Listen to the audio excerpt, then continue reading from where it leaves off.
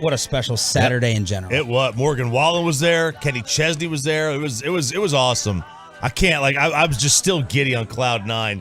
And then they got, a cupcake this week, UT Martin.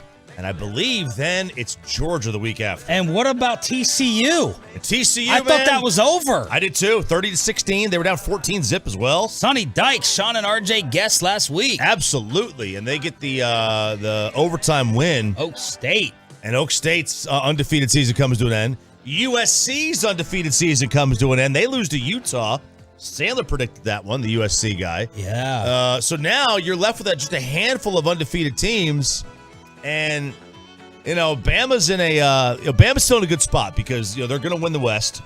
I don't think anybody else is going to beat them in the West. They still have a chance to avenge this loss, either beating Tennessee or beating Georgia. Most likely Georgia in the conference championship. And I was just told by Peyton we are back live on YouTube. So apologies to that. I guess all of our camera guys took off without any instructions for Peyton to do 19,000 jobs back there. But we're back live on YouTube. Let's check in with the voice of America's team. Should we be this optimistic this morning after losing? Let's talk to Brad Sham, back from Filthy, next. But first, you've been thinking about it. You've been saving. You deserve it. Treat yourself. Or maybe you have the teenager that's about to get their license. Why not go on over to AutoFlex? AutoFlex.com has the selection. They currently have 13 brand new Honda and Toyotas available. Here are the 2023s. Toyota Camry SE for $499 a month for the lease deal. 23 Camry Nightshade, $499 a month.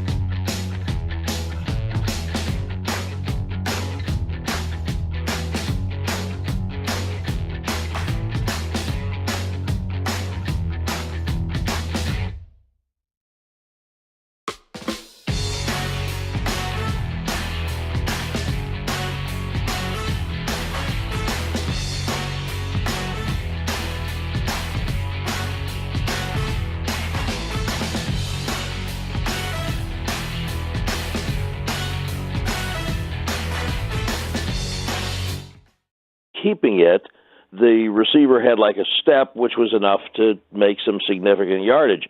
I mean, they've done a good job of putting that team together. So Sanders is having a really good year running. Hurts is a really dangerous ball handler and runner, and he's made more dangerous by the fact that he's clearly an improved passer. So when you think about the ways that they hurt him, it wasn't so much, dropping back. When did they throw the ball down the field? When did any of those receivers beat any of the defensive backs? It was all and good for them. This still counts, but it's deception. It's getting the guy open, and then it's a swing pass on fourth down to Brown that picks up 11 yards. There weren't a huge bunch of chunk plays. They have to play better. They have to defend the run better. They have to do a better job against Sanders, but that's the way they play, and that's one of the reasons that I've heard you, Sean, talk about the Eagles. I've seen your tweets, and I think you're right. I mean, that's how they've played. That's why they're good, and it's why they're going to be something to deal with. And so you really have to put pressure on them to change the way they do things by providing some offense yourself. And they weren't able to do that. I thought their corners, the Eagles' corners, were, how many times did Slay just barely knock down a ball? Yeah. And your receiver was a step away, and so maybe it's a timing thing. On the pass, there were about 3 times, I think Babe said, that the pass was a heartbeat late, and that either made it incomplete or gave the defender time to get up. That's all part of the Eagles being who they are. So, the Cowboys obviously didn't play well enough, but then they did make a pretty good adjustment. And that third quarter, to make it a game under those circumstances, that was pretty interesting. You think Dak is back Sunday against the Lions? It sounds like it. I do. I certainly think he thinks it. And that's right now, that would be my expectation, yeah. What do you make of this discussion about, playing this style with Dak at quarterback?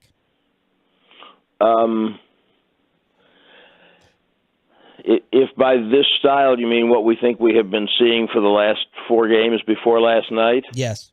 Yeah. The only part that's of interest to me is I thought that when they were really successful through this stretch, they were really successful in the play-action game, and some of the passes that Rush was able to hit over the last 4 weeks that were big plays came off play-action, and play-action that's effective almost always has the quarterback under center, and I think that they, like whether it's Dak or the coaching staff, I think they prefer to have him mostly in shotgun, and I know that they will ask, say, if we ask, how about under center for play action? Yes, absolutely, part of our game. And I just don't think that's how they have used Dak, mostly in the pay. Remember last year we talked a little bit about a stretch where after that Denver game when they went into an offensive slump, and we talked about how successful they were when he was under center. Yeah. And there was a little bit of a stretch there where he did go under center, and they were successful. And I don't know if they don't like to stay with it or he doesn't. I don't know the answer to that. But I think they have to play more explosively than they did for most of the 4 games. I think you have to be a little more open and aggressive. They had the great luxury of not having to really push the envelope offensively because they didn't need a lot of points. Their defense was keeping them ahead. Now you get in a game like last night, and you've got to score more, and they weren't able to do it. So that might be the difference between Prescott and Rush, and we'll see. Detroit is one of the highest-scoring teams in the league. Yeah. And they will really put some pressure on you to play offense. So we're going to get an early answer to that, I think. I think that will be tested right away. You got a player show tonight? J-Ron Curse at Concrete Cowboy. He'll be very good. Very interesting personality. Get some sleep, and thank you as always. Okay, boys, have a good one. Brad Sham, Voice of America's team on the Diamond Factory Hotline. We just got a story sent to us. This started developing a little bit on Friday.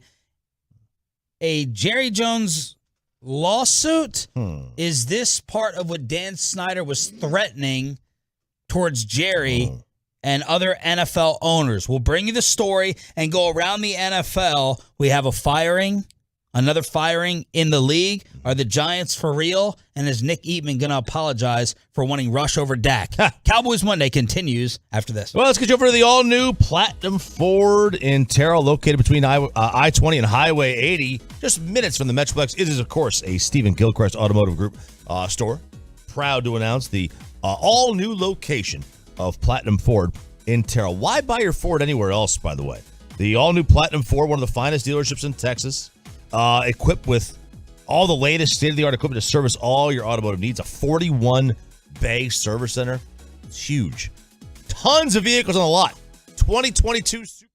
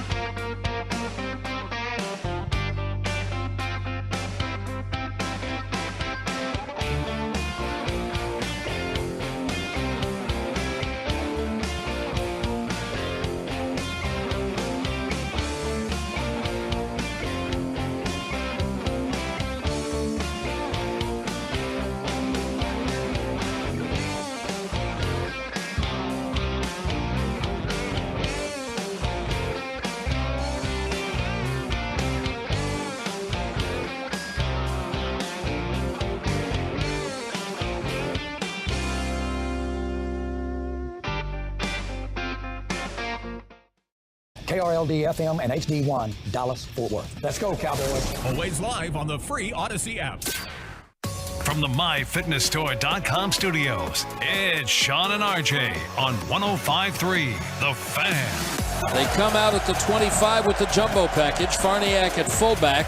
It's a play-action fake and rush deep to the middle. Pass is tipped up in the air and intercepted at the 45-yard line. Brad Sham with the call. Can we fist pump today? Is this you can fist pump every day. This is a fist pump worthy day? 9 o'clock. You fist pump at 9 o'clock every day. Cowboys lose in filthy. The Eagles remain the lone undefeated. It was bad. Obviously at halftime, 20-3. The Cowboys come back. Cooper Rush had a halftime passer rating of 1. Lowest in the first half with 15 or more attempts since Peyton Manning in 2015. Rush threw his first interception during this run, 2 picks in his first 9 passes, and not having any phone calls, at least from the Tolos, saying that Rush should remain the starter. And hopefully not on the DetroitRight.com text line. I have not seen it on Twitter. So I think we thank you for your football service, sir. And now we move forward. Dak Prescott Sunday against the Lions. Star up, star down. Nick Eatman. We need one final apology for coming up with this thought that Rush should remain the quarterback. Well, you ride the hot streak. You ride the wave. Don't jinx it. All this jinx crap that doesn't exist in life. You saw where he got you last night with your 3 interceptions, so jinx that. Get Dak back here, and let's try to start scoring 27, 30 points again. Amy Dash, legal media reporter, just sent us this. Started seeing this on Friday, but Amy wrote an article on it that she released this morning. Yeah, and there was some stuff in here that was like, okay, because I'd heard the whisper too. I was like, whoa, there's some stuff in here that I didn't know. I had a lawyer friend look it up. I'm like, is this legit? Because I saw someone tweet it, but it wasn't like verified. It didn't blow up. So I sent it to an attorney buddy, and he looked it up in the courts, and he's like, yeah, here it is. A civil plaintiff is geared up for an upcoming appeal and a fight with Jerry Jones in court, accusing Jerry of sexually assaulting her in a case that has really kind of slipped under the radar. The woman chose to file kind of more confident Jane Doe to minimize the risk of attracting media attention. Here's what she's accusing. She says Jerry forcibly kissed her on the mouth without her consent on or about September 16th, 2018 in the Tom Landry room at AT&T. She also accused Jerry of sticking his tongue in her mouth and forcibly grabbing and groping her. She says the room was full of witnesses when the alleged assault happened, and she believes the people in the room allegedly included Jason Garrett, Zeke, Tyrone Crawford, Tyron Smith, and other prominent Cowboys players. How about the next line? She also named DeMarcus Lawrence in terms of witnesses. She also named Tank Lawrence and Jerry's wife, Jean. I saw that. I was like, what? She's a witness?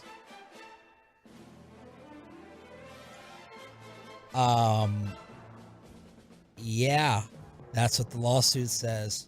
She claims, Jane Doe, that the alleged incident caused her severe injuries, emotional distress, psychological pain and suffering, and medical expenses.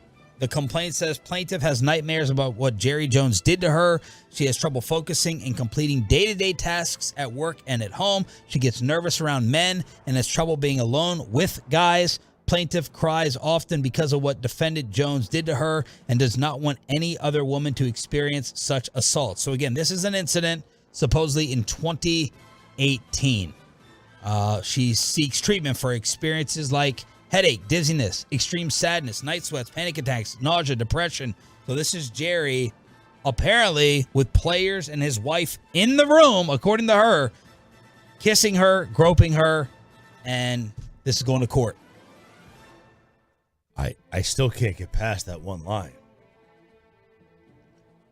That Jerry's wife was in the room. Obviously, the Cowboys are calling these allegations false. They lack any factual support. She's trying to get media attention to force a settlement, calling the allegations untrue. Defendants are still in the dark over a year after this case was originally filed on who the plaintiff is or what alleged incident she is referring to. So there you go. I think that's it for the accusation. I think you set it off enough right there. Jerry's, I just can't get past that. Yeah. She's asked the court to award her monetary damages in excess of $1 million. $1 million. Okay. All right. Get back to the game. Oh, first we have a firing. Someone gone in the armpit. Yeah. The charlatan himself, Jack Easterby, is out. He is out with the Houston Texans. And who is that? He is their team president, CEO. It's Jack Easterby. I'm sorry, he's executive VP of football ops. And then he has also been tasked with other titles. He has served as the chaplain and a character coach. Oh, this is the chaplain. The chaplain. John McClain, the great John McClain in Houston, tweeted this 41 minutes ago. Easterby spent too much time leaking Texans stories to his favorites in the media, which earned him a lot of enemies. Then he denied leaking the stories to the McNair family.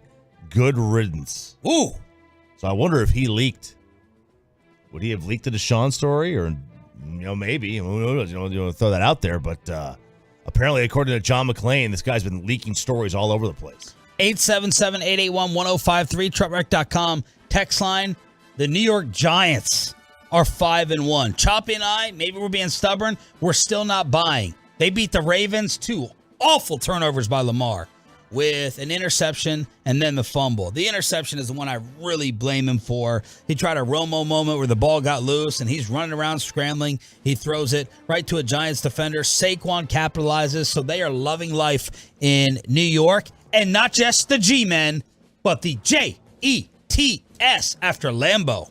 Under center, Zach Wilson, jet sweep motion left to right. Berrios, Carter the lone setback. Bunch set right now.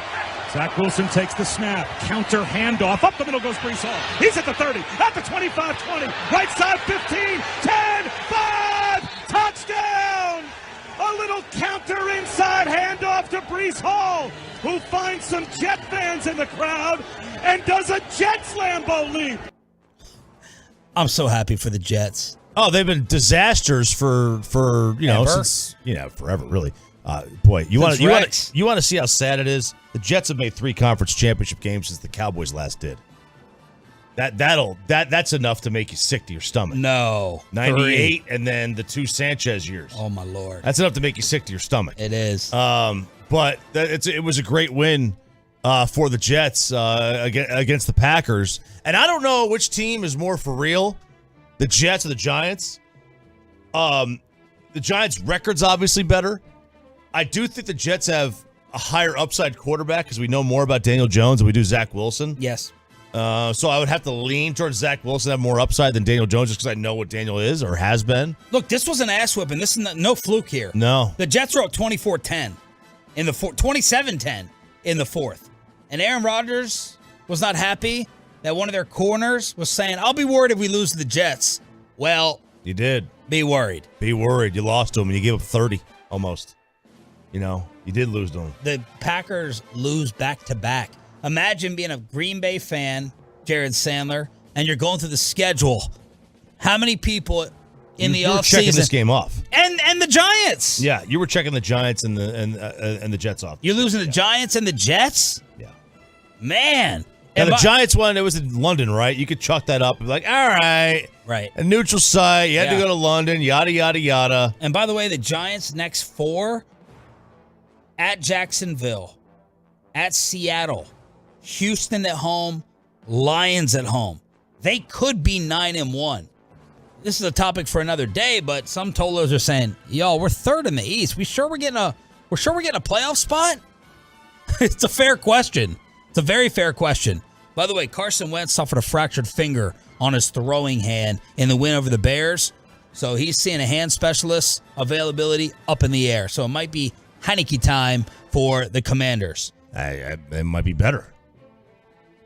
Might be better. Things falling apart in Carolina. We already know that Matt Rule got fired. Baker Mayfield has been a mess. He's gone. P.J. Walker went in. He had symptoms. They had to get him off the field and into the tent. Mm-hmm. Robbie Anderson got kicked out like Antonio Brown. They kicked Robbie Anderson off the field, the receiver who was in the face of his position coach. There was already rumors that they are shopping him in a blow-up, but the big story is CMC, RJ. The Carolina Panthers have already turned down multiple offers, but they are listening for Christian McCaffrey. They are listening. They are listening to offers, but they want multiple picks. I'm sorry, did I say multiple picks? You did. I meant multiple first-round picks. Multiple firsts? Dude, when I saw that story yesterday, I almost lost it. Multiple firsts. By the way, the Rams beat Carolina yesterday, so the Rams bouncing back. But Adam Schefter reporting they rebuffed at least two teams that wanted to trade for McCaffrey. If the Panthers don't receive what they want, they're adamant they'll hang on to him past the trade deadline. Deadline is November 1st.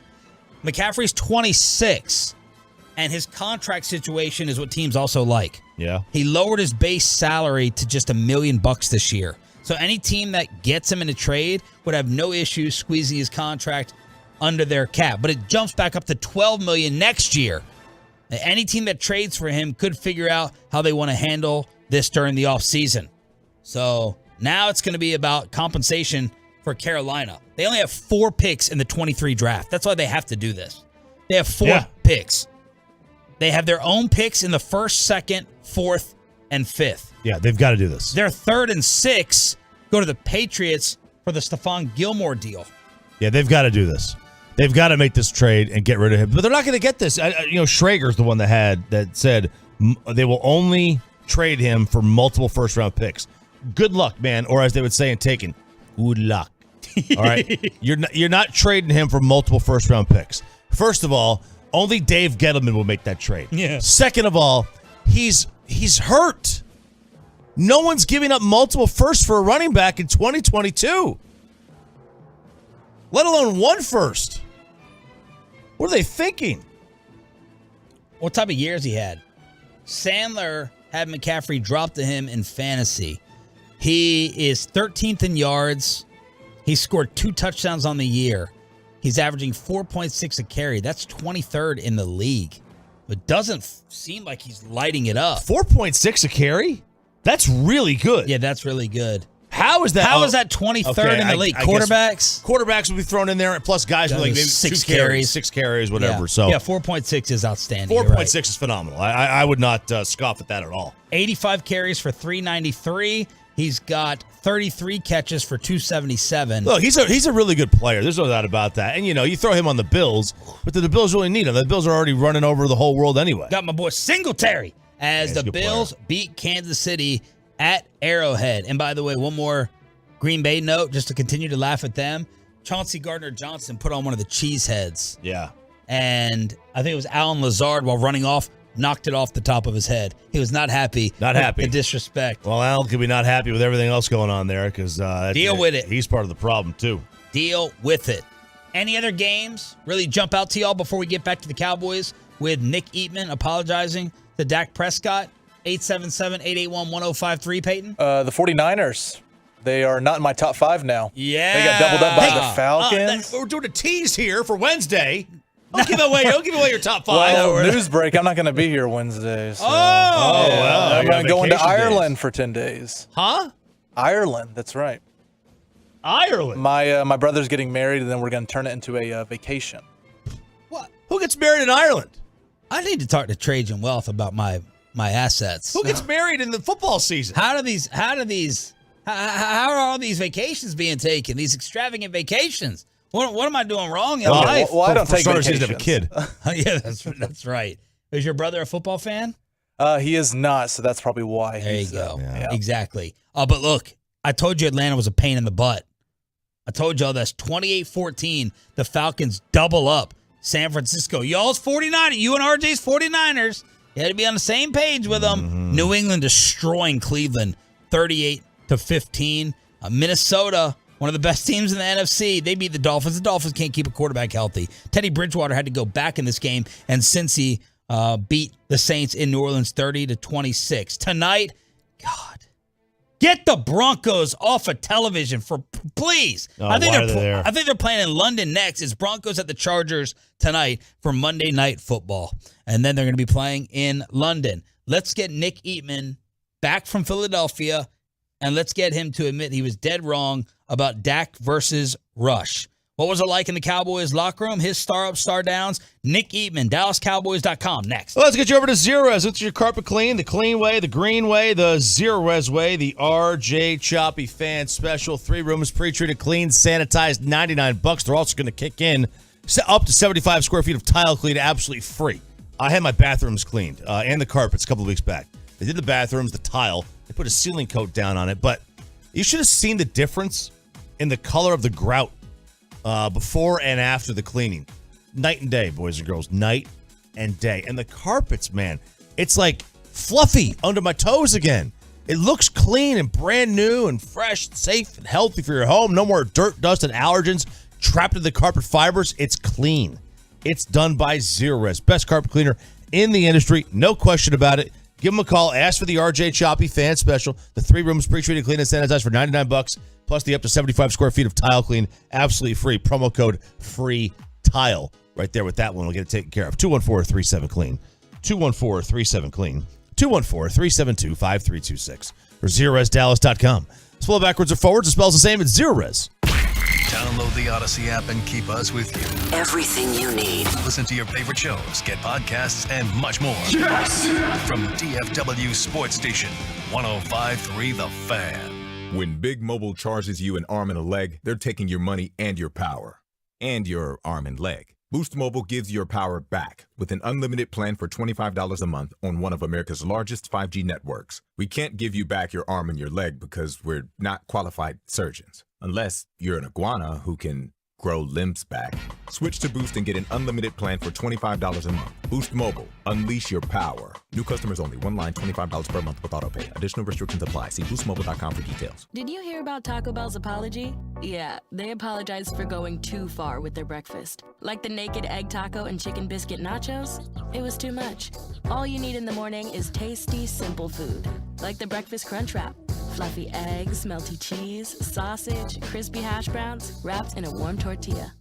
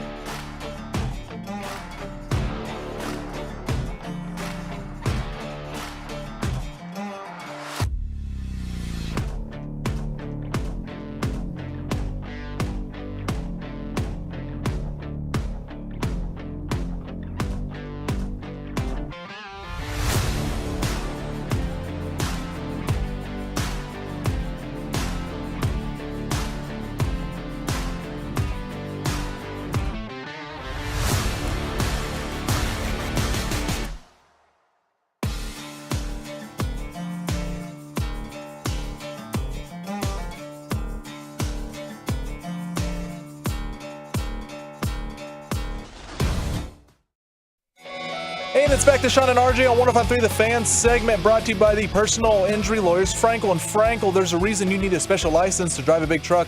So companies that hire drivers and put them in a big truck should be held accountable for what happens when one hurts you. Frankly, you need Frankel and Frankel. Visit truckwreck.com or call them 214-333-3333.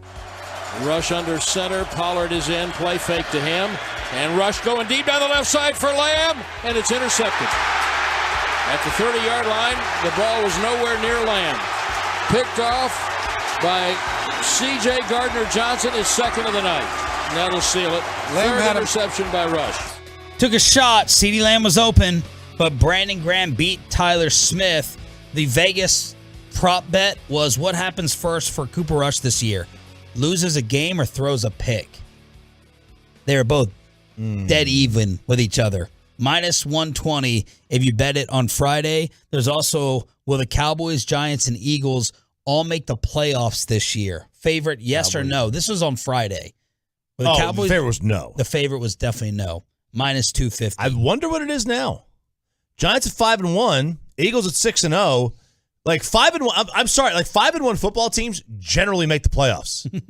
6-0 teams, like, except for the Broncos that one year, the first year McDaniels, like 6-0 makes the playoffs too. And Spittle texted us the Eagles' schedule. The next four could be 10-0. Steelers, Texans, Commanders, and Colts. Vegas had their first loss coming against us. Now it's favored to be against Pittsburgh, if it's going to happen. Week 8 and then week 14 or later. Week 8 and next in line for their first loss, week 14 or later. Wow. Nick Eatman joining us now, back from Philly. DallasCowboys.com, brought to you by Ford. Built for Texas, built for you. Did you leave that stadium more or less impressed with the Eagles than you thought you would be? I wouldn't say either, really. I mean, I wouldn't say less impressed because they won the game and they did what they had to do, but not really more impressed. You know, I'm listening to what you guys are saying about the schedule. Like, this kind of reminds me of like the Cardinals from last year. I think that they'll lose a game or two in a row, you know, where it'll be like, oh man, what's going on with them? You know, they'll have a couple of losses that they're not. I don't think they're like so unbeatable at all. I think that they'll get a few losses here. You know, and I wouldn't say the next few weeks because their defense will always keep them in position to win games. But you know, I thought they did what they had to do. I mean, it's just funny looking at at one point in the game, like late in the game, I'm just looking at this one scoreboard that they have in the stadium. It was just like rushing yards, passing yards, total yards, turnovers. And it was eerie how close it was. I mean, a yard here, 2 yards here, 1 yard here, and then 3-0 turnovers. And you're like, huh, like how did the Cowboys lose this game? So I thought the Eagles, I mean, I'm giving them credit. I'm not saying that they didn't play well, but I really thought the Cowboys and Eagles both had something in common. I thought they both beat the Cowboys.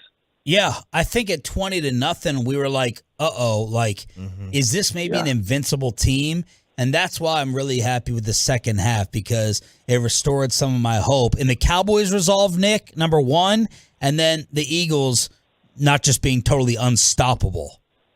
Yeah. You know, Brian Broaddus, who you know, obviously is on your show in the afternoons, he had it pegged. He said the Eagles are weird. They score a lot of points, and then they just stop scoring. He said this like Thursday. You know, he said they just stop, and then teams kind of come back a little bit. So, you know, did you hear this guy? Did you hear this guy Sean Sharif on the station? Who also call him the sheriff? Probably said that before. Brought us making that amazing point. Second quarter scoring. Maybe, but I'm on the show every morning with Broaddus, and he says that he might have stolen your point. I don't know. I know he watches tape and all that, but either way, I mean, it's true. I mean, that's what happened, and you know, but what you're feeling, Sean, is exactly what the players were. I mean, we're talking about. It was kind of weird because it was a big game. Yeah. And, you know, they didn't play well early, and then, you know, they lost a divisional rival, and now you're in third place now in your division. but everybody was really upbeat about the game. I mean, I don't think anybody is too worried about where they are. You know, you look at what the Eagles' schedule looks like. Look what the Cowboys' schedule looks like. Look what's coming back for them with their quarterback. And I mean, I just feel like everybody's kind of like, all right, you know, this is worse positions to be in than this. Is Dak just talking more, or do you think he's really back Sunday against the Lions? I don't know. You know, I wasn't there when he said all that. I was there I was down there when he was throwing the ball, and that didn't look like a guy that was a month away. I mean, that looked like a guy that could play that night if you needed him to. So I think he's ready to play, honestly. I mean, he looked – the throws that he was making, and not just the throws, but the snaps from center. You know, like that's a big, you know, jolt right into your hand, and, you know, you got to go back and take it. I think he's ready to go. I believe he will play against the Lions. I think it's a good time to bring him back. What benchmarks does he have to hit other than just practice on Wednesday? I think it's also just feeling too. Just like what does your thumb feel like after a throwing session like that? After taking snaps, after, you know, deep balls. I mean, it wasn't just quick. It was a lot of throws. It was making all the throws. I bet for him, it's just, what does it feel like in the morning? What does it feel like, you know, is there swelling or anything like that? And as long as you come back again the next day and do it again. Now, one thing I have heard about it is he has to be 100% healthy with that thumb, because they feel like teams are going to hit it. You know, they're going to try to, you know, in a pile or something, try to swipe for the ball, swipe his hand. I mean, he's going to take some hits, so he can't be a situation where he's pretty good. It's got to be just a completely healthy thumb. And from the looks of things, the way he was throwing the ball, it obviously, as Jerry has said many times about the grip, you know, can he spin it and all that? He certainly looked like he was spinning it before the game last night. Nick Eatman back from Philly on the Diamond Factory hotline. What did your Twitter mentions look like with the Rush support versus Dak argument that you've been on? Honestly, I hadn't gotten there yet. I really haven't. I haven't seen all that. You know, if fans are dumb enough to not, and it happens sometimes. I'm sorry. I mean, people just say they want to put you in a corner and not listen to what you're saying. And you go back to what I've said all along. It was never about Dak versus Rush. It was about an undefeated quarterback, and it was about the mojo. And I wasn't comfortable with benching a quarterback that hadn't lost a game. And I'm telling you, if it's 2017 and the Cowboys could have got off the field and get the ball and all that, and they go drive back and win this game, if they won this game with down 20-0, it would have been really worse. It would have been worse. I mean, it wasn't just me that was saying, like, hey, this guy keeps winning. You know, I know Aikman was on board. I think deep down Jerry feels like that. But you know what? It's not a problem anymore. I mean, it's really not, because – Wait, what do you mean do you think Jerry feels like that? I definitely think Jerry has said it to you guys. He was like, you don't want to mess with momentum like that. He definitely feels like mojo. Now, he knows who the better quarterback is, but I don't think he was 100% comfortable with the 5-0 if the quarterback was 5-0 and replacing him. But it doesn't matter. It doesn't matter, because it didn't happen.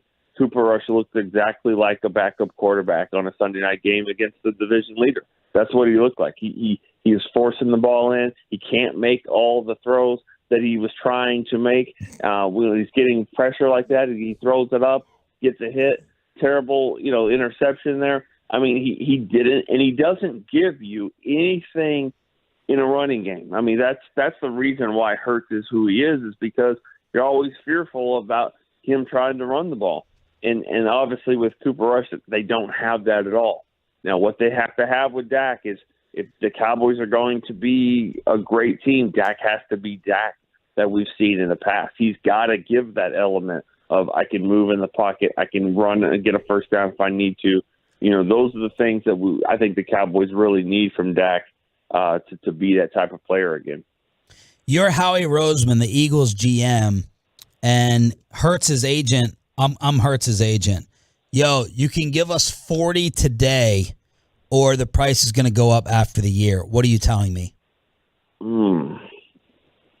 Just keep playing. Okay. I say keep playing. Yeah, I don't have to give him. I wouldn't do that. I wouldn't give him 40. And that's an interesting take. I heard y'all this morning for a little bit saying that, and I didn't realize that was the caveat. I thought do it now or later. Yeah, I mean that's a bet on yourself type thing. That's a good one. Well, it's the Eagles that are making the scary. I think the Eagles are in the scary proposition because right where are we with Jalen Hurts? That's the overall point of the question. Yeah, and that's a great question because I can't make up my mind, man. I'm like trapped. Like I don't either. I don't know if it scares you or not. Last night when they needed to decide the game, they handed off 11 straight times down the Cowboys' throat, and I can't name 2 or 3 impressive Jalen Hurts throws from the entire evening. I'm stuck. No, but part of that running right up the middle is because of Hurts. Yes. It's because of the RPO. It's because of what he could pull it and run to the outside. There was a lot of times I just kept waiting for him to do that, and he didn't. I got to give Philly credit for the way they just ran the football. I mean, I always kind of look at them sort of as a kind of not a gimmick offense, but like you didn't really just think they've got a power running game with Sanders and all that and Gainwell, Boston Scott. But they did. I mean, they ran the ball, and that's really what was the difference in the game. And it's because you're afraid of Jalen Hurts' running ability, but I just get the sense that teams will sort of figure him out a little bit more, where he won't be able to just run the ball as much. I think some defenses will force him into throwing them, but it wasn't in that case. But I also want to say this: I got to give Philly credit for what they did to Micah Parsons. I mean, they did a really good job of putting him in situations that he couldn't really dominate the game like we've seen him before. And he was in coverage a lot more, and that's not his strength, obviously, as a rusher. So I got to give Philly credit for not taking away completely, but definitely neutralizing their best player. Did you sightsee it all? Did you cheesesteak it up, all the stereotypes? Yeah. I found myself Saturday night completely by myself, just by myself with the decision to make. I mean, I'm sure it's happened all the time. You just look over, you're like, which line is longer? Is it Pat or Gino? You went there. You went to the I went there for Saturday night, and then we came back, and then Sunday went to a different place with another coworker. We went Cleavers, and that was really good. Okay. Cleavers was a good place, but yeah, because I was by myself, I was like telling the Uber guy, I was like, well, just put me down there in between. And how much business are they? I'm sure they sell one of each to one every customer. If you're going to one, you're going to go to the other two. You're going to the other. You might. They both are selling one that night. Crazy the amount of money they're both making. Right. Yeah, and I think, and I know it's one of those things where you look very touristy if you sit there and you go there, because people in Philly are like, oh no, you don't go there. You need to go to this place or whatever, and that's great, but. I also kind of think cliches are cliches for a reason, and so there's a reason why they're touristy. It's kind of good. So I thought it was fine. I thought all of them were fine. Look at me. I'm not going to be picky on a cheesesteak. I'll say yes to whatever. All right, get some sleep. Thank you for joining us. We'll talk Wednesday. Okay, see you guys. Nick Eatman, brought to you by Ford, built for Texas, built for you. I saw this guy's from Philadelphia. Jeff Kerr posted this on Twitter that Micah had 3 pressures and no QB hits. All of them were when Lane Johnson had left the game. Yeah. He was fantastic. They attacked that right tackle. He was a great holder. He held like crazy last night. 10 rushes from Micah in the first half. 0 pressures. First time that's happened in a first half for number 11. Let's crosstalk with the KMC masterpiece. Are they in as pleasant of a mood as we are after a loss? Crosstalk with KMC after this. But first, let's get you on over to that brand new job, okay? If you're not in the best of moods, your team lost last night, and now you're sitting here driving to that job, you're stuck for the next 8 or 9 hours at that place you can't stand, and they're not even paying you what you deserve, Now may be the perfect time to switch, y'all. Switch careers and become an IT professional with My Computer Career. IT is listed as one of the top recession-proof jobs. You could have your dream job in just months, not years. No experience needed. Take classes online or on campus, and financial aid is available to those who qualify, including the GI Bill. So see if it's for you. Start off with a free career evaluation. No commitment.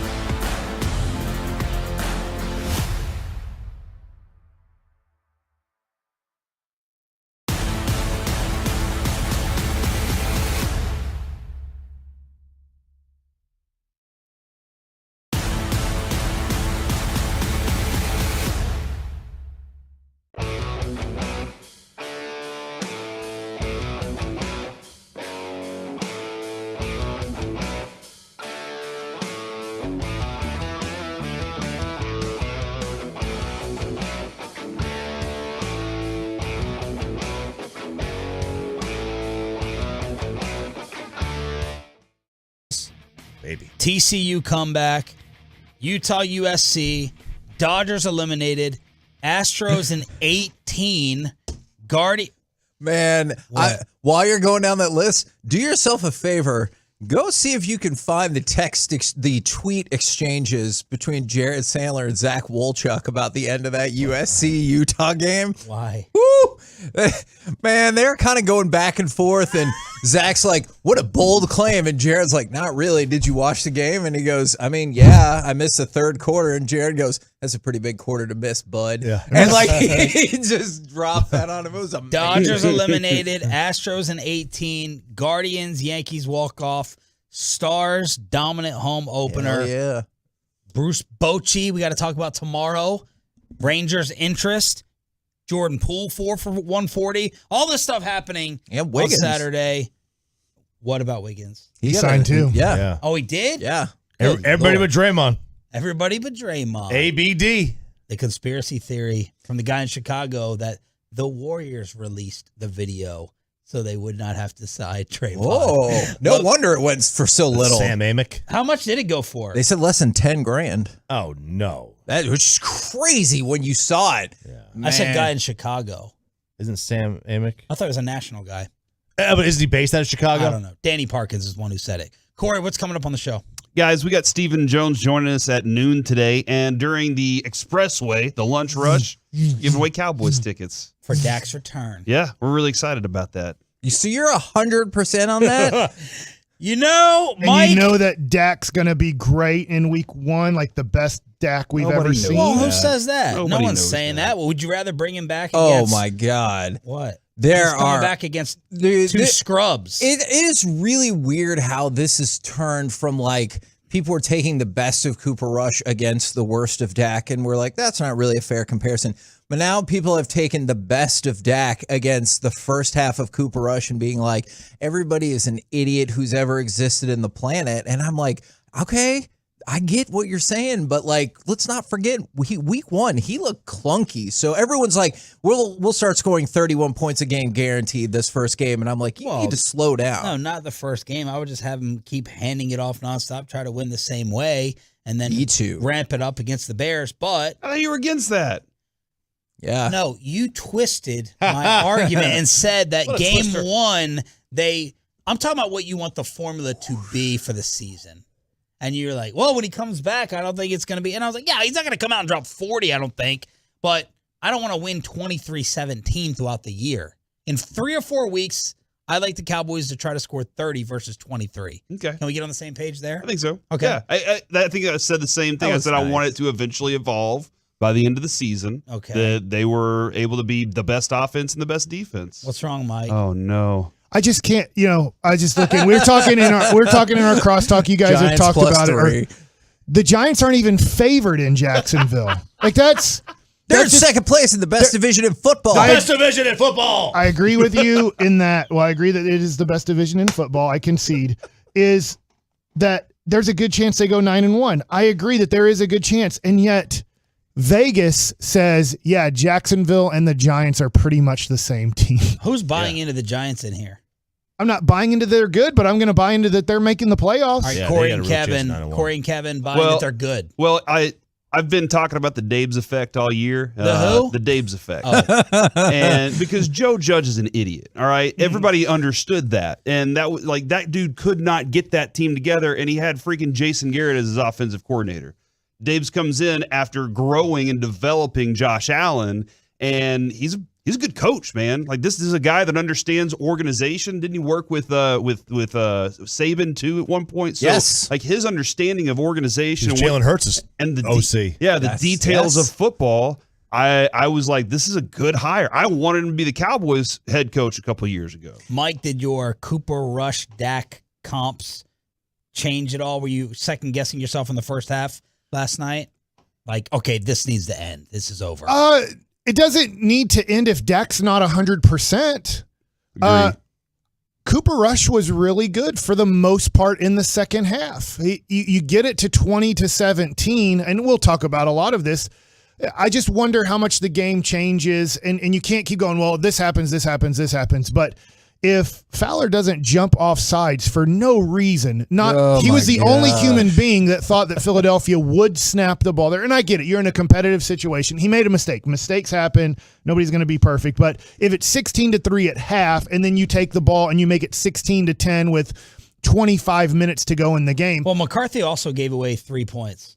Fowler gave away 4 and McCarthy gave away 3. To not challenge that is inexcusable. Man, you know the other thing that I thought was inexcusable, and this might just be coach speak, but this kind of drove me insane, is at the end of the first quarter, they're like, oh, what'd you think about the offense the first quarter? He's like, oh, yeah, I got no complaints about the offense in the first quarter. I was like, oh, for real? You got 0 points and 1 first down? And you're like, that's fine. He wanted no part of that interview. Yeah. None. But nobody ever does. Just to make sure everybody understands, because I don't look at the fan text ever, is Dak is better than Cooper Rush. But if Dak's not ready to play, if Dak's not feeling like he can throw the ball accurately, throw the ball hard, do all the things to be a successful quarterback, then you go with Cooper Rush for one more week. So I think that this week, yes, I think Dak has a chance to play this week. I think it's 50-50 in my opinion. But if Dak's not ready, then you go with Cooper Rush for one more week. And then I do think, because Dak still hasn't taken a snap. As far as we know, Dak hasn't taken one single snap with the first team in 5 weeks. Now, is he 100% going to take all the snaps and it's just full go? It could be. And by Wednesday or Thursday, we'll have a much better idea. But if still we're working on a few things and he takes 40% or 50% of the snaps with the first team, are you ready to just throw him back out there and go, he's better than Cooper Rush, even though he's at, let's just say, 80%? I think it'll be an interesting question. You think they're fooling us? No, I think it's like 80% that he'll play. I just really wanted to know, because all morning, y'all have been like, well, Dak is back. And I was like, did that official announcement get made? Or I was just curious. I blame if the you're fan like, website. My bad. It's 105throughthefan.com. I mean, really and I know made me think it. I know what Dak said, and I know what everyone has said. I think you're probably right. I was just curious. I was like, did I miss something where they're like 100% good to go? Yeah. After the surgery, Jerry Jones put it out there that he could miss maybe one game. Yeah. Remember, he was optimistic enough to say killed maybe. Dak.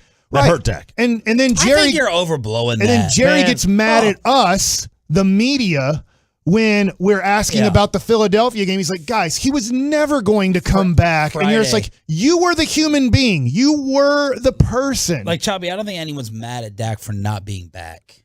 We had people text us on the fan text today saying, he should have played last night. A couple guys tweeted me, last night and this morning that he should have played last night. He said he could throw. And I'm like, you can't listen to him. Yeah. You can't listen to athletes. No, Jerry on Friday. I think Jerry did a disservice to him by saying he could be back in a couple of weeks, because everybody now thinks this is a 4 to 6 week timeline, and it never was. It's always a 6 to 8 week injury. Yeah. And they did mention the screws last night. Did you notice that during the in telecast? that horrifying graphic with the skeleton hand? I was wondering if they're going to show where the screws went. Graphics. Where's the plate? Where's the screws? But they did mention the 7 screws, and that was interesting because have we heard from anybody about the screws? I haven't heard. Besides like inside sources? Yeah, I haven't heard anything about that. I really haven't. They just said plate, right? The whole time Jerry's only said plate. Except for like our inside sources. That's it. Did you guys report that? Okay.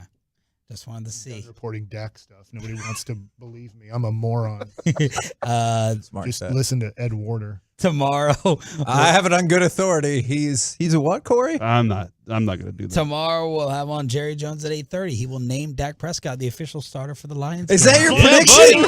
That's my tease. What was that? Wow. Fly, Eagles, fly. Oh, Garrett. Screw that guy. Oh, Garrett. He set people off. Get rid of that guy. I bet Jerry does do that tomorrow. Officially names him? Yeah, without even 100% knowing. So the only way to find out for sure is to listen at 8:30 right here on the fan. Hell, and Dak's playing him this weekend. No, there's no way for me to answer. When's the meet? Spin the ball. At what point, Choppy? I know we're out of time. Real quick, at what point does the meat of the schedule start? Because I know that's when Tyron's coming back in the meat. Thanksgiving. The meat. I think week 7's the meat. To me, this is the meat. It's the middle of it. All right, it's the KMC Masterpiece on a Cowboys Monday. Next on the Fan. Listen.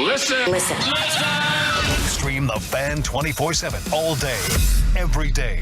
Download the Odyssey app or listen live at 1053thefan.com. This Odyssey Sports Minute is brought to you by AutoFlex Leasing. This is Boomer Esiason with an Odyssey Sports Minute. The Broncos visit the Chargers tonight. Denver's offense has been brutal since beleaguered rookie head coach Nathaniel Hackett and Russell Wilson arrived to supposedly save the struggling franchise. Meantime, the Chargers...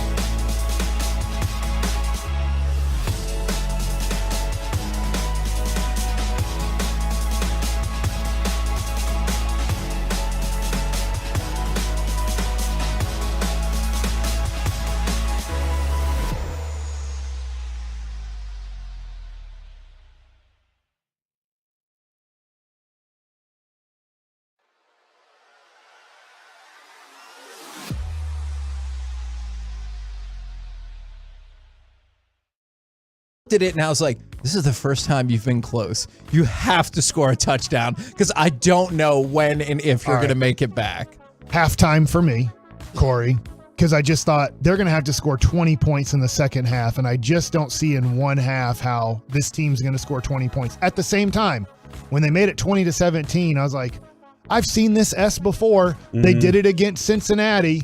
They beat LA when I wasn't really positive that they were going to beat LA. So are the Cowboys going to pull off another miracle at 20-17 and figure out a way how to win this game 24-20 or 24-23? But it didn't happen. Yeah, that was, I guess it was 14 points, Kevin. It was second touchdown, and I was like, well, that's it.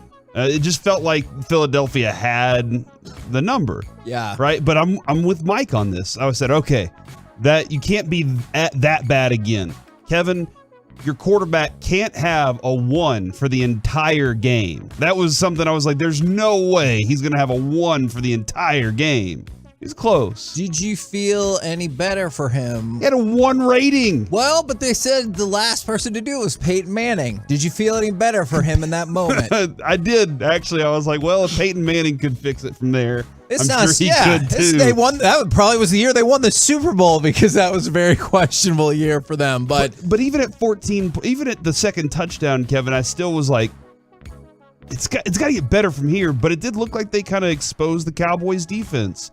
They drew up a play, which I'm sure they've run plenty of times, that neutralized Micah Parsons and made him are you going to say he's spying Jalen Hurts? Or are you going to say that he's just doing his job trying to, seal the edge there? But either way, the play went perfectly to A.J. Brown 2 different times in that game. And those were back-breaking plays where now the Cowboys have seen it. Now Dan Quinn has to go back and figure out how do we do it. Now they're going to do it again to us at some point. We got to figure out how to not let that happen again. From the 2-1-4 at 17-0, I thought it was over. Very surprised about the comeback. And then the word, definitely an answer from the 9-0-3. It's interesting because some of these are sent in with the incorrect way that they would spell it. Appreciate you. Defiantly, which maybe they meant to put definitely. That's how I spelled definitely wrong every time. And then broccoli comes in, and then so does restaurant. That's another one where I'm like, just get me to the spell check. Restaurant. Yeah, it makes no sense in my brain. And then, not surprisingly, there are multiple people saying, when the 4th and inches call did not get challenged, I knew the game was over. There was actually a different part of that bothered me a lot. Is they were in supposed turbo mode. And I heard, I was listening with Sean and RJ, and I was listening to Mike McCarthy, and we might play that again in just a second. But he talked about how quickly they were moving. It took 21 seconds to get that next play off. If that was the hurry up offense, I realize like you're in a spot where you think you got a first down and then you don't have a first down. Well, either you were hurrying up with the first down or it was going to be 4th and inches. And apparently that switch to 4th and inches or 4th and 1 threw them off. It took them 21 seconds. So by the time they ran that play, Philly had plenty of time to recover and prep for a 4th down. I wanted to go back to my notes real quick here, Kevin. 7:04 left in the second quarter. I said 7:04 and the run game looks like it's working. Is it too late? Yes. Yes, it was way too late. Another rush interception. So that's when whenever I said it's too late, it's over, was with 7:04 left in the game there. And yeah, I think there were multiple moments. I mean, the Fowler moment really destroyed this, man. That was a moment that really could have changed the game for the Cowboys in a positive way, but they got shot on that one. Yeah, I made a bunch of notes because originally, I will say, if you're looking for a positive, I think there are positives to be taken from. I thought the Cowboys were going to get embarrassed after the way the game started. And like, I thought our initial segment was going to be the Cowboys lose in spectacular fashion. When did you know the game was over? And my notes along the way, when I was like, well, it could be this one or this one or this one, is like I said in the cross, McCarthy saying he was fine with the offense in the first quarter after they scored 0 points and had 1 first down. He's like, yeah, no, it's fine. We just got to stay on schedule.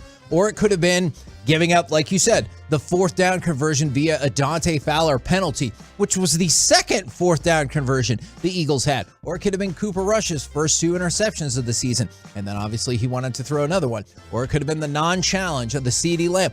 All of that stuff led me into, plus the score, feeling like this game was over. And then they marched back and made a go of it, and I felt like they looked like they belonged in a game like this. I don't know if that was your takeaway from this, but for a while, I was like, oh no, we made it to this game and then look like we don't belong in There's this ebbs game. and flows to every game, just like when Jacksonville was up yesterday 14-3 and farted away another victory. Thanks a lot, T-Law.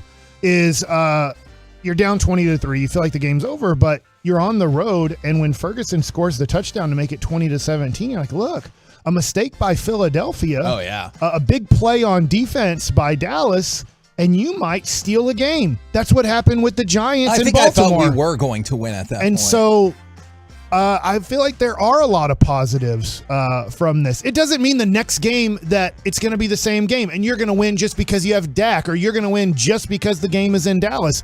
It's going to be a whole new game and a whole new set of adversities and circumstances, and coaching decisions are going to come up. You might lose the next one by 20 at home. You might win the next one at 20 by home.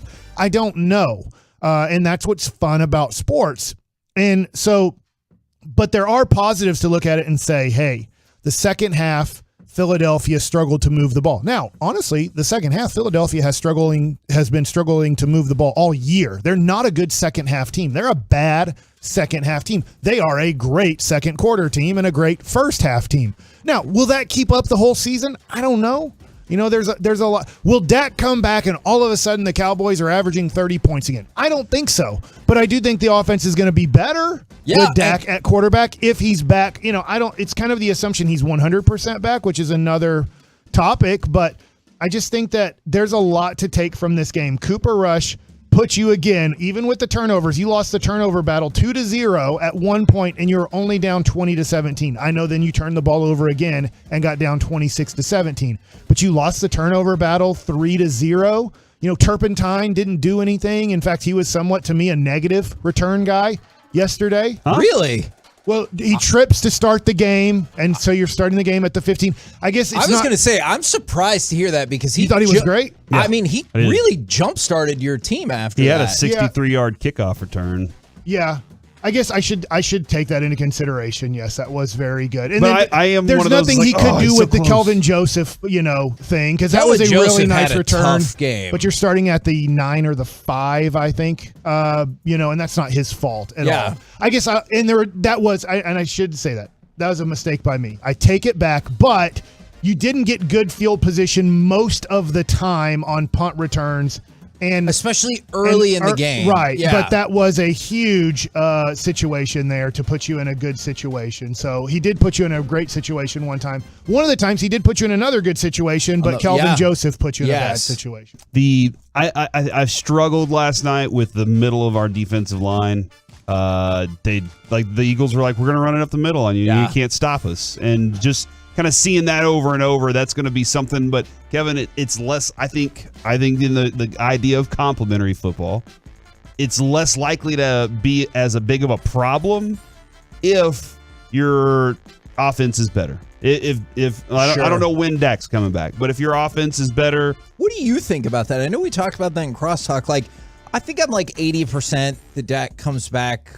Sean said. Not 100, I know he was kind of kidding, and Mike said he was closer to maybe like 50-50. Where are you? Put me at like 99%. I think like he really wants to get out there and play. He's doing all these things. McCarthy's excited. They just got the loss. This is the timing of that kind of sets up well for okay, we make the transition back to the other quarterback, and you want to give him some opportunities. I mean, he's going to get a chance to throw the heck out of the ball if he wants to. The Lions are going to try and go out there and make it one of those kind of games for you, so you're going to get that opportunity to see that. I'm curious to see where James Washington is health-wise, because that's the receiver he was throwing to before the game. So I'm really close to, all right, it's time. If everybody's on this trajectory, and Mike's right, though. If he's not, if you're watching the football and it's like, doesn't look right, and he's saying because what did he say? His grip was at like 95%. If it's still not 100%, then I'm not going to go ahead and rush it. But I think he will. I think you will go ahead and rush it. You know what I'm saying? Let me ask you a quick side question.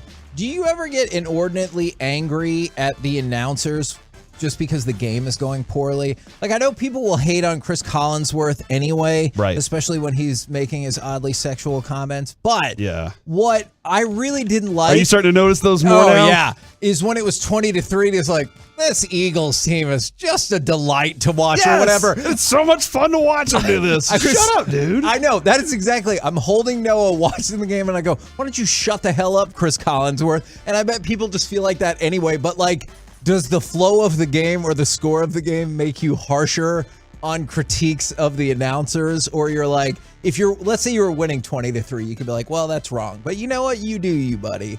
Because I feel like I got angrier at him. I did. There were definitely moments from the 214. I thought you guys and Gavin said this was the Doomsday defense. Doomsday defense had a fantastic offense with it. Yeah, never forget that. Like, they went out there and Emmitt Smith could run the ball all night long, and the Doomsday defense would have 13 minutes of rest and go out there and shut somebody down on 3 plays and then get back on the sideline. So yeah, I think they are just as talented as that group. There were some plays that they got exposed on. I don't like the penalty that went against Micah Parsons either. He stood up. That was as soft of a taunting penalty as I've seen, dude. Yeah. Like, actually, no, I'm sorry. That's not a soft taunting penalty. The one against Donovan Wilson weeks ago where he threw the ball is still one of the softest. Yeah. But like, he just stood up and he flexes, and then AJ, you got to be smarter. All right, Micah, like, you learn from that. You got to be smarter. You turn to your teammate and just look at him instead because you were pumped up about that moment. I also wondered in that moment if it was the Eagles looking at the ref where he was like, fine. Hey, he's being mean to me. Can you believe that?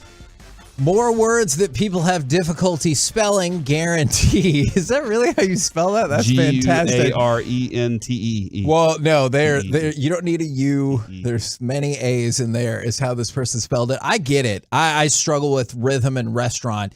is Wednesday. Astute Wednesday is I know for some people sophomore. Does astute have two S's? No. ASS? No, that's a different TUTE? That's a different thing. ASSTOOT? No, to all of what you just said. We're the KNC Masterpiece right here on 105.3 The Fan. Coming up next, we will talk with our Dallas Cowboys insider, Mickey Spagnola. Maybe ask him about his word. Next, right here on The Fan. Download the Odyssey app and keep us with you. Everything you need. Listen to your favorite shows, get podcasts, and much more. Yes! From DFW Sports Station, 105.3 The Fan. We want to talk with y'all about Platinum Chevy, and guess what, Corey? That is now purchase number 3 from Platinum Chevy, because over the weekend I bought another car at Platinum Chevy. This one was unscheduled, but when somebody decided, you know what, stopping on the highway is dumb, and my car ended up getting totaled, went back to Platinum Chevy this weekend. They had so many great prices, selections, people, but you know I had to go with what I love. I bought me another Equinox, and Platinum Chevy said, you know what, if this is what you want, we'll make sure to have it for you. Love Platinum Chevy. Yeah, and Chevy truck season is continuing this month at Platinum Chevrolet. They offer a full lineup of trucks and accessories. Make it bold, make it harder working for you, and make it your own. And our buddy GM Justin Rudd is currently offering, Kevin, you're going to love this, Platinum Chevrolet redesigned 2022 Silverado. I know you love those. 1,500 four-wheel drive starting at $44,999. And you're going to love that right there. And you can take up to $4,000 off MSRP on a two-wheel drive Silverado 1500 RST. So get all that action for you, but love the store. Love the people that are working inside of it too, because they're out to help you. Clear up front pricing. If you see that online, that's the price you're going to pay. Shop online and let them deliver your new Chevrolet. Visit PlatinumChevyTexas.com and drive a little further to save a lot more. Chevrolet, find new roads. RJ Ciampa here for Boomer Jacks, your official game day headquarters for football season. Let's go! At Boomer Jacks right now, you can get $15 beer buckets, $3 drink specials all day, every day happy hour. It's happening at every single one of the 17 DFW Boomer Jacks locations, wall-to-wall TVs. You don't miss a second of the action. They even have TVs in the bathroom. There's 17 DFW Boomer Jacks locations. Find yours online, boomerjacks.com. I'll second guest dinners with friends because they can be interrupted by diarrhea, gas, bloating, stomach pain, or...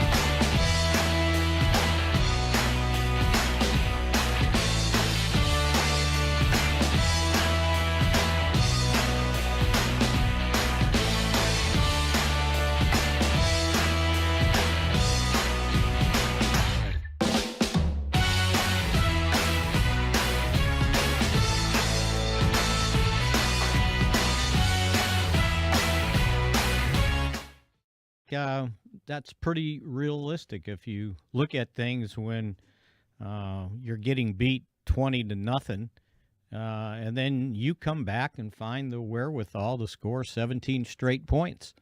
And if the defense could have just came up with that one more stop, right? The Cowboys having momentum, who knows?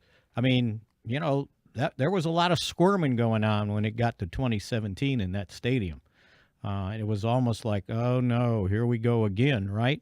The darn Cowboys. But they just couldn't come up with that one more stop. And in reality, you kind of dug yourself a hole too deep to climb out of. But I think it showed you that this team still has a little resiliency, and even after giving up the touchdown, here they come again. And if Cooper Rush doesn't get hit throwing the ball, he's got a touchdown pass, 60-yard touchdown pass that one to hurt. CD Lamb, right? Yeah. If he doesn't get hit. And the weird thing is I don't know what everybody else's perception was, but I was going, God, they just didn't really do a good job protecting him. And then, it shows up at the end. He didn't get sacked. We literally, Mickey, sorry to cut you off. We literally had this exact conversation in the pregame. I was shocked to see they did not have, that Philly didn't have any sacks, because I did feel like they were winning at that line of scrimmage. Yeah, and if I remember correctly, and I can double check this real quickly, but I think they only had 4 quarterback hits. 4. And Brandon Graham beats Tyler Smith, right? Up to that point in the game, all he had was an assisted tackle. We were sitting there worried all week long about, Cox and Graham and Sweat. They didn't have any sacks. And Graham, that was the first time he hit the quarterback. It was just good timing on his part. But, gosh, if they just gave him another second, CD Lamb's walking into the end zone from 60 yards out. So even then, if you scored then, you still had, 5 minutes to go. And who knows what happens there when the pressure is on. And that was, the pressure was only on Philadelphia's offense that one time. And, they marched, what was it, like 13 plays, 75 yards for that touchdown when the Cowboys just couldn't seem to solve their read option play to the outside. Yeah. I'm trying to figure out how Dan Quinn resolves that in the future, because you're trying to get, Micah to pressure. You're also trying to, he's got other responsibilities. What do you think Dan Quinn's decision will be there? I can't imagine, though, that his other responsibility was to pick up a wide receiver in motion. I mean, that's kind of a mismatch. Yeah. I know, how talented Parsons is, but when he's playing linebacker on the line of scrimmage, it wasn't like he was on some of those plays. He was the defensive end. He was the linebacker. And, if he's got to pick up a running back, I can understand it. But they're kind of doing the read option with a wide receiver. And the guy's coming in motion. Well, somebody's got to come with him. On the touchdown, Jordan Lewis, I don't know what he did. He's covering A.J. Brown, I believe it was, and he goes in motion to the Cowboys' left, and Jordan Lewis is going with him, and then he got in the middle, and he just kind of stopped. And it's like, well, who did he think was going to pick that guy up? There was no one else over there. So some of it was just not, executing as perfectly as they needed to with the way the Eagles were moving the football. Now say something mean about the Eagles. That was too much. That was too much complimentary stuff. Can we talk about Osa's sweet double leg takedown at the end of the game where you could take that penalty because the game was essentially over? Was definitely Sorry, over. Corey. That was just too much niceness about the Eagles. I think I broke my thumb. What happened? Oh, Mickey, he is in pain. I have no idea what just happened, but Corey is in pain over here. Through it. I'm going to battle through it. All right. I'm like Micah with the hamstring or the groin injury. I'm going to battle right through it right now. Yeah, he may not have been running as well as he normally does too. You think so? But they were, concentrating on him. Well, if you want, how about this? This is typical Philadelphia, right? So the Cowboys are coming out of the hotel to get on their bus, right? So they got to walk across the sidewalk, which is no more than, maybe, I don't know, it was a wide sidewalk, 10 feet. The Eagles fans had the wherewithal to show up behind the kind of security barriers, and they're booing the team getting on the bus. I think the bus was leaving at 4:15 Eastern. So like at 4 o'clock, they're booing, right? I respect it. And then at the end of the game, evidently the fans that sit right underneath the press box, they know where the visiting media sits, and they're pounding on the window making fun of us. Like we had something to do with any of this, right? And they're laughing and, giving us the finger and everything. And it's like, come on. But that's the level of vitriol that those people show up at the stadium with. But anyway, go ahead. Do you ever want to give them the finger back? I thought about it. Wow. I thought about it. And then I said, yeah, that's the last thing, that you get identified with, right?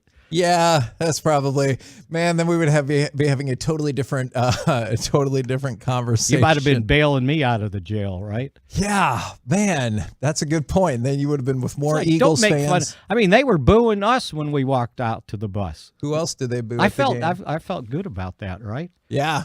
No, How many times you get booed in your life? Oh yeah, that's a really Plenty. I pitched for the Mets. Yeah, I knew you were gonna say I've that. been called an F and C for walking somebody. Oh my gosh.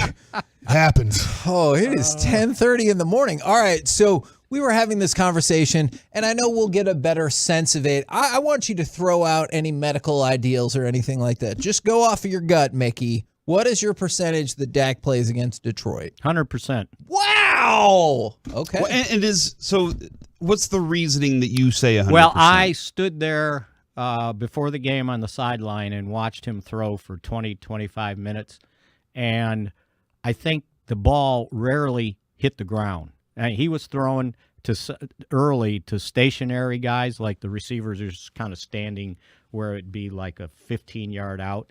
And, he's hitting them and hitting them and hitting them. And then they started running routes.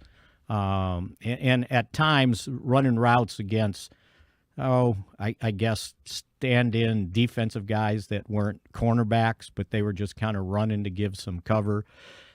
I think I only saw 2 passes. He might have thrown 50 that just were way over the receiver's head. And a couple bounced off their hands. One of them could have been caught. The other one was kind of iffy. He had enough velocity on that ball that I said to myself, I'm glad I'm not out there trying to catch that ball barehanded. And he had no problems throwing the ball. He was taking snaps from center, dropping back. At the end, he took a bunch of snaps. They were snapping from the 10-yard line. and he was throwing back shoulder fades and then just other fades to the inside, and he was hitting almost every one of them. And they're not easy throws, so you're probably throwing, he was taking shotgun, so he's probably throwing from the 15, 16, 17-yard line, something like that, and he was hitting the guy every time. It was pretty amazing to watch. So afterward, he came, come walking by, and we kind of chit-chatted, and I joked with him. I said, so, how'd the inspection go? And he goes, well, it depends on who's inspecting. And I was thinking to myself, you passed with me, if that matters. Are you not the final say on that? Yeah, Mickey? right. They didn't come up to me and say, hey, Mick, what did you want? Because the coaches, McCarthy, Will McClay, Todd Williams, those guys all were there afterwards, and they all had smiles on their face, and Dak, I thought it was interesting. He said, I feel like I'm an A. He said, but I want to get to an A+. So we'll find out, I think. I mean, in his mind, he's going, right? I think in their mind, he's going. Now they got to see it in practice. And McCarthy, I think he mentioned in the press conference that because, guys, the plane landed at 3:30. By the time anybody got home, it's 4:15, 4:30 in the morning. They're not going to have a full practice until Thursday. So he said, we'll see, basically what happens on Thursday. But I would think that, in my mind, he's good to go. I've cleared him, especially after I saw him take snaps from center. Mickey, this running game is looking like it's going to be something the Cowboys can kind of lean on. And I think we were all kind of like, whenever at the beginning of the season when Jerry was like, we got to lean on Zeke. But it looks like they've gotten this thing kind of figured out on we can use this to our advantage. Yeah, now the first half was a little different story than the second half, right? Yeah, for sure. They did a much better job running the ball the second half, and all the doubters, I think you saw what Ezekiel Elliott's capable of doing. If you can just get him clean to the line of scrimmage, he's still pretty darn good. That 14-yard touchdown run was a thing of beauty. And there wasn't much space, but he made people miss and got to the outside and had enough speed to turn the corner on two guys, right? Yeah. And then if you can add that dimension, like Jerry, I remember if it was you guys, he told that that we can play defense, continue to play defense this way, and then we get the added dimension of Dak. He goes, it could be a mess out there. He meaning a mess on offense is a good thing. Yeah. And I think, and that's what they needed. And, the unfortunate thing, and I don't know what got into Cooper Rush, but it's like the first two interceptions, the guys weren't even open. Yeah. I don't know what he saw or what he thought he can do, and it was like double coverage. One ball gets tipped, the other guy undercuts the route. And then, like I said, the third one, it's not his fault. He's got a wide open receiver, and he gets hit just as he throws the ball, and it looked like one of them dying quails up there. It was fluttering. Did you see how it was like knuckleball fluttering? Mm-hmm. It kind of fluttered like the way Tennessee's winning field goal did against Alabama. Wow, yeah. Right? But unlike that field goal, which worked out great for everyone except the goalpost, these ones didn't really work out for us. But the first two interceptions, I just didn't know what he saw. Because it wasn't a matter of he didn't have the arm strength to fit the ball in there. There was just no way to fit it in there. And unfortunately, those points came back to haunt him. Not getting the 4th and 1 gamble in your own territory came back to haunt him. It was only a field goal, but it was 6 points. So it's 26, 17, right? Well, if they don't get those 6 points, when you're driving at the end, it's 2017, and all you need is a field goal. Yeah. And you're hoping you're not kicking from 59 yards out. the way they tried at the end to get 3 and then onside kick and come back. So yeah, it was kind of strange. But then in the second half, it all made sense to them, and I think they made, I don't know if they intended to do this, but they made a concerted effort to get the ball to their tight ends, and those guys did a heck of a job, Ferguson and Hendershot. Ferguson. That's what we're going with. Is that what you're calling? I like that. Yeah. Nice combination. There are 2 rookies that kind of stood out, and that's what they were trying to do on that 4th and 1 call, and they didn't no one got open. There was nowhere to go with the ball, and he just tried to fit one in. So, if you second guess it, I thought they should have gone for it because they needed a jump start. They needed some momentum. I don't know, maybe the way Philadelphia lined up, you said, nah, we can't run against that front, because they were running a lot of 5-man fronts on the Cowboys.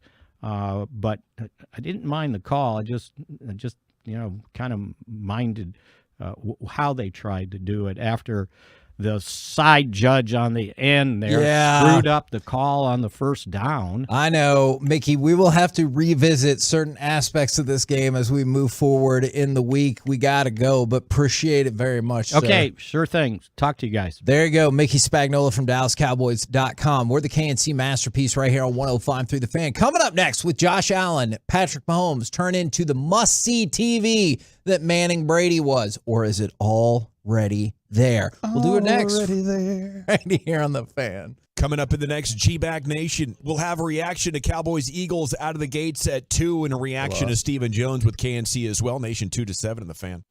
Tank water heaters don't stop working. They leak or can even bust. If yours is over 8 years old, it could be at risk. Get that old water heater replaced with a new one from Baker Brothers Plumbing, Air, and Electric. Baker Brothers is known for great service, but we have great deals too. Get a 12-year water heater warranty for the 8-year price. You can also upgrade to a tankless water heater and never run out of hot water again. Some restrictions apply. Call or visit us online today. Baker Brothers makes great service fun. License M3050.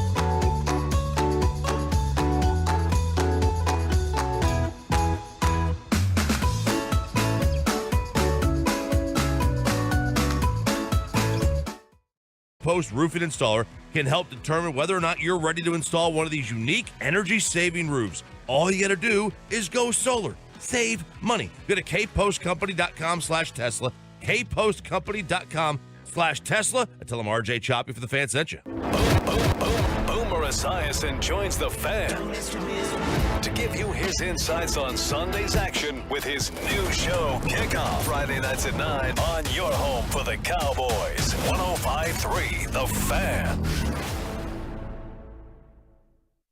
This segment of the KNC Masterpiece is brought to you by Buyers Barricades. If you're in need of traffic control or barricade rentals, Buyers Barricades is a full-service provider taking care of your project or special event, no matter the size from start to finish. Buyers Barricades, the Texas authority in barricade rental. BuyersBarricades.com. 3 receivers lined up to the left. One man, Stephon Diggs, to the right. Josh in shotgun from the Kansas City 17-yard line. Snap. Josh looks at Diggs, throws to Diggs, in the end zone. He makes the catch. Touchdown, Buffalo. A 17-yard lofted touchdown pass to Stephon Diggs.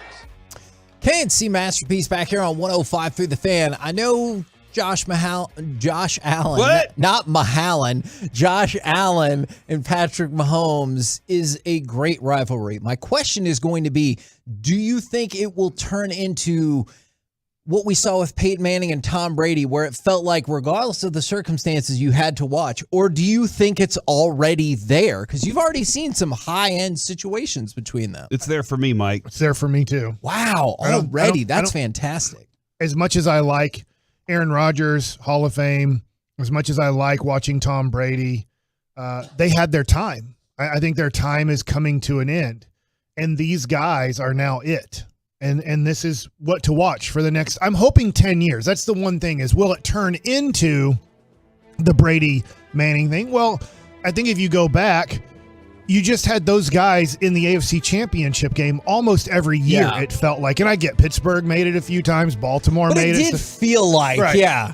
Or And at least they played in the right. playoffs. And I'm sure like a Lamar Jackson or a Joe Burrow or a Justin Herbert, there's a whole bunch of really good quarterbacks in the AFC that every once in a while they're going to figure out a way to get there. But it just feels like these two guys for the next, I think, 10 years, hopefully they both stay healthy, and for the next 10 years, you're going to see a lot of Mahomes versus Allen to go to the Super Bowl. I saw a couple of things from yesterday's game that were truly astonishing. Is CBS put up a graphic that last year in their divisional game, Kansas City and Buffalo were tied after the first, second, third, and fourth quarter. Yesterday, they were tied after the first, second, and third quarter. So there had been a run of 7 consecutive regulation quarters in which these two teams were tied, and they feel like they're in lockstep. The biggest difference was Josh Allen. He was facing, and this is incredible, 3rd and 13 at the Bills' 1-yard line. Over the next 62 seconds, he went 5 of 5 for 99 yards and a touchdown. That is astonishing. And Kansas City called a timeout to allow them to keep going. Yeah. If Kansas City doesn't call a timeout after stopping the Josh Allen run, then they're just going to run out the clock. But they're like, we're going to get the ball back, makes the first down, and then he goes down and scores the touchdown. Kansas City did kick an awesome field goal there. Yes. Was that the 62-yarder, the Butker kick? Yeah, that was pretty impressive. And then you looked at the end of the game, and I think everyone on social media was kind of throwing out the same vibe, is Buffalo scored too soon. And I was sitting there, and maybe we can even morph in some betting with Bassick here or somewhere else, is I had Kansas City plus 2.5, and I was like, yeah, this definitely feels like a thing where Mahomes marches back down the field, they score a touchdown, win the game, they win, I cash. Here's all what I things thought are good. was going to happen because of the repeat of the AFC divisional game is somehow Mahomes was going to go down with a minute to go, score a touchdown with 20 seconds to go. Buffalo would get the ball back. Buffalo would get in field goal range. Buffalo would kick a field goal, tie it at 27, and we're going to OT. That's what I was really hoping would happen watching these two guys play after the Buffalo field goal to go up, the Buffalo touchdown to go up 24-20, is I was thinking to myself, all right, go down, score a touchdown, Buffalo get the ball back with seconds remaining, kick a field goal, and then let's go to overtime. The 8:06, did y'all see Romo predicted the exact score as the game started? Let's go! go to cut number 2 right here. Now, if you want to put aside, it wasn't the exact score because you didn't pick the winner, that's fine. But cut number 2 right here, spot on. Be consistently checking it down, running the football. Every once in a while you get a big play. But this is going to be a 24-20 type of game. and that's what he did in that moment too. That was his explosion. He was like, "It's gonna happen." Wow, no, that's impressive that last on Romo's part. No, that last means part. Take that, means, Dick. Yeah, Emersol. Yeah, that means the passion's back. Oh yeah, man. That's what Mike was just talking about. That's Kevin, what do you think he was talking about? So in a way, this is Tony Romo's statement game, but he didn't have to win anything. He was just like, "I'm going to show you. I know exactly what's going on." So yeah, no, that actually was really impressive. You were talking about. Go ahead.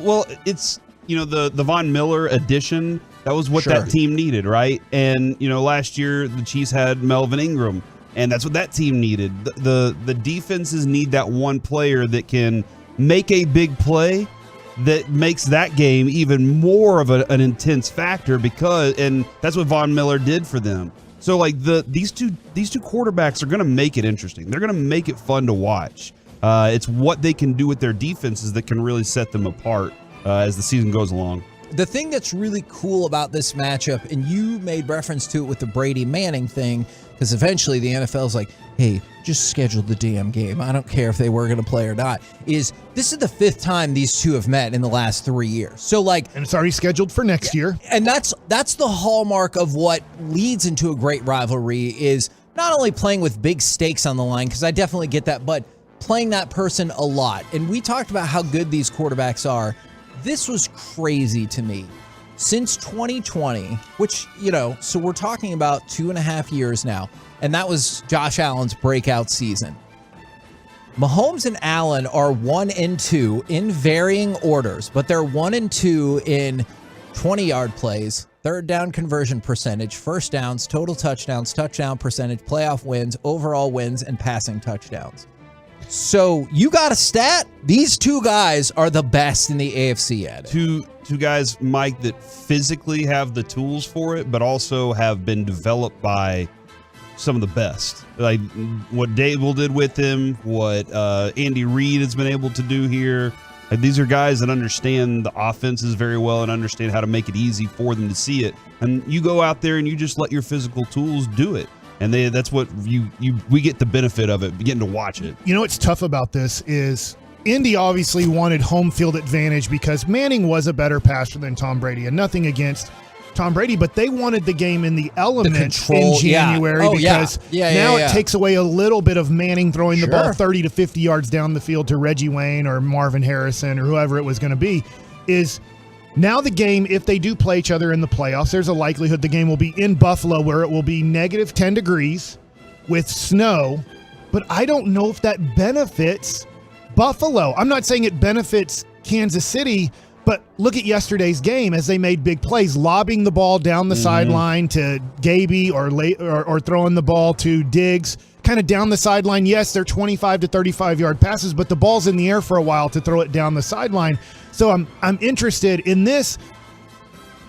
Home field advantage was kind of taken by Buffalo if they play each other in the playoffs. Right. And you do get the crowd screaming and you want that game at home. But I just wonder for Josh Allen and a team that really relies on him passing the ball and using two huge weapons of wide receivers, how much does that help if it's the wind's blowing 40 miles an hour in a snowstorm? And I still go back to the pressure factor. This almost feels like a gimme season for the Chiefs. Like, I don't think Mahomes views it that way whatsoever, but if the Chiefs don't win the Super Bowl, I feel like people are like, I mean, sure, you took away Tyreek Hill. This was not going to be their season. For the Bills, if they meet up again, I wonder how much that plays into, hey, you better win this game because everything has been set up for the Bills to win the Super Bowl. Pretty great, though, if you're a crappy quarterback for most of your career and then you go 15 to 25 for 150 yards. And this is the best quarterback I've ever seen. He's talking about Jalen Hurts.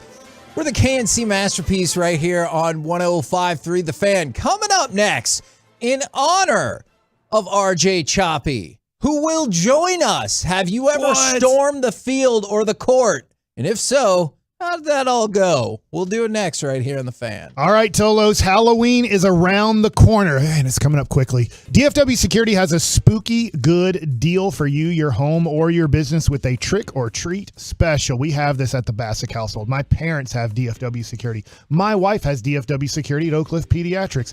With DFW Security, you're going to get all treats. There's not going to be tricks here. Get their incredible touchscreen.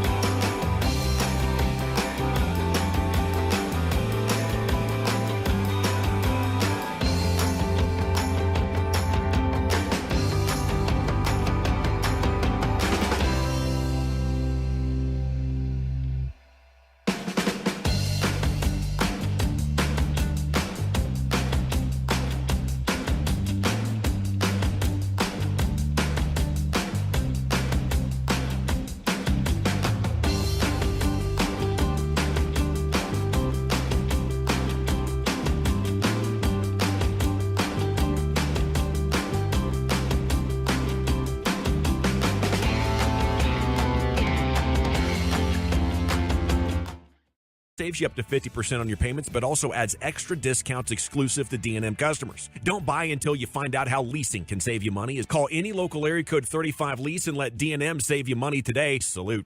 You're turn it on, leave it on. Home of America's team is 105.3 The Fan. Hello, baby. KRLD FM and HD1, Dallas Fort Worth. Always live on the free Odyssey app. From the MyFitnessStore.com studios, it's the KNC Masterpiece on 105.3 The Fan. KNC Masterpiece right here on 105.3 The Fan, where the Cowboys lose to the Eagles 26-17 on Sunday Night Football, and that is sad. It looks more and more like Dak is coming back, and that is happy. Another reason to be happy is something else that happened this weekend, and Joey's going to give you a little bit of a taste of it right here. The kick on the way, and that kick is knuckling toward the upright, and it's good. Just gets over the upright. Chase McGrath wins the game for Tennessee.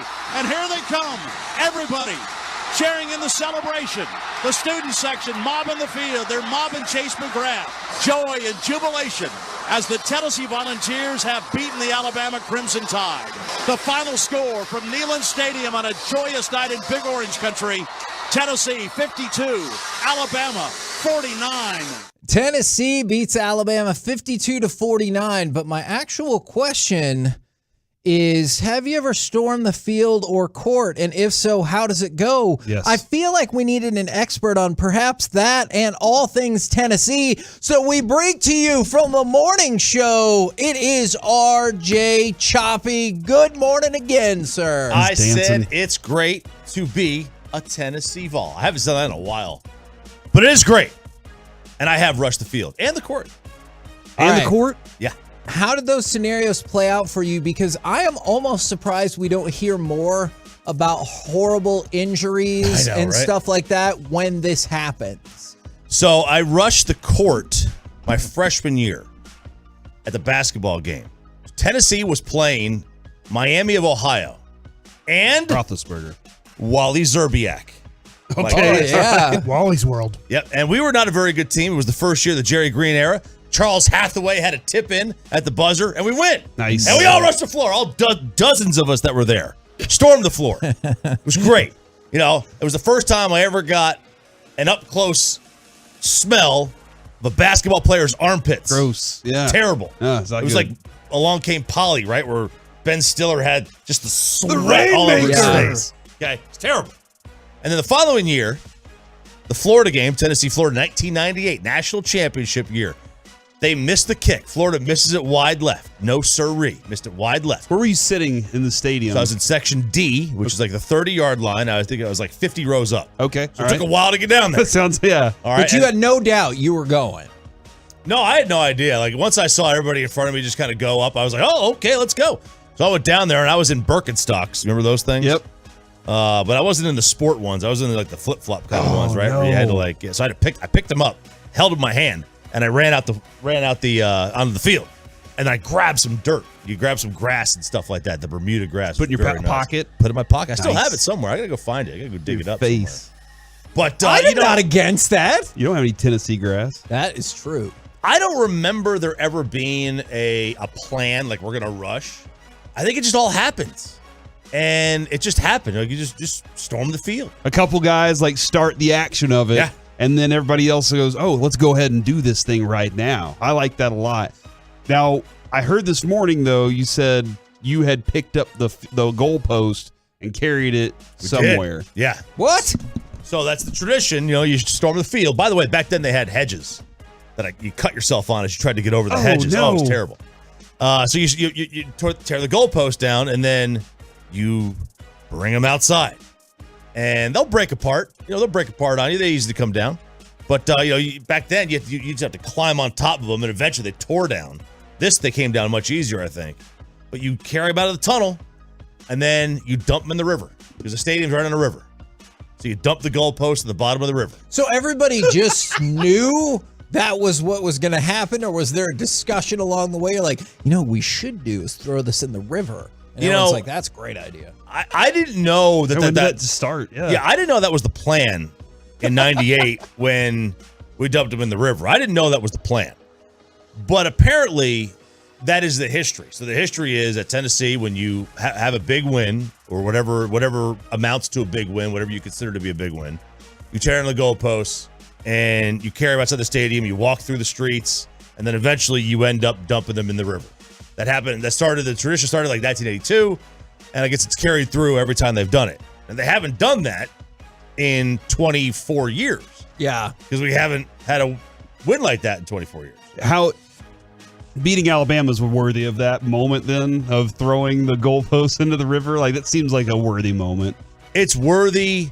Our threshold's probably lower now. Okay. It's been look, this has been 20 years in the making, man. Like we would have tore the goalpost down if we beat any team in the top 10. Okay. Top 5. We just would have done that. But to be there at number 6, they knew if they won that game, like there's a path now. You can see it. You can see the path to get to the Final Four. Still hard, but you can see it. You couldn't see it with a loss, I don't think. Is there I have a logistical question about the stadium, because I was very confused by what the officials did after the field goal went in. Yeah. Well, no, but they ran to the middle of the field. Are there not exits on both sides of the stadium? Because they were right by the back of the stadium, and I was like, why not just go that way? I don't care if that's not where your dressing room is. Yeah. Escape. They ran to the middle of the field, and I thought, that's not going to work for maybe you. they just didn't know. They were on what is the sun sets on this side. The sun's coming this way. Nobody can see what you're doing on radio if they're not watching on the video. I think that's the south end zone. They kicked the field goal to the south end zone. The south end zone has the visiting team's locker room. Okay. Everything else is on the north side of the stadium. So that's where the Tennessee team comes out. That's where the officials' locker room is. You're right. I don't know why they didn't just go over there. I think the only reason is that there's no way to get from over there to the other side underneath. So the stadium's so old. Okay. It's so old that the stadium's 100 years old almost. There's no way they could have gotten there. I got a couple other questions on this.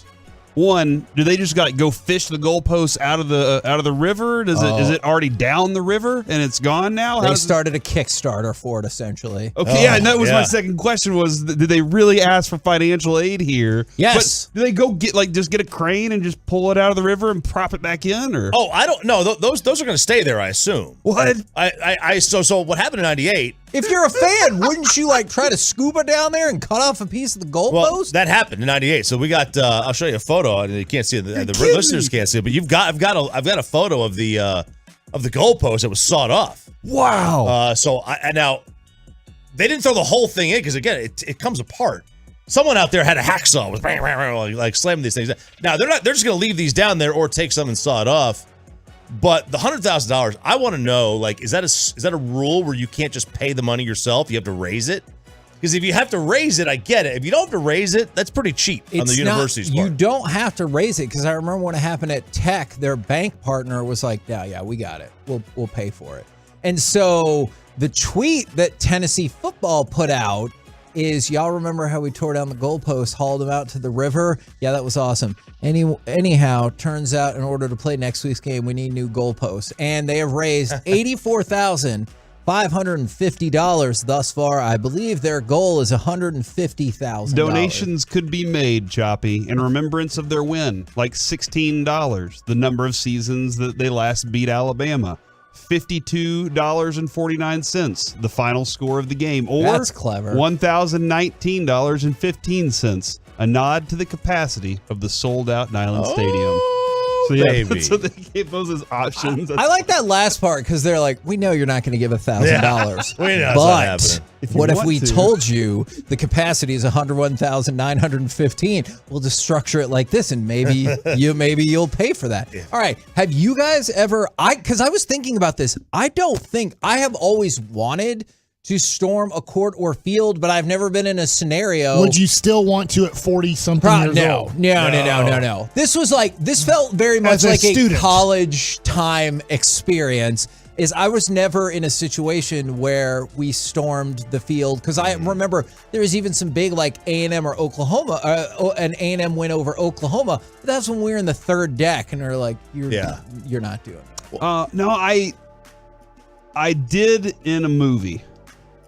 What? I know this. I'm in Necessary Roughness somewhere in the background. Scott Bakula? Yeah, That's right. I was my friend's dad. He actually had a training camp with the Cowboys, but he got his eyeball popped out, and so he didn't continue to play on beyond that. A guy came through and stuck his finger into his eyeball through his face mask, and his eyeball popped out. Like Alan Ray. Remember Alan Ray? Holding it and looking at himself. Yeah.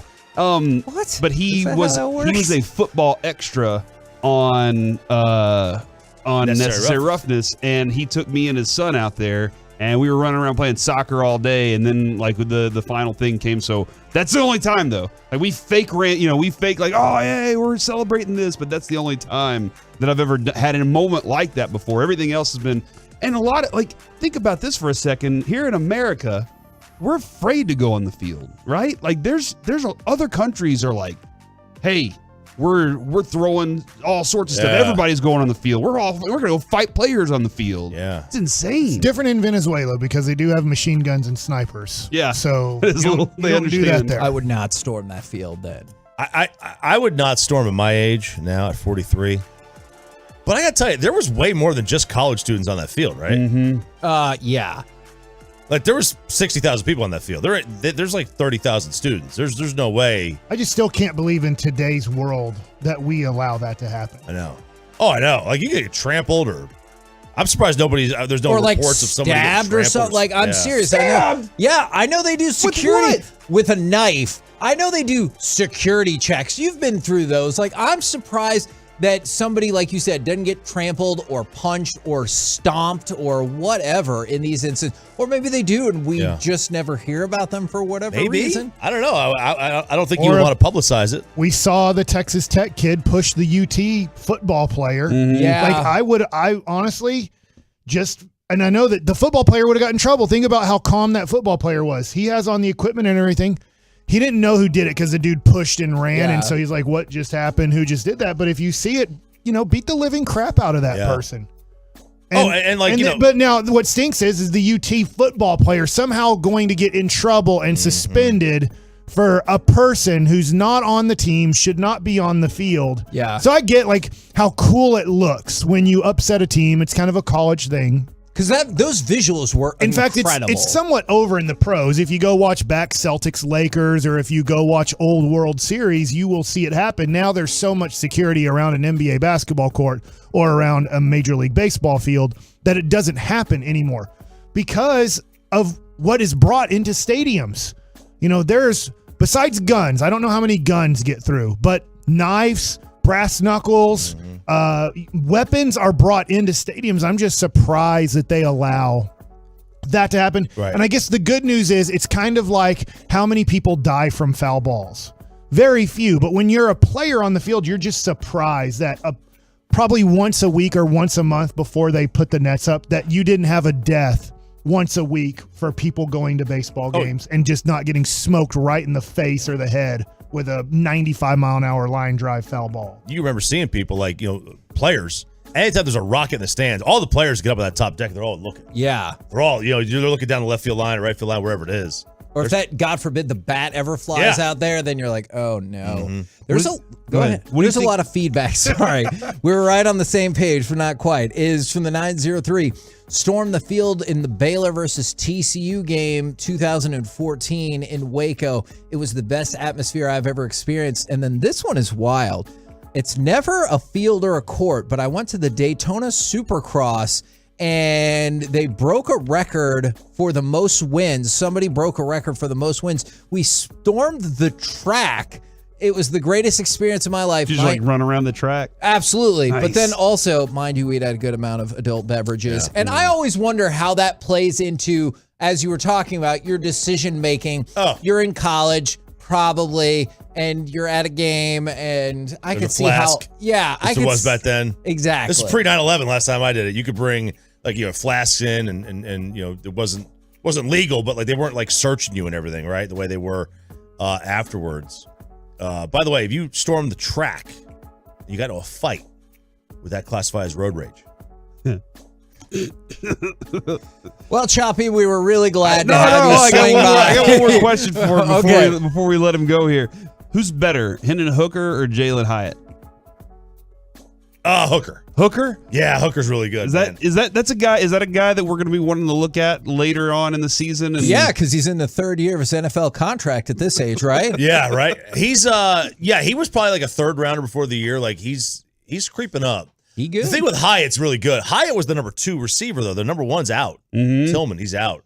Hyatt's fantastic, but that was really his coming out party. Hooker's been really good since he got there. I think that he might get in that second round. He might sneak in late first. You know how they lose their minds at quarterback sometimes. Yes. This is such a heavy quarterback draft. I'm fascinated to see how that goes. Thank you very much, good sir. We'll catch you tomorrow. Tennessee winning over Alabama 52-49. First time to beat a top 5 team in 29 attempts and first time to beat Alabama in the last 16 attempts. Congratulations to Choppy and the rest of the Volunteers. We're the KNC Masterpiece right here on 105.3 The Fan. Coming up next, despite the end of the 4-game winning streak, it's still time for Cowboys thank you notes. Who deserves that head nod for a job well done? 877-881-1053. We'll do it next right here on The Fan. Keep the volume turned up all day and night. And thanks for being a Tolo. We're DFW Sports Station 105.3 The Fan. With Indeed Flex, I choose work nearby, where it's convenient for me. I choose long or short-term work that fits my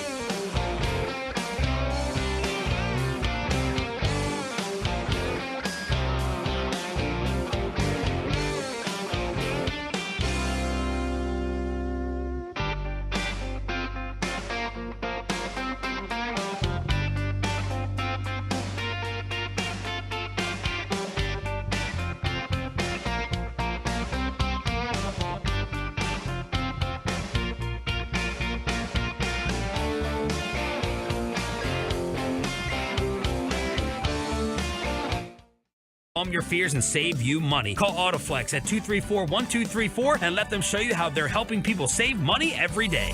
Did you know that in Texas, there are 7 approved photo IDs you can choose from to take to the polling site? You can find the full list of the approved IDs you can use to vote on our website. Get vote ready at votetexas.gov or by calling 1-800-252-VOTE. Brought to you by the Texas Secretary of State.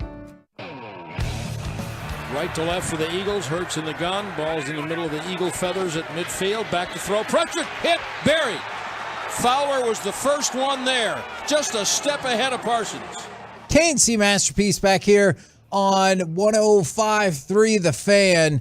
Despite the end of the 4-game winning streak, it's still time for Cowboys thank you notes. Who deserves your gratitude? Thumbs up, head nod, whatever you would like to say. I got 2. Okay. I would like to thank Brian Anger for averaging 60 yards per punt last night. Yeah, I got that back on track, huh? Yeah, dude, because remember when he was like shanking them? You're like, was that even 15 yards, bro? But Brian Anger did it last night. There were moments. Listen, Chris Collinsworth is not my favorite. You understand. I am well aware. And I know that there are people that love Chris Collinsworth. I have other reasons that I need to share at some point down the road. When is the C Block going to be a special edition about that weird-ass video from Chris Collinsworth when he was like 24 talking about... Never mind. It was a different time, Kevin. I guess. But there was a moment where he was like, man, that's a good kick right there. And I was like, that really was a good kick, and that helped. I mean, there were also some, the Cowboys defense could have done a lot better to do some stopping there, but good job punting by Brian Anger. Thank you for showing back up. And then my last one, Kevin, I would like to say thank you to Cooper Rush for the service you've done. Dak is coming back, 100% guaranteed, Mike says, I think. And, I think, you know what? I'm now to 100% too. Oh, really? Well, you were just 50-50 like well, because 2 hours Mickey ago. said all the things that he said. I didn't see the pregame warm-ups. I wasn't in Philadelphia. He was. So I'm going to trust that Mickey is like, no, he's 100%. In fact, it made me wonder, why the hell wasn't he suited up as the backup quarterback if he's throwing the ball that well? I get he didn't practice all week. Yeah, maybe that's a factor. But if you are in a close game and he's 100%, as in he's throwing the ball 100%, I get it. I know there's probably been controversy on it. So we probably don't want to bring this up that Dak's suited out and ready to go. We're just not starting him because he didn't have any reps with the first team. Then it gets to maybe be more of a quarterback controversy. But what Mickey said too, I trust Mickey's eyes. He's watched this quarterback specifically for a very long time. But what Mickey did say though, and this is kind of that qualifier still waiting for, I understand that this week they will have their their mock game and then a real practice. Yeah. He said it depends on who's inspecting. Dak is saying my house looks great. This is awesome. Look, the paint's there. That crack, it's covered up now. Don't worry about it. Yeah. All those things are done.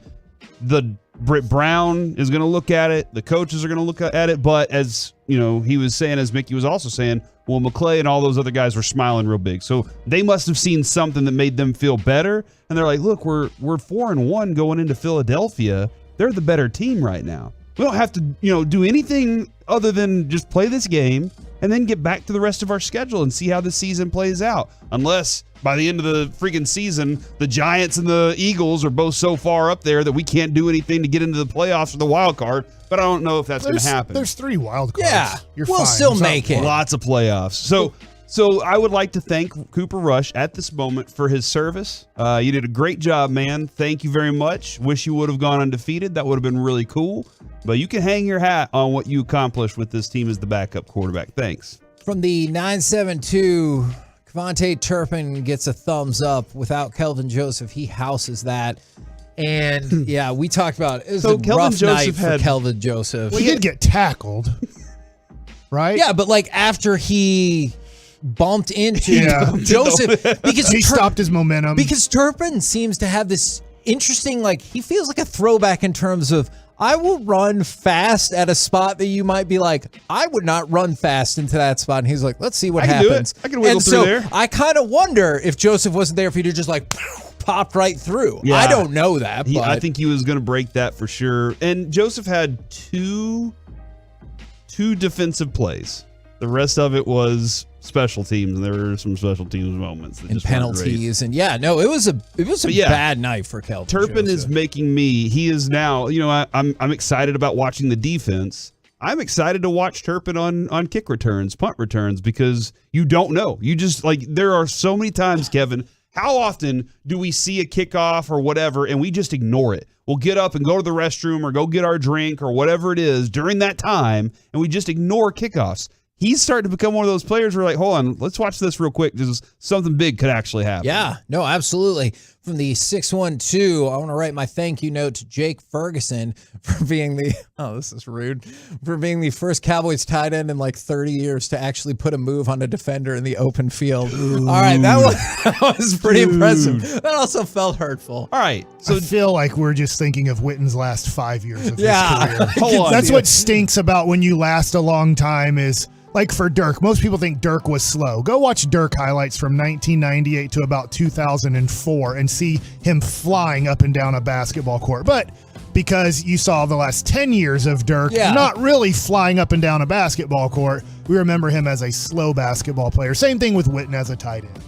When though do you remember Jason Witten Euro stepping into the end zone? Because that was definitely. I did think it was a cool move. I totally get your point, Mike. I was just saying I thought it was a cool move. I'm not sure Witten had that. I bet if we go back and watch 03 to 08 Jason Witten highlights, I bet we'll see some steps and some moves. Maybe not as nice as Ferguson last night, but we will see him actually make a move where a guy misses him, or obviously we saw plenty of broken tackles early in his career. That's I remember him more of a this is the toughest son of a gun I've ever seen. Kind of guy. He plays through the spleen laceration, and the helmet gets knocked off, and he's I'm just gonna keep running down the field. I remember that more than anything. But I'm gonna go look. And see if I can find all the highlights and see if there are some good foot. I bet we'll find it. He played in 200 NFL football games. I wanted to give my thank you note, honestly, to Ezekiel Elliott for yesterday keeping this offense going in the second half and help getting them back into that game, because this offense was an S show in the first half, and the way they were able to move the ball and run the ball more effectively in the second half, I thought he did a good job. Well, if I have to thank somebody, my first thank you goes to Leighton Vander Esch. And that's because every time Jalen Hurts, quarterback, snuck the ball for a first down, which I feel like if it's 4th and 1, maybe even 4th and 2, Philly should go for it every time if he's just going to walk the pile 2 yards. But my first ever favorite player was Walter Payton. And for Leighton Vander Esch to imitate Walter Payton every time on that play and leap over. He did a straight up cross body block across the whole thing. I guess his goal, and he did have a pretty good game too, but I guess his goal is you jump over, grab Hurts' hips after you jump over and stop his powerful bottom from going all the way into the first down. They never talked a lot about that in the squats. Never worked, but I was just all right, Leighton's about to jump over the pile and let's see what happens here. But his powerful bottom, dude. They talked over and over. Who said that powerful bottom last squatting night? 600 or I think it was squatting. Squatting, yeah. And look, they went out of their way to talk about in an indirect way his powerful behind. They did. Is as long as we're talking about pseudo wrestling moves. Shout out to Terrence Steele for just knocking someone on their. Oh yeah, that's right. Shout outs are Fridays, that's right. Kevin. Thank you, note to Terrence, and that's for everybody, not just Cowboys. For Terrence Steele for knocking someone on their ass, and then thank you note to Osa for his textbook double leg takedown in the last minute of the game. Look, did you get flagged for it? Sure. The game was over. You were gonna lose. That person was hanging on top of him. He made the move, double leg takedown. I thought the form was good. Yeah, man. No, I'm really impressed with Terrence Steele right now, man. He's becoming one of the better, the best run blockers on your team. He's become a better pass blocker overall. I'm very, very happy with what he's accomplished. By the way, I'm watching a lot of Jason Witten highlights. Are you still looking for that one? Early on in his career, he looked like he was always on ice skates on the field. He was where am I supposed? But he was really good at just getting to a place and going to catch. There aren't a lot of juke moves. There's a lot of him, Mike, catching the ball while still running. because Tony Romo was so great So at we drafted a anticipating. dude better than Witten? Maybe so. Maybe we got a guy that can do something. Hey, and look, him breaking tackles. If you're looking for that, Jake Ferguson is the first Cowboys rookie tight end to have at least 4 catches in a game since Jason Witten in 2003. I'll say it'll be amazing if we get another Jason Witten, because that dude, I think, is a first ballot Hall of Famer. I also thought DeMarcus Ware was, and he wasn't, so maybe I'll be wrong about that. But yeah, I think the Ferguson thing was nice, and I know we try to do individual thank yous, and I know people are upset because the defense gave up 26 points. But if you think about how long they were on the field and also the 3 turnovers that they had to deal with, and obviously they didn't get a turnover. They were never able to find one of those Hurts passes to intercept. There's one where I thought the Cowboys did intercept the ball. Was it Anthony Brown? I think so. Like, he jumped and I was like, he got it. And then the guy ran for 5 more yards. I was like, I guess he doesn't have the football and Philadelphia does. But I just thought the defense did a solid job of keeping you in a game where your quarterback was struggling at times. Cooper Rush also had some good moments too, but I thought the defense overall, I'd like to thank them for giving the Cowboys another chance to win. I mean, at the end of the game, they allowed 6 points in the second half. Yeah. At down 20-3, 2 things have to happen. Somehow your offense has to start doing something. And then second, your defense can really not give up any more points the rest of the game. And the Cowboys defense almost accomplished that. If I'm correct, I might be wrong. Did they score the 6 points off of a turnover? Like a shorter field? No, it was a 75-yard. Because remember, that was the one where they march, run. That one hurt. I will say, we had talked about the ability when you were talking about the offense in the first half, the ability to sustain drives. The Cowboys had 1 drive of more than 5 yards in the first half, and it was the drive where they kicked their field goal. Yeah, it was bad. And then, like Kevin, in the second half when they finally did sustain drives, 10 and 18 plays on those 2. That's where you were like, okay, the Cowboys are trying to answer the call right now. Like they came out and said, we're not going to be embarrassed this way.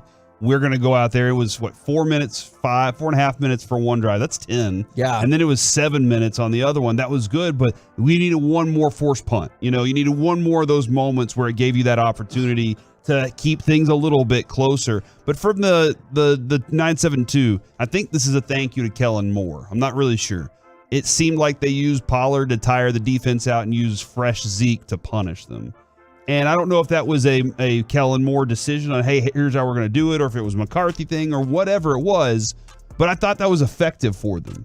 The way they ran those 2 together. And if that's the case, like, thank you notes to Kellen Moore and Mike McCarthy for sure, for you were the worst team definitively going into the locker room. Yes. Not only were you losing 20-3, they were getting the ball back on their home field. And it looked like this had, I'm not kidding, it looked like this had 35, 40-point massacre written all over it. And whatever happened, the adjustments, the speeches, whatever you want to give the credit to, I just saw this in the Cowboys notes. This is astonishing. The Cowboys had 4 first downs in the entire first half. Is that good? No, it is not. In the third quarter, they had 11 first downs, which is tied for the most first downs in a third quarter in Cowboys history. Wow. Which is wild. Like, you're going to go from doing almost nothing in the first half offensively to the adjustments they made, getting back into that game. So thank you notes to Kellen Moore and Mike McCarthy for making a game out of what I thought was going to be a sad night. If you're a Tolo and you're listening to us during last week, I had on my buddy Mike Koploff, who I played baseball with, and he's a big Philadelphia Eagles fan. And I was talking to him last night at the end of the game. I said, hey, man, congrats. You guys are better tonight. It'll be interesting to see how they play at the end of the year if Dak's healthy and if the Cowboys are healthy and if you guys are healthy. He's like, yeah, you know what? The NFC's kind of wide open, but even he's a Philadelphia fan. He hates the Cowboys, if you heard. And he's like, I think it might be Cowboys and Eagles as the best 2 teams in the NFC. I think you can look at that game and see optimism for the Cowboys for being sure. one of the best two teams in the NFC. I know that's a tough sell It's when not they moral lost. victory Monday Okay, here, Kevin. well, you lost the game. I know you did. We're so happy about. I'm not happy you lost the game. I'm happy that you didn't get embarrassed. My biggest thing is you made your way to a big game, and through the first half, it looked like you had no business being in that big game. And then by the end of it, you're like, okay, you need to play better, but at least you look like you could belong on the field with Philadelphia. Yeah, I think you know what this team is capable of. Yes, absolutely. We're the KNC Masterpiece right here on 105.3 The Fan. Coming up next, it's time for Gridiron Gravy. Now that's a home field advantage. We'll do it next right here on The Fan. If you own a business, this has been a bumpy ride. From pandemic to inflation, I'm sure you could use a break. If your business has 5 or more employees and survived COVID, you might be eligible to receive a payroll tax refund of up to $26,000 per employee. The challenge is getting your hands on it. Hi, I'm Howard Mackler, and that's why I founded GetRefunds.com to cut through the red tape and get you the money. The team of tax attorneys we have put together are highly trained in this little-known payroll tax refund program. We do all the work, charge not a dime up front, and simply share a percentage of the cash that we get for you. Businesses of all types can qualify, including those that took PPP, nonprofits, and even those that had increases in sales. We have helped return over $1 billion to businesses, and we can help you too. Just go to getrefunds.com/sports, click on Qualify Me, and answer a few questions. This payroll tax refund is only available for a limited period of time. Don't lose out on up to $26,000 per employee. Go to getrefunds.com/sports. That's getrefunds.com/sports. All right, if you are an adventure seeker, then this month Jeep Adventure Days is for you at Southwest Chrysler Dodge Jeep Ram. There are so many trim levels to choose from on a brand new Jeep like the Gladiator, Wrangler, Grand Cherokee, and more during Jeep Adventure Days. My guy, General Manager Mike Brown, and his team are ready to serve you the best auto buying experience. Get incredible savings that I promise you won't be disappointed when you drive the difference. Where are you driving to? Well, it's located just minutes from the Metroplex. It's worth the short drive to Cleburne to save a lot more if you're looking for a brand new Chrysler, Dodge, Jeep, or Ram. You also get the Gilchrist Promise when you choose Southwest Chrysler, Dodge, Jeep, Ram for your next car, truck, or SUV. He is the owner. Buyers get 2 years of the work service. This includes your oil and filter changes, your tire rotations, your multi-point inspections, and more. You can go online and you can look at all the inventory. It is updated daily at southwestcdjrtexas.com. In fact, you can purchase from southwestcdjrtexas.com. You can do virtual test drives there. The buying experience is going to be so easy when you purchase from owner Stephen Gilchrist and general manager Mike Brown. Drive a little further. Save a lot more at Southwest Chrysler Dodge Jeep Ram in Cleburne. Gentlemen, the world-famous business and casual shirts from Charles Tyrrell are here. Designed in London and made for Texas. These will be your go-to shirts from the...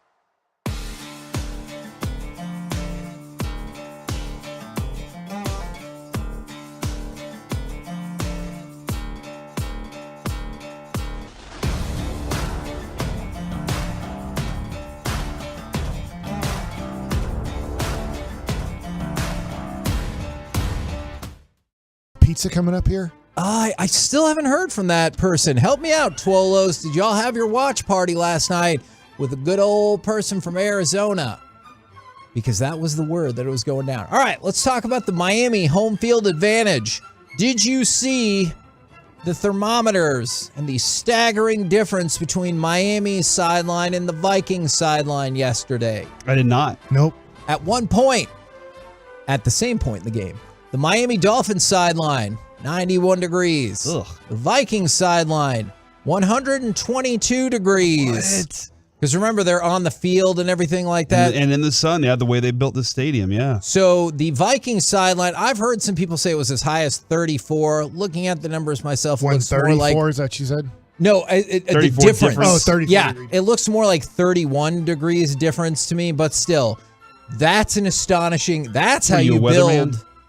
Yes. It's amazing how human beings, how in great shape they are to play when you're going to the sideline and it's that hot. Now, I know that they have fans over there and they're trying to give them shade. There's a lot of things that they're trying to do to cool them down. And I can just remember my dad telling me when he was with the Twins, and he knew about the heat here, but in 1980, Gene Mauch put a temperature gauge on the mound at Old Arlington Stadium, and because of everything hitting the metal bleachers, it sent all of the heat onto the field, and they got it at 145. So when you were playing against the Rangers in a day game in 1980, it was approximately 135 to 145 degrees on the field.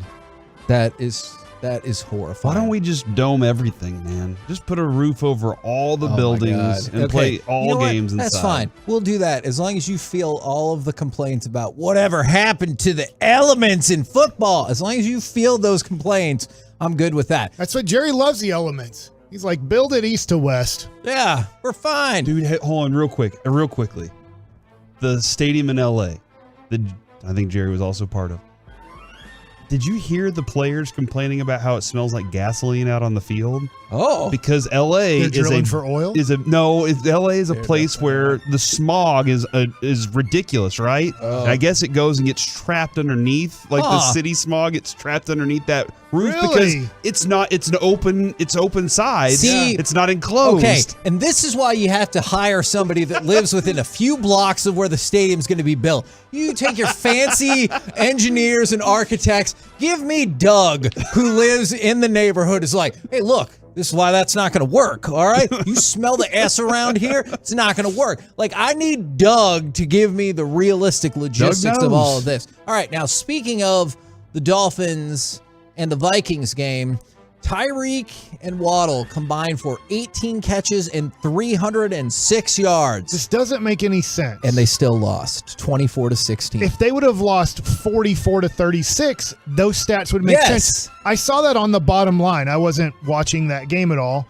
And then you see on the bottom line what those two wide receivers did, and you think, how did you not score 30 points? That remains an excellent question. After they lost their 7th round draft pick quarterback, then Bridgewater went back in. By the way, if you get the opportunity, Adam Thielen had some tremendous cleats. He had the Ace Ventura cleats with the laces pulled out. And I thought that's pretty brilliant. I thought it was very, very smart. Now let's talk about other excellent wide receivers. Did you see Jamar Chase's attempt at getting fined yesterday and how it didn't go exactly how he thought it should? He said he wanted to get fined because he was trying to punt the ball into the stands on his game-winning touchdown. And his punt was very half-hearted, and he didn't make it. I don't know if he'll still get fined anyway. But Joe Burrow, 4 total touchdowns, 300 yards, 0 interceptions since week 1, which was awful. He has 12 touchdowns and 1 interception. Bengals beat the Saints 30-26, their 3rd win in the last 4 games. Think about, Corey, how great actually the Cowboys' wins do look. I know you lost to Tampa. I know you lost to Philadelphia, who might go undefeated this year, which is for later in this week.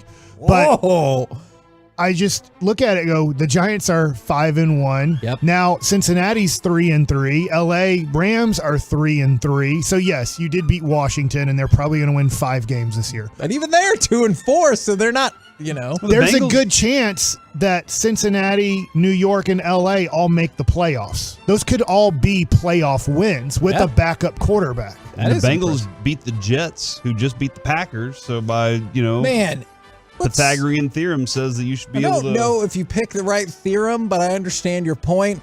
This is the first time that concept of exclusivity. This was the first time, to your point about that Jets game, that Aaron Rodgers lost a home game in 16 games. Oh, really? His first home loss in 16 games. Who's having a worse time right now? Is it Aaron Rodgers or is it Tom Brady, who, by the way, skipped the walkthrough on Saturday to go to a wedding and then yells at his offensive line to get your effing act together? It's an important wedding, dude. Yeah, was it? Yeah. Did his wife get married again? No, it's... Wow! It was Robert Kraft's wedding. Holy! To the lady who runs that massage? No. I don't know that at all. She's but could have been 47-year-old lady. Yeah, But she's 30 years younger than him. But yeah, no, there were a bunch of people. I mean, Randy Moss was there. There were a lot of people. Yeah, because there. he's retired. I don't know. Like, I would just, if I was sitting there and I would be like, yeah, thanks for showing up yesterday. Like, if you're in my face about getting your effing act together, I would be like, yeah, well, thanks for no showing yesterday. By the way, lots of different suggestions coming in about the gas. Multiple people say I think the gas they were talking about is reefer. Like maybe that's what it was. I could see that. And then somebody said, I'm a Tolo in LA, and there is smog that gets trapped in SoFi. Plus, the stadium's 2 to 3 miles from the airport. So, and then Doug said, Doug here, I can confirm that place smells. And then Doug also replied again and said it does smell like gas in that area. I mean, multiple Dougs. I'm saying you need somebody hyper local, not from the area, like from that direct vicinity around the stadium. Is it wrong of me to think this? But I just think of the 45-year-old woman. You said she's 47. Yeah, something like that. Just going, can I do this for 10 years for $150 to $500 million? You know what the crazy thing is? I think she is also like an independent multi-millionaire. Right. Maybe I'm wrong. I believe that is the case. I don't know. She's not like Doug working around the stadium who really needs this job. I don't know what Doug does. That's fair. That is fair. All right, let's go from that to good. Mike likes it. Is what would you do to Robert Kraft for 10 years to get $500 million? I mean, avoid him. Just keep avoiding around the house. Just be like, go to the different room. He's got a business call. Make an excuse. I got a headache. Lots of stuff, man. It was a good commercial back in the day. What would you do for Robert? No, Kraft's that's money? not true. Oh, that's not right. I haven't shaved in weeks. Stuff like that. All right, let's talk about the Panthers. What happened, Joey? Get this together. Is Panthers interim coach Steve Wilkes kicked Robbie Anderson out of the game and sent him to the locker room. Now, usually you will see a penalty that sends someone away. But this time it was Robbie Anderson repeatedly getting in arguments with coaches on the sidelines. Time to go. Yeah, man. And I haven't heard enough about what those arguments were about. Robbie Anderson was like, I was just asking about my role in the game and I didn't love it. And I was like, that's what it looked like. And coaches just got all fired up about it. And he was like, no, it's time to show you what your role is. And that's what it's weird too, Kevin, because who was the other guy that was like his connection with Matt Rule? And he was just like, I mean, that's old news. Oh my God. That was the best thing. If you missed it last week on the show, is he's just standing there, thinks these are the dumbest questions in the world. And then somebody's like, oh, really? You don't really seem like you care that much. And he goes, man, that was news on Monday. It's Thursday. Yeah, and so it was just cold. I feel like right now is probably the best time to watch Carolina football. Because this is probably the time where you're going to get to watch all these chaos things happen. That is a boiling pot right there of people that don't care, and some guys that are like, I got to get a check, and lots of other things there are going to be a lot of explosions on those sidelines. Do you think Christian McCaffrey gets traded in the next couple weeks? I did until I saw the supposed asking price that would include multiple first-round picks, and I was like, my ass, I wouldn't give you one first-round Deadlines pick. make deals. I know Stephen Jones is coming up. Stephen Jones negotiates hard all the time until the last minute, and then they give the player whatever they were asking for. You know what? I don't think he does get traded because of that ridiculousness. But yes, we will see. Now, it's always tough when you lose your job essentially on your day off. The Houston Texans had a bye, yet they went ahead and relieved Jack Easterby of his job. He was the front office executive who, man, I remember like when he first got that job, or like when he was a consultant, is supposedly he had all kinds of power and everything like that. So Jack Easterby is out. All right, let's hear it.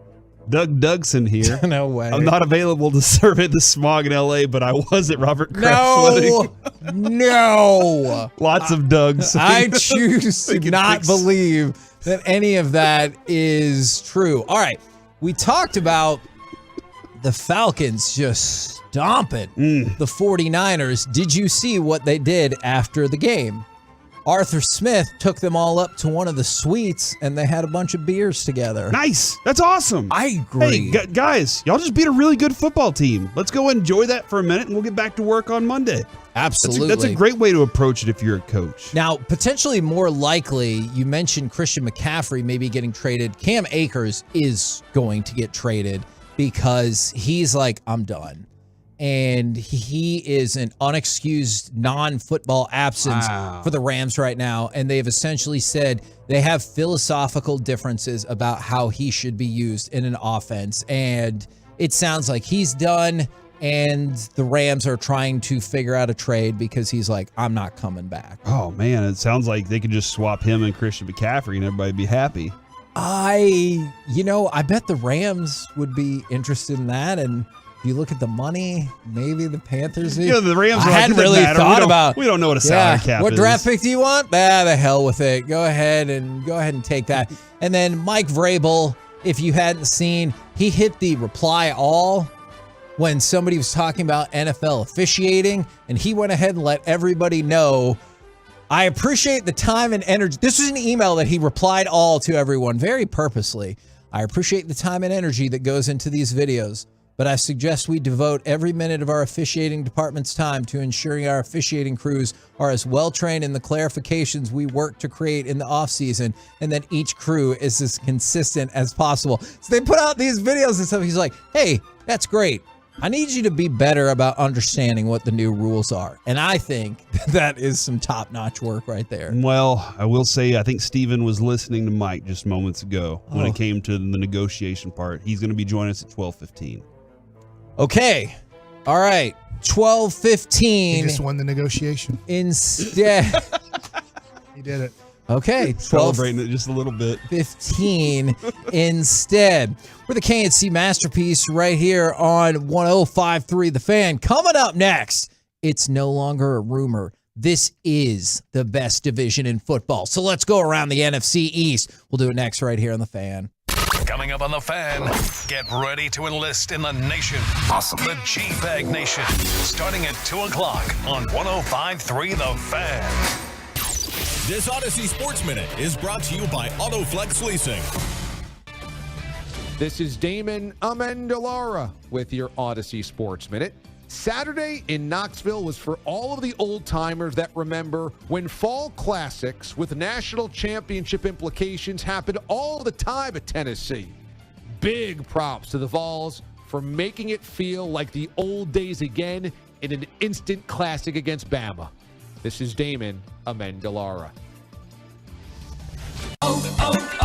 O'Reilly. When you shop O'Reilly Auto Parts, you'll get the parts you need when you need them. Order online at O'ReillyAuto.com and choose same-day curbside, same-day pickup, or same-day delivery powered by DoorDash. Now available at participating stores near you. Trust the professional parts people to get you the parts you need today. Visit O'Reillyauto.com. O'Reilly Auto Parts. Buying a home? Rocket Mortgage will cover 1% of your rate for the first year at no cost to you with Inflation Buster. That's more road trips, more front row seats. Plus, if rates drop within 3 years of your home purchase, you'll get exclusive savings when you refinance at that new lower rate. Save when you buy today and refinance tomorrow. Call 833-7ROCKET today or visit inflationbuster.com to start saving. For fees covered, rate like date requirements and other terms and conditions, visit inflationbuster.com or call 1-833-7ROCKET. Equal housing lender license in all 50 states. NMLSconsumeraccess.org. Number 3030. Shane Mullen with Mullen & Mullen Injury Law Firm. Our family's been fighting for injured North Texans about 4 decades. Car and big truck accidents, premises, work injuries, as well as all wrongful death cases. I don't have a clever nickname or a funny TV spot. What we do have is years of experience and top results right here.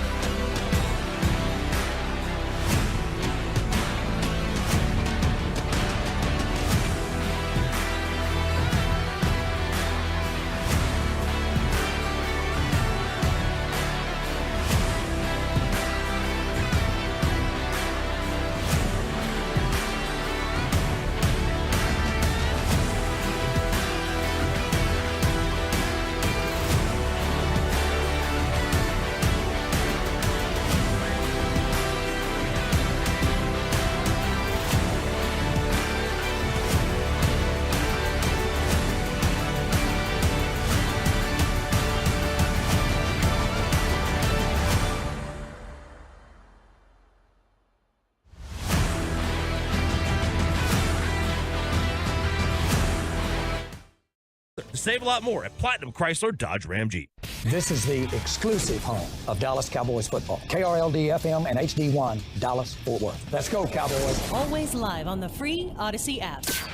From the MyFitnessStore.com studios, it's the KNC Masterpiece on 105.3 The Fan. KNC Masterpiece back here on 105.3 The Fan. We got Stephen Jones coming up at 12:15 now, so we're shuffling things around just a little bit. We'll have to wait for around the NFC East, but don't worry, it's still going to happen. The Steven Shuffle is what we like to call it. Ooh, that is a good. Actually, is really spot on. Did the Eagles' drive to open the fourth quarter highlight this defense's lone soft spot? I went back, watched the drive, did some numbers on all of this, and before we dive into it, did you watch that drive and think, this is our fear about this defense, which has been awesome, by the way? I think more than anything, Kevin, I took the notes on that one right there too, and here's exactly what I wrote. Man, Eagles just finished that game with a long drive that ended in a touchdown. That was the one that made me go, that put the exclamation point on this game, because they did say, oh, you finally made it. You finally caught up to us. Well, guess what?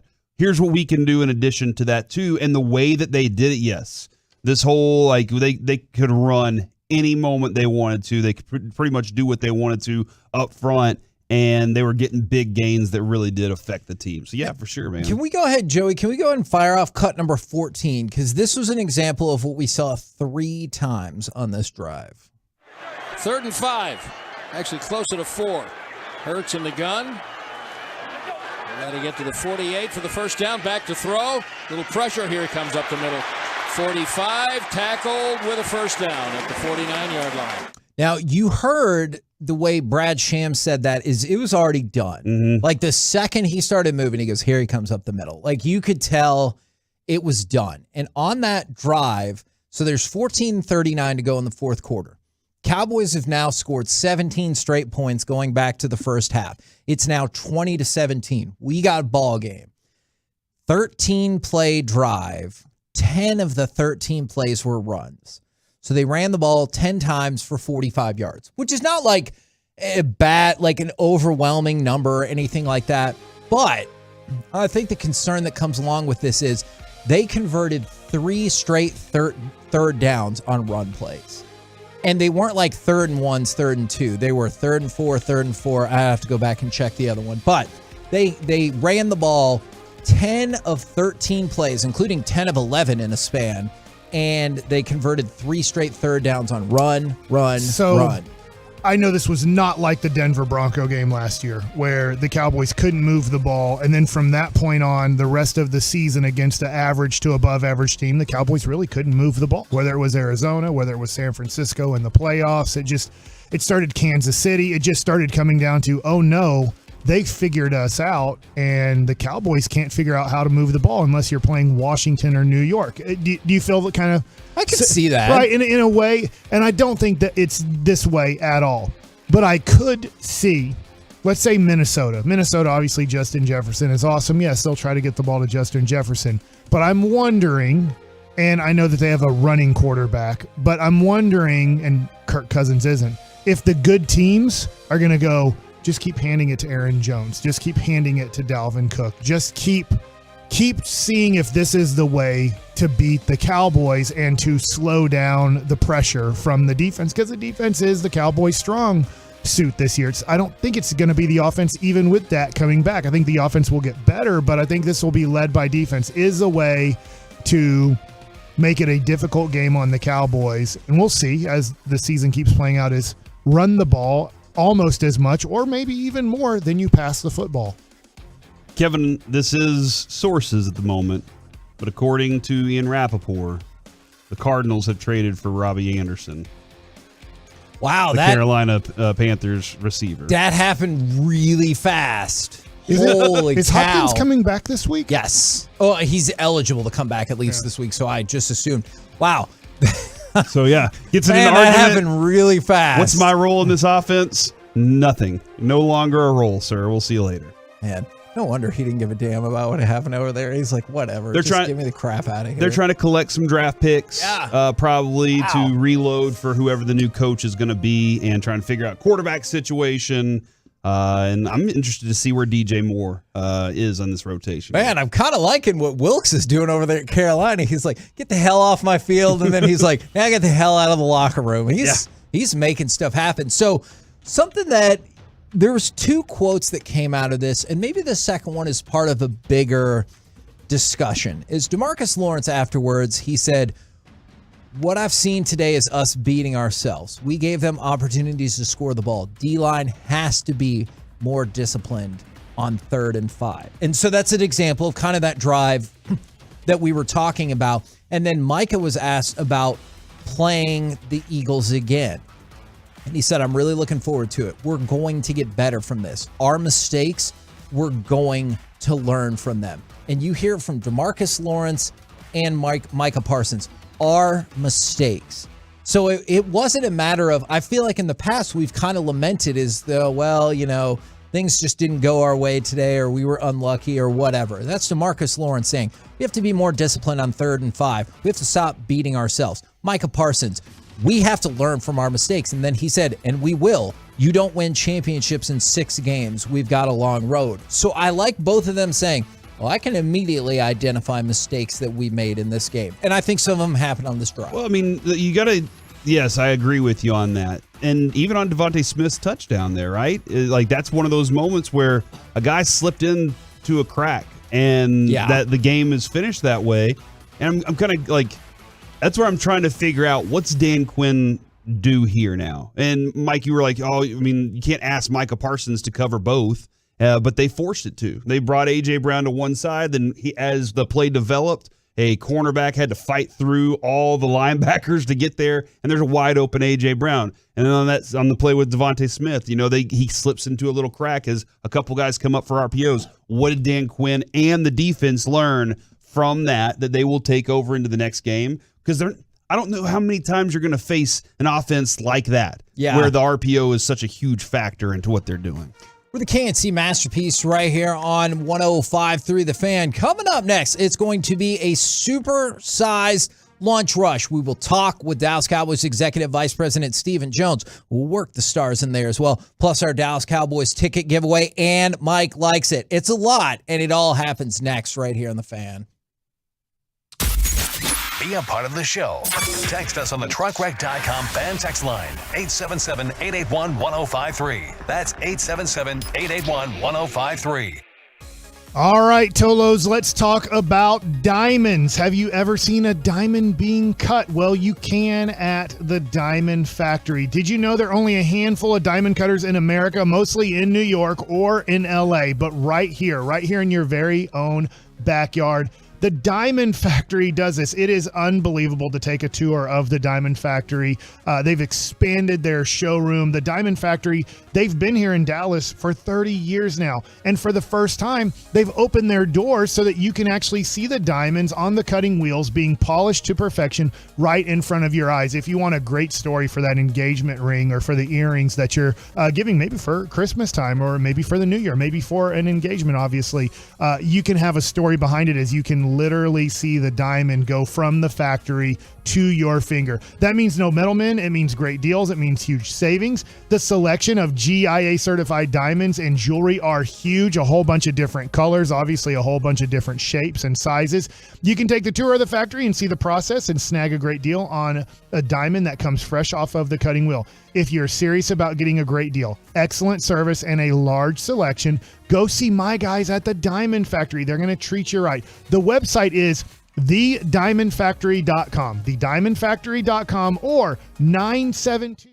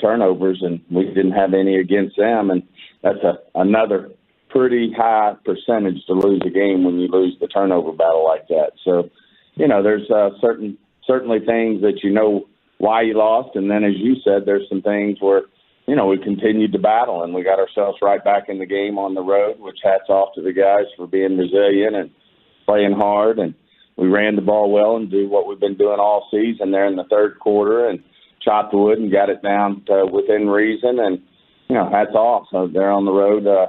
Hurts had a great drive there to start the fourth quarter. When we thought we really had the momentum and felt like we were getting our hands around it and could stop them. But they put together a drive that was certainly at the end of the day, if you add to what happened in the second quarter, why we lost the game. Steve, an interesting strategy by Philadelphia, and it really worked by sending A.J. Brown in motion and kind of running a read option with obviously Hurts and Sanders, and then making Micah Parsons an unblocked player to have to make a tough decision on, do I go after the running back, do I go after the quarterback, or do I try to stay with A.J. Brown? That seemed to work tremendously in the second quarter. They didn't run it as much in the second half. I know there's a lot here. It reminded me a lot of the way that Griffin and Morris would do DeMarcus Ware back in the day when the Redskins would run a similar situation and try to eliminate DeMarcus Ware in that way. Did you guys figure that out in the second half? Is that something that you're going to have to figure out the next time you play Philadelphia? Because that was something that we kind of haven't seen a team do to Micah Parsons. Well, there's a lot of really great coaches in the NFL, and certainly the Eagles are performing at a high level. With their read options and zone reads. And, we were expecting that. There's a lot of different things you can do off those concepts. And they did a good job of executing. So hats off. So we're going to have to continue to evolve. And, when you play in defense like we are, you're going to see a lot of different things to slow down our pass rush. And certainly you have to give the Eagles credit. They executed on 2 long drives and took advantage of the short fields when they had them. And we've just got to continue to evolve as a defense. No, we will. I think we've got the best in the business, and Coach Dan Quinn in terms of, making changes and making the things that you need to do to win a football game. And certainly as we evolve, I know he'll continue to evolve as a defense. So we've just got to stay the course here, believe in the full body of work here, believe in the process. And I still think this team has its best football ahead of it. We saw some great stuff from Cooper Rush and the winning streak. And then last night, obviously, there was the 1 rating at halftime and then some other things with the interceptions throughout the night. What do you think about what he's done throughout this period that Dak's been out? I think it's been outstanding. I mean, he stepped in and, like we said, if you told me after Dak got hurt in that first game, we'd be sitting here at 4-2, there's not many people that probably wouldn't take it and would have probably said no way in terms of looking at us sitting here at 4-2. Unfortunately, we had some bad breaks go against him. And as I said, during that second quarter, you put the ball in harm's way and they convert on some turnovers and get some short fields. And, that's a bad recipe for complimentary football. And, we put ourselves in that position. As I said, then Cooper rebounded like a pro. I thought it was, he stepped up big time with 2 big, long touchdown drives to get us right back in the game. He never flinched. And I'm glad he's on our football team. Did you say that's the last start we see as we head to the Lions then for Cooper Rush?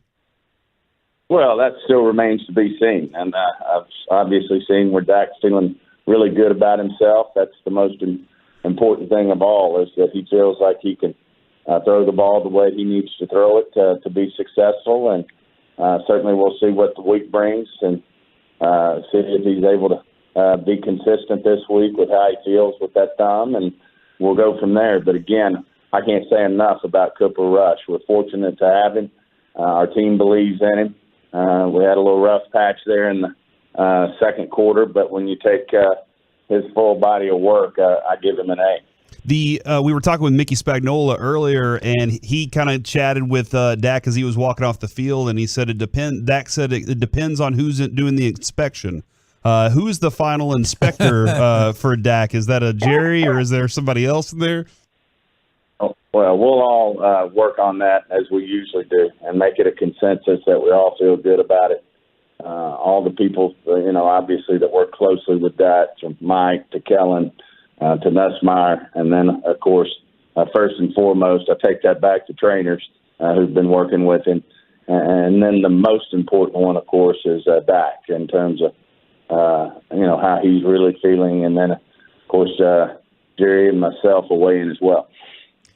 Talking with Stephen Jones right here on 105 through the Fan. Now, frustration, obviously, McCarthy expressed it on what we thought was a CeeDee Lamb first down after a hell of an effort, and then they changed the ruling to 4th and less than 1. Can you walk us through and the fans through the process of who is telling Coach McCarthy, whether they should challenge or how that replay goes up in the booth? Can you kind of walk us through the logistics of how that chain of command goes? Yeah, that's a better question for Mike. I mean, obviously that's coaching in terms of, the game management and how we work through all that. And Mike's got a great system in place. I would leave that for him. If he's answered the question, that's how it works. And certainly we're comfortable with how we're working through those things. Obviously after seeing it clearly, after we had gone for it, it was obvious there that CD made a first down. But, as we all know and you see every Sunday, there's things that, don't go for you in this league. And then there's some things that do go for you. So that's part of it. But I'll leave, the process and the mechanics of that and let Mike walk you through those things. Well, then a question that I do hope is better suited for you is something about the competition committee, where the Rams have said that they're going to pitch that roughing the quarterback should be reviewable. Have you already heard about that, or what are your general thoughts about whether or not the roughing the quarterback call should be a reviewable play? Yeah, in general, we go through this every year, and it's a very good question, and it gets a lot of great debate. Targeting, of course, which college does, they review targeting because they disqualify. We've stayed away from it because we don't disqualify the player if there is targeting, and we live with the call on the field. We just don't want to expand.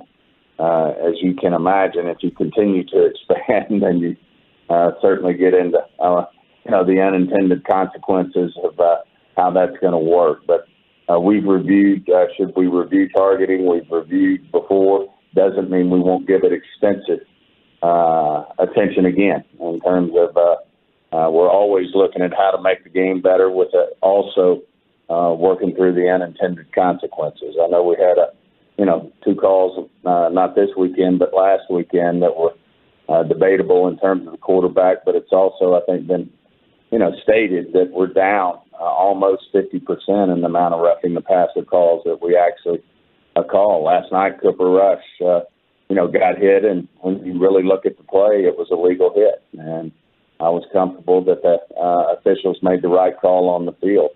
It's so bang out there when these defenders hit, and they're up there high, but in this particular case, they weren't in his head and neck area. They were in his chest, and his hands were out, and I thought the officials made the proper call. So our officials are outstanding. They're also human beings, not unlike the players playing the game.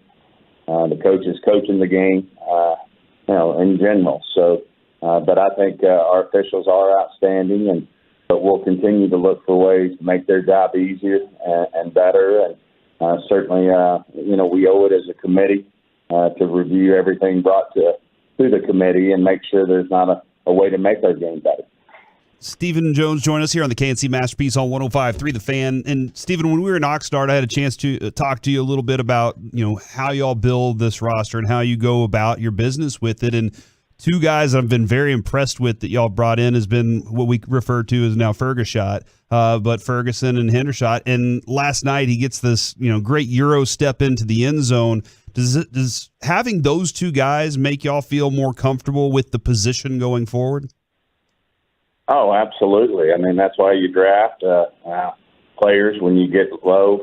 Obviously, Blake Jarwin was a guy we had high hopes for. Unfortunately, he had some really bad luck with his injury situation, where it's going to be maybe hard for him to play the game again. Don't want to speak for him, but he was a guy who was supposed to play in. I think in this league you do need 2 and 3 tight ends, and when we lost him, we knew we needed to look for tight ends in the draft, and I think our scouting department did a great job of finding some guys. We had a handful of guys that could have been guys that would have, I think, fit well on this team. But I agree with you. Hats off to him. I thought McKeon stepped up and did a nice job in Schultz's absence. So I do agree they're playing they're very competitive guys, and they're certainly playing above their rookie pay grade, if you will, in terms of what they're bringing to the table and stepping up when, of course, Dalton's working through his knee injury there. But Dalton's wanting to be out there and compete more than anybody on this team. He's always been a guy who figures out how to get out there, and he's ready to get back out there again.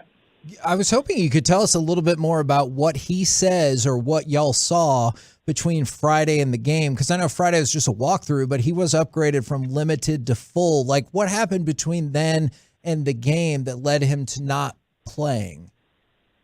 Well, Mike does his walkthrough on Fridays, and then he calls it a ramp-up. So he reverses the days, and it's worked well for us.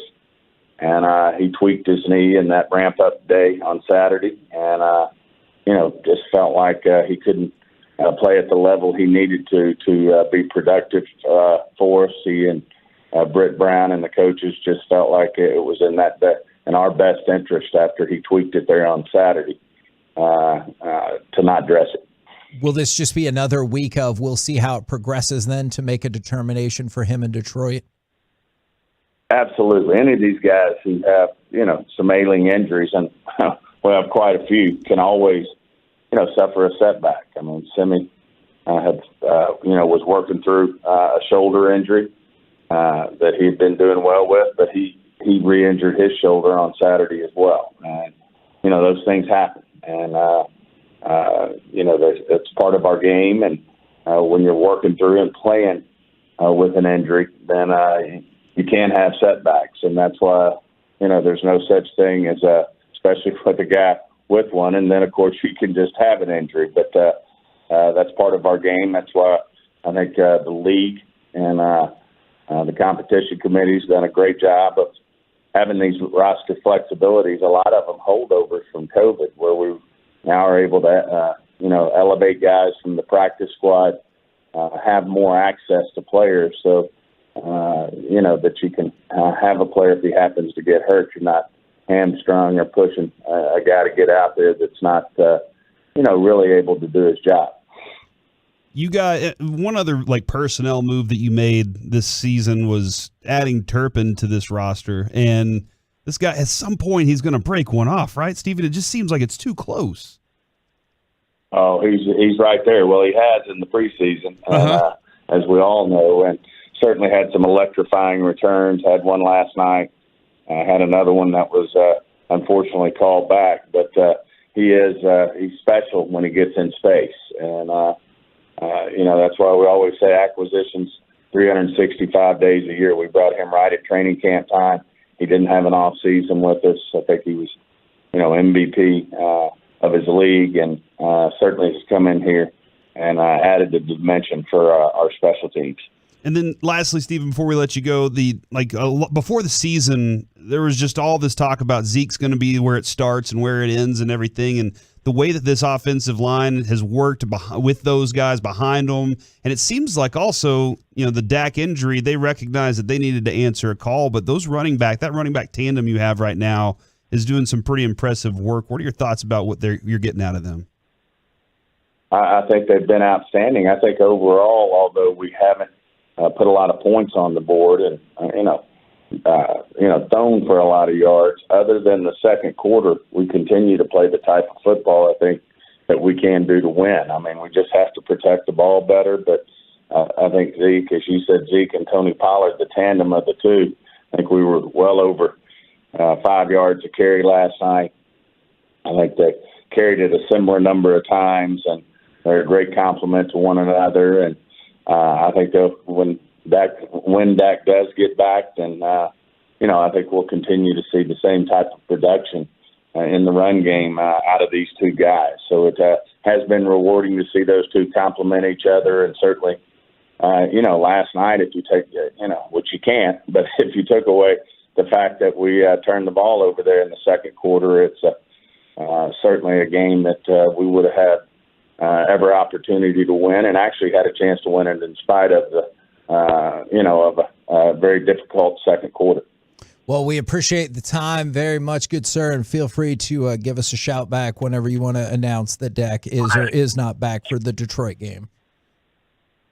Sounds great, guys. Thank you. There you go. Stephen Jones right here on 105.3 The Fan. I actually have a question for you guys about another quarterback, and I want to get to that in just one second. We asked the questions here, Kevin. Okay. Well, I have a question for you. You're part of we, so that's okay. Is it about that time? Let's give something away! Caller number 10 at 877-881-1053 will win a pair of party passes to go see the Cowboys play the Lions at AT&T Stadium on Sunday at noon, courtesy of Miller Lite. We couldn't totally convince Stephen Jones to say that Dak was going to play, but you feel like it's happening. Caller number 10 for those free tickets, 877-881-1053. We will get to Mike Likes It in just 1 second, but are you excited about this, or are you dreading this at all? Dreading it. Is the news came out over the weekend that Tua had cleared the concussion protocol and he is expected to be back for the game against the Steelers. Like, Why didn't he play on Sunday? He cleared it before the game. Yeah. So you're just giving him an extra week. I don't understand that. Like, I'm very curious about what was the decision there, because he hadn't practiced throughout the week. I guess that would make a lot of sense. Okay, we're talking about Dak and he needs a full week of practice, and you gave all the reps to Skylar Thompson. That's why you didn't just run Teddy Bridgewater out there, because Thompson had all the reps. But I am kind of like, hey, this guy cleared the protocol. So is this the week that he's? Oh man, I'm scared. Yeah, I'm dreading it. Dreading it. Is this just setting up for the Dolphins getting crushed? Because you wonder if something. If he passed the test, he passed the test. I don't. Yeah, What do you say? Like, if didn't they hire new doctors? If I'm his agent, if I'm you can't Tua, tell him he can't play, and he passed the test. Yeah, he passed all the tests. You want me to hold him out again? We're going to lose. We're not going to make the playoffs if we keep holding him out. If he does, obviously you have to hold him out if he doesn't pass the test. Do you think? Okay, let me ask you this then, because I think you're right about that, and I think that's a fair point. I'm just projecting. Unfortunately, if something bad happened, do you think it's Tua who's going to get crushed, his agent, or do you think the Dolphins? Tua. I think it's the Dolphins that are going to get crushed for how do you put this guy back on the field and everything like that. So I'm intrigued by your answer. He's going to get crushed for being injury prone. Yeah, sure. Figure out how to tuck your chin. Every other quarterback in the NFL's figured it out. Yeah, the Dolphins they're just trying to win games. They drafted this guy, haven't gotten the production out of him they've wanted all along, and they're just trying to get this guy on the field to win. And I think the fan base will be like, I'm tired of this quarter. Look at the Romo situation, Romo and Dak. We got to a point where we were like, we're done with this whole keep getting injured part. It might even happen to Dak at some point where people start getting tired of that too. Hey, dude, you're going to get hurt. How many games a year are you going to show up for? So I think it would be definitely people would say, this dude he can't stay healthy. So that's where I think that it would fall for him. Okay, he's going to come back. And then my next question for y'all is, Miami's going to get back on track, or unfortunately, it doesn't have to be a concussion, but you think at some point sooner rather than later, Tua will get hurt again? I assume he will. I mean, that's what he does in his career. It's what he did at Alabama. I mean, it wasn't like he was healthy at Alabama either. He was a guy that struggled with, I know the hip thing really took him out, but he struggled with injuries throughout his career at Alabama. So he's a guy that I always felt bad for these guys somewhat. And I played with a guy with the Washington Nationals. And there's guys, John Patterson, for example, he's from the Texas area, was drafted from Orange, Texas, and played on the Dallas Mustangs with me. Man, he had all the talent in the world, but really couldn't stay healthy to get the most out of his talent. And that's who Tua kind of is. Tua has all the talent in the world, it looks like, to be a good to great quarterback. We saw him at Alabama. We've seen him at times in the NFL, but God didn't make his body good enough to play in the NFL. So he has the talent to do it, but he doesn't have the health to do it. And there's people in their careers that are just unfortunate where you're like, gosh, if he could have stayed healthy. Well, sometimes the package all has to come together. And it looks like Tua's package is, he has the talent to be a really good NFL quarterback. Unfortunately, God didn't make his body talented enough health-wise to play in this league. It's just too physical of a sport for his body. And then one interestingly, perhaps bizarre NFL note for you. Did you see that Packers guard John Runyon Jr. got a letter from the league about being fined $5,215 for leg whipping an opponent? You might be like, yeah, well, it happens. What can you do? His dad. I saw somebody leg whip Josh Allen. Yes. Interested on that one. That is true. His dad is the vice president of football operations, and he's the one who sends the letter out there. So it's signed by his dad? Yeah, so he's the one who sent the letter to his son about getting fined $5,215. Do you think he gave him a heads up about that? Be like, hey, just set aside about $5,000. No. I would if I were you. Absolutely not. Okay. I don't think that's the case at all. Okay. But I want to know, like, what's Thanksgiving going to be like? I'd sell my dad's house if I bought it and then just say there's the money. Oh, my gosh. Really throw it in their face. Oh, by the way, real quick, Miami. Yeah. They're going to get back on track. Pittsburgh, Detroit, Chicago, Cleveland, Houston. Okay. Those are their next 5 games with a bye in there. So there's a good chance, let's just say they go 4-1 in those games. So they've 7-4, yeah. They've lost 3 in a row. I won't say they win all of them. Then the schedule does get very difficult after that, but they have a good 5-game stretch here where they could get well above 500. We're the KNC Masterpiece right here on 105 through the Fan. We got Mike Likes It coming up in just a minute, but want to talk about another team in the Metroplex that is starting off strong. Let's hear it for your Dallas Stars. Terrific results individually and for the team. Pavelski to Hintz, then Robertson, he scores! The 40-plus goal man from a year ago has his first of this season. Dallas back up by 3.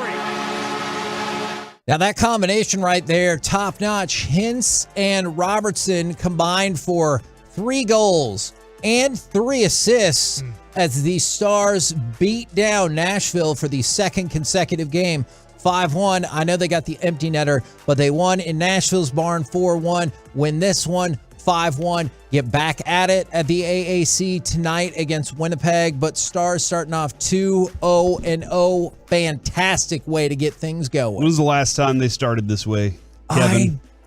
Every year. No, I don't. I feel like there's Would this have been good, like 2018. good start, Okay. bad in the middle, either figure it out in the end and barely make the playoffs and get hammered. That was 2 years ago. 2 years ago. Or have close to a good finish, but then really crap the pants and not even make the playoffs. I feel like that's the Stars' history. How did we do that 2 years ago, Kevin, whenever that happened? We all got How'd COVID. things work out? Yeah. And then they were like, your season's over. Oh, no. Dang it. Maybe next time. They made the Stanley Cup, I thought, 2 years ago. I don't know how to do years. Wouldn't 2020? Didn't we make the Stanley Cup and lose to Tampa? Yeah, I mean, yes, that Hold on. did happen. Does Mike know more about hockey than Kevin?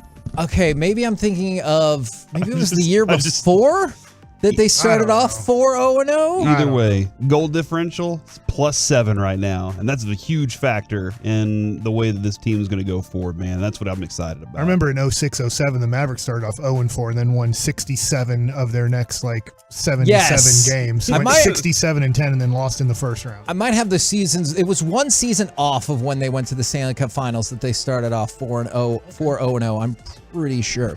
Don't ask me Stanley Cup questions. We're the KNC Masterpiece right here on 105 through the Fan. Now, how about some Mike Likes It? All right, so I have a lot of baseball here. All right, because hey, I get it, man. Football, totally get it. Even though we are a basketball state, we're not even a football state. Even though you guys want to pretend we are. Okay. All right, you want me to go down that one? Yeah. Right now. I've done this for years. You can keep doing this for a good decade now. We pretend we're a football state because we like football. Okay. more I love football. than I got what you're basketball. saying. But right now, TCU is ranked 8th in the country. Yeah. Awesome. And I know we'll do college That football game on a was so Tuesday. good. And UT is ranked 20th. That's it. The preseason poll just came out for the AP poll for basketball. Houston is ranked 3rd in the country. Baylor's ranked 5th in the country. UT is ranked 12th in the country. TCU is ranked 14th in the country. And Texas Tech is ranked 25th in the country. Over recent years, Texas Tech was in the national championship game, lost in overtime to Virginia. Baylor won the national championship. When you get to the Sweet 16, there's usually 2 teams from the state of Texas in the Sweet 16. When was the last time a team from Texas was in the playoff? Has it ever even happened? Has it since Oregon played Ohio State? Switched it to the current. When format? Oregon played Ohio State here at Texas or AT&T Stadium, no team has even made it. TCU's never made it. Baylor hasn't made it, right? I know UT and A&M haven't made it. Yeah. Hey, I love that we love football here, and we want to talk about how we're a big football state. And I get how Friday nights, they don't shut down in the Metroplex because Dallas is way bigger than small towns around the kind of outer part of our Metroplex and then around the state of Texas. But, we're fooling ourselves to say that we're really great at football. We're actually really great at basketball in this state of Texas. That's where we're developing the stars. We love football, and football is the most important, but we're not the best at it. I mean, I get what you're saying.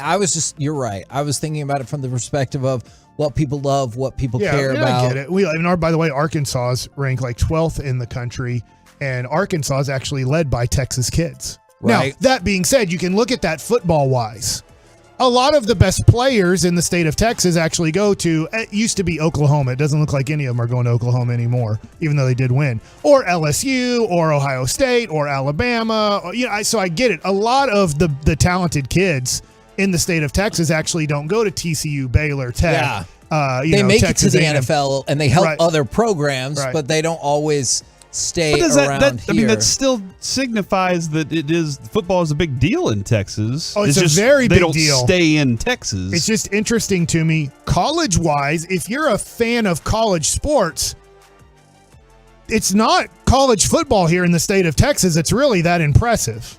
Baseball and basketball. The average blue chip recruits from Texas, 47.6. And yet no Texas schools are ever good at football. No, you're right. It's just the state produces about 47. That's the only number that's higher is Florida. It's 49.8 average per year. So that's pretty wild. And for everybody texting in right now, yes. We're working on it. Is the answer to your question. Can you hear us? Also, Mike, am I talking to nobody? No, you're definitely not talking to nobody because of the Odyssey app. But also, my question was, do I need to ask Mike for early forgiveness? Because apparently Noah was at the doctor today. Oh, no. And he waited to use the restroom until they took his diaper off on the scale. That happens. Does that happen a lot? Yeah. It happens. Okay. Who has to clean it up? The nurses. I think it'd be a funny bit if the parent had. I always feel like the mom kind of feels, oh, I'm sorry. Oh, about well, that might happen too. I'm sure the mom probably is working very hard because it's half of her poop. Huh? So that's all of the kids' poop. All right, it's not half of hers. No, you say that Noah's your blood, right? Then the stuff that comes out of Noah is also half of yours. No. Your DNA's in it. No, but none of the food. Never thought about No, that don't even think about it now. Don't let him convince you that this is a real thing. How is it not? Because the food that went into the body, all right, was broken down and turned into waste. By 50% of Jess and 50% 100% of baby Noah. Is Noah 50% of your blood? Yeah, I mean, I assume that is how it all works. I've never thought about this. See? 50%. You got to take all the 50. Whether it's a good 50 or bad 50. Okay. All right. Let's talk a little bit of baseball. Tonight, we do have a Game 5, which is really cool, as the Yankees are able to win 4-2 yesterday over the Yankees. And so at 6 p.m. tonight, you have Monday Night Football, and you also have a Game 5 in baseball, which are also really fun, very fun. Have you liked thus far? I know we're going to talk about the actual Game 5. Have you liked the format and been surprised by it bouncing out the favorites in the NL? I have, except I'll be honest, starting tomorrow night is the National League Championship Series, and you have the 5 seed versus the 6 seed. And with that, you're kind of like, dang it, because my brain was built to that this is going to be, can you hear me? There we go. Okay. My brain was built to, it's going to be the Dodgers, the Braves, or the Mets. Those are by far the 3 best teams in the National League. Yep. So it's okay, because I'm going to go to this. Is this where Bryce Harper starts getting all the real love? Now, I know he won the MVP last year, and he got hurt this year. He missed 50% of the season. So he had 18 home runs. I know you can't do this, but you'd say he'd probably been more mid-30s home run wise if he was healthy for the year.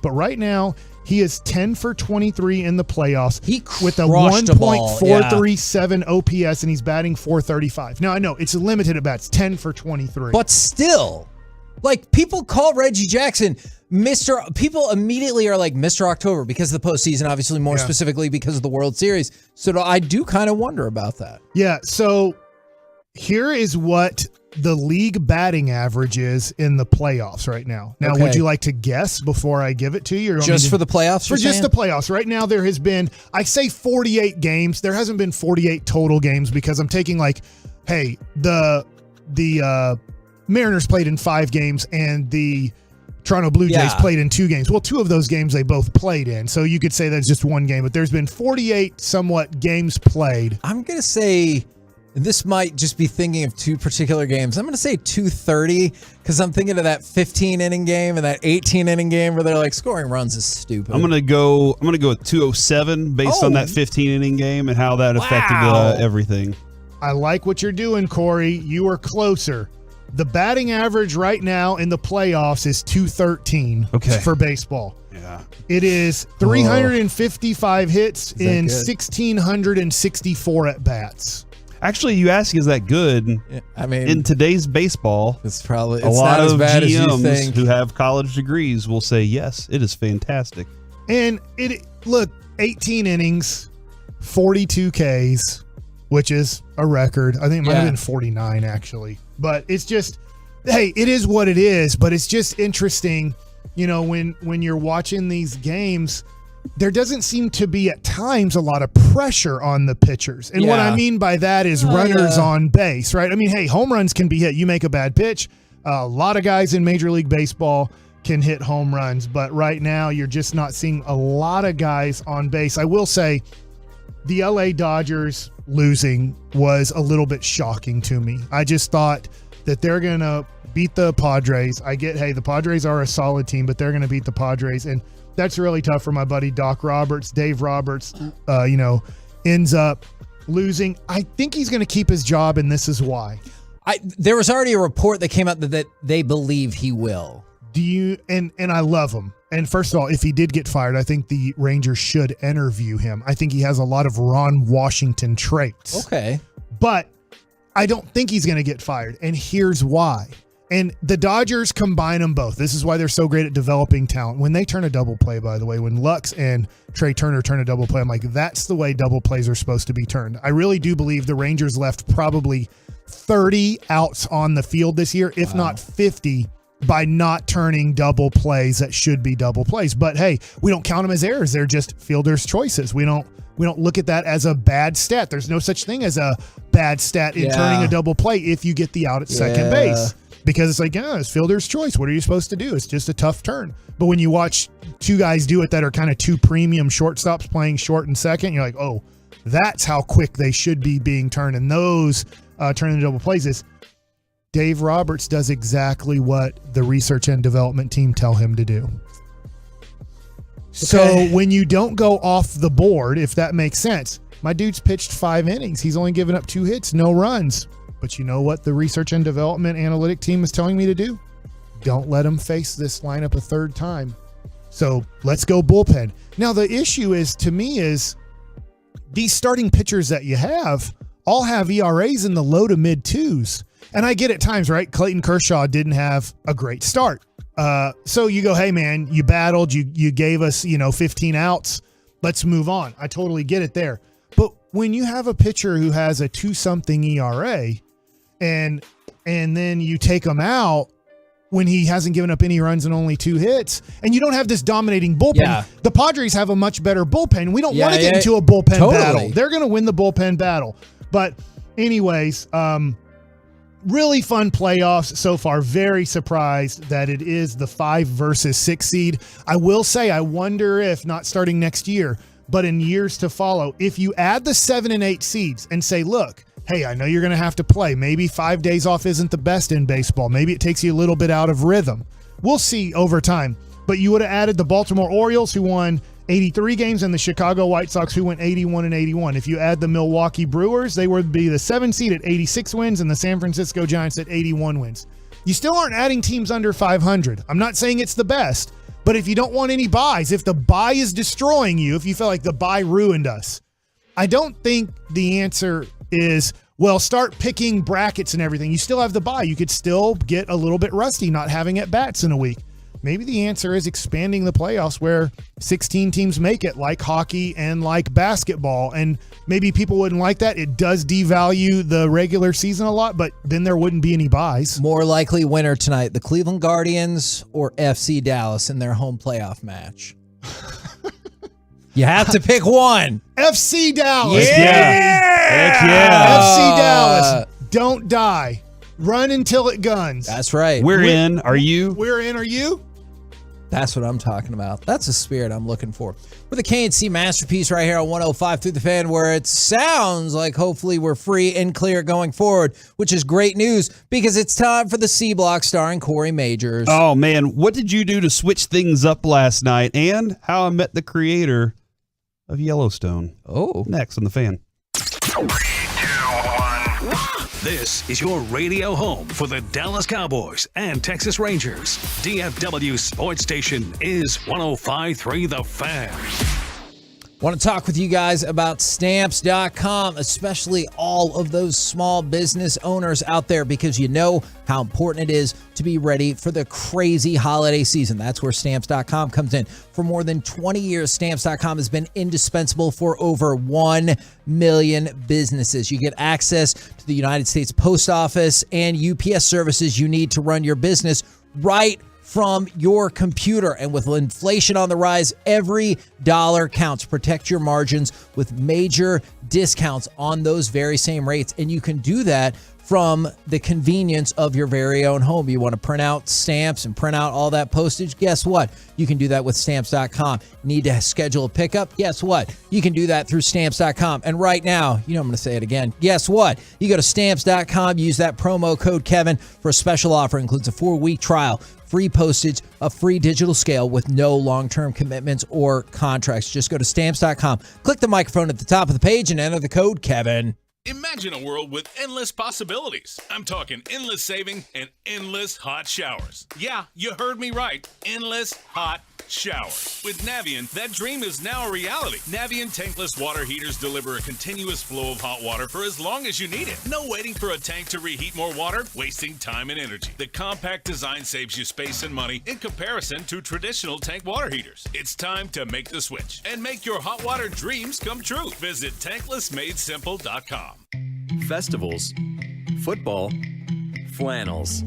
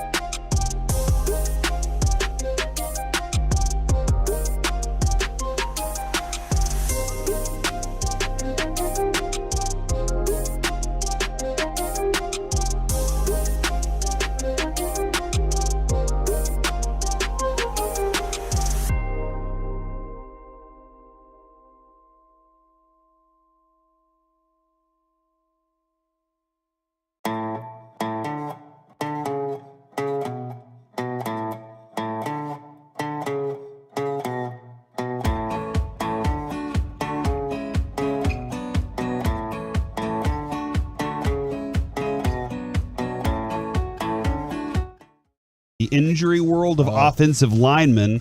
I think this is kind of massive for the Rams specifically because they've had so many problems already. But Plano's own Joe Noteboom. From Plano Senior. Tore his Achilles on Sunday, out for the season. No. That stinks for him. And Justin Pugh, who I believe that's Coppell, is out for he was the KNC Masterpiece Zone. We had him on whenever he was getting pre-draft. Or West? Yeah, something like that. But Justin Pugh looks like he's going to be down for the season. He had a knee injury. So they're actually, I'm sorry, let me confirm this. The sources are saying they fear that he is done for the season. So there you go. Huh. So, man, yeah, that's. I was thinking of a different Pugh. I don't know if he's from here. All right, Justin Pugh out, and then like I said, Noteboom from Plano for the Rams. Why do you say Plano Senior? I know that people say that, but you have Plano West, you have Plano East, and Plano. Plano Senior, PS, HS. But juniors go there too. But it's because it's Plano Senior High. And so that's just what people will call it, as Plano Senior. Yeah, you only have it's just weird to me. juniors and seniors there. You don't have the freshmen and sophomores there because Avery's over in a different, like a middle, like another one.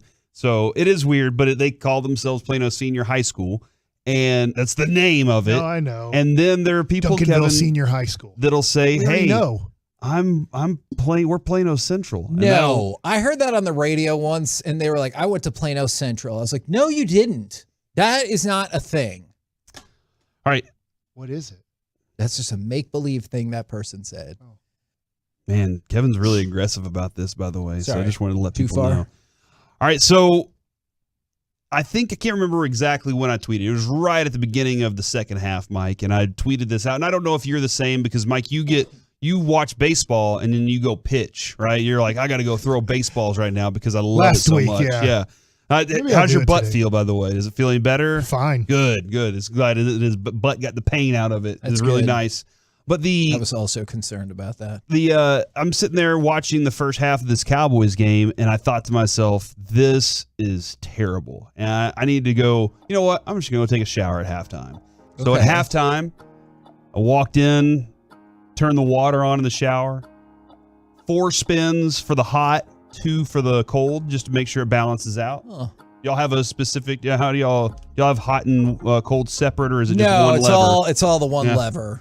And you got to get it like just right. But not everyone's spot's the same. Except for my wife. Yeah, my wife's spot is hot. It's just like, get it as boiling as you can and just pour it all over me. And I'm like, I can't handle that. I don't. So I tweeted out that I had to take a shower to cleanse myself of that first half. Okay. The stank that was all there. Sure. Somebody was like, man, that must have been a great shower, because that was a very, very bad first half. Yeah. 877-881-1053.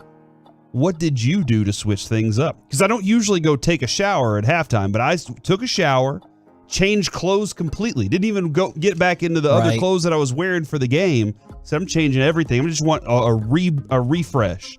And then things started to like turn around for the Cowboys, and I was like, whoa, did I do the right thing here? And I tweeted that out, and I started getting lots of replies on this. Lots of people took showers at halftime last night. So as well as other stuff. I moved where Noah was sleeping. He went from the boppy, if you know, kind of the little pillow. I love the boppy. Yeah, it's awesome. To his flatbed. We also have it's almost like a bassinet, but it's, more foamy and everything that you can like move out and about around the house. And so we're like, all right, Boppy, you're out. Flatbed, you're in. Okay. And then so you moved to where he was. So is that your typical spot? And you were letting the baby sit in it to start the game? No, he still came back to the couch. We just had to get rid of the boppy from the couch and move the flatbed into the couch. No problem. So you just moved some things for him. He was kind of mad for a moment, but then the Cowboys scored, and he's like, it's going to be okay. Do you have the same spot every week? Yes. Even though they've lost 2 games? Yeah. It's not a lucky spot at this point. No, I'm just a creature of habit. Clearly a bad spot. No, that's fair. I gotta figure out what I'm gonna do, because I sit in the same spot too, because that's my spot. That's my spot on the couch though, so it's more than anything else. Man, lots of texts coming in here. My wife took off her Chiefs shirt and put on a Cowboys shirt at the halftime. Why was she wearing a Chiefs Maybe she's shirt? a Chiefs fan. And she likes watching winners. She was like, you know what, for you, they lost. No, it's not. I'm going to wear this sexy Cowboys shirt, or just a regular Cowboys shirt. But anytime you wear a Cowboys shirt, you're automatically sexier. How much sexier? 100%. 100%? Oh, yeah, 100% sexier every time. You like your wife better in navy lingerie than red lingerie? Oh, my God, please don't answer As long as it that has question. 2 stars on it, you know what I mean? Like on the side of a helmet. Instead of arrowheads? Yeah, absolutely. Your thoughts, Kevin? I have no thoughts on that.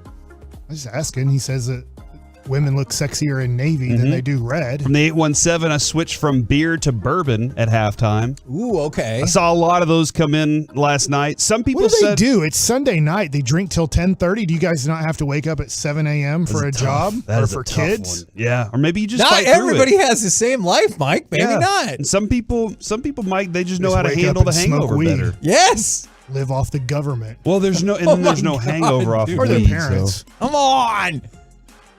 I took a shower and stayed showering while the Cowboys came back. What? Now that's a good approach. Like, do you get in the shower? That's a long shower. Do you also have a TV in That's there? a shower of my 14-year-old right there.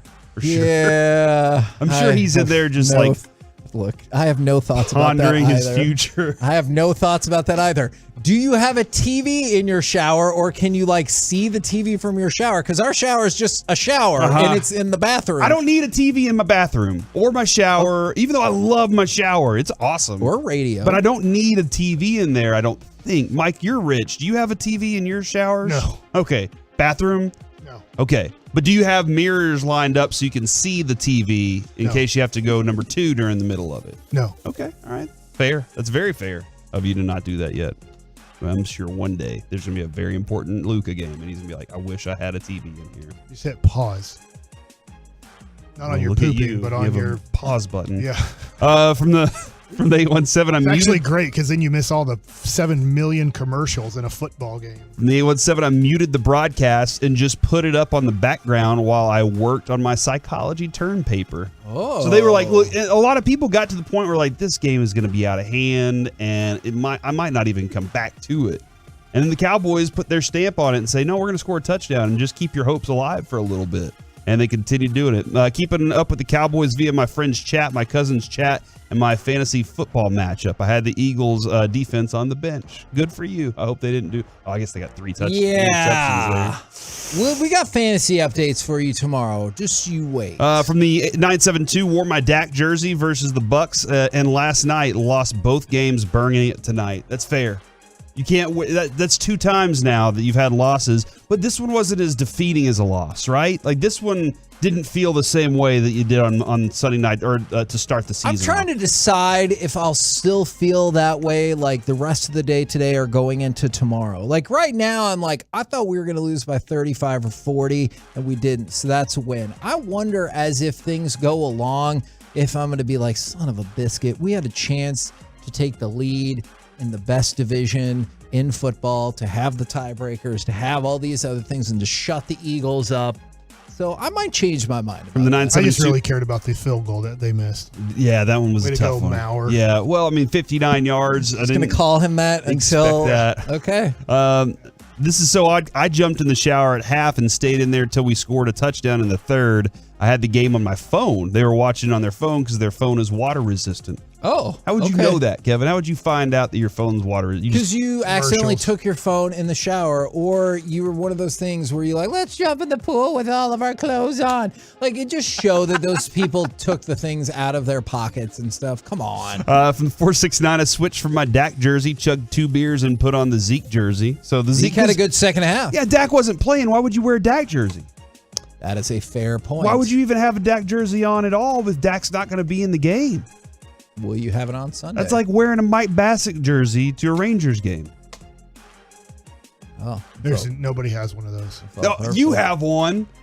I guess I do, yeah. You actually, didn't you give us a Mike Bassett jersey to auction off once or something like that? Maybe. That was just for your personal use.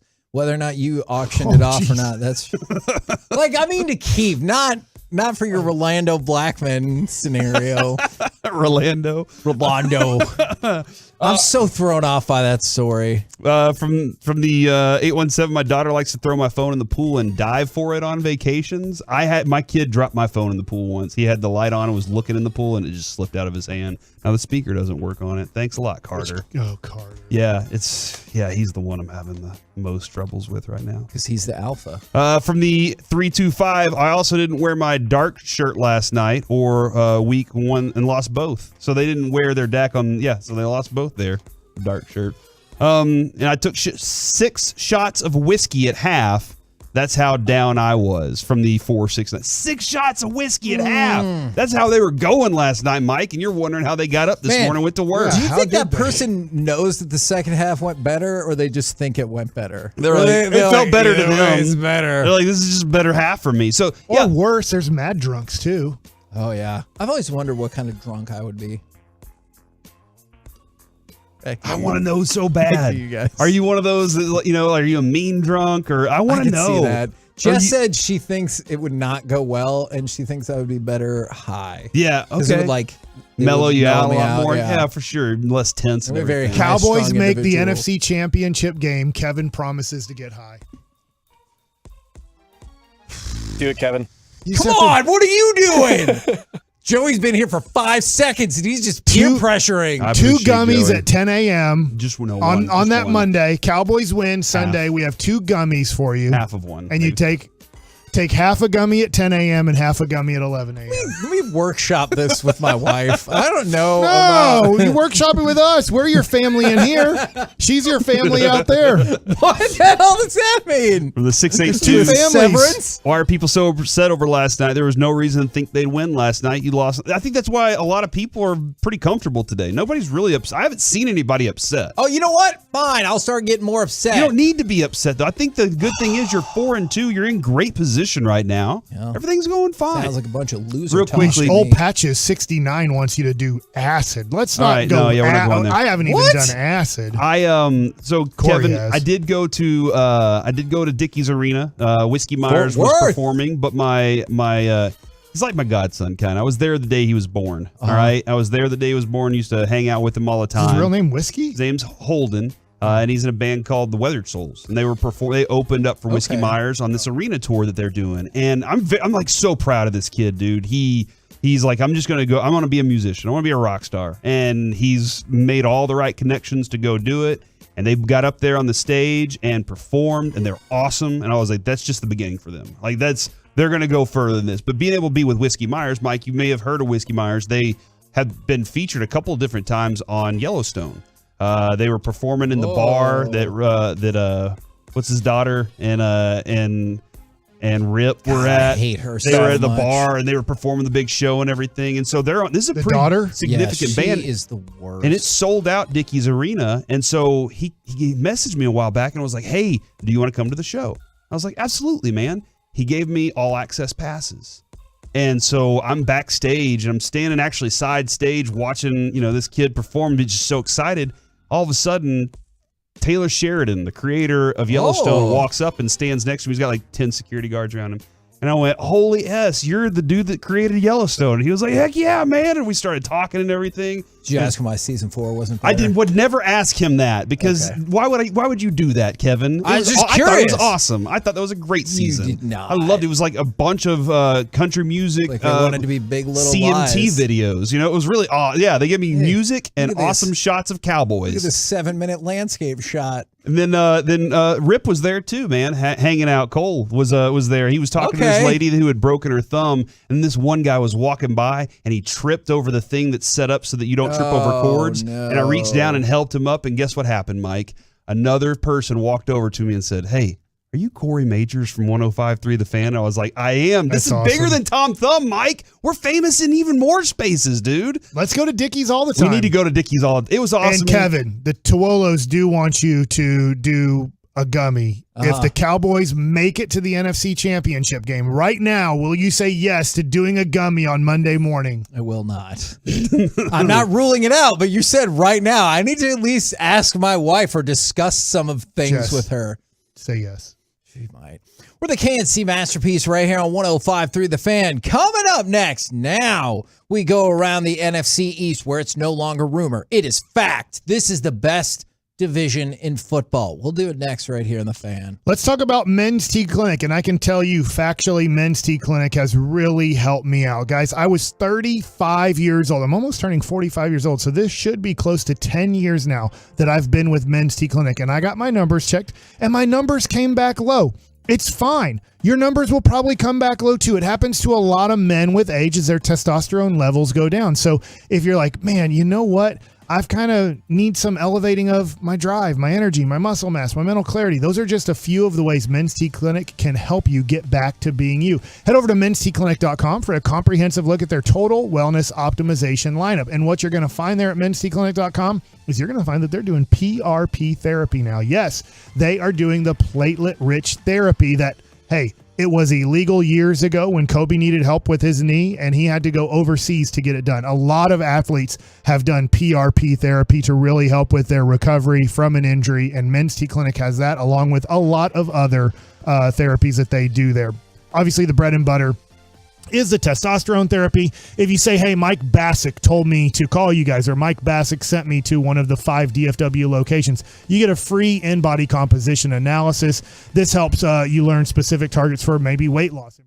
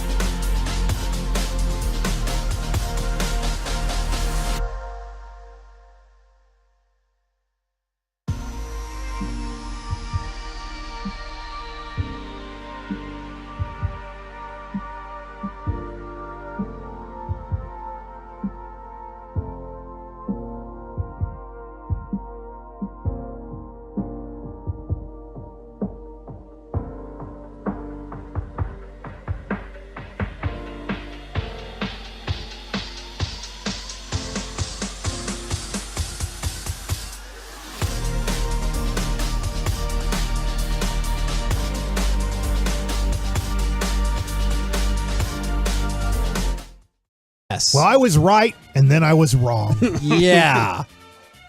Definitely wrong. They have won 3 in a row. Jeez, Okay, man. and so the NFC East has the best record in non-divisional games in the NFL. In fact, they're one of only 2 divisions that even has a winning record. I believe I want to say they're 13-5 in non-division games, maybe 13-3, and the AFC East is 12-6. That's it. Every other team has a 500 or worse record in non-division games. Plus, the NFC East has the best combined record. Plus, they have the most playoff teams. Plus, whatever the hell, and the only undefeated team. This is the best division in all of football. Yeah, but it looks like the AFC North has the most points scored. That's great. How many above 500 teams do they have? 2. But that's because I think those teams have played against each other, Kevin, a lot. The Cowboys have played the Giants and the Eagles. Yeah, this is tough, And man. no, they don't. They have 0 teams above 500. Oh, you said at or above. I said above. You said at or above. That's 2 that are at. Anything can happen in an NFL game. I totally get it. You can lose to somebody. You can beat a team that you're not supposed to beat. But there's a good chance that, I know halfway point's a little bit tough because it's 17 games now. But there's a good chance that it's 8-0, 7-1, and 6-2. When you look at the next 2 weeks of games that all these teams have, and I guess somehow the Giants are underdogs going to Jacksonville and those fart knockers that have ruined my card collection. So weird. Thanks a lot. Do you want to start with the Eagles, Commanders, the Giants? Well, who's the best? The best is the Eagles. Well, that's how we do it. We have a drop of that forever, Joey. Right of now. Kevin saying that right now. That is amazing, too. You did say it. You decide for yourself if that's a wise drop to set aside. Is Darius Slay it definitely is. Gifted a football to Meek Mill after the interception versus the Cowboys? Were you impressed that Meek Mill was there, or that this transaction took place, or were you just like, F the Eagles? And I keep thinking about how people are not mad See who else was there? Bradley Cooper? No, did it change your vote? It did not. It did change Sean's. He's voting Republican now. Oh, my God. Oh, Joe He Biden? tweeted it out. Did it really? He said he's a Republican Are they now. 'cause of from that. like around that area? Anyways, so that was a thing that happened. They are, because I think that's where Joe Biden was a lifeguard and grew up in different areas. Now, it was a star-studded event last night, man. It was a huge game. The Eagles, we talked about this in Cowboys win because Cowboys lose, because this is the 5th of their 6 games where the Eagles have now scored at least 17 points in the second quarter. And I got to tell you, when the first quarter ended and they were right on the doorstep of scoring a touchdown, I was like, oh, crap. This is going to be another one of those quarters. And it was. And by the way, yes, that is where they're from. Just like when the Bushes are out of Texas Rangers something or other. Yes, they're from Yeah, but the there. Bushes owned the Rangers for a little while. Like they bought the team. So you're not happy Jill Biden was chanting Eagles? I actually don't like that at all. Well, that's where they're from. Neither did the Aren't they from fans. Delaware? Which Delaware's really close. It's not like, what, they rooting for the Bluefish or whatever they're called in A-ball? Blue Hens? Yeah. The Bluefish. So you knew it was Delaware Blue, but you're like, the rest of it I can't be I bothered don't to know. learn. The A-ball team. It used to be the A-ball team of the Royals when I played. Fair enough. Yeah, that was going to be the answer. Played baseball in Delaware? You can do stuff in Delaware. Yeah, all those little small Probably. cities have minor league teams, except baseball's really smart. They're trying to take away all those little cities teams, so they really fall in love with baseball. All right. The best way to do it. We're still with the Eagles. Is they have scored 112 points in the second quarter this year. That is the most points scored by any team in a specific quarter in the first 6 games of the season since the 1950 Los Angeles Rams. Wow. Or I guess I shouldn't say Los Angeles. Were they? Yeah, they were probably the Rams. Let's Thanks just a lot, say. Dante Fowler. Do you blame all of that on him? I mean, 'cause part he of it's started fair. the scoring in the second quarter. We could have just had a field goal in the first quarter, but he had to jump off sides. Yep. You can also blame C.J. Gardner-Johnson, who had his first ever career 2-interception game. You guys want to go from there to the Commanders, the Giants, or the Cowboys? Who's in second, Corey? Dave's and company. Now, And who's better? the Cowboys. We beat the Giants. I don't know about that. Hold on. Right now, they play again this weekend. Who are you picking? Who's better, the Bucks or the Cowboys? they play this weekend. Dak's back. I'll probably take the Cowboys. Okay, because I'm presuming Dak's that was back. before Tom Brady quit showing up to practice. Yeah. I guess it wasn't before he started yelling at people because he always does that. It's passion. Is Kayvon Thibodeau the last couple of weeks he has had big plays in big moments. He had a batted pass that helped seal the game against Green Bay last week, and then this week he seals the game with that strip sack. So Kayvon Thibodeau coming on fast, having a couple of huge weeks, and then obviously for the Ravens, Lamar Jackson, that was a very painful pair of turnovers that dropped them right there. A couple of notes about the Ravens in that game and what the Giants were able to do is Lamar Jackson had been undefeated against NFC teams. That's now his whole career 12-0. Wow, second longest start in football history against the opposite conference. And then the Ravens also hadn't been held scoreless all first quarter throughout the season, and that came to an end as well. I can't believe they beat the Packers and the Ravens, and you thought those were going to be 2 losses, and now they get the Jaguars, Seahawks, Texans, and Lions coming up, and then the Cowboys. So there's a good chance we get to Thanksgiving and they are 9-1. And I think the other, I know Barkley's playing a pretty impressive game. It looked like I was like, oh crap, he hurt his shoulder. He's done for a little bit. But Daniel Jones has actually been playing good quarterbacking. That's the weird thing to see throughout this whole process.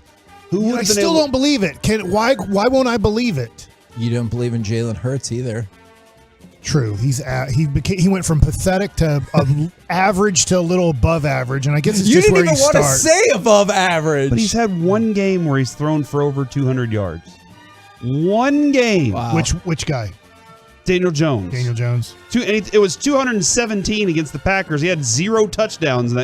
He's had, Kevin, 3 games where he's thrown 0 touchdowns, but he's playing good quarterbacking. The craziest thing is Jacksonville's favored this week.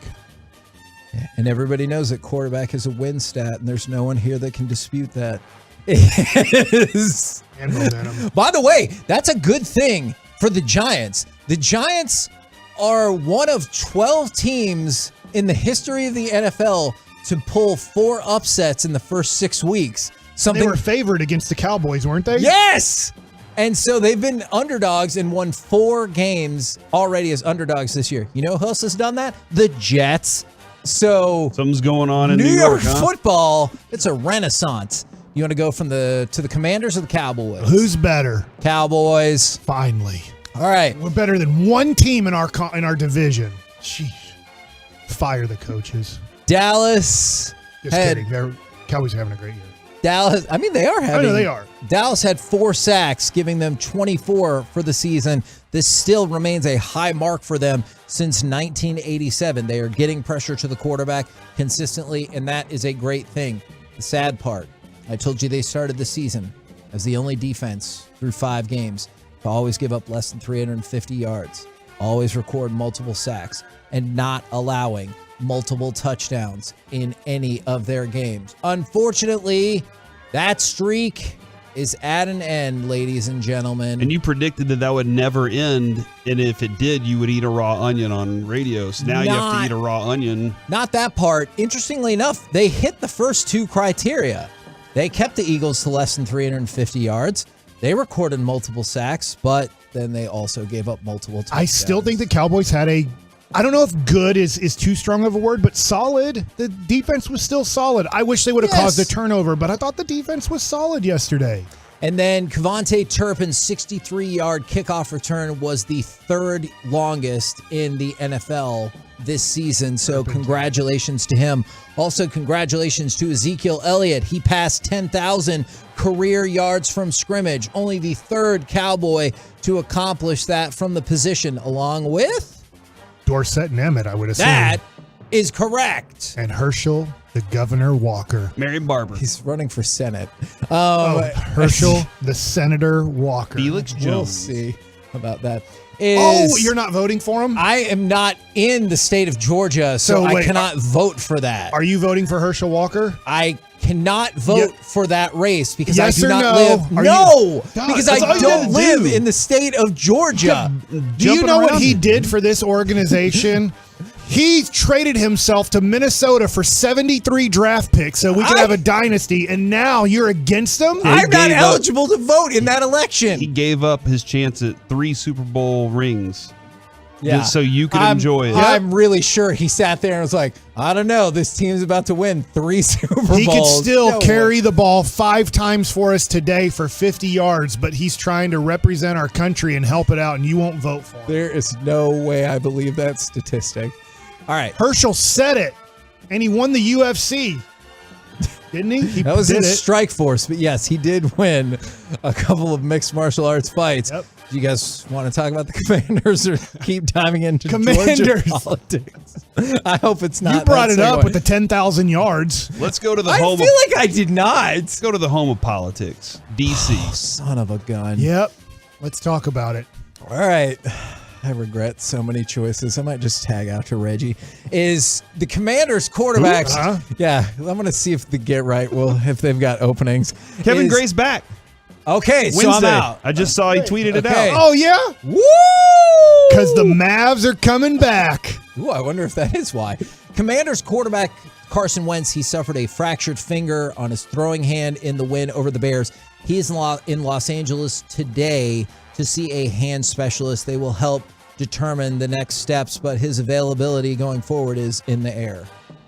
So did you say hand or head? Hand. Yeah, hopefully, unlike one of his specialist. passes, it's not going to get picked off. And Ever since he got hurt, he needs a head specialist. I think you're probably right about that. That could be an interesting job. Also happening tomorrow, the NFL owners are meeting in Manhattan. The agenda, kind of boring. However, there is time for a closed session, which happens at 4:40 p.m. The thought is, in the closed session, they will talk about Daniel Snyder, and perhaps we'll see if anything goes anywhere. That's not official, but there's a lot of people who are like, hey, no one else is allowed in there except for one representative for every single team. If they're going to boot somebody, this is where they're going to be like, hey, maybe we should do it. Will Jerry be there? Yeah, who do you think the person is, the representative for I guess Cowboys? I would assume it's Charlotte? Jerry, but he'll be on with Sean RJ tomorrow morning. They can ask him that. You think it's Charlotte? I still think it's Jerry. What about Steven? I would still say it's Jerry. What about Jerry Jr.? No, Jerry Sr. Dak? They should put it on television. Dude, how awesome would it be if the quarterbacks were always the representative of the owners? Hey, in case you missed it, probably starting tonight, I'll be on the Get Right. Maybe Reggie can just be on the KNC Masterpiece. I bet Reggie comes back soon. We're the KNC Masterpiece. You get on your kid's sleep schedule that way. That is a great point. He's like, you know what? You just got home. It is time for me to be awake. Coming up next, he loves you. Let's chit chat with those fellas from the G-Bag Nation right here on 105.3 The Fan. Watch the latest videos from your favorite fan hosts and listen to exclusive podcasts at 1053thefan.com. Hey there, folks. Hey, buddy.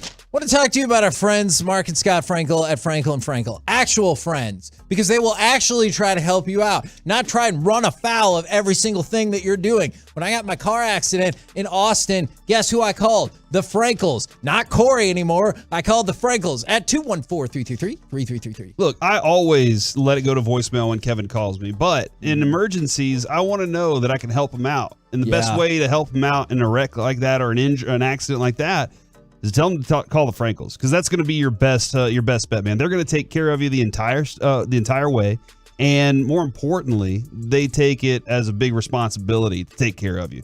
And if it's a family member that's been in this kind of situation too, you want to make sure you have the best representation possible, and they get you the compensation you deserve, and that's what the Frankels do. So if you go through that incident or accident and it's not your fault, next steps, go to truckwreck.com or pick up the phone. Call the Frankels at 214-333-3333, Principal Office, Dallas, Texas. I'm Michael Jenkins, helping you beat the books with BetQL. It's always tough to handicap an elimination game in baseball, so why not give a look to the ice tonight for your best bet? The Maple Leafs are hosting Arizona, and while Toronto is off to a 2-1 start on the season, their offense isn't quite in high gear yet. These teams always seem to play it close, and the under is 8-2-1 in their last 11 matchups. The BetQL model loves the trend, and the 5-star play of the day is the under between Toronto and Arizona.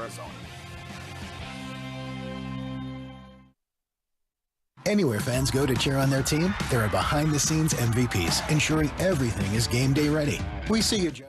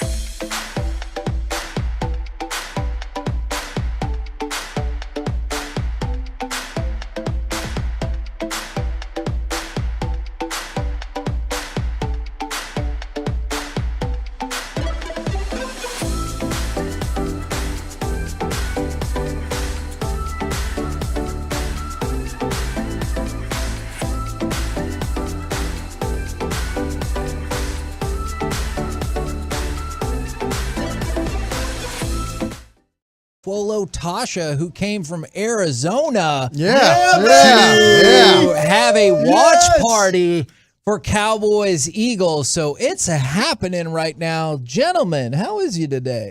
Terrific. Hagee, how are you? I'm pretty good. I'm trying to figure out if I need to be more angry about the loss yesterday, because I spent most of the second half being like, man, I thought we were going to get our doors blown off, and now we're back in the game versus we just lost to the Eagles, and that sucks. Like, should we be angrier, or are you angry today? I don't think I'm angry. A little unfortunate that you lose. It was exciting they had a chance to win, but you're 4-2. You won 4 or 5 games without Dak. It's a good deal. I think everything is sure. The Eagles fans are annoying, and they're trying to bait you into getting mad and yelling at them so they can try to dunk on you or whatever. But no, this is fine. There's no reason to believe the Cowboys couldn't beat the Eagles in a playoff game. And that's what's important. The more important thing is getting Dak back and seeing how much better this offense is going to be. Found a way to the quarterback didn't kill you in this game, as far as their quarterback didn't kill you. Your quarterback played not his best game. I think it really started with him with some of the poor decisions. They had 3rd and 2. They had the read option stuff. If he pulls that ball, it's a 7-yard gain. Yep. Some of the decision making early in that game really affected how he played. But the fact that you were 4-1 with him as your quarterback, and you're still in this thing, still in the hunt, you're not 0-6 or something bad like that. No, you shouldn't be too disappointed with what happened yesterday. Can I ask a question? And you don't have to answer it now. You can tease it for later if you have this answer and you want to tease it for your show. Is it easy to stop the Jalen Hurts fake handoff to Miles Sanders, A.J. Brown in motion? Like, is that something that after it's done to you in one game, you can, as a defensive coordinator, say, hey, from now on, we're lining up this way, so we'll have 2 guys over there at all times, so it's not one guy trying to cover 3 guys. Yeah, 240, I'm going to get into the film breakdown. I saw the all-22.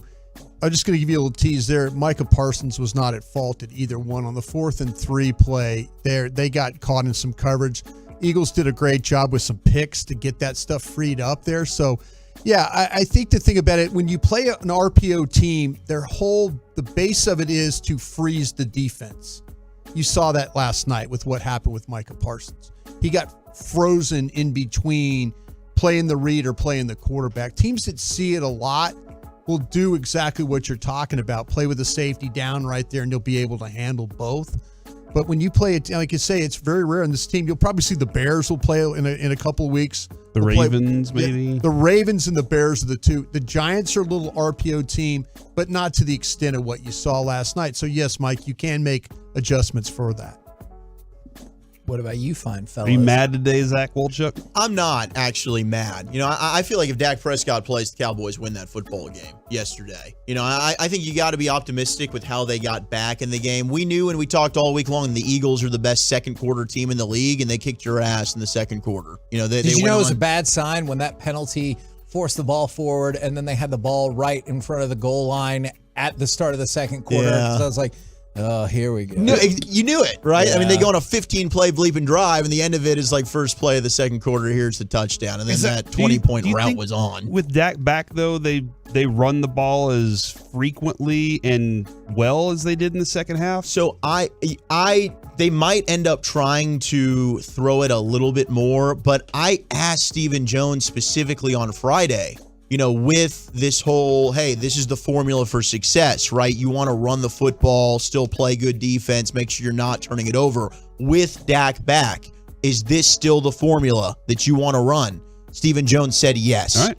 So let's see if that's, and Dak's proven he's successful with this. So I hope that does continue. You can open up the offense a little bit more with Dak because you believe in him. But there's no need to go spread, shotgun. Let's try and be the Chiefs and the Bills because that's not what really works for you.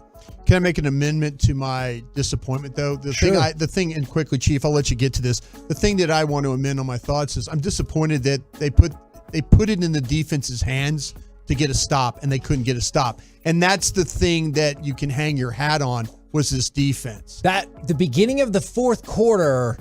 Is that the template of any concern that you have about this defense? Is they fundamentally broke them down on the run and converted on 3 straight third downs via a run every single time?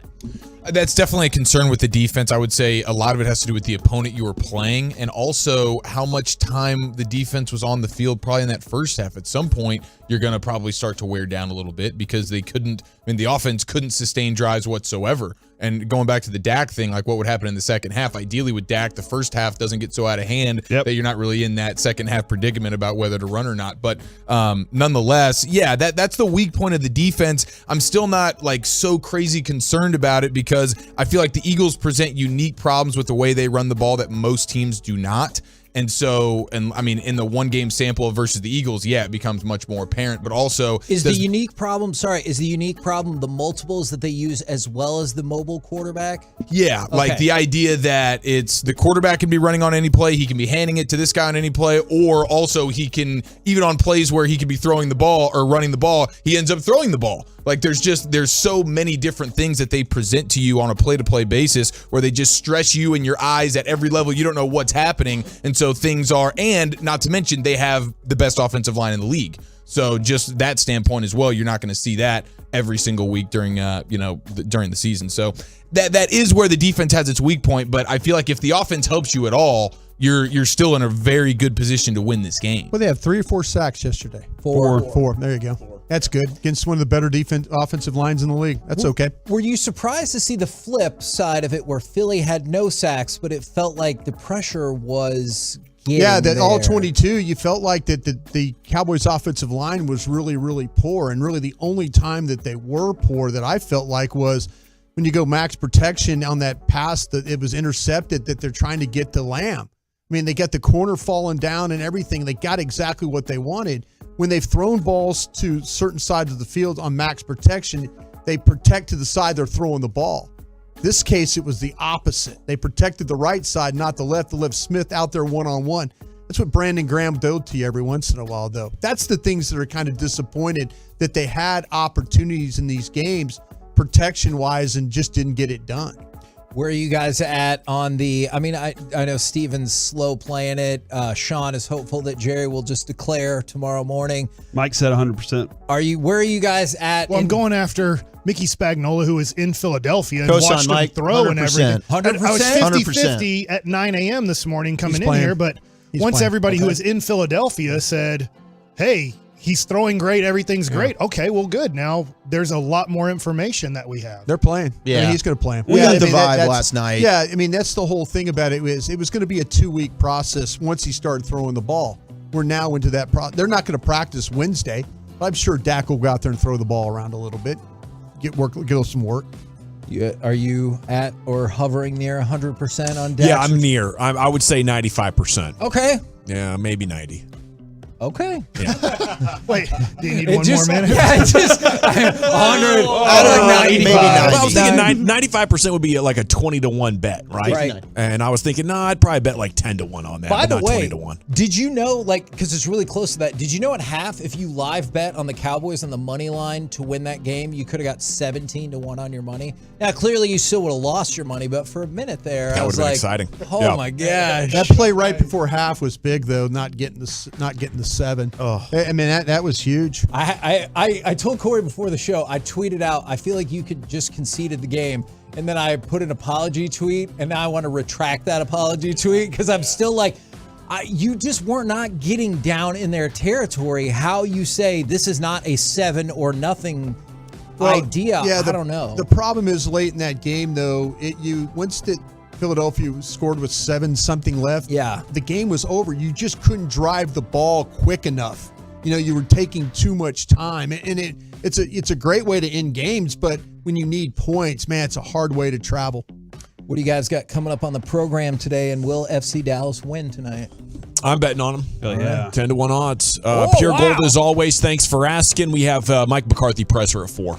All right, roll home with the G-Bag Nation. We have been the KNC Masterpiece. Make your way back with us tomorrow, 10 a.m. to 2 p.m. right here on 105.3 The Fan. Spell rhythm, Kevin.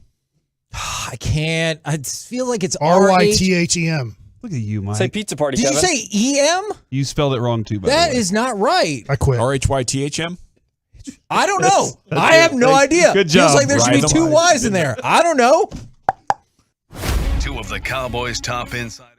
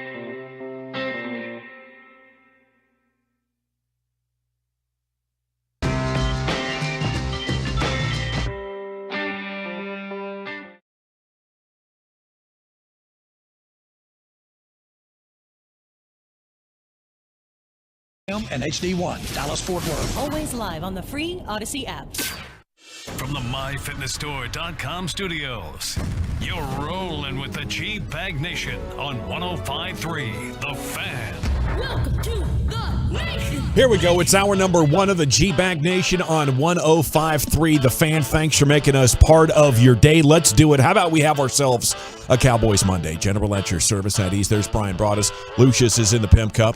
You have, of course, Wolchuk and Chiafalo. Carter Freeman back there coordinating your video. Does he have another day off? I think he was in New Orleans and Cincinnati yesterday. Yeah. Single life, baby. He's getting turned with the boys. Wow. Okay. Win the party, baby. Let's go. Top takeaways from the loss. The truckwreck.com fan text is open. The Twitch chat, the YouTube chat. We want to hear from you. Top takeaway, Sirianni's a douche. Ooh, cosign. Leave you, Sirianni. He's now amongst the most hated Cowboys rivals of all time. I can't stand that guy. I think that's what happened. I mean, he got owned twice last year, so it's his first win against the Cowboys, which is, in Philadelphia equivalent to like winning 5 Super Bowls. Can't expect someone to act like they've been there before when they just haven't been there before, No, they haven't. But it's a good football team there, and congratulations to the Eagles for putting this thing together once again. I think that is a legitimate takeaway, like how good they have become at team building, how good Howie Roseman and his scouts are that you could build a team that good with a quarterback who's maybe not that good still. But dang it, they beat you everywhere. Their secondary is good. Their defensive line is good. Their offensive line was so good. 2 guys left, and they still ran it 11 times right down your throat in the fourth quarter. They have 2 good receivers now. I think they have 1.5 good tight ends. So really good roster, and it's going to be a fight here with the Eagles for the time being for who is the best team in the NFC East. It's at least a 2-team fight. Maybe it's a 3-team fight with these Giants winning again. Gosh, that was shocking. Giants, huh? Well, that was Lamar Jackson. What the hell are you doing? Dude, when he throws an interception, just one of these, oh, please God save me ones. YOLO ball. And the guy that's waiting for it is this big fullback who looks like a guard. He's shaped insanely round. Number 42, Ricardo, is waiting. I'm like, oh no, it wasn't even Mark Andrews that you were going to risk it all for. I was feeling great. They're up Ricardo. 20-10. I took the Ravens to cover, and then all of a sudden Lamar pooped on himself. Yeah, that was brutal. The second time in his career. Yeah. That was an incredible weekend of upsets, though. The entertainment value was through the roof, including the Cowboys game. And as we went to half, I didn't think it was going to be, but that second half was a whole lot of fun, right up until Cooper Rush got earholed and the ball came up short of a CD Lamb. I was like, holy cow, are we in for a historic comeback here? Wasn't meant to be. But, Brian, I know you've watched the film. I have. I know you have a full batch of takeaways. A question for you.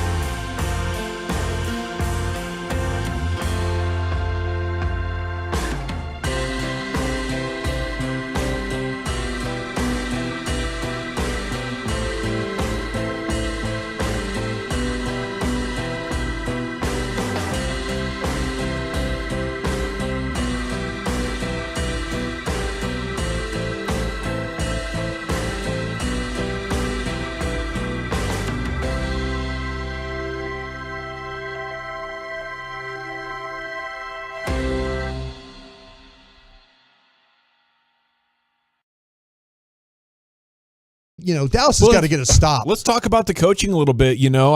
Obviously Mike McCarthy's getting picked apart, but I thought maybe, Dan Quinn kind of failed with the prep against the RPO, just Micah Parsons getting frozen. That was my thought after the game. What did the film tell you on that topic? Well, yeah, that's the thing about it is when you play teams at RPO, that's the whole idea. They freeze you. So you don't. When you look at what happened on the passes, that's not, the pass plays, the 4th and 3, the pass that was a touchdown off a pick, that where it was like an RPO look. Those are looks that Parsons is responsible for the quarterback or for the ball carrier, but all of a sudden, no, you got coverage behind it and they're running picks and things like that. That's on the players. If you know, if you know that there's 2x2, you're going to get a pick there. Yeah. And you got to be able to cover against that RPO. Exactly. Yeah. And that's the thing about it is, the RPOs didn't kill you in this game last night. It wasn't that. It really wasn't. I think the thing that killed you in this game. Well, there was at least one touchdown on it that if you hold them to 3. Well, the touchdown that they scored on the running game, the one, that was Leighton Vander Esch. Leighton Vander Esch, if he steps up in the hole, it's a no gain. He goes to his left, he gets caught inside, and now Sanders is inside for a touchdown. That's about technique right there. All right. It's not so much about the physicality. It's about what are your eyes telling you? You're a linebacker in the National Football League. You see the ball coming. You don't jump inside. You play your gap, you make the tackle, it's a 1 or 2 yard gain. All righty. Other takeaways, the truckwreck.com fan text is open for you. Mike McCarthy is still a bad game manager. The decision to go for it on 4th down was maybe the worst thing we've seen in his Cowboys tenure. And then to hear him talk about it like, we're in turbo. The job as a head coach is to say, hey, we got one thing going, but we can't snap the ball. Okay, I don't care if we're in turbo. I don't care if it's 2 minute. I don't care if it's a sugar huddle. I don't care what kind of name you can put on this deal. Your job as a head coach is to be like, wait a minute, that was a 1st down. You're calling it 4th down, and if we miss this play, it's your ball in our territory, and it's the game over. Yeah, like that completely ends the game right there. Yeah. The game is in the balance, and yes, you're. This is a hugely risky play, and it's a desperate moment, and willy nilly, it's just like, yeah, we're gonna no. How about cooler heads prevail, and dad of the house calms everybody down and says, hey, we need to make a logical decision right here. Let's just everybody calm down for a second because we have that luxury. Let's not just barrel in and say, no, we're going to get it. And not only that, but you do the play that has too much involved and you can't even convert it. It wasn't even hey, we're going quick and we're getting the easy, no-brainer quarterback sneak. Play call was horrible, and Cooper Rush was clearly off yesterday. I mean, that was a terrible pass. The pass was bad. His accuracy, and I don't know where the texts and calls are about, Cooper Rush is so accurate and all that stuff today. But Cooper Rush was really off yesterday. He was. That's one of those things where, in the moment, I don't think if you want to be critical of Kellen Moore for that play call, it's very fair because you don't put the ball in Cooper Rush's hands on that situation. And I get it. They were going turbo. Sometimes they've had success in the past, getting up to the line quick, putting the pressure on the defense. That was not one of those situations where you wanted to do it. Now with your backup quarterback. Take the time. Think about it. Let's look at the play. And also, you should run the damn ball. Yeah, but they've gone for it on 4th down. Remember the times that it was in the Cincinnati game? It was on their own end of the field. They go for it on 4th down, and Noah Brown makes another catch. They go for it on another 4th down in another game. They get it. I'm like, okay, I'm immune to this going for it now because every college football game I watch. Yeah, you want to go for it if you have to. No, but that's what I'm saying. I'm not immune to bad play calls though. Yeah. That's the thing about it is. And the fact of the matter was, again, watching the All-22, the lady official to the side of the Cowboy bench marks it as a 1st down. She's marking it. You could literally see her moving past the sticks, marking it as a 1st down. Yeah. So I can understand the Cowboy bench saying, we've got this, 1st down, let's go. And then she explains to Mike that, your guy's knee was down. Well, Terry McCauley, who's the official in the booth for NBC, he's getting the same views that the league and stuff's getting. He's saying, no, that you challenge that, you're going to get a 1st down. Yeah. So you're right. This is where you got to, at that point in time, you're down 14. That's a key play in the game right there. Yeah. It's you the challenge game. Your game's over after that. It's probably already over, but at that point, you're already down 14, and now we're giving you like a 30-yard field to go score. And fortunately, your defense only gives up the 3 there, but still, that makes it to where this becomes basically insurmountable. And any second half effort that is pretty awesome, and we can applaud it, and that's great, but that you completely lost your chance really to win that game right there. That was a disappointing thing. All in one quarter, it's like, okay, we get back to really understanding for sure what Cooper Rush is, and our coach sometimes kind of craps the bed in big moments. Well, the team, his staff though failed him on that one too. If there's people responsible upstairs, I don't know how I could sit in the studio with me and Wolchuk sitting here and watching this and go,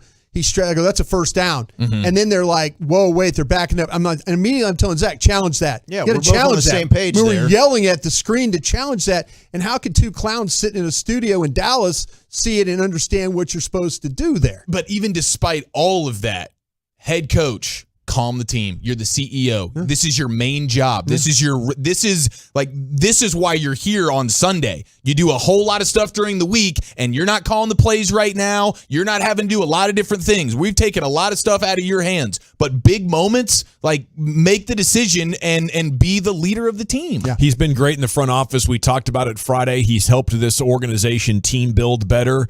But on the field, he needs a guy in the booth that is in constant communication with him that can help him through some game management decisions, because I think he freezes or trusts somebody in the wrong moment. I don't know if he is the guy that you can trust in big moments. And, to let the play happen last year where you run with 13 seconds to go, and then this one is just like, oh, barf. Just as I was starting to feel a little bit more comfortable with the idea of the game management because of how good the defense has been, it can clean up your mistakes. We got a huge reminder. Dak's going to play next week, right? We're heading for that. Everybody believes that. I absolutely believe that. Yeah, and I do believe Dak will be better, but it's possible that in any given game he's not. If you look at how bad they were against Arizona and San Francisco and Tampa, like 3 out of the last 6 games, this is the kind of team we need Dak to give you the advantage over. And last year, typically they weren't beating good playoff teams. So I'm not sure if they win that game last night if Dak played, but I'm 100% positive they'd have a better chance than Cooper Rush. Like the 2-4, we can all agree that Rush has had an off day throwing the ball, but let's not act like Dak hasn't had an off day. You're right. Athletes are inconsistent. It's a human sport, but Dak is going to give you a much better chance of having a good quarterback performance. Like, did Cooper Rush have one in those 5 games? Did he have a really good game? No, he didn't. So I would think 2-4. I appreciate you listening. I really do. But I would think last night should have been the death blow to you guys. Like last week we did a poll after the last game, and it was 9% of you, maybe even less than that on the fat finger, a margin for error. Yep. But come on. Last night showed you exactly what we're looking at here, and you're just grasping at straws or trolling. And I'm not sure which one it is. It's widely believed Bruce Bochy is the front runner for the Rangers job. It's not clear if he wants to return from retirement. The NBA's back tomorrow. You'll have Lakers and Warriors and Celtics 76ers. Wednesday, it's Mavs and Suns, 9 o'clock on ESPN. Stars have opened with 2 impressive wins over Nashville, 9-2 the total. They'll host Winnipeg tonight, 7:30. FC Dallas playoffs tonight. They host Minnesota. The game starts at 8:30 on Fox Sports 1. TCU comes in at 8 in the AP Top 25 and the Coaches Top 25. OSU 11th in both. Texas 20th and 21st, respectively. We'll have a college football super segment coming up at 3 o'clock. Okay, G-Bag Survivor Pool update. 3 of us got through clean. It was a nervous moment there for a while in the first half. One of us has a bet payoff coming. We'll do that. Lucius has your G-Bag of the day as well. Best audio here from the world of sports is coming up at 2:30, and we are back here. It's the G-Bag Nation on 105.3 The Fan. I want to talk about Men's T Clinic before we do anything else. Oh, Men's T Clinic. Thank you so much, dear, sweet Men's T Clinic, for giving me my edge.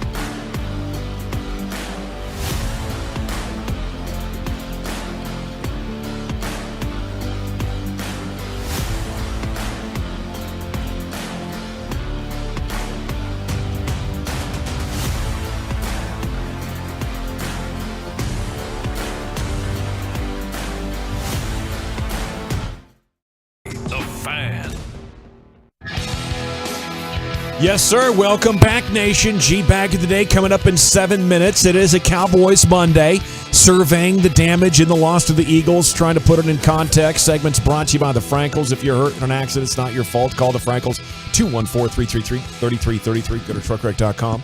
We will be back talking about the Cowboys here in just a second. Coming up in the 5 o'clock hour today, we're giving away Cowboys tickets. What? Yes, sir. So we look forward to you making sure you come back around here in the 5. And it is Flagtober at 105thethefan.com/Flagtober. Salute to the Tolo, who was there in Philadelphia. He planted the flag. He did this sweet Facebook thing. You can see it on the 105 Through the Fan Facebook page. You have Stranglehold playing in the background as he's planting the flag there at the link or whatever they call it these days. Okay, the biggest weekend of upsets we've seen for a while in pro football, as these juggernauts from last year are looking mortal and maybe in a way that they can't recover from this year. But 3 of us did dodge a bullet with the Rams being down against the Panthers. They pull away in the second half and they win comfortably. And then one of us didn't pick the Rams, did they, Broadus? No, pick the Saints. What happened there? Took an L. Yeah. You fool. You know, it's one of those things where, like, why do I should wait till the injury report comes out, because every time I pick somebody, then they lose half their team. There goes Marshawn Lattimore. Yeah, okay, like, Jamar Chase has himself. Olave doesn't play. Yeah. You know, Tommy, they just lost everybody. Sean Payton wasn't there coaching. It was weird. They actually, the Saints were up, had a lead, and then they had a bad punt. Had a punt that went like 20-something yards, and it gave the Bengals field position, and then they were able to drive and get the game-winning points. But man, that was a tough one. So I got to get the list and see what all we got to do. Yeah, you know, I was thinking it is almost more fun when we do the picks at 2:20, then the injury report comes out later, and we can be and then there's disaster. What the hell have I done? All of a sudden, Justin Herbert's got a rib situation that's so detrimental. I have There's no chance. This survival pool thing. We've done it now. What? This will be our 4th week of doing this. Is it am I right about that? We only missed week 1, so 5 weeks. Yeah. Okay, so and so I've been wrong every week but one. Yeah, it's really good for the audience. We appreciate you, because all 3 of us were right this week. We needed one of us to be wrong. And the funny part is appreciate your sacrifice. If I didn't go with the Rams, I was going with the Buccaneers, who of course got absolutely what a heartbreaker. And I was eyeballing the Niners. Yeah, and you were eyeballing the Niners, who talk about an onslaught of mass unit defensively for them. Like, that's brutal. We think the Niners are a threat, and all of a sudden they have like no one standing as a starter on that defense. Sneaky team that's running the ball well. The Falcons. Yeah, Atlanta. So what are Broadus's options right now for his bet payoff? Well, what kind of stuff are we looking at here? I would say the options are relatively endless. I do know that it is 'tis the season with Halloween. It would not only be apropos and topical, but it would also be easier than ever to go ahead and get your hands on some level of costume. If we want to have one of those. Dress up like Dahmer. So I think it could be it's a good callback to Friday. Maybe shirtless with like a Budweiser, because that seems to be the whole movie right now, or documentary or whatever that was. But yeah.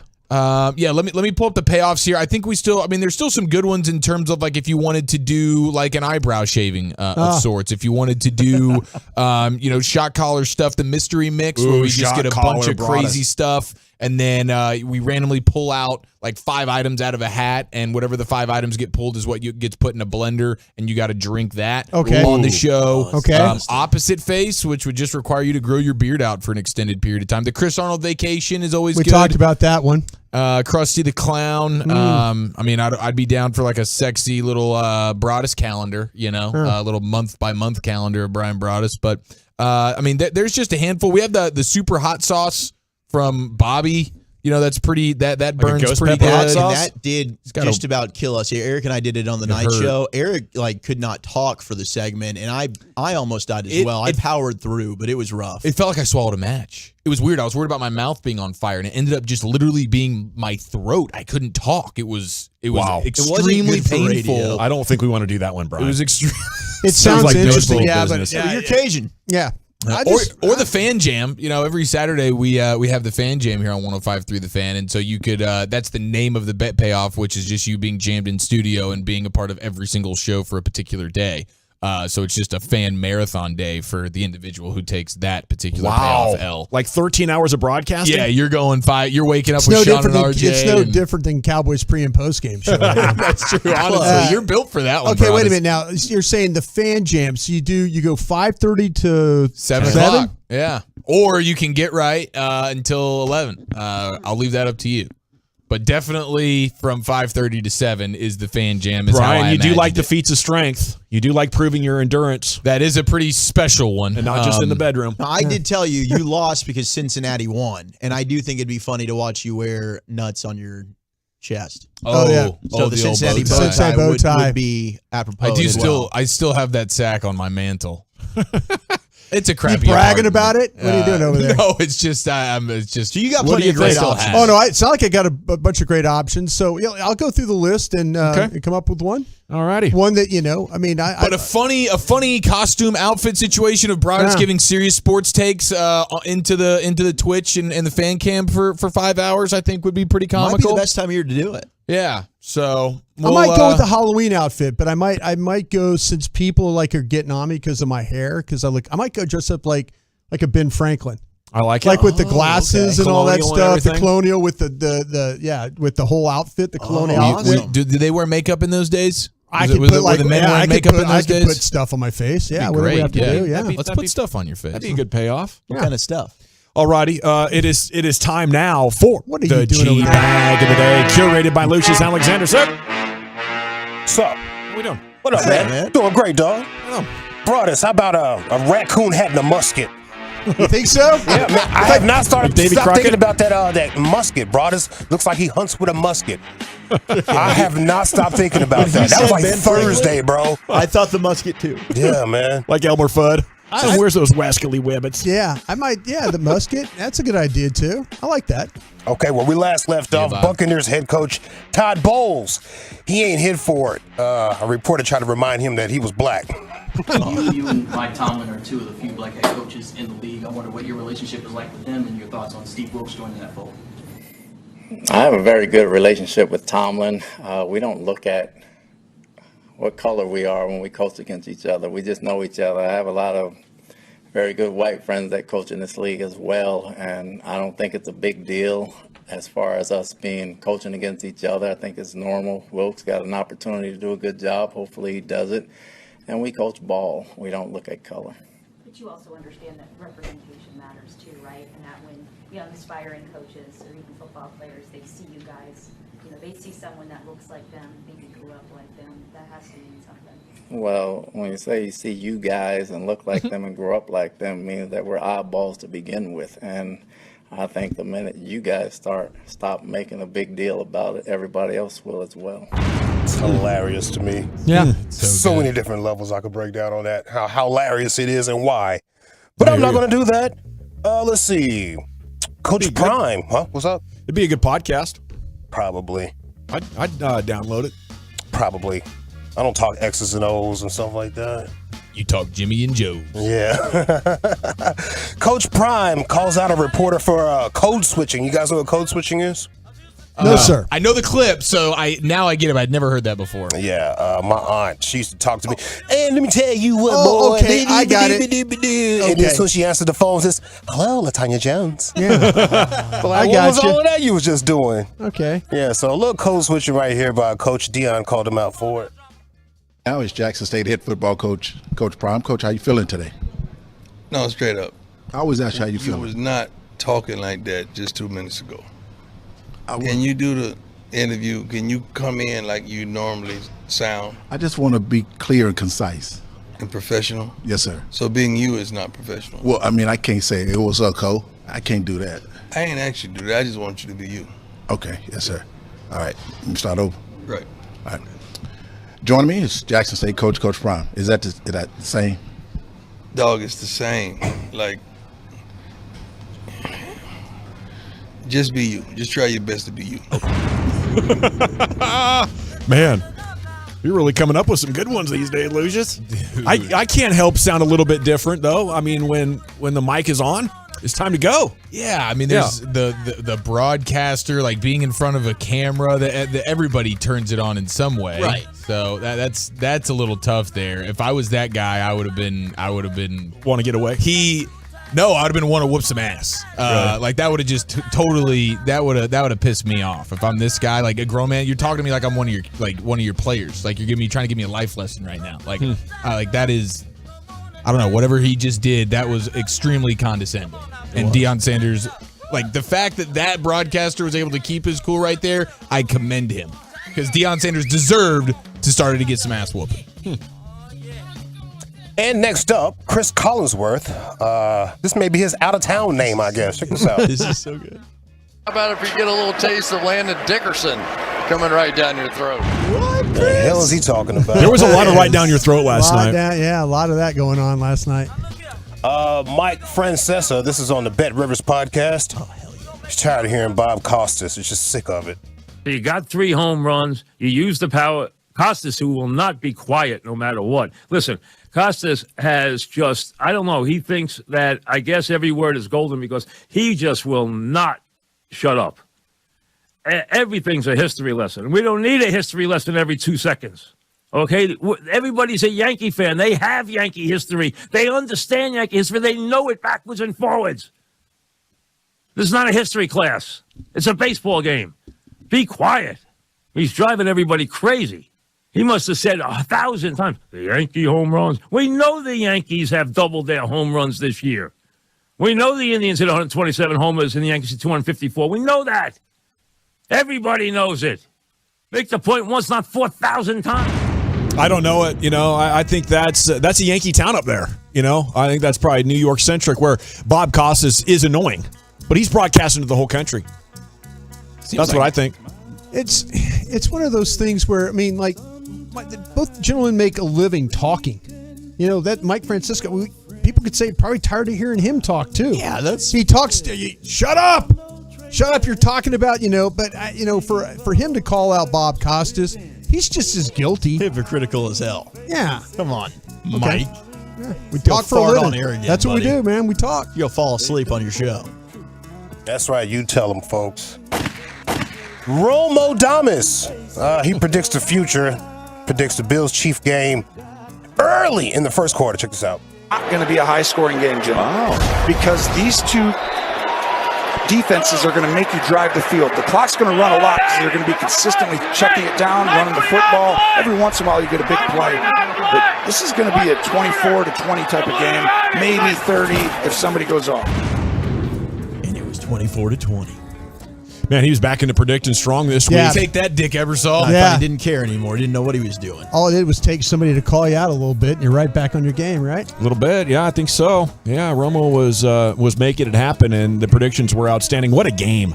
That game right there did not let down. So many great moments yesterday, and I tell you what, with this NFC playoff picture right now, I know that was an AFC game, but with this NFC playoff picture right now, I don't know who's in it. Besides the Eagles. Who knows? Are the Giants going to be a strong NFC team? Yeah, you've already beaten them. Unreal. Yeah, you've already beaten them, and I didn't think they looked that good. No, and you get a shot at Minnesota, too, and that's another 5-1 team. Wow. Yeah. So, we'll see. I don't think Minnesota's the power of the conference. No. Okay, any other nominees, Lucius? That is it, sir. I'm out of here. Is it Buccaneers head coach and the Mike Tomlin matchup, our one-time champ? Coach Prime calling out reporter for coach switching. Mike Francesa on Bob Costas not shutting up. Chris Collinsworth right down your throat, or Romo Damas. He made it happen. Yeah, I'll go with Tony Romo here. Chiafalo, how about you? Same here, absolutely. 2-0, Lucius. Let's see, Mike Francesa. All righty. Wolchuk. I'll go Romo Damas. Why not? 3-1, Brian. I'll go with Coach Prime. By a score of 3-1. And your new G-Bag of the Day champion, it's Tony Romo with some pretty good broadcasting and predicting. Okay, Cowboys tickets in the 5. Cowboys tickets in the 5. We have Krusty's Corner coming up next. Where are we headed with that, sir? Yeah, don't blame your best player for this. We'll talk about that next. All righty. I would like to chat with you about the Frankels. Before we do that, though, Krusty's Corner is going to be outstanding. Can't wait for these film takeaways. But if you get hurt in an accident and it's not your fault,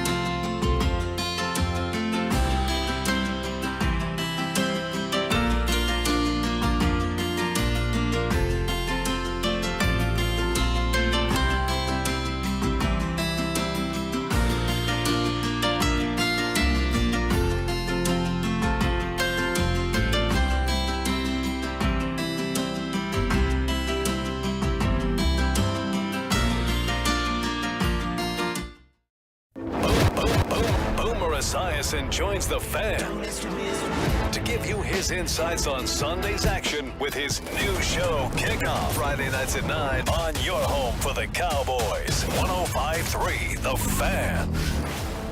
Even though shortages of demand are driving up prices, Classic Chevrolet will never charge over MSRP. Not now, not ever. This is Texas. This is Classic. Find new roads. All righty. Thank you, Lucius. It is the G-Bag Nation here on The Fan. Coming up at 4 o'clock, we'll have the Mike McCarthy press conference. In the 5, we're giving away Cowboys tickets. It's time now for some film takeaways with Krusty. Thank you very much, General. Appreciate that. Well, thank you for accessing the film. It's pretty I tried, amazing. man. The rest of us are waiting around till Tuesday. You just go right to it, don't you? Well, I try. I just You execute. Well, I just more and try. I just feel like that the quicker I can get to it, the more we can talk about it. Well, yeah, because people are arguing about the narratives today. Sure. And we want some real answers, and the NFL makes you wait so long that the heat of the conversation's already done. That's why it's so tremendous that you can get the film and use your sources. No, I appreciate that. I really do. I like to know what's going on. Yeah. We watch these games and we talk about them, and it's what makes our show different than anybody else in the market. We'll get the access to this and get to talk about it quicker than others. Okay, we mentioned about the first thing I want to focus on was we talked about the when it came down to the CeeDee Lamb stretching. We all understand that should have been challenged. I want to talk about the play that was run after that, if I could. And this is one of those things where, to me, yeah, you could have run the ball. It's 4th and 1. You try and find a way, with Ezekiel Elliott, you just run it. You try and get the yard, and then you continue on with your drive. Now, this was just this play was a disaster from the start. And the reason it really was a disaster from the start was Noah Brown missed his block. And when Noah Brown missed his block, that caused CeeDee Lamb to have to get held up. And once Lamb is going to be the primary receiver in this route and in the flat, but he gets knocked down because of Noah Brown missing the block. If he doesn't get caught in the trash, there's going to be a possibility of him getting outside and then Cooper Rush being able to throw the ball to him, and then it's going to be the first down. But when he gets all that trash, it's hard for him. So the next thing that Cooper Rush tries to do is he tries to throw the ball down the field to Hendershot. And that's where I think the mistake comes in, because he didn't get enough on the ball and the ball was thrown poorly behind him. He just never had a chance. Hendershot, you could say, oh, why are you throwing your tight end? But you put the ball out in front of him, he's got a shot. He's got a shot to catch the ball. But you put the ball so far behind him that he's got no shot to make that catch. So, those are the kinds of things that you deal with a quarterback when, the play is designed to do this and then it ends up something completely different. Quarterback tries to play hero ball. He doesn't get the ball thrown in the right direction or the right area where it can be caught, and then you have to turn it over. It was hard enough to get open on those guys. I feel like the Eagles secondary is pretty good. They did a good job. Yeah. They really did a good job. Yes. There was no PIs. I think there was one defensive holding penalty that was called in the game. I think it was even illegal contact. Illegal contact, excuse me. That was so this crew had called a lot of those PIs, and that they didn't call in this game. But it didn't look like to me in this game that the Eagles secondary was holding like they were in previous games. But I agree, Gavin, and we made this note in the post game. I think there was a lot of talk about Jalen Hurts and how much he's improved. I think the most improved part of the Eagles team from a year ago is that secondary. Yeah. Yeah, and now they have 2 receivers. They're legitimate across like almost every position group now.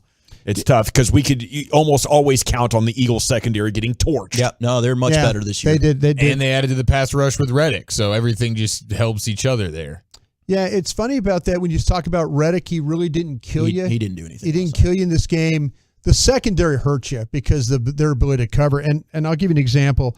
I mentioned the word, hero ball, and we kind of got on Dak Prescott about doing this against Tampa. It's just throwing it in, trying to find a spot, throw it in, and the way the coverage is being played.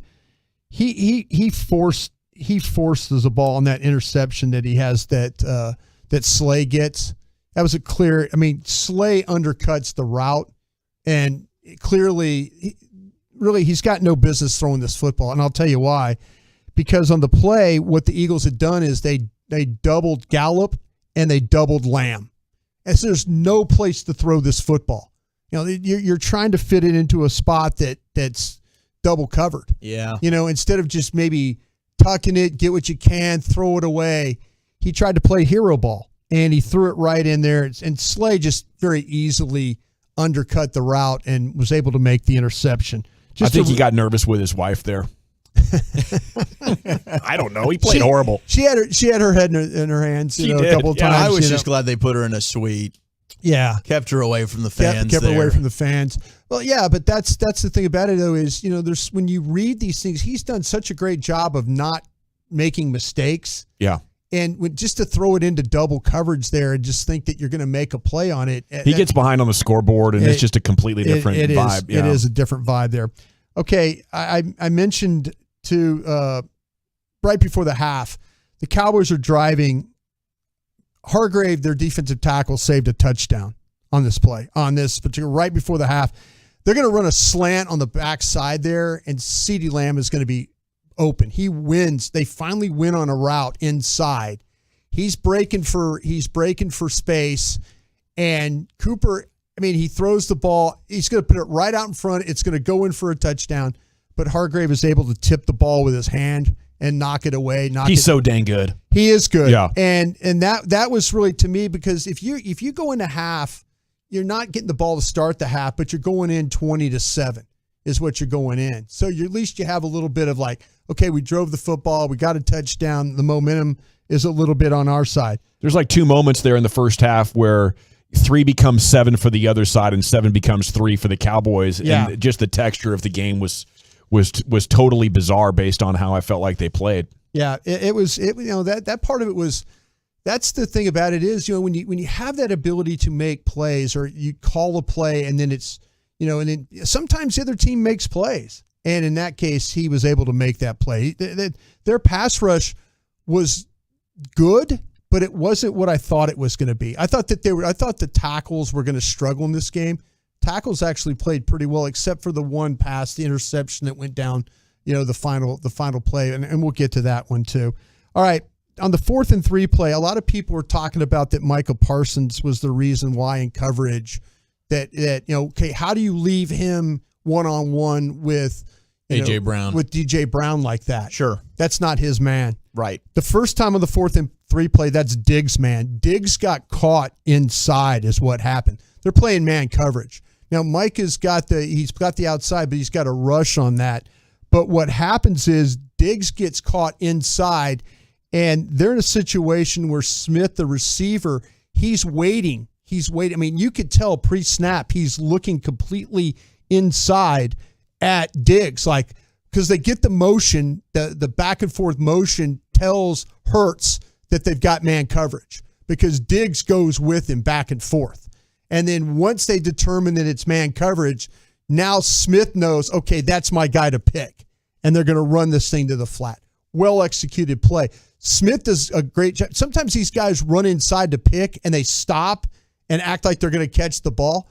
Smith ran his route to him and then up. And what happened is you get a collision between Brown, Smith, and Diggs. And now the ball's in the flat, and you got the first down. Yeah, right there. It's an unfair position for Parsons to end up being in. It was really, really unfair. Yeah, it's a lose-lose for him. Yeah, but the best teams have been doing that. Yeah, best teams figure out ways to pick. Yeah, and that's what I'm saying though. On those 4th downs, you have to come up with those ways to kind of if these officials are not going to call it, because he ran the route the right way. Sure, he gave the official no reason to think. You would never watch the play. You would say, well, that's not a pick. A pick is when they stand there, and get in the way and hold their hands up and all that. Yeah. He ran a route, and by the way he carried his route, it just caused everybody to have to deal with that. All right, there was another one that was thrown to Brown as well. This one was on Jordan Lewis, and again, Micah Parsons once again. Everybody's saying, "Whoa, it's the same thing." Micah Parsons, what's he going? What's he doing there? Jordan Lewis was way, way, way late reacting on the play. He is on when the motion comes across and he goes back. Jordan Lewis never moves. He's like sitting there and and then he realizes, oh, that's my guy. Right. And now the ball's in the flat and up the field. Jordan Lewis is way, way, way behind on the play right there. So, it's those are just really, really bad situations, for the Cowboys to have to deal with because. Micah Parsons looks like he's the guy to blame there. It's not his guy. Both times it was a cornerback. It was Diggs in man coverage. It was Lewis in man coverage. Those guys have got to get over quicker and make those plays. They can't allow that to happen to them then. Okay, on the long pass play, I talked about this just a little bit when we were mentioning the interception that ended the game or ended really the Cowboys drive. They're going to max protect this thing, and they max protect it. They usually max protect it to the side they're going to throw the football to. This time they max protect it to the right, but threw the football to Lamb coming back to the left. Yeah. Now it's what we call a stutter go. So you've got a hard break off the line, and then you throttle down. He gets the corner to fall, and the corner's now fallen, and now he's up the field. Okay, you got the safety, Gardner Johnson, playing really, really deep, but he's playing so deep that to kind of try and keep things in front. But if you could get the ball to Lamb, it's a one-on-one, and it's likely going to be a touchdown there. That play right there. Again, well designed, max protect. They didn't protect. Tell me how good Tyler Smith was throughout the rest of the game, because there's been moments like where I'm starting to wonder we need to get a left tackle in there. Well, he was not. I don't think the offensive line as a whole was bad. When you start to talk about how good Sweat and Graham and those guys. What was it? It was 2 penalties and 2 sacks last week. Yeah. This week, a game defining. Like, I'm willing to deal with growing pains if you're going to tell me that's all we got to get through. Yeah. But like for right now, if Tyron Smith gets healthy, I need a left tackle over there, and we'll find out if Tyler Smith is better equipped at guard, or we'll re-tackle being a tackle in the offseason. But approaching mid-season, I'm not thrilled about what's developed here. I'll tell you what, in the run game and stuff like that, when he had to block, him and McGovern did a pretty good job on some of the run block stuff. The pass blocking was unfortunate on that particular play. It really, really was, because if they get that thing blocked up, it's going to likely be a touchdown. The Cowboys had plays that they designed that were a good design, the poor execution, breakdown here, breakdown there. I think that was really the downfall of them. Some of the offensive stuff. Quarterback, though, wasn't as good as overall. They gave themselves a chance to win. You think? When they were coming back, it just they were doing some things offensively with blocking and running where you're like Zeke showing balance, the ability to spin. Great. Yeah, there were some positive things that way. But man, when you block up a play in max protection, and then all of a sudden you let one-on-one beat you, that's a little bit of a just devastating moments. I think your observations kind of captured my thoughts after the game. Like, wow, they did a lot of things well, but there's like a handful of plays that ultimately shot their wheels off. Solid hour of Cowboys content. Let's pivot quickly. We'll recap a tremendous Saturday with a college football super segment. Chuck, where are we headed with it? Yeah, we got some college football awards. Fresno State ended up injuring some fans. Got to tell you about that next on The Fan. Keep the volume turned up all day and night. And thanks for being a Tolo. We're DFW Sports Station.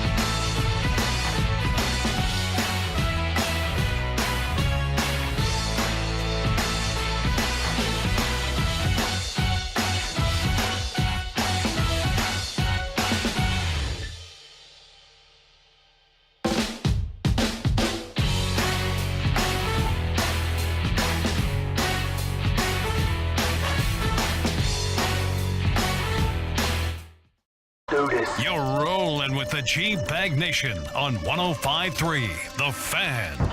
Hour 2 of the G-Bag Nation here on 105.3 The Fan. It is a big Cowboys Monday, and coming up here in 20 minutes, we will have more Cowboys content for you. What Dak had to say last night after the game, and when will he return? Yes, the audio coming up at 3:20. It is Flagtober, 105thethefan.com/Flagtober. We'll send a flag anywhere in North America for about $25. And we do have a few more events coming up later on in the month, so get them while you can right now. Two flags this year, the grenade one, and then like a pinup girl USO style flag that Brian loves. A lot of Tolos love that bad boy. Big fan of that, yeah. So jump on there and get one if you'd like. Here's Wolchuk and Chiafalo with a college football super segment, boys. Thank you. What an amazing Saturday it was of college football. TCU rallied to knock off Oklahoma State. Oh, the Pokes, they just coughed it up. They couldn't really put the Horned Frogs away. TCU undefeated, 6-0. They're up to number 8 in the AP Top 25. Oklahoma State falls to number 11. You got Kansas State at 17. Texas is able to get a win at home over Iowa State. Bijan Robinson with 135 yards on the ground. And Oklahoma gets a 10-point win at home over number 19 Kansas. Kansas falling out of the top 25. Big difference having Dylan Gabriel back in the starting lineup for the Sooners. But the big story of the weekend, game of the week in college football. LSU, Florida. Well, it was for you, and maybe I'll save some time just for you to gush over your Tigers. Go Happy Tigers. for you, Broadus. We are. And what is it? How many years in a row? 4 or 5 years in a row? LSU's got the win over 5, Florida. yeah. 5. But Yeah, that Anthony congratulations. Richardson run, though, huh? Yeah, that was probably the play of the What game. are we doing? That was I don't nasty. know. All right, go ahead. Talk about the game of the But week. the game of the week, Hello. Tennessee stunning Alabama. They remain undefeated. They get a 52-49 upset win. How about Heisman Trophy candidate Hendon Hooker and star wideout Jalen Hyatt? They connect for, count 'em, 5 TDs in that upset win, and Chase McGrath somehow gets that 40-yard field goal that was deflected to go through the uprights as Tennessee tore down the goalpost and carried it out of the bleeping stadium. They did get fined $100K after they storm out of Neyland Stadium after that upset win over Bama. But who gives a damn? It's worth every bleeping cent. The Vols, the story of the college football world right now.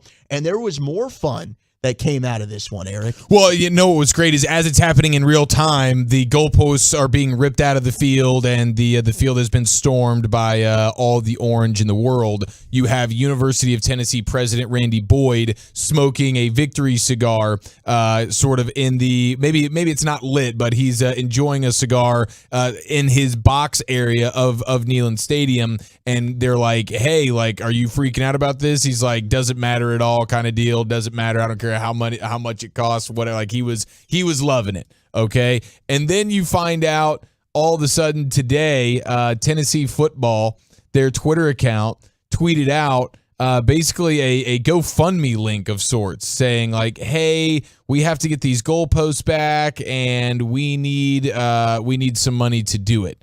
So it's like 150 grand is what they have put up, which there's no way 2 goalposts are 150 grand. I don't know what these things run, but there's no way there's $75,000 a pop. That makes no sense. I don't know. Are you kidding me? We get goalposts at every like middle school football field in America. I mean, have you seen those Dr. Pepper Fansville commercials? It seems like there's a lot of good uses for these goalposts these days. Yes. Swings, all kinds of room for activities on I mean, I bet it's not cheap, but like $7,500 or something like that. Yeah, not 75,000. Yeah, about 10% Did they just of that. add a 0 in the article?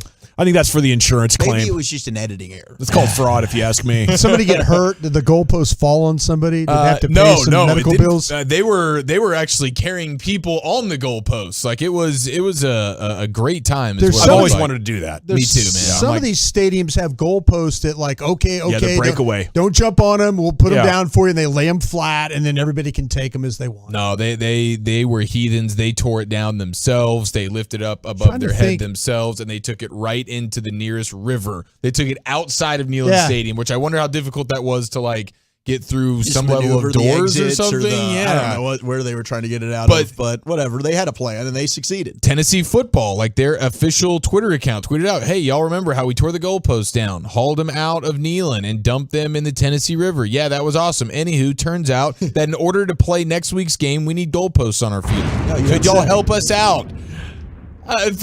First of all, they're asking for way too much. Second of all, that you just put that goes on the man. Okay, you just got a monster victory here. They got money coming out of their ears at these universities, these athletic programs in the SEC. Go ahead and just pay for your own goalposts, Tennessee. But they got a couple of fans. I mean, they're up to like $15,000 or so. They've got a couple. So I mean, the boosters are going to be like, oh yeah, well, I guess maybe we'll Gaylord handle Choppy can pay for a couple of goalposts. You gotta have like 40,000 students, right, at the university, $5 each. Okay, just have your parents send it in. We're gonna be. If you want to take the goalpost down, that's fine. We're gonna have to take it out of the student body. Over under. Got to crowdsource this. Yeah, $5 a pop. Like how hammered do you think Chop was at halftime of this game? Oh my gosh, he hasn't stopped singing Rocky Top. He is a ruthless and relentless drinker, and I love that about him from time to time. But I think when Tennessee is involved, it's one of those level-headed type of situations. Yeah, and he is a degenerate, and we had him on the BetQL show to preview this game. And he does not bet on the Vols. Like, that's the one thing he'll stay away from. Yeah, it's hard to do. Bet on your school. Well, and I hated when Mike wanted to try and make me have bet against the Cowboys. Action on the Cowboys. Yeah. And, even, I guess it went in my favor, but that made me sick. Speaking of sick, my favorite part of the game, though, and just undoubtedly the alpha move of the week, was number 53, the left tackle for Tennessee, as his Volunteers are down 49-42 with 5 minutes to go in the game. They huddle up, and while the offense is in the huddle, he looks right at one of the defensive linemen and then just starts vomiting all over the field. And as in like a move marking his territory. Yeah, marking his territory, whatever it is, of just to show he nods his head and looks at the guy as he vomits. That's what I got coming for you. I'm a monster. I'm puking, and I'm going to come over here and I'm going to block you again, kind of thing. As they were down by 7, and then we know eventually they go and get the victory. I thought that was that's an alpha move. It was one of the best videos I think we've seen all year. It was kick ass. Comeback of the week. Better than the Haka, you think?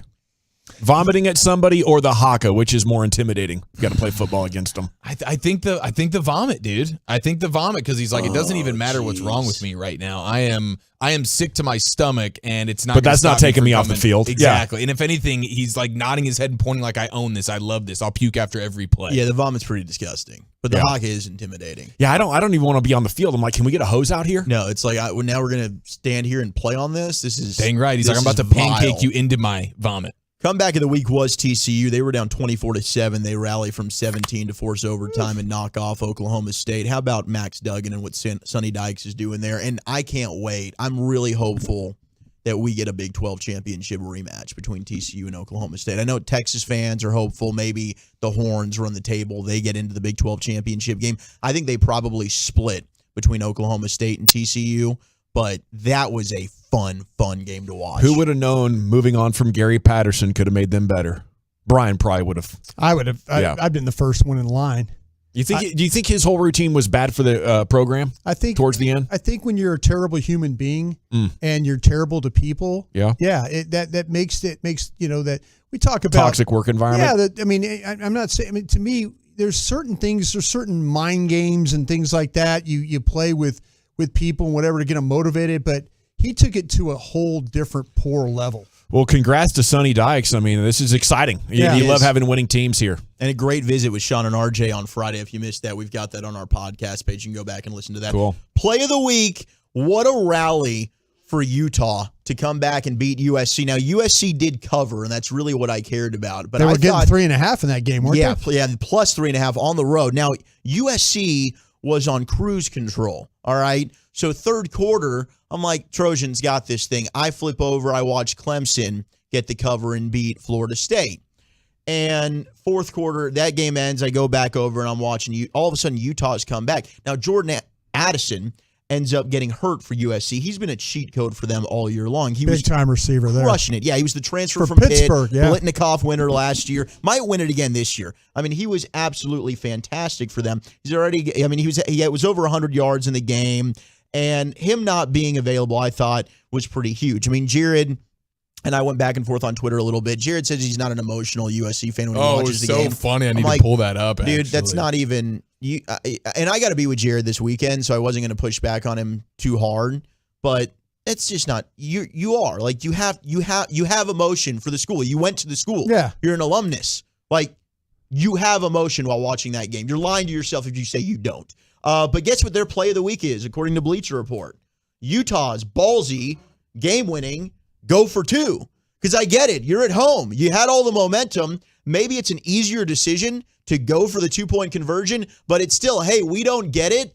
We lose the game here. Yeah. It takes a little bit of cojones to go for it in that situation versus let's just kick the extra point. We have all the momentum on our side, and let's go to overtime right now. Yeah, but you might be in a situation, too. We always talk about knowing your team, and that's with Utah, it might be a situation.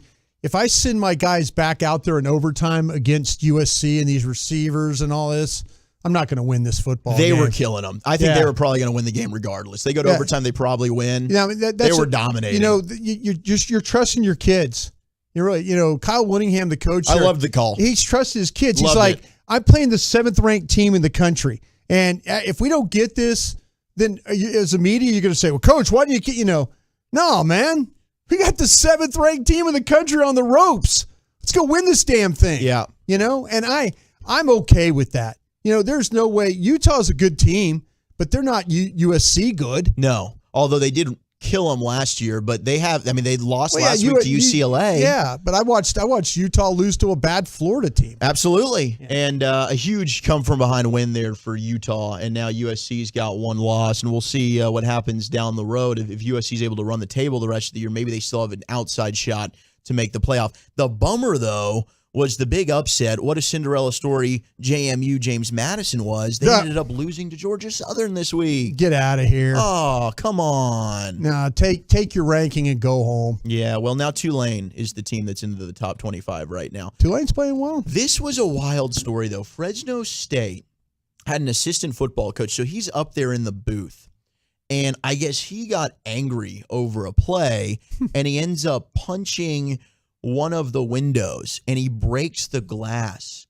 And once the glass breaks, it ends up hitting some of the fans that were in the booth next to them. And they had to be treated and they got medical attention for it. So now Fresno State has had to issue an apology, and at this point they said they're trying to figure out what transpired and what happened. We're so sorry. But yeah, I defend when guys are getting angry, but you can't defend it if somebody gets hurt. I mean, you gotta have seen this before. A little bit more self-control and awareness. We've got tablets being broken, but I guess we can't be punching glass in there, guys. Not with people in the area. If you want to like break your own hand in the back and like Punch a require wall. surgery and a cast, absolutely, but you didn't hurt anybody. I'm like, well, you're an idiot. Yeah, but I'm not going to get on you. But if you hurt fans, now as a university, you got to look at this and say, man, this guy hurt some fans. Is he too much of a hothead to work for us? Mm-hmm. So he punched obviously the glass next to him, because if he punches, I was thinking he was going to punch the glass in front. That could be even worse. Facing the field, and now it's on the That's what I thought you were going to say. But he punched the glass to the side, so he's probably got some boosters he hit or something like that. Yeah, and it's not a good situation for him. Texas has opened up a favorite, by the way, at Oklahoma State next week. And not good news for Talia Tagovailoa to his brother. Yeah. He got carted off the field against Indiana after suffering a leg injury He in gets the hurt a second lot. half. And is it Talia? That's the way it's spelled. I believe so. I believe so. Unfortunately, I hope it's nothing serious for him, and I don't think he's nearly. He was a big recruit, but I don't think transfer he's as high thought of as an NFL prospect as Tua was. Yeah. Thank you, Wolchuk. That's a terrific college football super segment. We thoroughly enjoyed it. When we come back, G-Bag Nation, okay, big things on tap. How much will Dak help at 877-881-1053? What did he have to say last night? Chiafalo has the best of the weekend coming up at 3:40, and then the Mike McCarthy presser coming up at 4. So stick around here on your home of the Cowboys. Cowboys Monday, The Fan. commercial-free fellowship. It's the G-Bag Nation's Expressway 35 straight minutes of sports and laughs each afternoon beginning at 5:20 on The Fan and on our Odyssey app. It appears your husband failed to mention that you're hosting the neighborhood Halloween party this year. I'm listening. Son of a witch, I've only got 2 hours to get hors d'oeuvres, wine, beer, costumes, and a new husband. No need to unravel, my dear mummy, for Specs has everything you could want to stock up for a haunt. Shop inside, delivery, or curbside for a monstrous selection of wicked wines, spooky spirits, and bewitching beers. How fares the haunted hostess now? With Specs' supersized selection of lower-priced everything, I had my cauldron bubbling with bubbly and my hubby howling at the moon from the doghouse. You certainly put the treat in trick or treat. And with Specs' lower prices, you'll save enough to earn the title of the house with the good candy. You're welcome. Specs Wine, Spirits, and Finer Foods. The fun starts here. Donate to Junk for Joy. Donate to Junk for Joy. Donate your card today to Junk for Joy. Hooray! Donate to Junk for Joy. Donate to Junk for Joy. Donate your card today to Junk for Joy. It's card donation the easy way. Pick up as soon as the next day. Donate your card today at 877-JUNK-FOR-JOY or junkforjoy.org. Donate your card today to Junk for Joy. Dan owed an unbelievable amount of money to the IRS. I got behind on my taxes. It's a horrible feeling. He was in denial. And when I got those letters from the IRS, you wanted to act like they didn't exist. Finally, Dan turned to Optima Tax Relief, the leading tax resolution firm. A-plus rated by the Better Business Bureau, they've resolved $1 billion for their clients. Optima got me a settlement with the IRS. These people are really people-friendly. It was every bit of a new lease on life for me. The fast action and the great results made Dan's head spin. I felt like I was in a dream, but it's real, and I have paperwork to prove it. They got the job done, and life is good. For tax help you can trust, call Optima now for a free consultation. If you're worried about what's going to happen with the IRS, stop worrying. Make the call now. Call 800-809-5833. 800-809-5833. 800-809-5833. Optima Tax Relief. Testimonial from an actual client. Some restrictions apply. For complete details, please visit OptimaTaxRelief.com. Access to cutting-edge treatment can help make long-term survival possible. Stand Up to Cancer and the Lust Garden Foundation have teamed up to bring pancreatic cancer clinical trials to those who need them. For more information, visit pancreaticcancercollective.org. You finally decide to take that long overdue vacation or business trip. You apply for a passport and then you find out your passport has been denied by the IRS. Hi, I'm local tax attorney Nick Namath, and if you thought the IRS can't affect your passport or ability to travel, guess again. The IRS can and will prevent the issuance or renewal of a passport for certain delinquent taxpayers. The law offices of Nick Namath has been right here in Dallas for over 15 years, helping taxpayers resolve their IRS issues. At the law offices of Nick Namath, we focus specifically on helping people like you resolve IRS wage levies, bank levies, tax liens, and even unfiled returns. The first visit is completely free and confidential. IRS problems don't go away on their own, so quit losing sleep over possible jail time and losing your passport, and call me, Nick Namath, the DFW tax attorney, at 972-484-0TAX. That's 972-484-0829, or go to myiRSteam.com. When Big Mobile charges you an arm and a leg, they're taking your money and your power. And your arm and leg. Boost Mobile gives your power back with an unlimited plan for $25 a month on one of America's largest 5G networks. We can't give you back your arm and your leg because we're not qualified surgeons. Unless you're an iguana who can grow limbs back. Switch to Boost and get an unlimited plan for $25 a month. Boost Mobile. Unleash your power. New customers only. One line, $25 per month with autopay. Additional restrictions apply. See boostmobile.com for details. Without the ones like you, who work tirelessly to keep things running, everything would suddenly stop. Hospitals, factories, schools, and power plants, they all depend on you. No matter the weather, emergency, or time of day,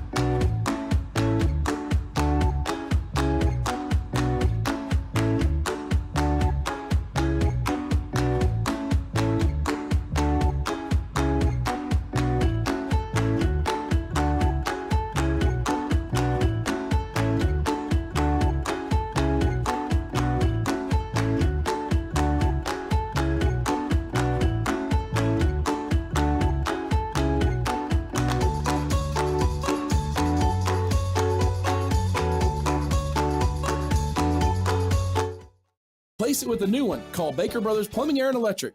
Baker Brothers makes great service fun. License M30505. It's a Cowboys Monday, brought to you by Twin Peaks and K-Post Roofing and Waterproofing on 105.3 The Fan. All right, welcome back, Nation. Steven would not confirm this morning, Dak, okay? So there's one piece of news for you, but I want to know from you, how much do you believe Dak will help? We all believe he will be back. We're going to hear from him in just a second. Had a nice little post-game media session last night. And how many Cooper Rush truthers are still out there? I think it must have put away all but the dying embers. I think we just have, like, a couple of trolls left in the Cooper Rush should start bandwagon. I don't know. I didn't see what Colin Cowherd had to say today. But, I mean, you can't still think that Cooper should stay in there, right? I mean, he had 5 chances, and he didn't even have one game as good as, like, Dak's best 10 games last year. It was, just him surviving and not messing up. And to me, as soon as the pressure got put on him in the form of the scoreboard, he was 2 scores down. He just you couldn't ask him to play and take from the defense. He can only take what the defense gives him. That's what it looked like to me. So I don't think anybody on the text, I don't think one single person on this text is going to say, I still think Cooper Rush should start. We'll see, though. Segment's brought to you by the Frankels. If you're hurt in an accident, it's not your fault. Call the Frankels, 214-333-3333. Go to truckwreck.com. And no, it's not personal with Cooper Rush. He just gave us the worst interview ever a number of years ago on Radio Row. I'm pulling for the guy, I think he's actually started to lighten up a little bit. You see him smiling and joking around there in the sounds of the sideline. And it turns out he's not a robot. So I'm pulling for him, but I don't know how you could see it any other way than he's a backup quarterback and maybe not even a good one. And here comes Dak Prescott. I don't know how much Dak's going to help now. The other part of the story is how much will Dak supercharge this thing? And I think he will dominate bad teams. He will dominate mediocre teams. Will Dak really give them what it takes to beat really good playoff teams? I hope so. I know he gives you a better chance than Cooper Rush. Yeah, I think right now we should, just being real, we should temper the expectations until we see that. It's been a while since we saw that Dak Prescott. But just from everything we've seen from this football team, with how well this defense has played, minus 2 drives against Philadelphia last night, I think if they are able to keep this same model where we're going to run the football and, hey, Dak, you don't have to be Superman. You don't need to be checking at the line of scrimmage and making sure you're playing hero ball out there, and you don't need to throw the ball 40 times a game. You can just play within the formula here. I think you're a 2-touchdown better quarterback than Cooper Rush most Sundays. Yeah. And just we don't need to keep the expectation level too high. But, yeah, this thing could be really, really fun to watch. Yeah. And I'm excited to see how he can play. But, yeah, I mean, Dak needs to prove it against the elite teams because it's been a while since we've seen him really come out and get those kind of wins. He'll get a couple of shots here in about a month against Green Bay and Minnesota back-to-back weeks. Here was Prescott last night at the stadium postgame. That's my plan. Obviously, got to see Doc, got to see them. But, yeah, that's kind of my plan. Plan is to play next week. Yeah. Cut 4, what kind of performance he expected from the team when he went out 5 weeks ago? Yeah, I mean, I never really had any doubt that the team wouldn't do what they just did. Obviously, y'all guys know me, very optimistic. Got a lot of pride in this team, know the guys that are on this team, this defense, know what Cooper is capable of.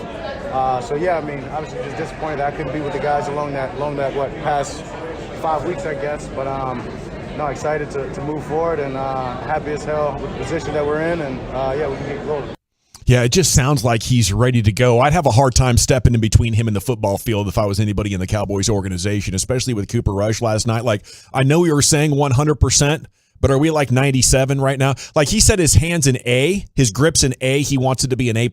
I'm good with an A. Yeah. After watching Cooper Rush last night. Krusty, where are you with this whole deal? Because you got a chance to watch the film already. To me, it's the decision-making that Cooper Rush really struggled with under pressure last night. Yeah, last night, he went from being a guy that he didn't have to win the game, that the defense was going to play well and, just kind of manage things. Don't turn over the ball, protect it, make good decisions. It was difficult for him last night. it got difficult, especially when he got behind. All of a sudden now he's having to throw and trying to get back in the football game, and it just didn't work out for him because that's not his game. If he could play at even or ahead, he's always going to be a better player that way. And I just felt like that there were, the interceptions he threw into double coverage and stuff like that. That's something we hadn't seen him do the previous 4 weeks. Yeah. It was pretty. It reminded you of how scatterbrained he could be. It's like, bro, I mean, it's, you just have to figure out, hey, throw it away, fight for another day. He'd been doing that through 4 weeks. Yeah. He really had. And unfortunately, though, last night it kind of unraveled for him. You start feeling a little bit desperate when that Eagles crowd starts getting going and all of a sudden things are moving quick. Oh, well, you need to play. Feels right. Yeah. You need to play. Got to have a play. Yeah. And when Dak has needed a play oftentimes in the fourth quarter, that's where you get the best Dak. Absolutely. Like, hey, you can't punt now. And he's like, okay, watch this. Big drive, not... Thank you. Like, that's the point. Like, we got a Yeah. text that said, man, you paid all that money and you want Dak to manage the game. Interesting. No, it's situation-based. Just like Troy Aikman. Right. Yeah. When you need Dak to step up, that's when you call on 4. Yeah. And that's what you've done in previous times throughout his career. What you don't want to do is, all right, we're throwing the ball 40 to 50 times, and we're trying to ask Dak to be something that I don't believe he is. Yeah. Dak Prescott's not Patrick Mahomes. Well, he's not. He's not on that level of. There's only 2 of those quarterback guys tier right now. And Aaron that- Rodgers can't figure it out. And it's Tom okay Brady that can't he's figure it not. out. Yeah, there is a war on the passing game. Defenses finally decided they've had enough. And the quarterbacks that are like, okay, I'm going to manage the game and take what the defense gives and then wait for my moment to go for the big play. That's the winning formula right now. Teams have spent a decade plus building both sides of the ball around the passing game. And defenses said, you know what? They are so geared towards the passing game, we're going to take that away and see if they can run or see if they can manage a short game.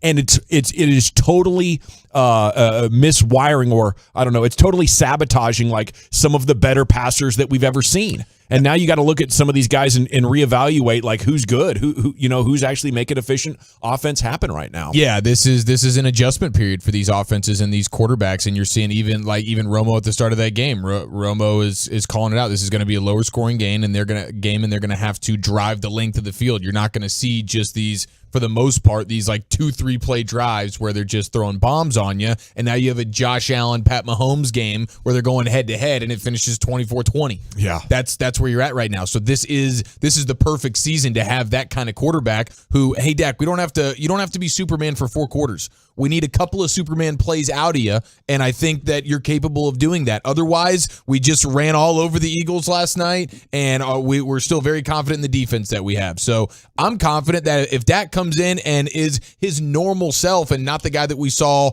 Sunday night in Tampa to open up the season, then I think you're tremendously better as a team. Right. All righty, at 877-881-1053, 214. I think with our defense, kicking game, and our punting, that having Dak will make a huge difference, even though he is just an average quarterback.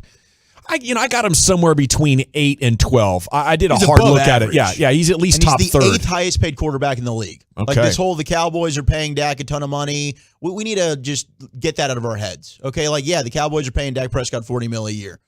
Will they give him a third contract? We can have that conversation. He's now the 8th highest paid quarterback in football, and it's about where he is. 903, Cooper Rush is obviously a backup and did his job while he was in there, but he has well below average arm strength, possibly the weakest arm of all backups in the league. You could tell, man. That arm looked fatigued last night. It was like these balls are just fluttering. He's sailing balls. It looked like a dude who was like, wow, I haven't had to play this many games in a row in a long time, and quite frankly, my arm's not capable.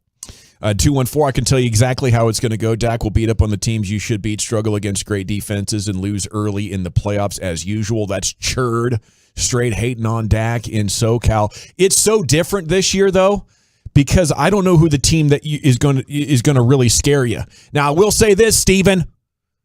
Improve the run defense, okay? That's a big problem. Nobody's winning in the playoffs if the other team can run 11 straight plays on you and go into the end zone in 15 plays. Like your ball, quarterback running, running backs running. Like you cannot win in the playoffs like that. Maybe you could win a game or two, but I couldn't see you winning the final 2 games to really make it happen. But point stands, the NFC is so weird this year. Tampa has not been able to run the ball at all since the first week of the season. Averaging 20 points a game. Yeah. Lowest in Brady's career, I believe. Now, they ran all over you, Steven. They ran all over you. Okay, now they can't run against anybody.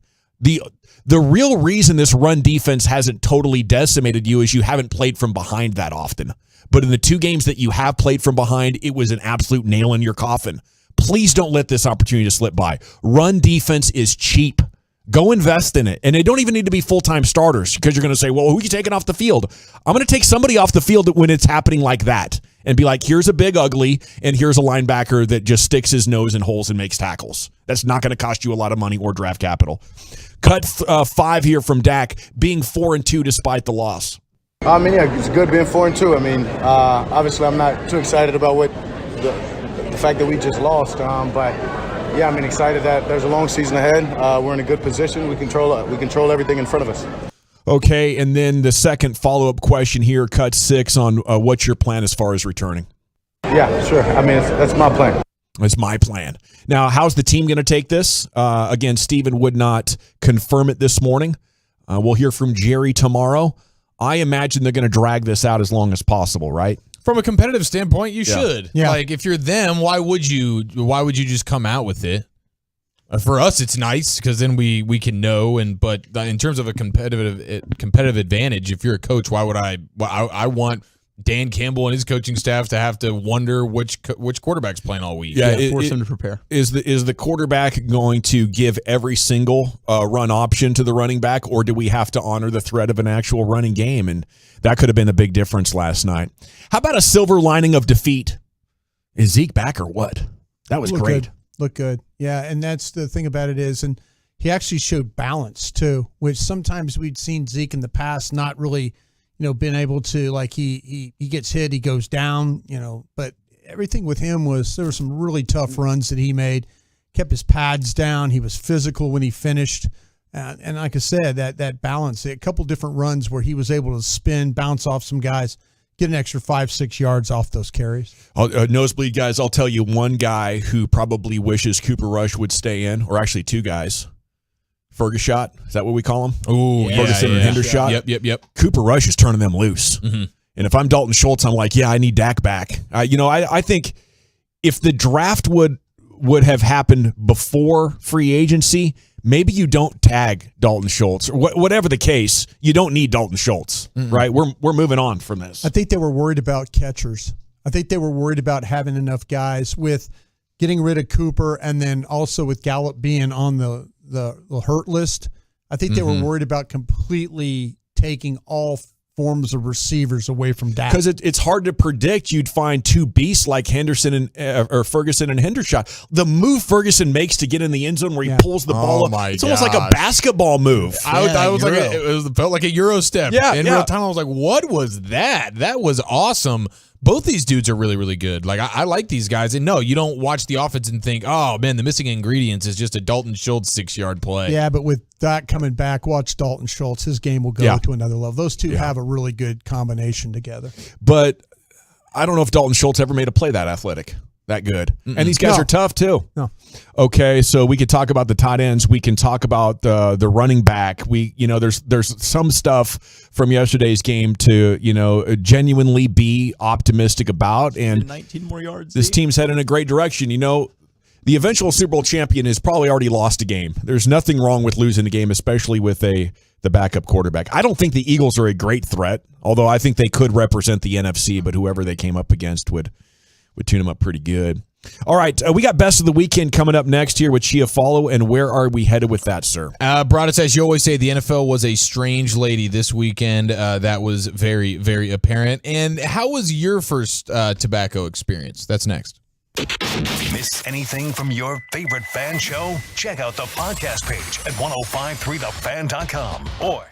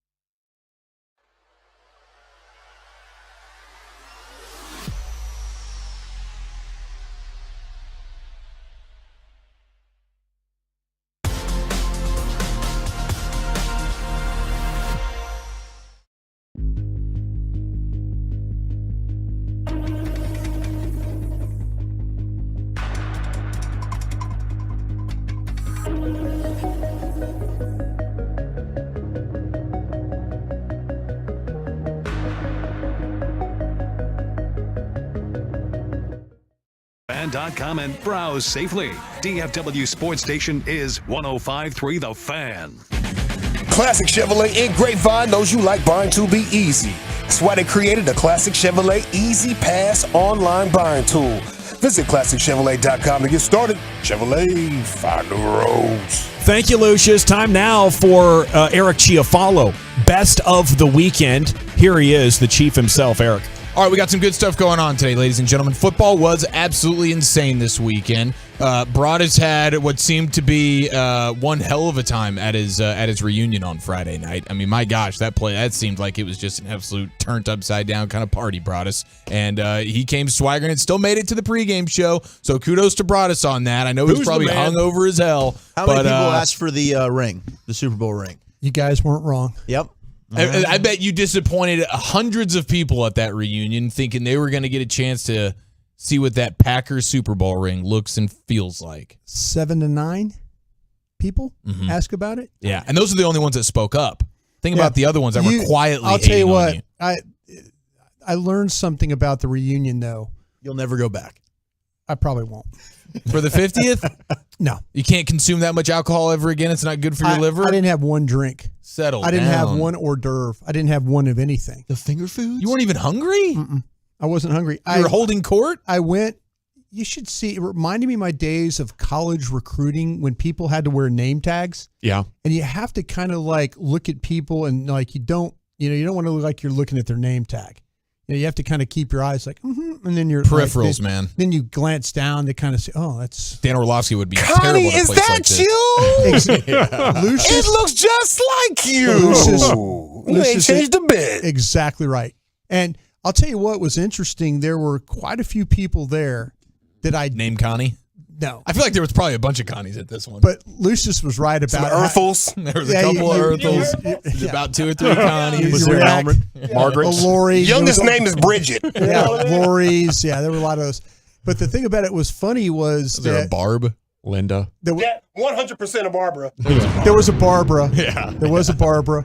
But the thing about it was all the people that came back were people I didn't hang out with. See, yeah. So it was like, but what's really cool was there were a lot of them though that also said, "Hey, really enjoy what you guys are doing on the radio." Yeah. And there were several who they were there. They were husbands of girls that I went to school with, and they're coming up like, "Hey, Brian, and so here I am. It's like Bob Simpson, and I'm thinking."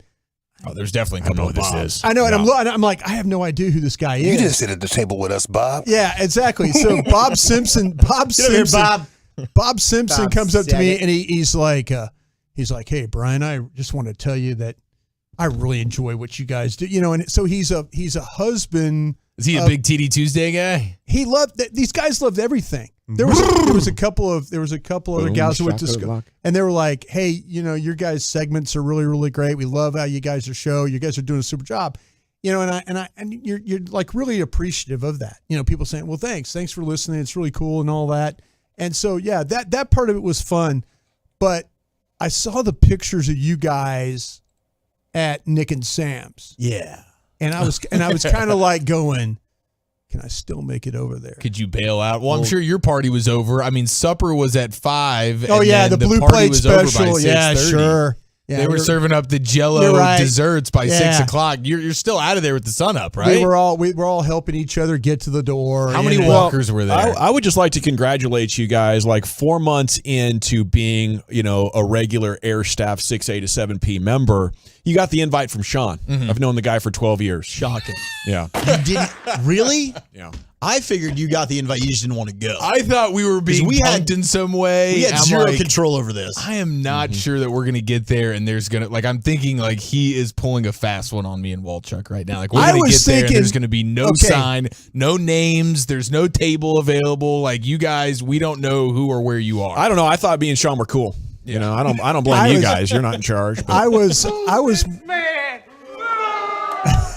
I was wondering, okay, you had on the Miller Lite T-shirt and your shower shoes. There you go. And all those things. Oh no, not at the restaurant. No, I know you didn't. But to start the day, I'm like, and Walchuk looks at me and goes, "You think Eric knows we're going to dinner tonight?" And I go, I don't know, man. He's dressed like he's going to somewhere else. I'm not going to dinner. What, did you have your clothes in your bag or something? Yeah, I had a shirt and pants in the car. And then wore the best smelling cologne I've ever smelled in my life. Some good stuff. Oh my gosh. Yeah. Chanel Sport. Is that what it's called? Oh my gosh. I don't know what it was called, but I'm calling it oh my gosh from now on. Can you gift that to me? Yeah, I can. I will. I'll pay for it. Yeah, you just gift it to me. I just want a bow on it. Yeah, no, it's I'll gift nice it to because myself from you. You can be hit and miss with your shower schedule, but you still show up smelling like the freshest man in town. Yeah, that stuff was sexy. You guys were right about the ring. Yeah. And you know what? I'm going to be honest with you. I forgot to bring it.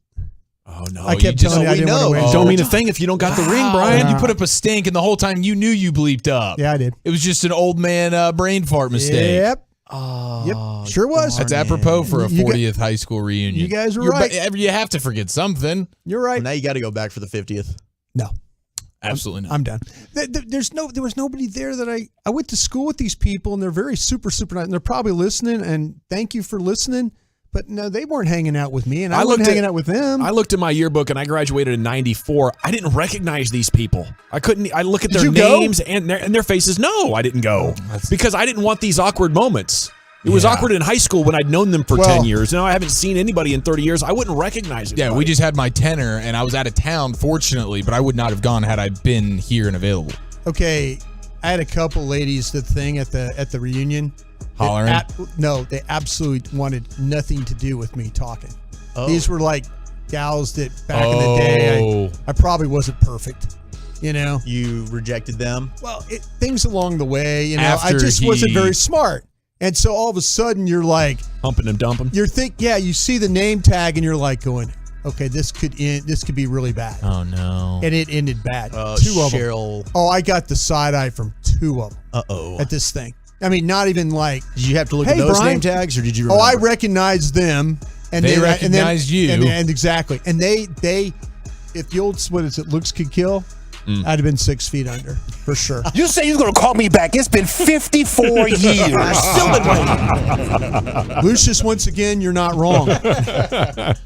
One of the wiser men on this program. I promise it's love. Yeah, you got this, oh, baby, yeah, you're the best, you know, and it was like, I just, and it's funny because I kept kind of working the room, you know, I was working the room. Oh, yeah, you're a good room worker. And I kept bumping into that area. As soon as you seen him, you said, I would stop and like go again. And then they would look at me like, you know, why aren't you dead? You dirtbag. Why don't you die? You know, and I'm like, and you know, do you go apologize? No. Do you say like, listen, I'm sorry, at 18 years old, I wasn't a very good person. Yeah, I mean, the fact that they're still holding that. They're like 70 years old now, and they're still thinking about, at 16, the schmucko who, you know, did the Dine and Dash version of relationship. It worked out in something. Beat and bounce. Yeah. He broke their hearts, Chiafal. That'll happen. You know, that kind of pain's not going to go away. Maybe the closure would have been nice for them. Maybe you should have apologized. I think they would have thrown a glass at me. Well, they're probably even more upset, Broadus, because of how well you've aged, and they see you're a tall drink of water. You've done the soda thing. You're looking good. You're feeling good. The glasses are working for you. Mm-hmm. You're a Super Bowl damn champion, and they know that they missed out. Yeah. And their husbands are jealous. And I'm dressing up. Husbands are super jealous. That's why they wouldn't talk to you, Brian. And I'm dressing up like Ben Franklin on Friday. Hello. Yeah. I've already got the hair and everything. A man that knows his history, you know what I mean? Anybody there comment on you boozing out of a sweaty, salty sauna sneaker? One gentleman asked me how bad that really was. Nice. And I said, it's good. I've done things worse, but that was not good. Yeah, it was not good. It's hard to imagine it gets any worse than that. Well, we'll find out on Friday. We'll find out. We will find out. Okay, well, that's good then. That's going to take up a good majority of our time here. Eric, back to you. But that's wonderful because I couldn't wait to get the lowdown. Mike McCarthy on what it was either Robert Kraft's wedding or it was Broadus's Friday night high school reunion. Okay, and quick question on that. Which one was the hotter was topic? 81. Is this his second marriage? 81 and 46. For what? The marriage. He's 81. She's 46. I believe so. Yeah, it's a business deal for her. And it's She's a successful doctor. Good for them both. Wow. Okay. So if she doesn't even need the bag, then He married actually, up. I question her judgment at that point. She might. If you already have bag, why are you doing this thing? Why? On her. Yeah. I think she's hunting Brady. Well, Brady was there. Brady was in attendance at the Robert Kraft Friday night surprise wedding party. Who was not? Bill Belichick, more of a football guy. He goes out, he goes to Cleveland, he whoops their ass for 4 quarters. Tom Brady can't get past Kenny Pickett and Mitch Trubisky. Okay, Unreal. we might have problems here. If I'm a Buccaneer, I say, hey, listen, Tom, you have this right. You're the GOAT. If this is how you want to do your thing, you want to do your Friday night bonanzas and whatever, and then you just show up for the game on Sunday, I'll still take you over Blaine Gabbert. But it's obvious that you don't care as much anymore. And that's fine. You lost your marriage because of it, and look at you, half-assing it. That's not. What are we doing? Did Brady have a +1? That's probably not a +1 scenario. Probably not a +1 scenario for Brady right now. It is a Mike McCarthy scenario. The Mike McCarthy press conference is coming up next here on 105.3 The Fan. We have to chat about my friends at Absolute Beauty Solutions. I hope you had a great weekend and you did everything and you treated yourself. You didn't cheat yourself. Well, if you did treat yourself a little bit too much.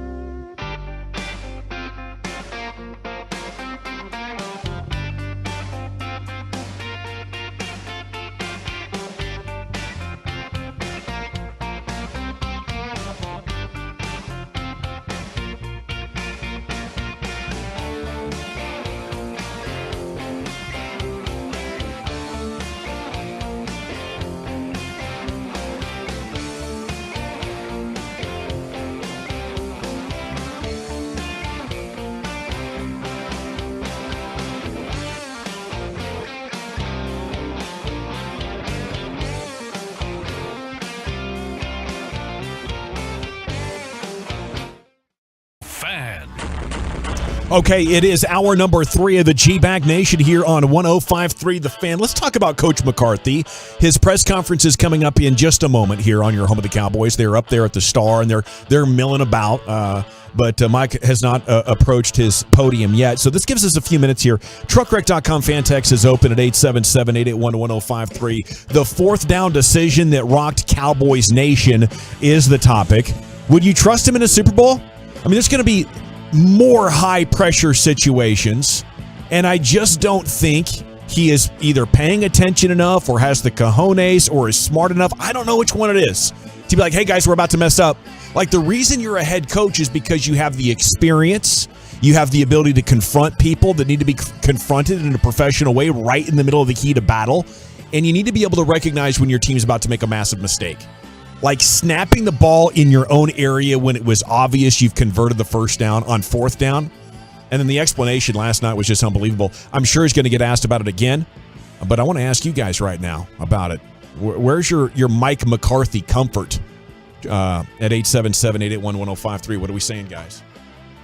He hasn't really ever had that comfort from me. And I don't think many people, even throughout this win streak, he hasn't been put in a ton of situations that were huge game management decisions that swing certain portions of the games. He hasn't been really trailing in many of these games. So you haven't been in a ton of super high leverage situations that are right now we need a great decision. Last night was an example of one of those, and he kind of fumbled it away. And so I think the only good thing is there's not a ton of coaches that are consistently getting these decisions correct. So usually the guy on the other sideline is just as likely to screw something up here as the guy that we have on our sideline. But in regards to just our guy, no, I don't feel comfortable in these game management, split-second decision kind of things. That is a great point. I feel like every head coach needs a guy or a committee that are tracking all these things and sort of have this ability to chime in on him. I think coaches like to be able to think and make their own decisions in the moment and don't need the outside interference. So, and it's difficult to find the guy who just sees with clarity because it is so frequent that it's messed up. But I think they need to get out of their comfort zone. I think head coaches need to check their ego. And I would like to see like the numbers, a study done on how does Mike McCarthy compare to his peers? You know, when it comes to these mistakes that could cost you games, when it comes to game management, it certainly feels like he's worse than average at it. It does. But there's a lot of coaches out there making mistakes that have their fan base livid today. Okay, he made 2 mistakes in 2 minutes, says the 214. Also says fire him. Who cares why the hell he didn't throw the challenge flag? Now, maybe the better question would be, does the good outweigh the bad, Zach? Because Mike has done a lot of great things, and maybe this is just one of the downsides you have to live with. For this year, yeah, it does. For this year, there's so much more positive than negative, right? This is the first time we've even had this conversation on Mike McCarthy, that there's been something to really point the finger and say, like, man, this really was a blunder on your part. Now, is it fair to say, hey, somebody needs to help him out? There should be somebody designated to that up top that's saying, Coach, we need to take a look at this. CeeDee Lamb clearly was not down. I don't care what that official's telling you. You should challenge this play. I'm hopeful that would somehow get communicated to him on the field. If it didn't, then we need to evaluate what's going on with the Cowboys and how that's being worked on during the game and the communication of that's being worked. But I think so far this year, and Coach McCarthy has won a Super Bowl before, he deserves the benefit of the doubt so far. But yes, in his time here in Dallas, game management's been an issue, but it is for the most part a league-wide problem. 682, do you want Mike McCarthy or Garrett or Sean Payton? I would take Payton if I got the choice. I feel some choices or calls really are a large part luck rather than analytical or part of scheme, et cetera, et cetera. I agree with you on that, especially when it comes to decisions to kick or punt or, go forward or whatever. I hear you on that. I don't like nitpicking coaches too much because they're aware of things that we just aren't. They're hiding more information than they give to the media before games, and that's fine. You want your team being kind of secretive in these situations. But I just thought, like, not challenging it when it's so. Here's Mike McCarthy up there at the start. Good afternoon, David. Hey, Mike. David Moore, Dallas Morning News.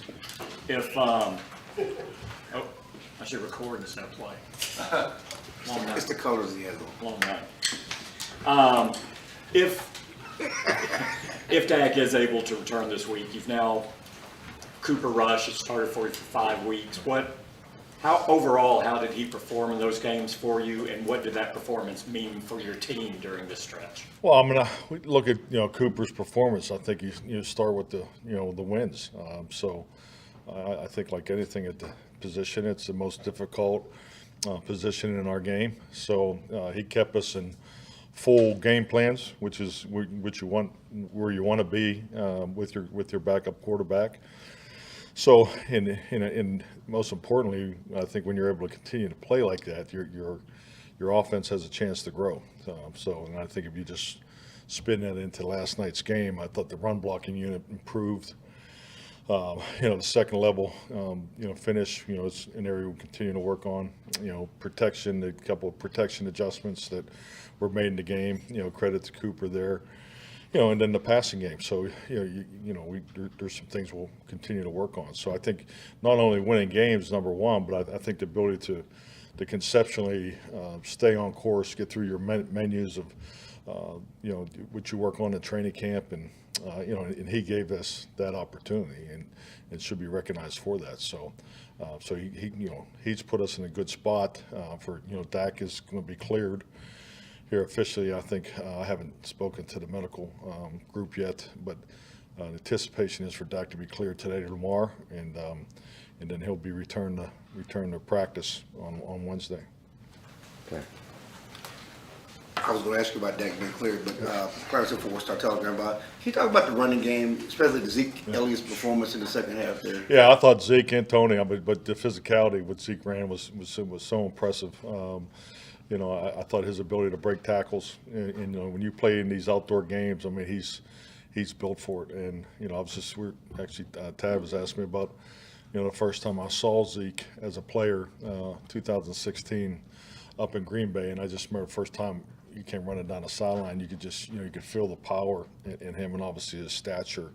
So, I mean, he's a physical runner, and that was clearly on display last night. Bless you.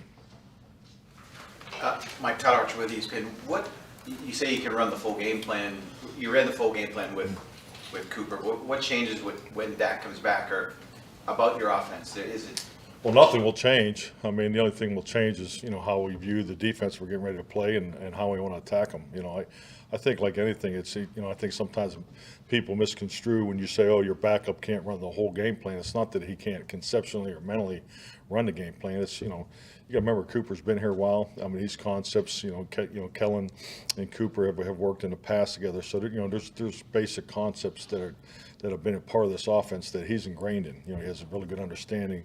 Has a high anticipation awareness level, and it's important because there's just certain things you stay. I mean, you get into game planning. It's just like, you'll just throw it on the board and say, hey, I like this because they do that. Because my question, where's the training? The training in the routes, how the quarterback throws the routes, so all those things. So, Cooper has played a lot of football in the system. And is there any, when Dak comes back, to remind him you don't have to put it all on your shoulders, you don't have to be a superhero as you're coming back here? Well, I think, just like anything, I mean, you love that about Dak, but yeah, there's not a game plan that I know that I haven't been involved in as a quarterback. Is you want to run the plan, and then there are play-making opportunities. I mean, that's what the scramble drill's for. I mean, that's what the scramble phase is for, and it's a part of how we practice and how we train it. The second part of every pass is a potential scramble opportunity. So, I just think it's, Dak needs to play his game, if he goes this week. Got it. Jonah Javad, WFAA. Were there things that defenses did against Cooper that were different from what you'd seen defenses do against Dak Prescott last season and the year before, in terms of just how they would approach? You mean just generally over the 5-game stretch here, or just last night? 5-game stretch versus Dak last season. I would say not. I would say that just going to last night, I think you still see the combination coverages, and and I think they really tilt their plan towards our tendencies. Obviously a run-heavy defense. The way they lined up to play last night. So, I would say that was consistent with how we played this so far this year. But I think last year, offensively, you just look at our productivity. We're not the same offense this year we were last year. So we're growing to be that type of offense, and I'm excited about some of the growth that we've had. Calvin Watkins, Dallas Morning News. How would you evaluate your defense from last night? The guys have been playing really well all year and had a little hiccups at times. Well, I mean, the defense has definitely been the bell cow for us. But last night was not our best performance by no means. So I mean, if you look at the run game, that was a major emphasis going in. And I think just like anything, this is a unique offense that we competed against. Give them some credit, but I think when you look at with the things you prioritize and you emphasize going in, I think it's the first time we've had double-digit missed tackles. So and that's something that would obviously be an emphasis going forward. And we fully anticipate, especially with the Lions coming in here. I mean, this is an excellent team as far as running the football, and we'll definitely be challenged Sunday. When you say double-digit missed tackles, is that more about what you guys didn't do, or is that about just the athleticism of Philly? Well, when you talk fundamentals and techniques, it's always about what you do. I mean, at the end of the day, I mean, we call it the Cowboys 6, the 6 fundamentals of football, and obviously breaking tackles and tackling was a huge emphasis going into this game, and we did not win that battle. Hey Mike, Patrick Walker, DallasCowboys.com. Kind of circling back to the offense. Semi for Hoko, going to IR was a little bit unexpected. What happened with him, and are you guys planning to maybe use that roster spot for like Damone Clark? Well, I mean, Semi, he's been fighting through some thing, with his shoulder, and had it and dinged it there on Saturday's practice. So that that's the decision was made there Saturday in the afternoon. Yeah, and as far as I know, we're at 52 right now. We're still sorting through the medical coming out of last night's game, so I don't really have any roster moves for you. Two things. You said if Dak goes this week, what does he need to do to go this week other than? I mean, I think the final threshold is always, you have return to play, but then, then there's the timing. You got to get the time. I mean, that's for any position. I think when you look at players that return to play, I mean, they're cleared medically to play. But if you don't just totally feel the timing's not quite there, they may need another week. So I think that's why if you look at the regimentation of how we've been bringing Dak back, and obviously, following the medical process of it, but we've been trying to do as much throwing and particularly the routes on there, the individual route running as much as we can. Like I said, I think we've checked the boxes. And he's got a plan for tomorrow. Just visit with Dak before I came in here. So just a number of throws we'll have tomorrow, and then then we'll spin that into a full throwing load on Wednesday. And the plan is for him to at least going in to get the time down to take the rest with the first team. I think we've discussed this at length. We're on the clearance plan. The other thing. CeeDee Lamb on the final interception, did he give enough effort? How do you look at that?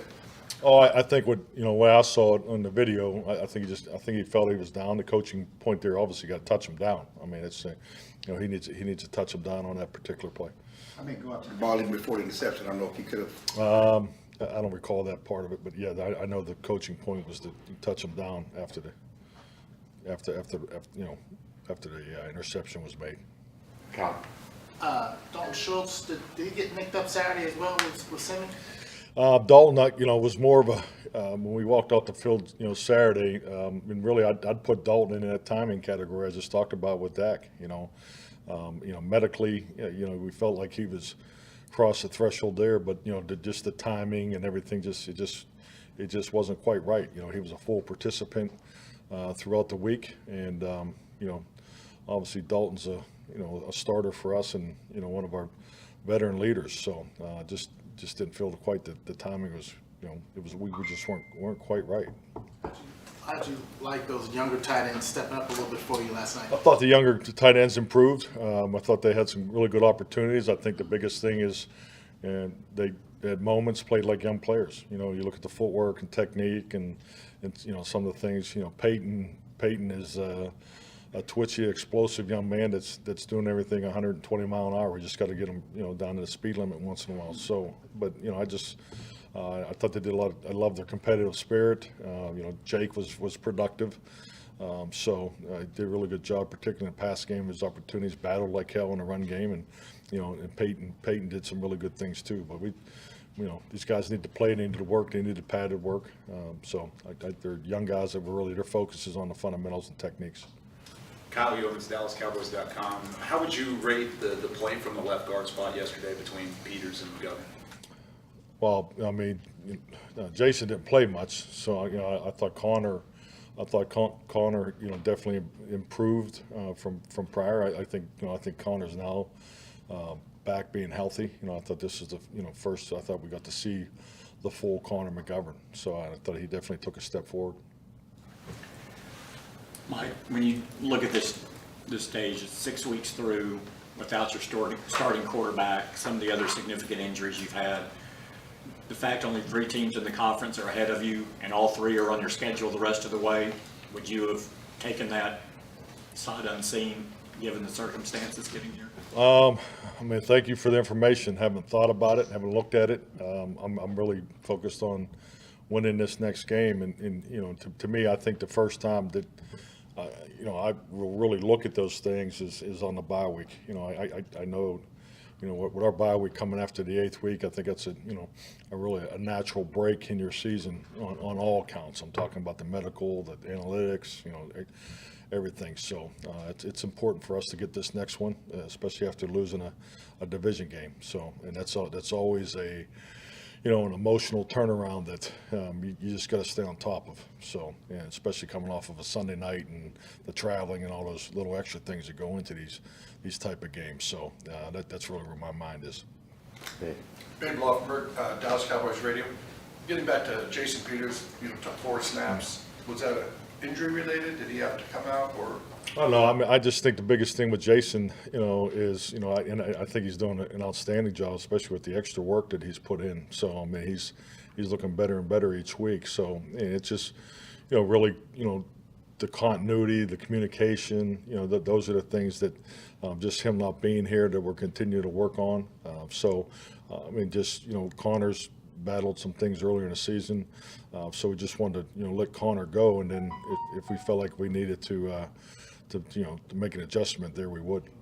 So I'm assuming though that you didn't say, let's get Jason 4 snaps going in. Well, I would like to got him more work. He was the projection was to play him in the 3rd series. Unfortunately, it was only 4 plays. So, and then we would revisit it in the second half. David, you're up. Michael passed, so you're up.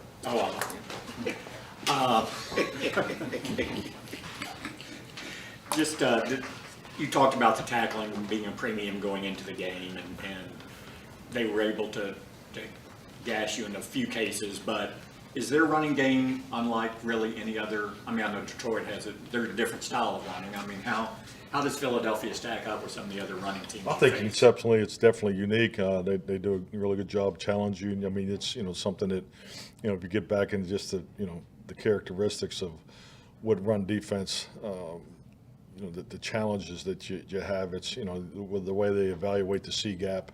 The quarterback involvement is, as a full-time player is a real challenge. So it's just. It's just like anything. You have to add one more player most of the time to your run defense when the quarterback is that much of a primary force. So, just getting those fits and the way they stretch and combination, particularly, with the double tight end looks, the movement and so forth, and stretching that C gap. If you look at some of those runs. That's obviously a starting point. It's always been for me when I put together run plans, and then particularly when you go to the 5 down fronts, they did a good job with their stutter play, angle pull schemes, counters, whatever how you guys communicate that. So it's definitely a heavy scheme, heavy stress because of quarterback involvement. All right, there it is, the Mike McCarthy press conference here on 105.3 The Fan. Dak's going to be cleared today or tomorrow. He'll be practicing Wednesday. what does he need to go this week as far as the Lions game? Mike answered the timing. So he just wants to make sure there's no rust there and Dak Prescott and the offense flowing smoothly. And it appears we are getting number 4 back. Other thoughts from that presser or Mike McCarthy, Brian? Yeah, I know before we were talking about Mike and confidence and things like that. And, I know I've been super critical of Mike McCarthy. I think there's some things that this season he's done. I think once his quarterback went down that he was able to, I think he got the ship in the right direction. I think he got Kellen Moore going in the right direction, stepping in on some things. This 4th down stuff, we were very critical of that. I know I, again, was very critical of that. I go back and I think about the Giants game. The couple of times that he's had 4th down calls where I've kind of gone, I don't know about this. The Cincinnati game, they get the big completion over the middle, to Noah Brown. It gets a 1st down. But maybe the biggest call he had on 4th down this year was the one when they went 4th and 4 in the Giants game and they threw the ball to CeeDee Lamb on that CeeDee Lamb drive, that the game was 13-all. And you remember it's 4th and 4, and you're thinking, man, he's not going to go for it here. Take the points on it. But no, he goes for it. They get the 1st down. They get a couple of different completions. They get one to Ferguson. They get one to CeeDee, another one, and then they get the touchdown, and that makes the game 20-13. So, I've been critical about this time about the 4th down and not running the ball and doing all that. But, man, he's been a difference maker in a game. They won that Giants game because they were tied, and he said, let's go for it. And they got the touchdown, and they ended up winning that football game, but it made it a 20-13 game. Well, year 3 has typically been Mike McCarthy's best year in his coaching history. I know that going for on 4th down, I didn't like the play call one bit. Absolutely did not like it. I felt like in that game, just run it. The way that the Eagles were covering you and stuff. The play doesn't matter, though. No. The play doesn't matter. No. The problem is not challenging. No. I mean, once you've not challenged, like what play you make is a minor infraction. Not challenging when it was obvious it was a 1st down is the major infraction. We shouldn't have been in 4th down. Yeah, I should wonder. I just wonder the officials' communication. I've watched so many games down on the field, and not defending Mike, but maybe you're told. You're caping for Mike. I just know this. You've come full circle. It's about damn time. All of a sudden he's working hard. Or is this a full 180? This is a full 180. No, I'll go back to hating him next week. Get ready. I think you have to be. I think I have to be fair about it because I've been on the sidelines before, and these officials, they F the games up all the time, and they tell you things, and you're like, okay, fine. It's a 1st down. If you watch the All-22, the official, she comes past the line, and that's on their sidelines. So they see her moving up in position to give the team a 1st down. So they're thinking, okay, let's hurry this thing up. Let's just go. And you're like, and then like she comes back and she's like, no, they marked. He was short. And I'm like, well, wait a minute, you just marked it, and you had the best view of anybody here. Yeah. So she messed up. She messed up because she got influenced by the guy on the other side of the field who didn't have as good a view as she had. Yeah. So, and I could see how that F's you up on the sidelines if you're, talking about it. Well, that's what you make the big bucks for, to not get effed up. Yeah. I don't need you getting rattled and going with what she said, against your own eyes. We got the Woolly Bullies top 10 at 420 coming up. Zach, where are we headed with it? Tell you what, let me go KMC combo platter here. Shout out to those fellas. I got 5 Cowboys thoughts and then the 5 most popular American pasta dishes on National Pasta Day next. Oh, that is hot. Very excited for that, Wolchuk. Happy Monday. Happy Miller Monday here in the DFW Metroplex. That's right. The great taste. 96 calories, Miller Lite. That is what it has been and always will be for Cowboys Nation. The only beer, the Dallas Cowboys, since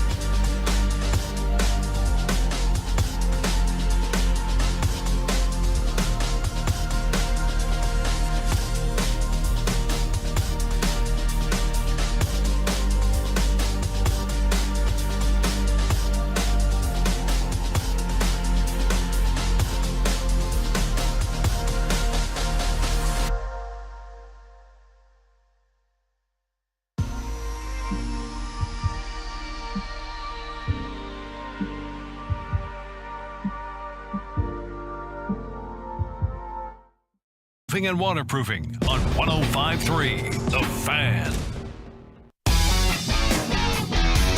Welcome back, Nation. Time for Wolchuk's Top 10 at 420. This segment is brought to you by the Frankels. If you're hurt in an accident, it's not your fault. Call the Frankels, 214-333-3333. Go online to truckwreck.com. We got the Stars tonight. We got FC Dallas tonight, baseball. We are living in a sports paradise. Brian? FC Dallas, is it the best of? Is it a first leg, second leg situation? I'm sorry, I don't know this right now. Or is it just if you lose, you go home? It is a lose. It's a win or go home situation. Okay, so it's not a first leg or second leg, right? Nope. Okay. No, that's European style. He said lose or go home. Yeah. Okay, I just was making sure. I'm sorry, FC Dallas. I'll tune in for a little bit tonight. I will. Yeah, okay, good deal. Yeah, there's those long breaks in the hockey game. I know you'll be tuned into the hockey. Here's Wolchuk with the top 10. Oh, thank you so much. Doing the combo platter because I want to today, and it's National Pasta Day, and gosh, I want pasta so bad. I think that's the one thing that I've craved more than any. Carbs? Being on soda. Just pasta in general. Like, I love the Italian foods, and I did cheat with the pizza when we were in Oxnard, so I got the Toppers. Toppers which pizza, was man. heavenly. But the pizza, or the pasta. I'm sorry for buying that and drawing you off sides. No, totally fine. The pasta, though, my gosh. Salad bar's not bad. Want it. Oh, that salad bar was absolutely It was fantastic. So good. next year, I'm hoping maintenance, and I can indulge in Toppers and not feel guilty about it. But drink a pitcher of beer while you're at it. Absolutely. 877-881-1053. What was your thought, and what is your favorite pasta dish on this day? But here are some thoughts from the Cowboys game, courtesy of Blogging the Boys, and here are the top 5. And we'll start with number 5. And really, the Cowboys being able to make this a game. They get down 20-0. They score 17 unanswered. And I do think we need to give some credit to the coaching staff. I want to piggyback off of what we were just talking about with Mike McCarthy. I believe the second half adjustments, the way they looked coming out in the third quarter, like a completely different team offensively, and you saw definitely the injury to Lane Johnson completely shifted what they were able to do on the defensive side of the football. 10 rushes, no pressures for Micah Parsons in the first half. Immediately, Lane Johnson's out, and in the nicest way possible, Brian Broaddus, you're telling me this Driscoll guy, as we're watching it in studio, getting ready for the postgame, this guy's not very good. Certainly that was on full display. That guy was not very good. And the Cowboys were able to have some success getting pressure on Jalen Hurts. Then they realized we just need to run the football. They did it 11 straight times on that 13-play drive. That was the backbreaker. You had the touchdown with Zeke. You had the touchdown with Ferguson. He cut it to 20-17. But I think anytime you show the ability to make the necessary adjustments at halftime and you come out and you're able to rally like that, that is an indication that your coaches are doing something right at the halftime break. Yeah, take that, Jason Garrett. Always trying to tell us halftime adjustments were made up. Damn We're right. trying to adjust all the time. Well, do it at some point in between series, at halftime. Make some adjustments, bro. I love that about this coaching staff. Amen. Yeah. Number 4, Kevontae Turpin. Oh, my gosh, he's getting so damn close. And if it's not for Kelvin Joseph and a bonehead hold, Cowboys had it set up at the 40-yard line in Philadelphia. Another great return.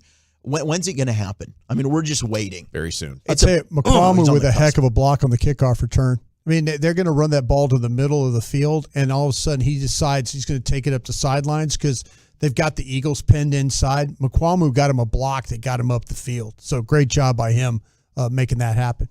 Number 3, and we talked about this all week, how damn good the Eagles are in the second quarter. And that's really the story of their success all year.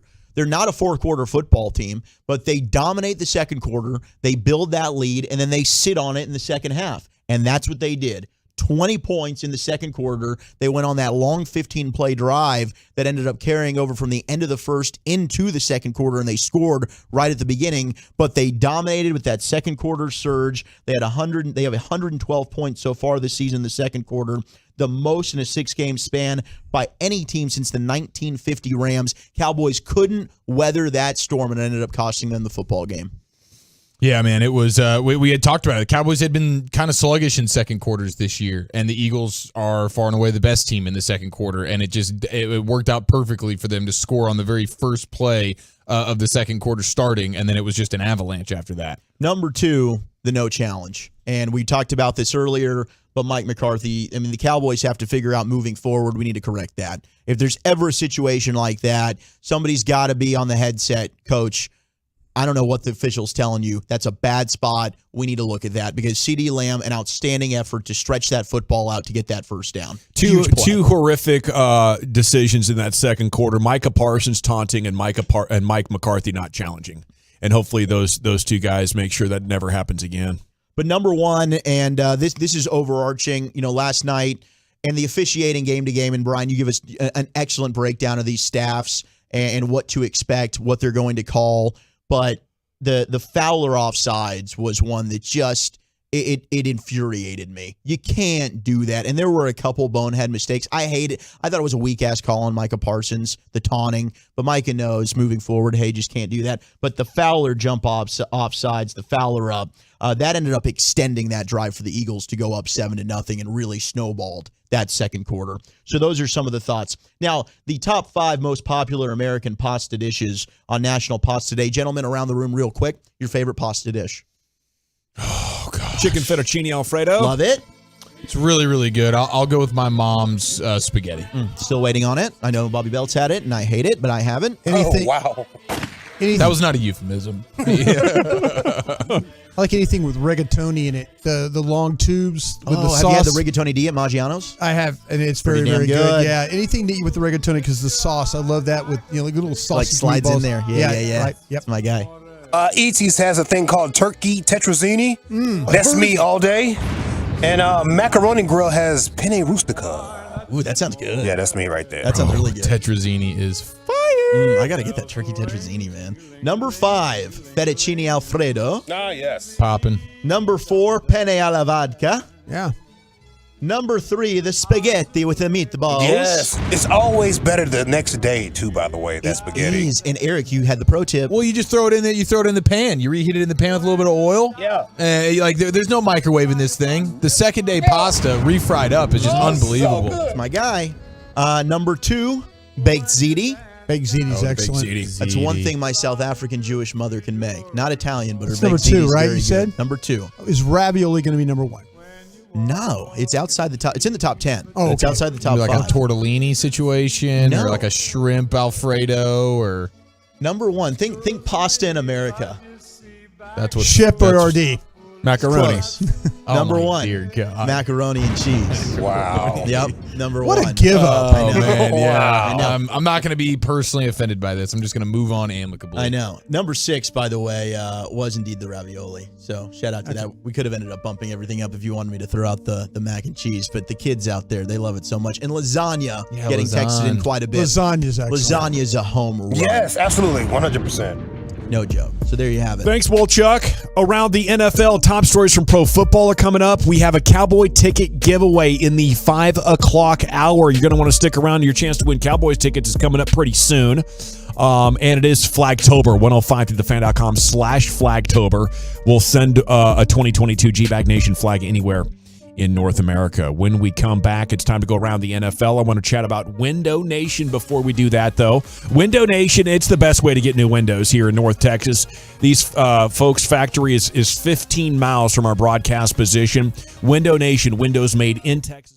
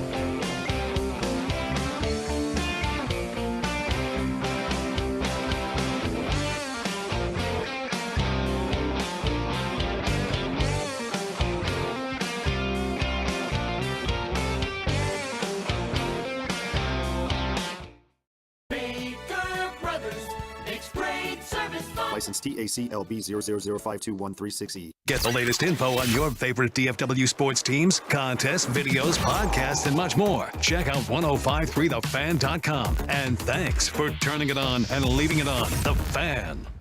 Yeah. If you're in need of traffic control or barricade rentals, Buyers Barricade is a full service provider taking care of your project or special event, no matter the size from start to finish.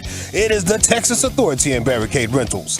BuyersBarricades.com. Thank you, Lucius. Let's rock. Let's go around the NFL. Brought to you by Metter, Dodge, Chrysler, Jeep, Ram. Let's go around the NFL. G-Bag style on 105.3 The Fan. I got first down here. I got people fixing to get fired. Okay. A gang of 5, gang of 7. Who's telling you this stuff? Pro Football Talk. Okay. I got very Gang of Florio. That's his gang. Okay, people fixing to get fired. This is a Washington Commanders quarterback, Carson Wentz. He's going to undergo surgery on his right ring finger Monday in L.A., source confirmed, but the team still isn't sure how much time he'll have to miss. It's been reported 4 to 6 weeks. I think this is it. Taylor Heineke is going to replace him. They're going to see Taylor Heineke as a better leader, a better player than Carson Wentz. Wentz will never play for Washington again and be fired at the end of the year. Cliff Kingsbury calling that shot. Okay, Cardinals didn't have Matt Prater, decided to go for it 5 times. They only made one of them. They were brutal. Kyler said after the game, it's the first time since his rookie year things have felt this difficult. So I don't know. I was seeing quite a bit of that on the red zone, and Cliff is like arguing with coordinators on his headset. They're all frustrated and mad. Losing tears teams apart, especially teams with expectations. So I think that's that whole situation starting to circle the drain as well. Double XP COD weekend too, I think. October 28th. Yeah. And this is the closing couple of weeks of the original Warzone. So. I would actually love to figure out what your guy Sean Payton, Brian, thinks about Kyler Murray, because that would be a fascinating combination. Oh, bye-bye, Cliff. Hello, Shawnee Shawn. Yeah, I need to figure out what the compensation is for Sean now. Need to ask somebody in New Orleans, what do you have to give to get Sean Payton? Is that something you can negotiate, or do you guys have to have a 1 right now for this guy? So it'll be good to know. Yeah, it would be. We'll figure it out. That should be the top choice, I think, for every team that comes up with an opening. Wolchuk with second down. Well, let me carry over the Cardinals talk. There was several news of note that happened today. Regarding their receiver position. So DeAndre Hopkins is activated. He's going to get back for them. They also got news that they're losing wide receiver Hollywood Brown. He suffered a non-surgical fracture in his foot, so he's expected to miss 6 weeks. So what did they do? They traded for Panthers wide receiver Robbie Anderson. The Panthers get a 6th-round pick in 2024 and a 7th-round pick in 2025. This comes a day after Robbie Anderson was ejected by his own coaching staff during yesterday's loss to the Rams. He was seen sitting on a Gatorade cooler away from his teammates on the sideline. Then he got into a verbal altercation with wide receivers coach Joe Daly, and that's when interim coach Steve Wilks took over and told him, get the hell off the field. You can go to the locker room for the remainder of the game. Well, now he's an Arizona Cardinal. All right. Yeah, it's tough. That was funny yesterday. I'd like to see what was said. You know, that sounds like it must have been quite a spicy exchange. Well, he went face to face with his coach while he's wearing a helmet and a face mask, and he's like getting up into the bare naked face of his coach. That was a little bit interesting. But after the game, he was like, "Don't disrespect me as a man.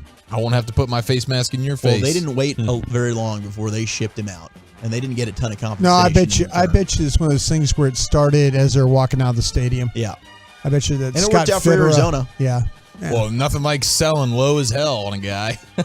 All right. Move on. Maybe he was saying positive things. I've noticed that Tom Brady was saying positive things to his O-lineman. Yeah, very true. You're better than this. Come on, guys. Like Des Bryant did with Tony Romo. We got it. You're better coach than this, man. That's all I'm saying. Ben DiNucci, huddle up, guys. Just make sure you huddle up, okay? Next play, just huddle up. But one of his linemen, next time Tom Brady just overthrows somebody, they should turn around and just chew Tom's ass out. Oh, my gosh. Some of his stats are brutal.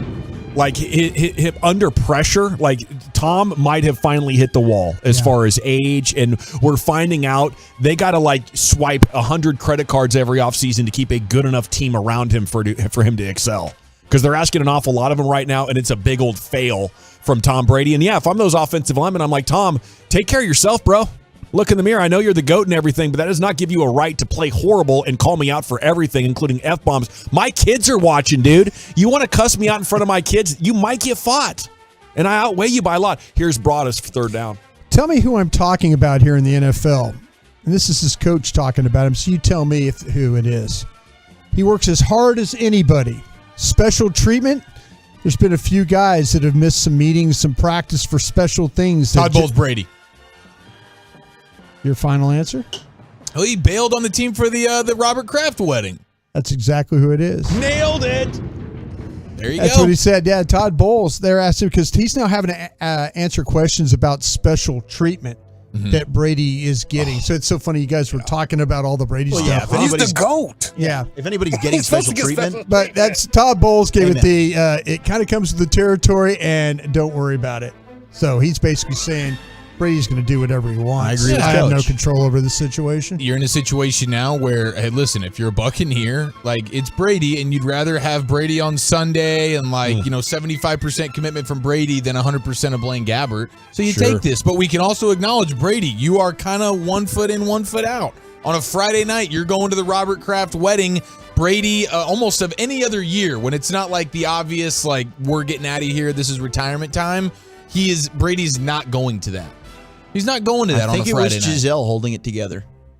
I don't know she's what the it is, reason but for the 7 rings. I love the chaos and the drama going on right now around Brady. This is Me too. excellent. That's You good. think- This is good theater. You think this old wife is laughing like an evil doctor somewhere? Rubbing her hands? Shouldn't have gone back, Tommy. Yeah, I'd be careful, man. That might be some kind of a witch or something like that. She's cast a spell on him. Here we go, Chia. Follow fourth down, convert. All right, so I was going to mention the fact that Lamar Jackson suffered his first career Challenge loss flag, against challenge an flag. I NFC want to challenge this. opponent. Wait, challenge. I'm challenging this. No, Turbo. He was down. Turbo, they told me Turbo. not to challenge. Oh, okay. I'm sorry. I was trying to challenge fourth down here. We have Lamar Jackson losing his first ever game to an NFC opponent I think yesterday. he had money on the game. Do you? I Because it think was he that does. bad? I think he does. Crapped on himself. I think he had money on this game. I really do. So upset. Yeah, but I don't want to talk about that. I also don't want to mention the fact that veteran free agent wide receiver Deshaun Jackson at 35 years old is scheduled to visit Lamar Jackson and those Ravens tomorrow as potentially adding an old vet to the wide receiver room. Also don't want to mention that on fourth down. What I do want to mention is that Bills safety Jordan Poyer took a 15-hour van ride to Kansas City, from Buffalo to Kansas City. Why did that happen? He had a rib injury from the Week 4 victory over the Ravens, missed Week 5 against the Steelers. Coming into this week's game versus Kansas City, Jordan Poyer of the Bills was not yet cleared to fly by Buffalo team doctors for whatever weird reason. His rib Partially collapsed lung came along with it. Okay, so that's what it was. Beautiful. Makes a ton of sense. Well, because he wasn't able to fly, he's like, okay, well, I'm a football guy. I'm still going to play. Okay, this is Kansas City. This is Pat Mahomes. This is a monster game. So he hopped in a van, much like the Shag Wagon, the Scooby-Doo van that Dawson drives, and went ahead and powered through 5 states, 15 hours, nearly 1,000 miles, showed up, played the game, walked away with a victory. Football guy of the week, Jordan Poyer. And shout out to him. You should Google his wife. He is living the dream. Outkicked his coverage for sure. I would have loved to have driven the van for him, like the feats of strength thing. Yeah, it'd be a nice drive. I would like it. Can we not get a mobile home though? If you, Can we what I get thought. Can we get a Prevost bus? Be nice. Hey, Like if you a could sleep Mercedes in the, Sprinter van that they do yeah, now. I mean, please. he could sleep in the back. There's a Winnebago van too that I spotted over the Oh, weekend okay. that Yeah. looks absurdly nice. It's probably 200 grand or something. Oh, that like might have been the one with the incinerator toilet. Remember? Could have been. Where you're Yes. crapping into one of those Could have fire been. pits. Yeah. New age. I wonder if Poyer was crapping into one of those incinerators on the way there this week. By the way, when you read this story, were you surprised? How long do you think it would take to drive from Buffalo to Kansas City? I was going to say Buffalo's pretty far north. I was going to say 20 hours. I would have said 20. Yeah, you're on the border. What would you say, Chuck? 15 hours? Oh, 15 hours, just a random guess. About Jerk. 1,000 miles. Yeah. No, I would have not known. I mean, I would have probably guessed like 20. Yeah, I would have, yeah. Because, I don't know. Upstate New York. Yeah, like you got to come all the way down Yeah, from I mean, New you're almost York in and through Canada. the Yeah, Midwest. I'd have and to be pretty to far, I here. think, Yeah, yeah. 15 hours. I think I would have guessed, I don't know, 24 or something like that. But anyway, it's neither here nor there. We got to go. Scooby-Doo van, would you made it? Yeah. For the first time, it's long road trip secure. It's humming like it's new now, dude. What did I've you get, always a new wanted to steering restore a column on van. it? I got a new gearbox. I had a new front steering assembly. I don't know what Oh. that is from like tire to tire. Had a lot of wiggling going on there, so I replaced that. Got a new transmission, fuel pump, distributor cap. I think I would drive to Buffalo. Did you remove the duct tape from the inside door handles? No. And kidnap people in? No. I can't get out! The inside door handles, for the record, have fallen off. Okay. But the shag carpet's still rocking. Yes, sir. And the ball gag. Is this guy a new number one hated rival in DFW sports? We're back in the nation.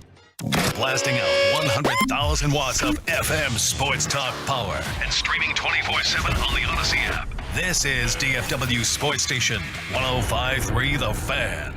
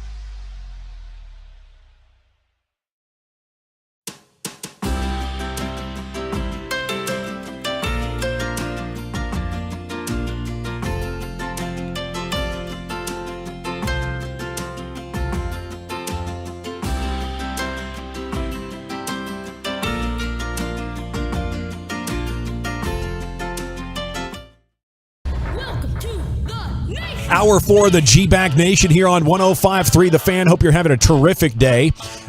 We have a question here about Nick Sirianni. Is he now your most hated DFW sports rival?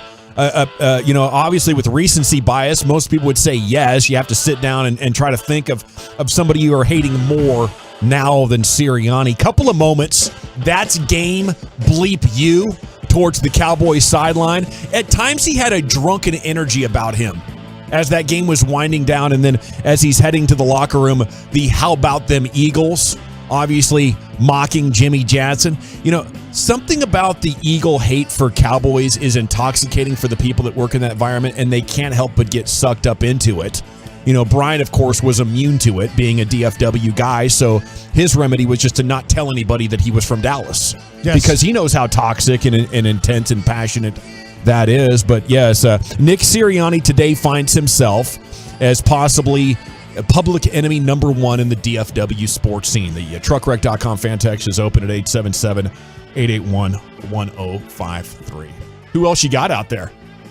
Of course, you got A-Rod, but we exercise those demons. Right. I mean, there's a lot of former players. Like, I never liked McNabb. What are all those basketball cats you guys hated for all those years? Wade. Yeah.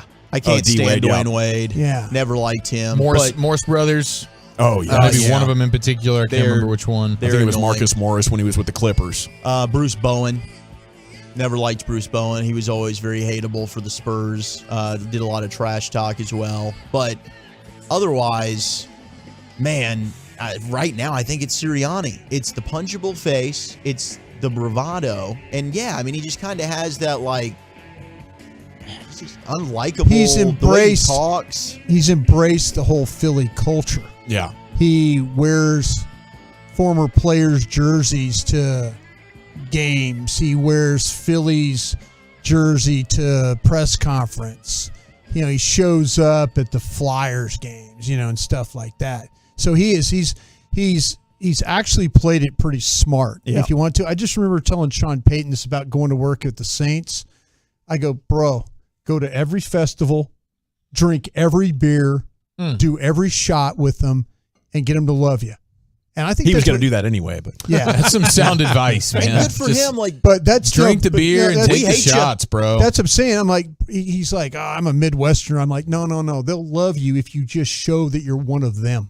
Yeah. And I think that's what Nick Sirianni's doing. He's got that kind of that look about him. He embodies it. That you want to punch him. Yeah. But he's going to be wearing the other team's colors, and it makes him want to punch him even more. Well, I want a tough coach like Banny now to punch him. I don't think Mike McCarthy would want to punch him. Obviously, Jason Garrett wouldn't have punched him. How about Garrett picking the Eagles last night? Yeah, somebody texted in and said Jason Garrett is on their most hated list. Fly Eagles fly. Fly Eagles fly. Yes, sir. Yeah. I picked him too, but okay. 214. I tweeted before the game. Sirianni is. Sorry. No apologies. You remember the pops with the TV prank? Yeah. That's what that is, bro. No apologies. Yeah, my dad used to do this one all the time, where he'd be like, all right, we're going to the store, come on, pile in. And then right when you get to the door, he'd lurch forward like 3 feet. And then boom, another 3 feet. We'd be halfway down the block. This, of course, the 80s. I tweeted before the game, Sirianni's exactly the correct amount of douchey for Philadelphia. That's churd in SoCal. 682, bleep Sirianni in his high water Lululemon pants. He did have the Lululemon pants, no socks. Yeah. 907. What area code is 907? Is that Alaska? I don't know. I still hate Devin Booker more. Oh, yeah, there's a lot of Devin Booker hate. Yeah, but it's Alaska, bro. Good call. Good pull. Well, I used to work at the Fishing and Hunting News, and we'd call up to Alaska and talk to their thank you, folks. Love that, man. Fishermen and hunters and stuff like that. Good energy. Slinging those magazines. Eagles coach must have got beat up going to school. I did buy my first Playboy in Alaska. Is that right? Yeah. Alaska Adventure? I've always wanted to go up there. They're always cutting glass in Alaska. Why do I always forget the name that you used as a salesman? Jim McCormick. Yeah. Jim. Yeah, my buddy was Bob Hardcastle. Hardcastle McCormick.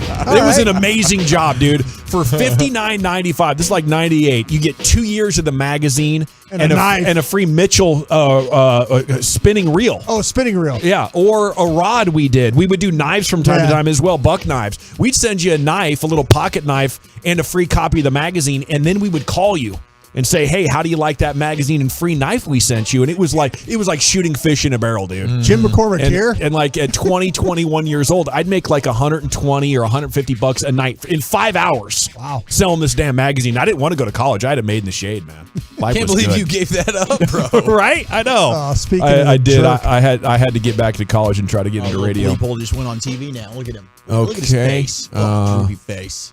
Okay. He does look greasy from the 214. I do hate Aaron Rodgers, though. Yeah, that's one for me. That's a big one, He's too. always on my bleep list. Yeah, I can bleep him. Especially now with that new haircut he's got going. All righty. Well, it is bad for the Cowboys, but the good news is keep these texts coming in. We'll circle back to them. Doing this? No, I'm just kidding. Do whatever you want. We'll circle back to it here in a few minutes, but we have a chance to look at NFC power rankings here, and Bill Barnwell today looked at 3 NFC divisional round teams from last year. And what's gone wrong? They're all 3-3. I'm going to give you the deets on how this has come together just as a refresher. And then you guys tell me, do you think they're going to get back and be competitive? Or can we say goodbye to the 4 best teams from the conference last year? What's gone wrong? Will they correct it? This is Rams, Bucks, Niners, Green Bay. All 4 are 3-3. And after an unreal weekend that saw San Francisco lose to Atlanta, Green Bay to the Jets, Tampa to the 1-4 Steelers, the Rams struggled against Carolina. It makes you wonder, how good are you going to have to be? You know, for the Cowboys, like if you can figure out the Eagles, that might be your NFC title game matchup if you get there. Mm-hmm. And it's fascinating because if these teams don't pull out of it, maybe it really is the year. Depending on how Dak comes back in and everything. And last hour, if you missed it, Mike McCarthy did have a press conference and said Dak is going to be medically cleared, and then they just have to see that his timing is right, and he will be playing against the Lions. Yeah, they have no practice on Wednesday, so that word might not come down. Well, we might see it on Wednesday, but no official practice on Wednesday, so it won't be till Thursday before we see him throw. Okay, for Green Bay, I think they might make the playoffs, but I don't see them being a real contender unless they can find another number 1 wide receiver. Devontae Adams opened up things, I think, for the entire offense, but they've started turning the ball over way too much after having a great 4-year run. They set an NFL record for 15 turnovers or less in 4 consecutive years. They're now at 8 turnovers through 6 games. Last week, after losing to the Giants, Jair Alexander said, I ain't worried, but if we lose next week, I'll be worried. So Giants and Jets in back-to-back weeks, they're one of the worst teams at stopping the run. They've taken a big step back in their red zone and third down, like 5 or 10% of success, all down in both of those categories. But I think we're far enough in here at 6 games. Maybe you feel like you got to wait till Thanksgiving or something, but I feel like we're far enough in at 6 games that we can say with them, if they don't make a trade for big playmakers in the passing game, it's not going to remedy itself. Well, the quarterback said post-game last night they need to make things a little bit more simple. They need the Cowboys game plan, don't they? Yeah. Yes, They're running the ball. Yes, and they don't give the ball to Aaron Jones and A.J. Dillon enough. Mm-hmm. They've got 2 very capable runners. Their offensive line is all right. They're still a team that wants to just drop back and throw the football all around the yard. And Randall Cobb just got hurt, and it didn't look good. And now you have a ton of rookies that are not playing well. I mean, you got Dobbs out there that Rodgers is trying to get going. Christian Watkins he's just not developed the way that they wanted him to. So looking at their schedule, I think they're going to end up going 10-7 and probably still make a wild card. But this is a team that they're in some serious jeopardy right now. Yeah, I wonder, do you think they could shift back to a more run the ball and play action type of offense? Because they can rush the passer. If they could just avoid getting behind in games and forcing the other team to pass a little bit more, I think they could succeed. But that's got to be difficult to go to an Aaron Rodgers and say, hey, we're going to need you to pass about 50% less here over the next couple of weeks. I wonder if are they playing themselves out of the Odell Beckham sweepstakes? He's going to go to some place where he can have success and maybe chase another ring. Yeah, money talks, but yeah, they're probably not willing to pay him what he would want. This is to a team go there. This is a team that won't use draft picks on wide receivers. They use the 2nd-round picks is kind of what they do. So do you think they make a move? Is there somebody out there they're thinking about? DJ Moore is the guy they should go get. He's Absolutely. the best one that's available Get right both now. of them, Odell Beckham and DJ Moore. Or why did you pay Aaron Rodgers? You're seriously going to pay Aaron Rodgers at 40 years old all that money and not give him weapons to actually win with? Like I would be really pounding on the table to make something happen if I was up there in Green Bay. For Tampa, it could be worse. The Steelers were without their 3 starting corners and TJ Watt and Mika Fitzpatrick. Bucks didn't score until the final drive. Tom Brady irate with his line once again, but maybe they should be mad at him. Here's the stat. Quarterback under pressure, QBR 4.7. That is the 3rd worst in the NFL. Brady can't handle any pressure anymore. This season on 3rd down, they're moving the chains less than 38% of the time, which ranks 22nd. Their average distance to go, 6.2, is shorter than it was in 2020 and 21 when they were amongst the league leaders. So I don't know what's going on with Tampa, but they can't run the ball either, so they can't take any pressure off of Tom Brady. Pretty much all he has is getting rid of the ball quickly, but it's not quick enough. So, that season opening loss from the Cowboys might end up actually being a bad loss, and the Bucks can't run the ball. Other than the Cowboys game, they're sitting right now at 3.1 yards per attempt. That is the worst number in the league by a 1/3 of a yard, which is insane, which, again, will make me remind Stephen Jones, you need to address this run defense in the trade market, for sure. They've got an ace in the hole. Gronk's going to be coming back around Thanksgiving. Okay. You think Gronk will fix everything? Yeah, well, That'll he'll fix help a little bit. He'll help the blocking in the run game, and he'll be that security blanket when the pressure's in Brady's face. Yeah, I thought that they would get a little bit healthier at the receiver position and get rolling, and they had all their guys out there yesterday, and it did not work for them. I don't really know, not being able to run the football and Brady not looking like himself. There's clearly an issue in there with him, kind of, how committed is he? And some of these guys are frustrated. It certainly doesn't help when you're bailing on your team on Friday night, and then Sunday you're ripping them a new one on the sideline because of whatever it is that you don't feel like they're doing up to standard. Those guys aren't going to probably take too kindly to that. Your ability to rip is gone once you start playing poorly. I don't care who you are. And you're kind of like, hey, I'll meet up with the team. That doesn't sit well. They'll be in the playoffs, though, unless Atlanta goes on some magical run, which I don't see happening. They're still by far the best team in their division. Okay, yeah, good point. 3-1-2, Sirianni acted like he won the division last night. Total douche. He's definitely moved into the number 1 spot behind Rodgers. Yeah, that was insane. You guys beat Cooper Rush. And whatever you can say about the matchup and bad calls went both ways, it's like, yeah, and you guys are acting like you won the Super Bowl after beating Cooper Rush. I don't know. It's weird. I guess I don't understand the passion and everything that goes into being an Eagles fan. For San Francisco, it's been an insane amount of injuries. I think they can still be good because I think only one of them, Mosley, is out for the year, but Bosa, Armstead, Kinlaw, Charvarius Ward, they're going to take on the Chiefs and Rams the next 2 weeks and then get a bye. They could be 3-5 going into their bye, and they're hoping Ward and Bosa will be back on Sunday. I guess I have more faith that San Francisco could turn it around because I believe in their style of play. They just need to get healthy. Yeah, that's been a problem though. I mean that whole defense seems like it's on the injury report every week, and more than questionable. Some of them are out. That's a problem. That's how they win games, man. That defense carries them. Yeah, sure does. So, and then for the Rams, obviously it's fascinating because of the Dak and Matt Stafford talk and who's better and this, that, and the other thing. But they need. Barnwell says they need a full flurry of trades: wide receiver, running back, tackle, pass rusher, secondary depth. Like their cupboard is suddenly looking bare.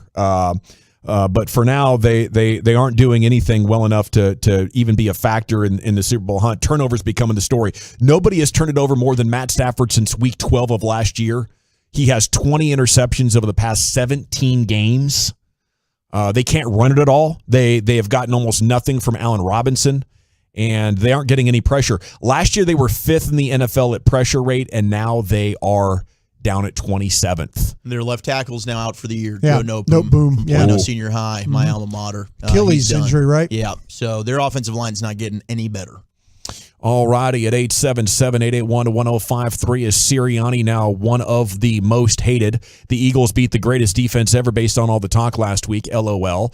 Well, 214, if you listen to our show, it's particularly me, I've been making a strong case that the run defense isn't good enough to be considered the greatest defense ever. Yeah. And maybe top 3 or something like that. But again, it's Cooper Rush. He threw you the ball 3 times. You don't really have any chance of keeping your defense off the field. And I would say they did a pretty good job outside of the second quarter anyway. Stop hating. We beat y'all, and it's a rivalry. Not hating. I'm wondering why you guys are acting like you won the Super Bowl. It's because the Cowboys have dominated you other than the Super Bowl year. And for some reason, you're so obsessed with beating the Cowboys that you can't even see reality out of the emotion. The reality is you beat Cooper Rush at home and nearly saw the Cowboys come back from 17 points down. Or was it 20 points down? Was it 20-0? Yeah, it was 20. It was 20-0 at some point. You nearly gave up that lead to Cooper Rush. And you're pretending like Jalen Hurts is an all-pro quarterback. It's just pathetic. It's really sad that you would base your identity so much off of another team. It's dysfunctional. It's toxic, and I just don't get where all the excitement comes from. I mean, do you do this every time you beat a backup quarterback? Because it's not it's really a no-win situation when you play a quarterback like Cooper Rush. Either you lose and you're embarrassed because you're trash, or you're like, cool, we didn't get beat like Cooper Rush. There's no celebration. There's no that's bleeping game. You should be embarrassed to be that excited. How far have you lowered your bar to get that excited about beating Cooper Rush? We got to hit the expressway. We got Bobby Belt coming up here at 5:30, Cowboys Insider, and then LA Live with Lucius Alexander coming up at about 5:40 right here in the G-Bag Nation. Listen. Stream the Fan 24/7 all day.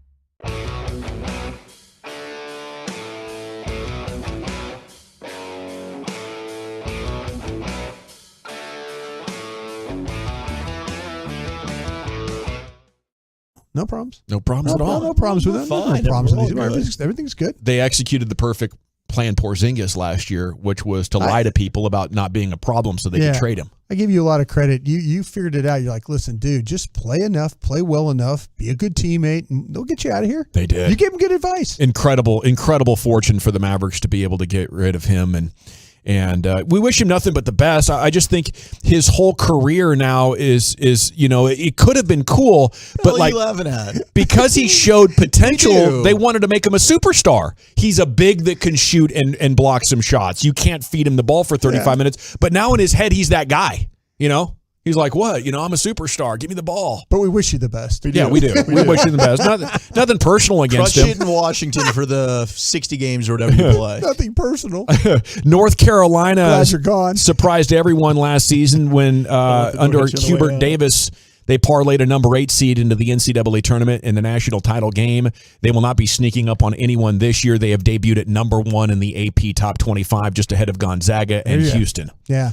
And Kareem Benzema awarded the 2022 Ballon d'Or at a ceremony in Paris that goes to the best soccer player in the world. Did you go to Mbappe? He's 34 years old. No, I think Mbappe finished 4th or 5th. He's got some issues there in the voting. Mbappe. He must have rubbed some people the wrong way. There's some things going on. He got bopped. Yeah, he got bopped.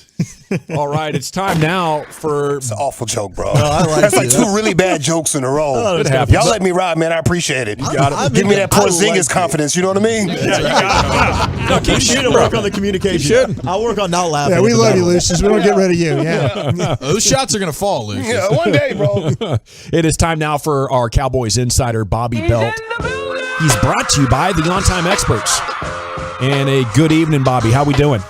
What's up, fellas? I got my extra sleep in this morning after my you Sean did. and RJ hit, so I'm rested, had a Red Bull, ready to go. What time did you get in? 4:30? No, 3:50. 3:50, and Yep. Sean had you on at 7:20, right?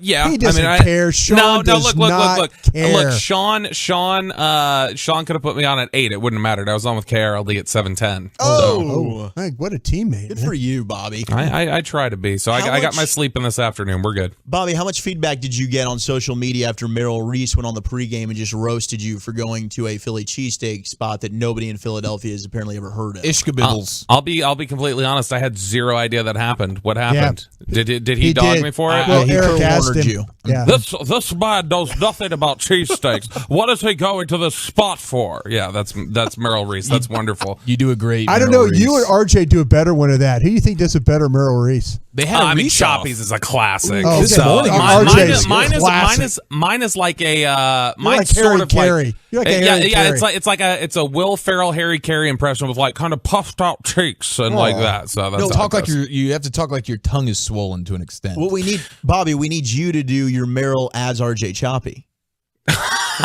I can't channel his. His is too good. It'll just sound like Merrill Reese. My Merrill Reese impression. His is really good. He does the he's got the bluster that Merrill has. But yeah, I mean Merrill very distinct voice. But what was he just saying that like my choice was terrible? He laughed. He laughed at you, Bobby. Yeah, he did. He kinda- laughed at you. He goes, "Oh, I've never heard of the place. I've been I in mean, Philly he's- all my that- life." Yeah, I mean that man's forgotten a lot. What is he like 110? So I'm sure he's forgotten. We have to Roughly. have him as Roughly. a guest again.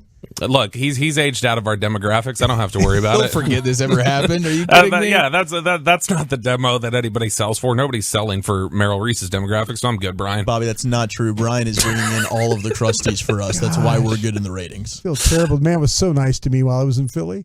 I'm sorry. Ishkabibbles. I went and looked it up. Philly Voice. I sent an article to Sean and RJ this morning because they were telling me that I was full of it and nobody's ever heard of that. And Philly Voice has like this. Ishkabibbles was ranked as like one of the best hole in the wall spots for anything anywhere in the United States. Like it is a spot. I don't understand how all of you are like never heard of it. Yeah, I don't get it. Look, here's the thing. It was bland as hell. And I had to like just dump buffalo sauce on it to taste anything. And so I was concerned there for a little bit, thought I had COVID, and it just turned out, no, this is just flavorless meat, and it's got nothing to do with me. It's about Philly. But I also got to say, I was really disappointed in the Philly fans. Like, we got a much harsher reception when we were in New York. Different than route, Philly. I bet. Did you go different route? Yeah, so we didn't go the normal trek through I-95? Yeah, what they did was they got close to the stadium, and then they kind of like did a U-turn Yeah. and ducked behind some construction construction work, but even still, it wasn't. I felt a much harsher environment in New York than Philly, which was not what I expected.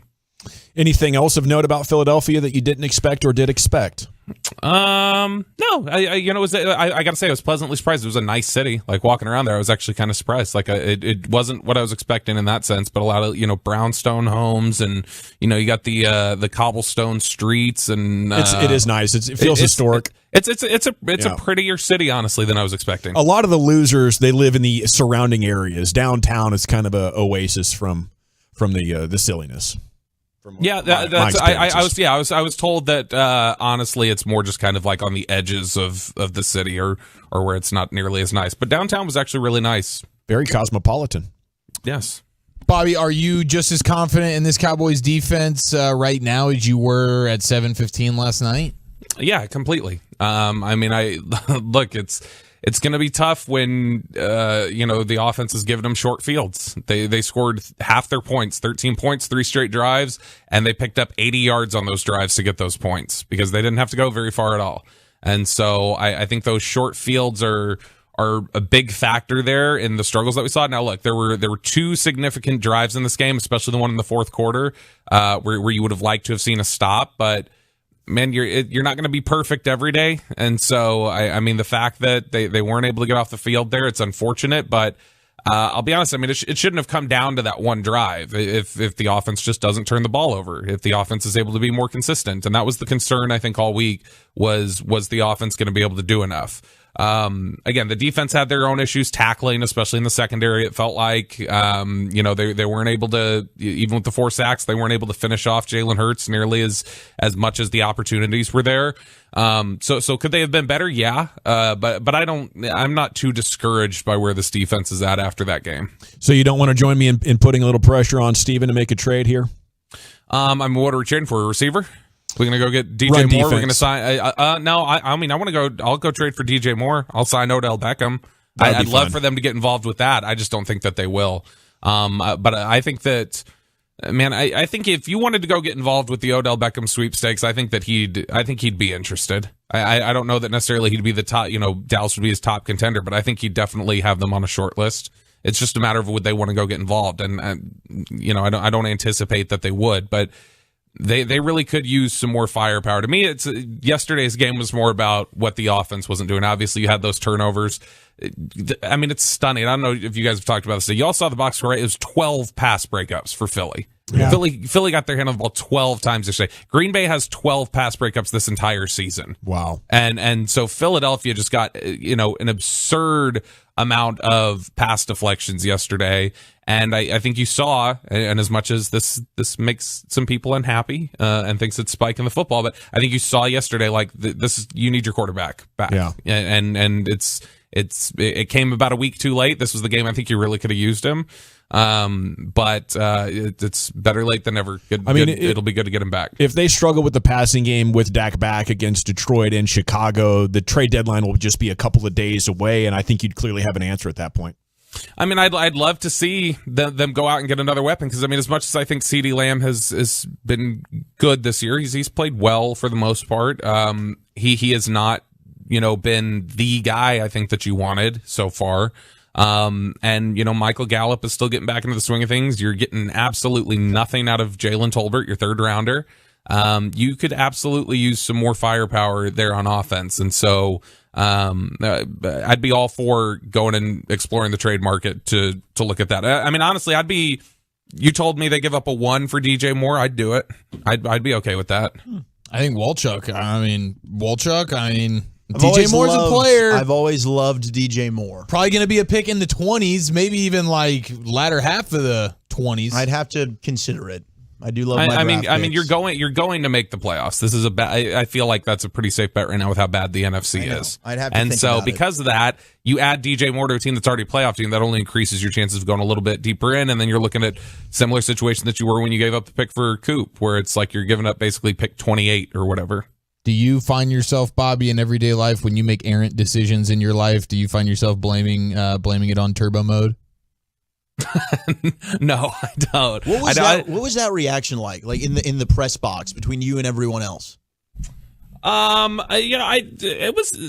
funny. The press box was the thing nobody could get over yesterday was you want to talk about turbo and Turpin and Turbin and things like that. The press box announcer had to be corrected several times because he kept referring to Cavante Turpin as Cavante Turbin, and so there was that one that was funny to me. That was the more turbo thing that I was worried about, not so much the turbo offense and getting to that fourth down. But look, that was terrible execution. Obviously, trying to go turbo offense and get up there really quickly and not challenge it. And there were a lot of circumstances there, according to Mike McCarthy, that made that a messy execution.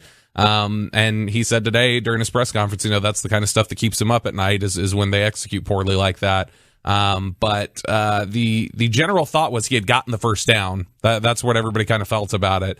And then when he didn't, it was like, okay, are you going to challenge? No, you're not. And then when the play was executed on fourth down, it's like, okay, now you're getting too cute. Just run the ball. What are you doing? And so there were several aspects of it.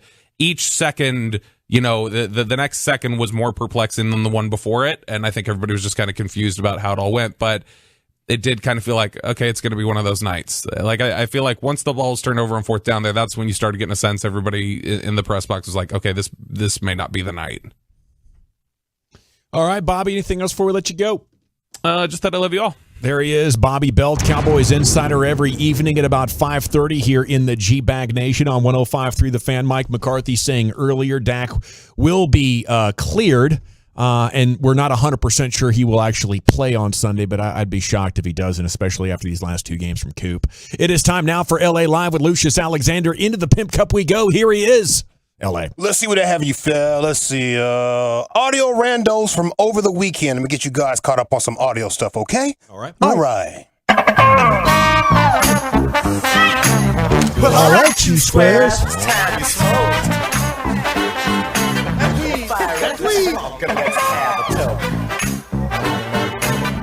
It'll make you dance to some of everything. Everybody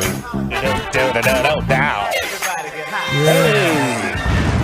R.I.P. to the great Rick James right there. And all this talk about Turbo makes me want to say what's up to Michael Chambers. He played Turbo on Breaking, the movie Breaking. It's an old school movie right there. This is LA Live for October 17th, 2022. What it do? I got a question for the Tolos. Name something or someone that is highly underrated. It's almost criminal how underrated this situation or this person or this thing may be. Any noun, okay? If you guys see anything out there on the AutoFlex Leasing Fan Text, shoot it my way. I'll give you some examples. Somebody said Totino's 99-cent pizza. Boom. Oh, love it. Dude. Highly underrated. Always clutch. My like middle school highlight years. Perfect amount of food. Absolutely. So much Totino's pizza and ramen noodles in my life. Someone else said Dominique Wilkins. Yes, he was, dude. He was insane and never got the championship, but there were times where he was every bit of Jordan's equal when it came to just needing a bucket. Yeah. You need a bucket. Yeah. R.I.P., but Terry Glenn. I loved Terry Glenn. R.I.P., bro. Someone says self-awareness is highly underrated. Yeah. Difficult to come by, too. Yeah. No, to be known as you are known. Ever elusive, that self-awareness. It's so elusive. Water pressure.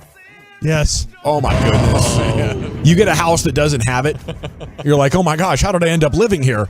It's barely underrated. trickling out of the shower. That could be number one. Dude, It should be number one, huh? It's a huge downer whenever we're in Mexico with my wife's family, you're taking a shower and it's just like barely spitting on you, and you're like, gosh, and you're sweating hard out there, and so you just desperately want that shower. Like coming home, the first thing I was excited about was just a good shower, and water pressure standpoint. So And wiping properly. When it's just dripping out of there and you're trying to get the suds out of your armpit, you got to do like this limbo type move. Yeah, to dude. try to and get it's just your arm barely under there. dripping on Yeah. you, and you're like, God, this is miserable.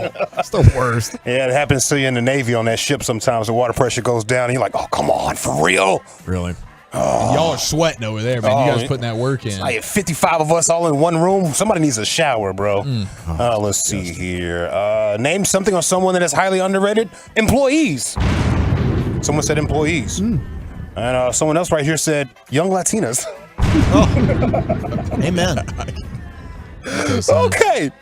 G-Bag of the Day, we do it every day here at 2:30 on The Fan. If you see anything out there on the social media webs, hit me up at Lucky Lucius P. Our winner and new champion is Tony Romo, or Romo Damas, predicts the score of the Bills and Chiefs game in the first quarter. Not going to be a high-scoring game, Jim, because these two defenses are going to make you drive the field. The clock's going to run a lot because you're going to be consistently checking it down, running the football. Every once in a while, you get a big play. But this is going to be a 24-20 type of game, maybe 30 if somebody goes off. Nailed it. Man, what a game, too. His FanDuel account's going crazy right now, I'm pretty sure. Yeah, dude. Back-to-back Mondays, Tony Romo's been the G-Bag of the Day, by the way. So congrats to Tony out there. Join us on the show. Let's talk some football with you. Be interesting to get his thoughts right now. Dak trying to come back and all that. Be nice. I'm going to say, Lucius, and I know you're a guy that likes the rap music, and you're... What does that mean? What the hell? Well, that sounds racist as hell, fool. Well, I've known you for 12 years. Black people like rap music. I know you like chicken and rap music, and I know you're not into the Jordans, but you like tennis shoes. No, Do you have rims on your car? That's what I it's wanted to actually ask. because I've known you for 12 years, That's and all great, baby. we talked a lot about rap music, but you know what? Forget it. No, go ahead. Forget it. Go ahead. I forgot this is on the radio. It's not just us just playing in here, so make you I was going to say He's thinking of a Todd Bowles question bad, right now. Are you aware? These are all jokes, people. Are all jokes. I was going to say the great American rapper KRS-One. Oh, God. Okay. Knowledge reigns So supreme. I was going to point out the fact that you know more about rap music than I do, and I was wondering if you thought he was underrated. 100%. Okay. 100%. And they're putting together where they're trying to put together a hip hop union. So when there's medical bills and stuff. Cool. So you just don't stop rapping and it's over with for you. Yeah. Kind of like the NFL or any professional league where if you play a certain amount of time, you rap a certain amount of years, you get a pension. Yeah, Wow.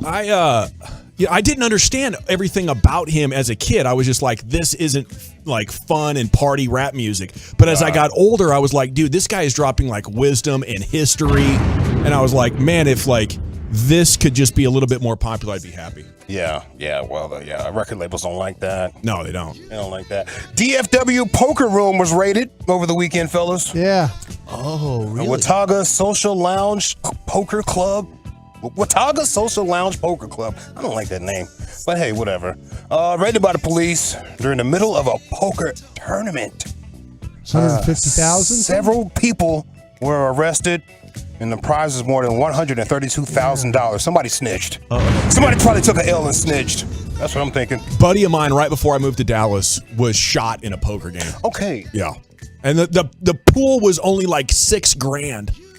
But yeah, he took one in the belly from a 9mm. This guy got all mad and tried to get the money out of the cage, and he couldn't get it. So on his way out, he fired a couple of shots and hit my buddy Jason right in the belly. Luckily, he was a bigger gentleman. He absorbed it half decent.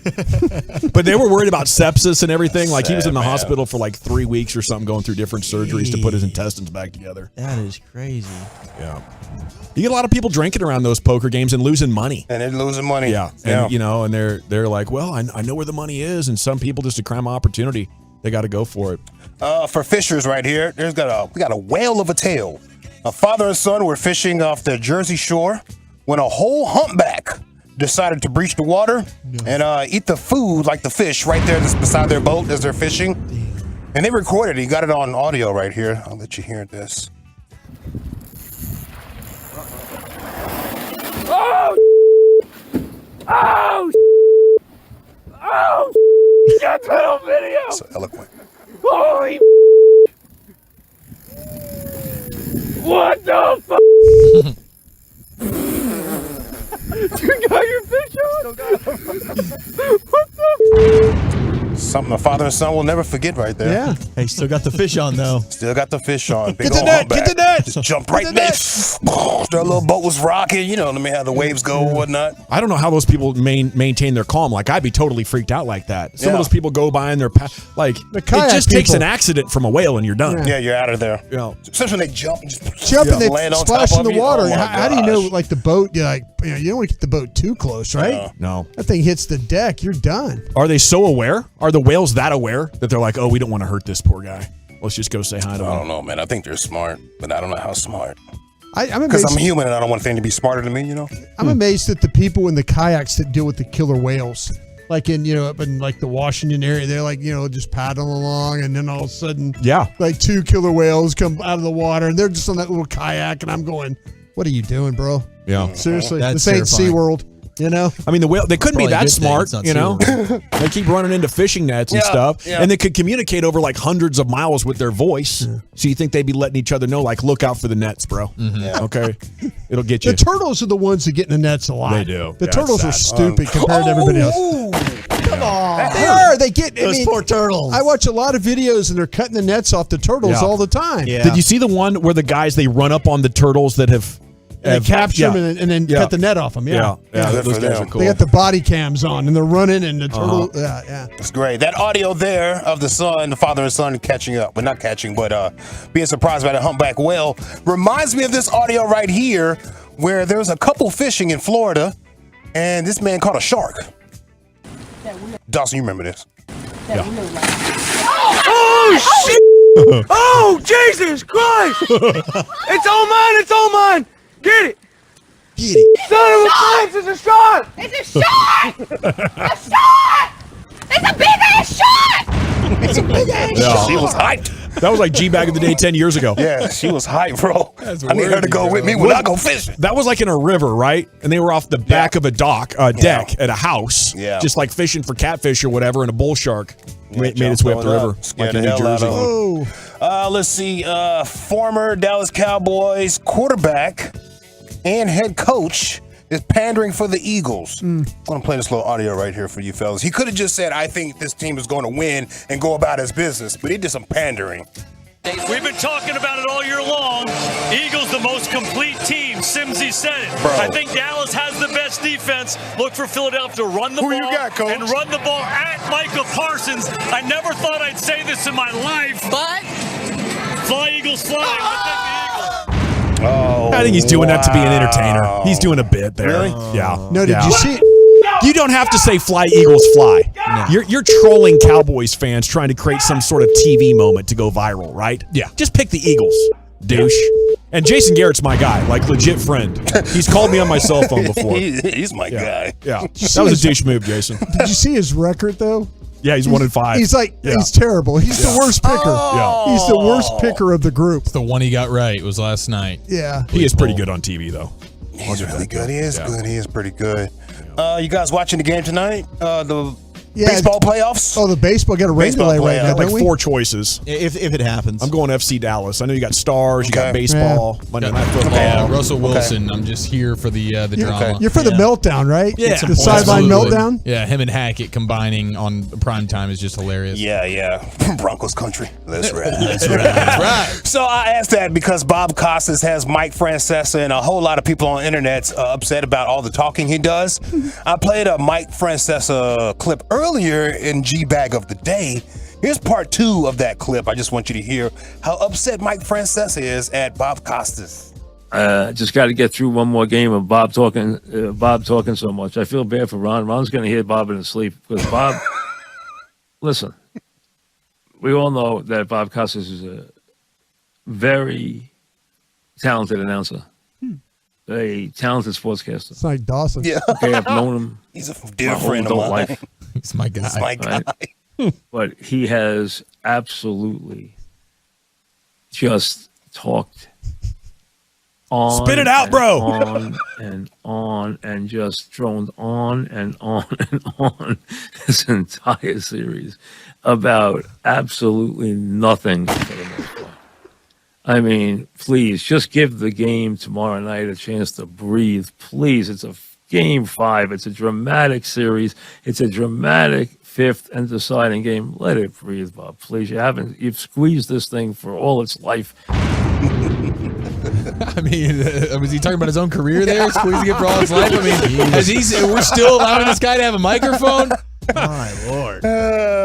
Listening to that made me think about if Mike Francesa and Bob Costas was on the same little broadcast booth for the MLB playoffs, would it sound like when Ian Eagle had to do some corrections? Listen to this. It was crazy. Could I make one point? Sure can. I just want to say that earlier you had a very patronizing tone towards me. I fully understand what a slip screen is. I've been doing the NBA for 18 years. But the way you presented it initially was gobbledygook. So, like the audience, I wanted you to come back and explain yourself. And you then just took a firing line on me, and it was uncalled for. I don't think so. That's at all. exactly what happened. You are overly sensitive today. I am not. Did you have a bad day today? It's second game of a back-to-back. The It's ride back from very Philly, tough. did it disturb you last night? That was 2 hours with you, which is probably the reason why I've had enough tonight. Got him. Got him. Who was he with there? Do you know? No, it was the Czar of the Telestrator. Mike Fratello. It sounded like. Wait, that wasn't I. Wait, what? That was. I think the analyst was Mike Fratello. Oh, okay. Yeah. It sounds like to me that might have been the guy that does he do the Nets broadcasting? Yes. I think it's like because I one time had to listen to a Mavs Nets game, and that's what they do the whole game. They go back and forth. They're crushing each other. They crush each other. Taking shots. And yeah, it's like they crush. Basket by Luka. Yeah, Bill. Yeah, and it's seriously. It was like you call those shoes? And I asked Chuck Cooperstein. I go, Coop, what is up with this, bro? I goes, oh no, man, those dudes are different. Those dudes are different. So yeah, it might be the Brooklyn broadcast there. I think That was awesome. He called him out on air though. Yeah, that was beautiful. I love it. Unbelievable. That's the ultimate gaslighting, right?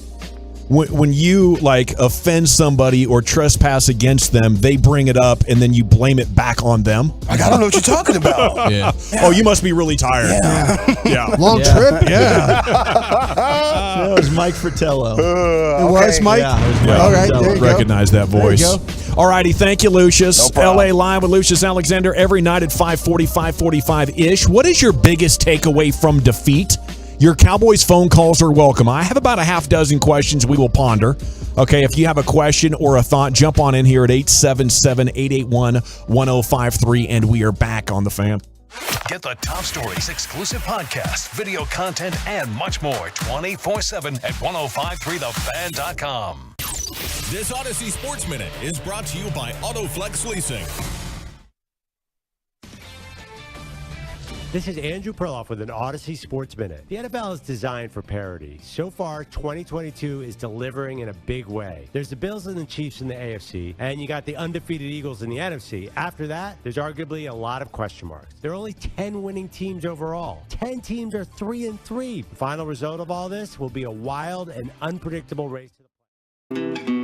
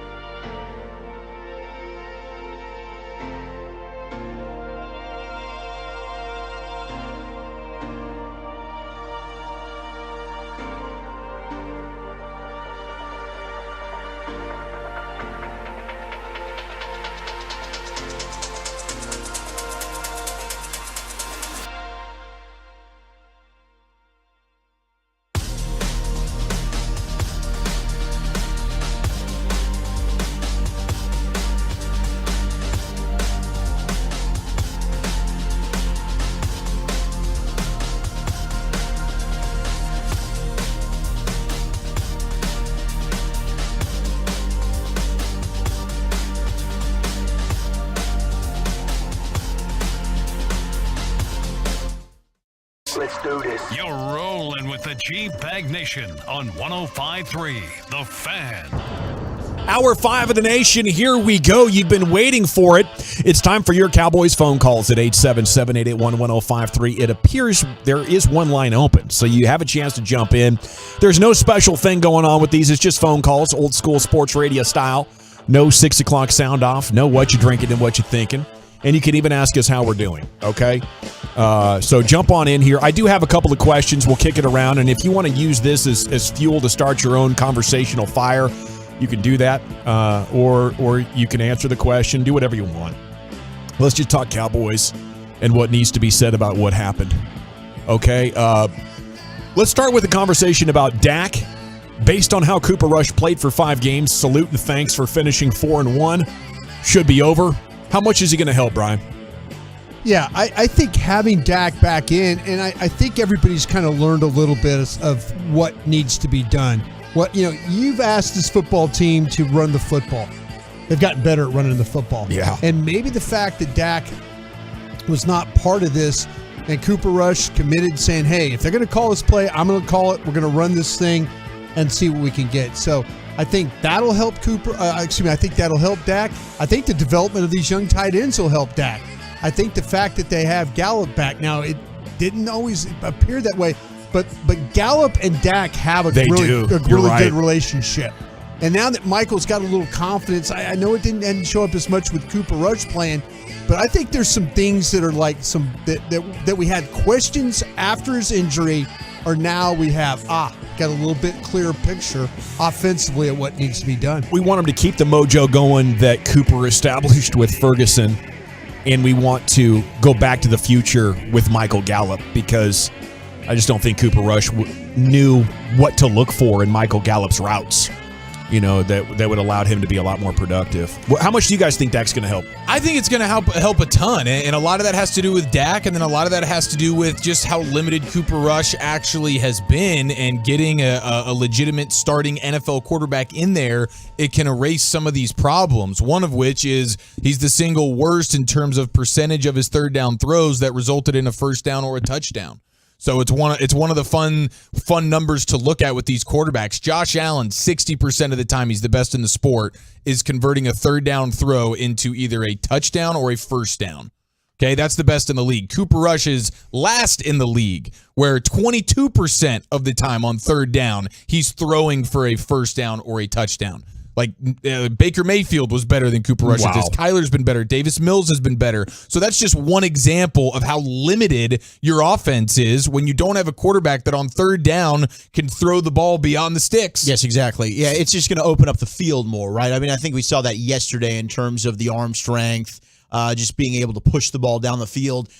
Some people knock Dak on the deep ball, and to be frank, you're not really paying attention. And the numbers bear it out. Like Dak Prescott has been one of the better deep ball passers in the game for the last several years. And that is something specifically with Michael Gallup that should improve. And it should open up the offense as well. I think CeeDee Lamb should get better. Now, I get it. What we've seen from Dak, the back half of last year in week 1 against the Bucs, not amazing, but I don't think that's going to be the Dak Prescott that you're going to see at a consistent level once he returns. So this offense should, without question, benefit immensely, specifically extending drives in the third down overall, because that's something Dak's also good at, just being able to extend plays with his legs. Well said, guys, and I love that stat, Chiafal. Thank you so much. Is there anybody brave enough to still say Cooper should remain in there? I'd love to hear from you, okay? The text is open right now because there are no lines open, but if you get a chance to jump on in here, I'd love to hear the case you could make. We're going to start with Gary in New Mexico over here on line 1. And a good evening, Gary. What do you think needs to be said about the Cowboys' loss? I thought it was pretty encouraging, man. We've made it through the toughest part of our schedule. We're 4-2, and we've done it with a backup quarterback and a rookie left tackle. I hear that, man.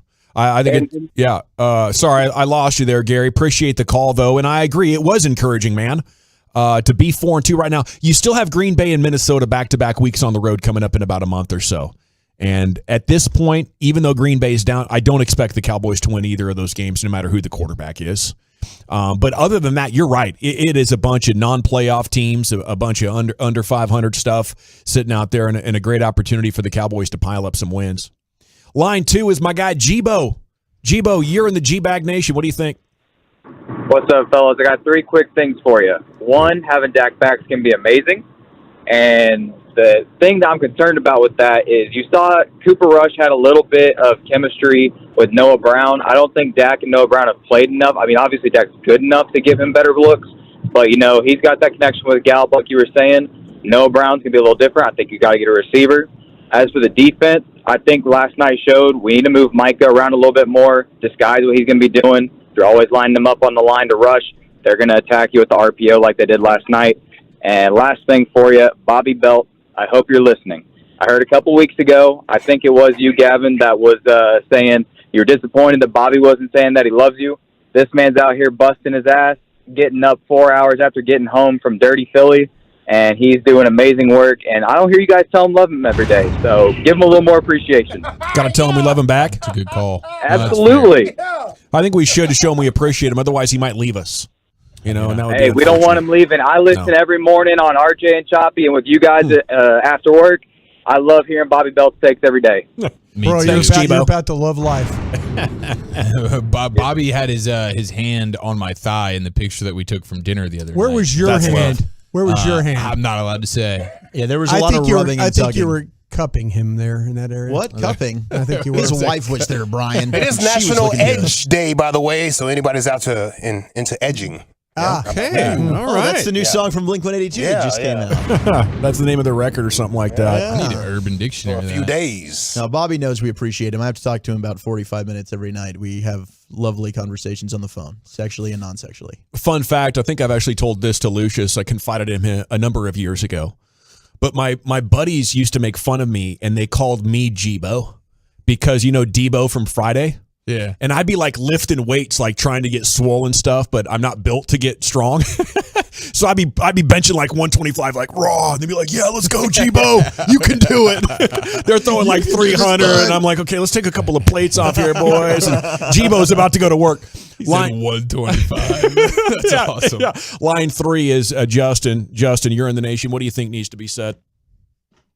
Hey, guys, good evening. I have 2 points, one of them on the defensive side and one on the offensive side. On the defensive side, fourth quarter, we just scored. It was 20-17, and I think on the defensive side, we had a chance, or the defense had a chance to show if we are a legit defense. And I think in that drive, they just ground and pounded us all the way down to where they scored, and we also gave some freebies on some penalties and stuff. But I think that was a wake-up call for the defense. I think they were getting too rush happy or just maybe getting off of their alignments and stuff. So I think that's going to help the defense with this loss because that drive did show that there's some work to be done. And on the offense, I think this has helped Dak in seeing from the sideline how the offense is performing and him throwing receivers open. I think that was one of the things that he was struggling with is he was kind of late on some throws. And I think he's able to see that Cooper does a better job of throwing receivers open as he was with Noah Brown and Gallup. But I think that's going to help him, so we should be stronger.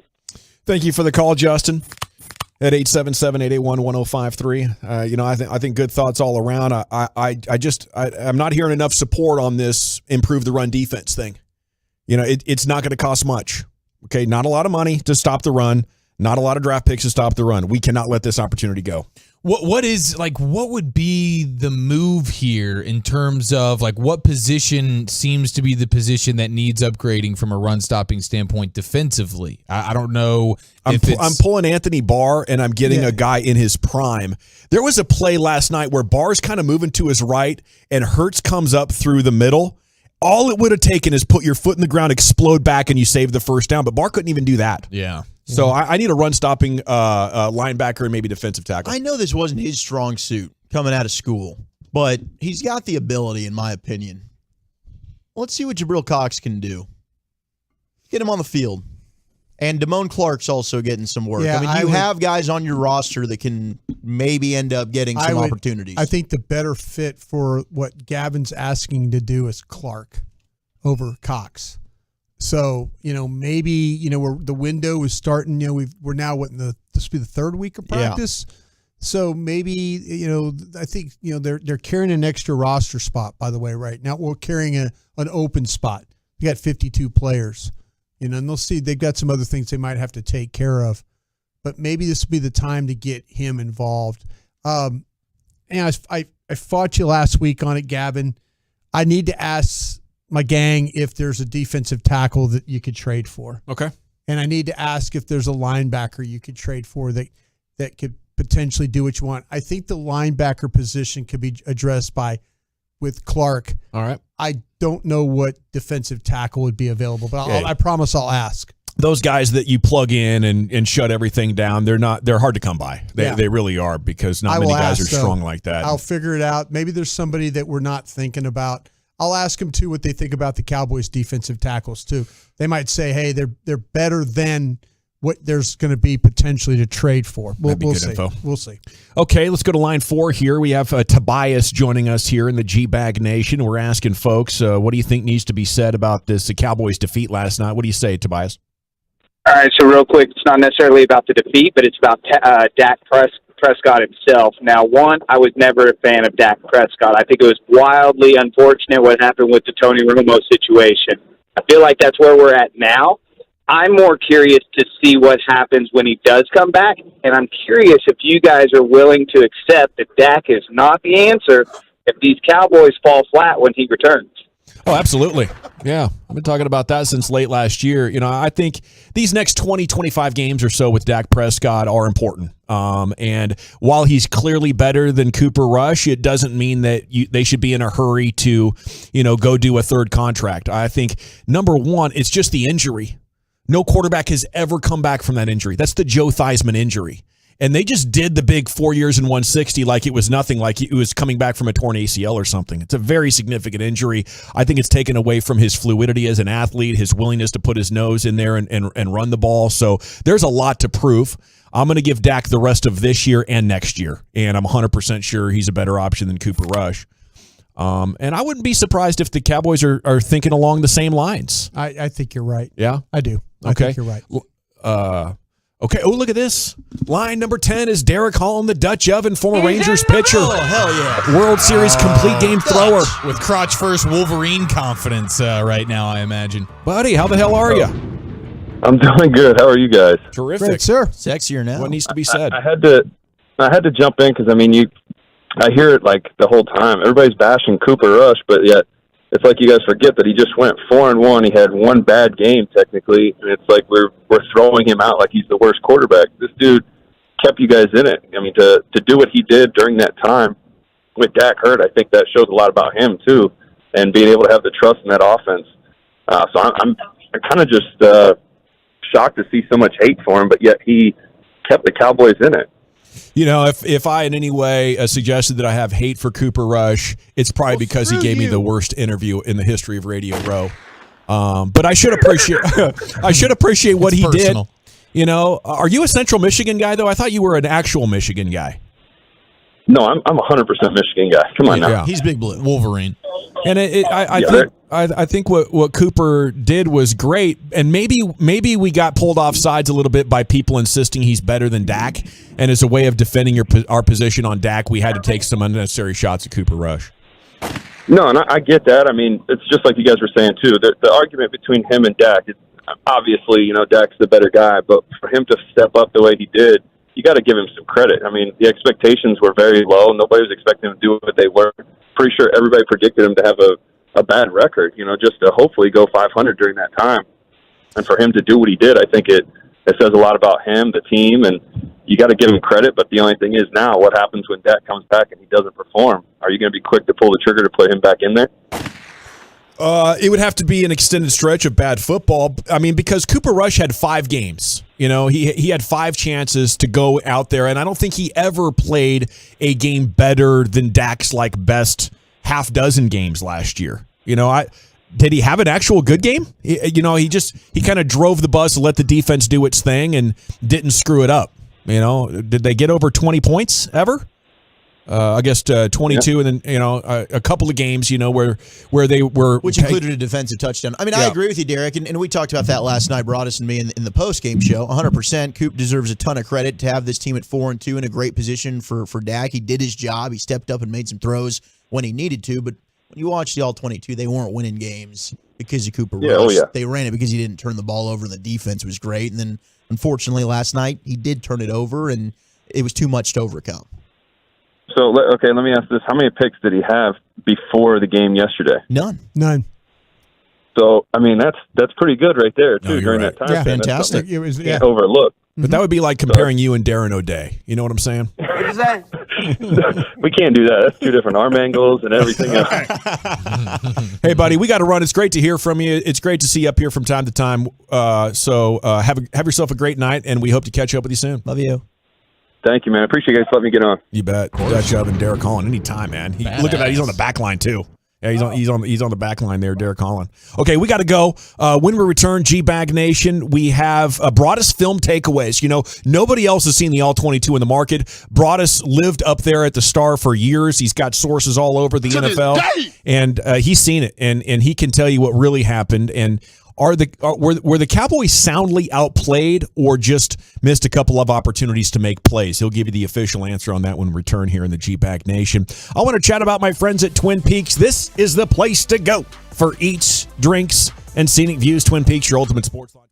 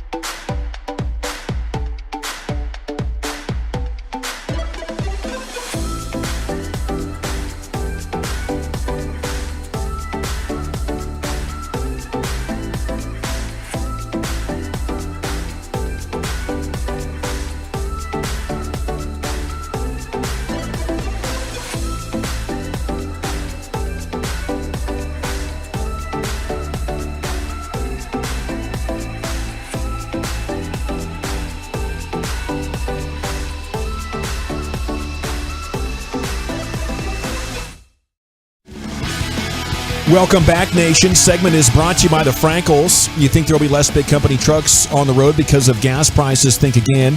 And those big trucking companies have insurance companies to protect them. So get the representation that will not settle for less.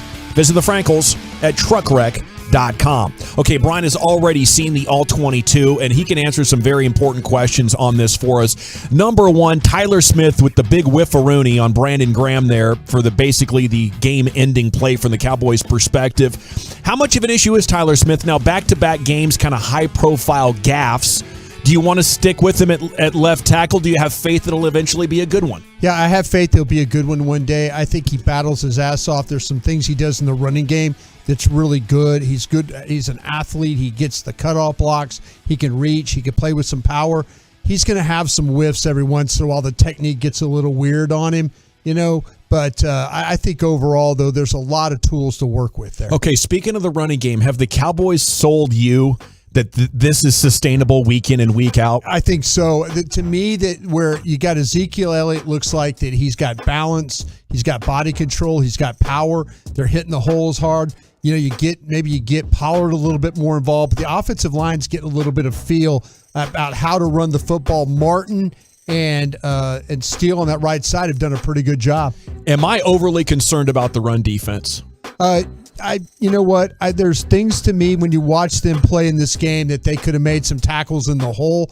It wasn't a great game for Donovan Wilson. It wasn't a great game for Leighton Vander Esch. They missed some tackles they absolutely should have made. The RPO offense that Philadelphia runs is rare. You might see it with the Chicago Bears here in a couple of weeks with the way Fields plays, but only the Ravens, the Eagles, and the Bears are the teams I think that run it the best. And the Bears can't pass the ball at all, so there's no threat there. The Eagles are very tough to defend, man. They can hit you in a multitude of different ways, and all have mobile running quarterbacks. They did a really good job of freezing everybody. That's what this offense. You're so scared of the quarterback pulling it and running it that just paralyzes the way you play. You're a step slow on everything. Yeah, and if you see now, the Lions are going to be a great test. I can't wait to watch tape of the Lions because the Lions do run the football. I understand that they do a lot of that pulling and movement with their offensive line. That's been a little problematic for the Cowboys. What's the biggest problem with the run defense that's showing up on film? Is it the tackling? I think the tackling has been very poor. I think the fits have been bad at times too.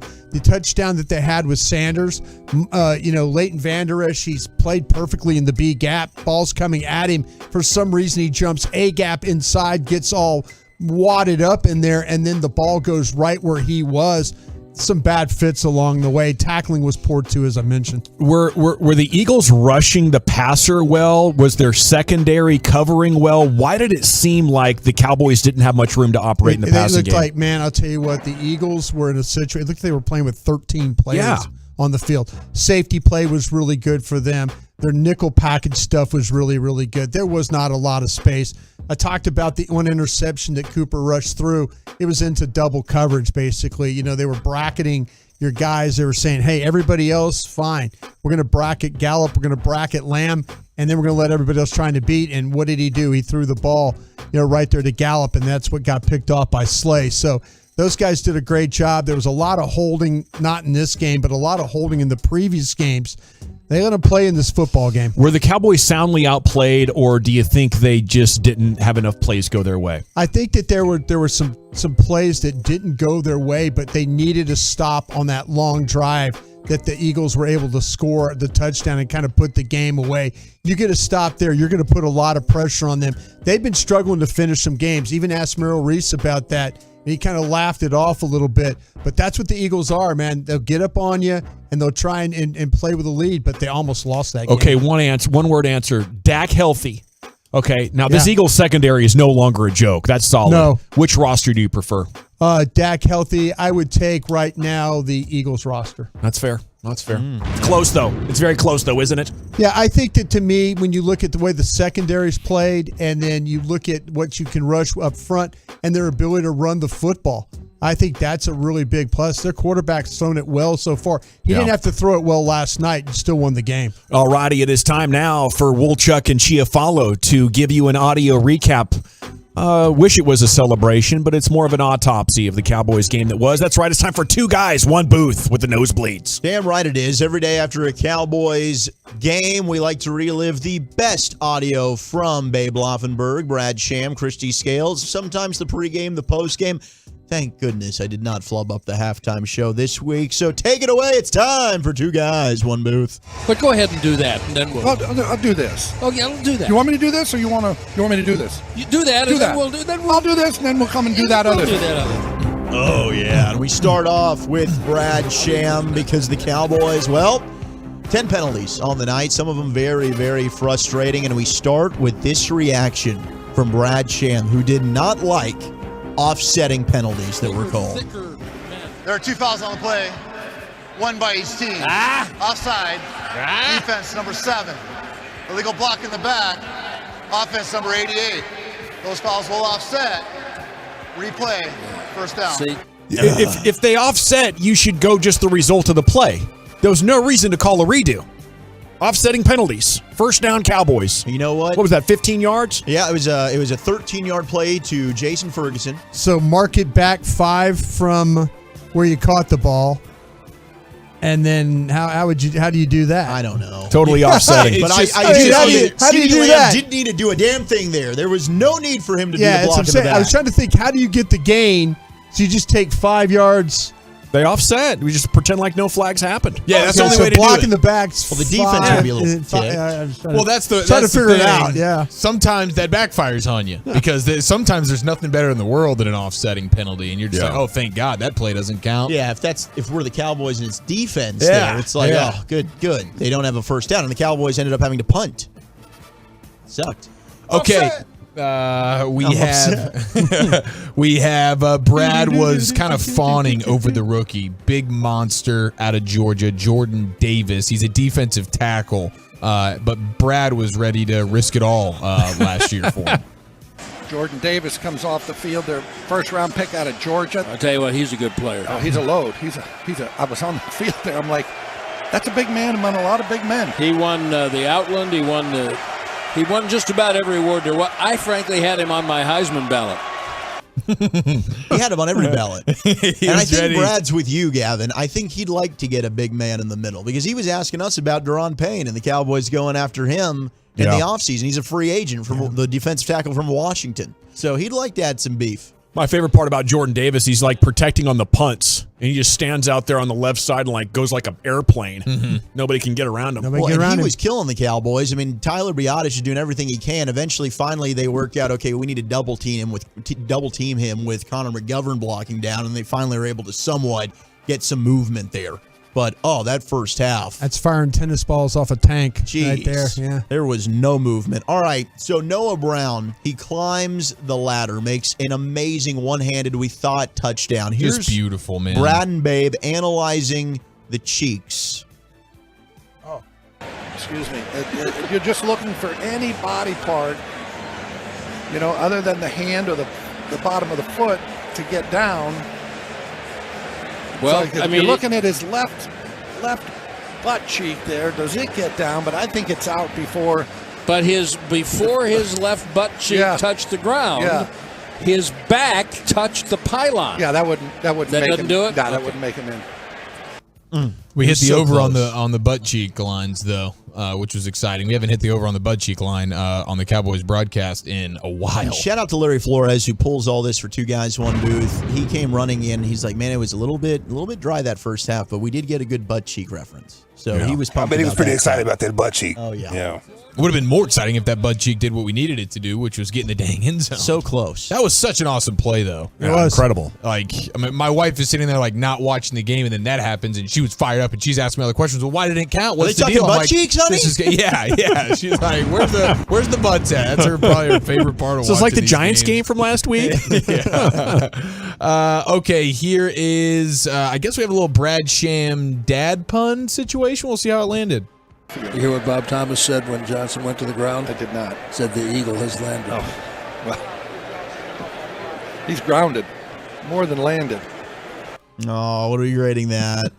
I wish we had a way to like play the loser game show sound in the middle of one of their broadcasts. That'd be pretty great. Oh man! All right, Brad. That's a horrible joke. That was not good. The eagle has landed. Brad again getting very emotional, not liking something the Cowboys have done.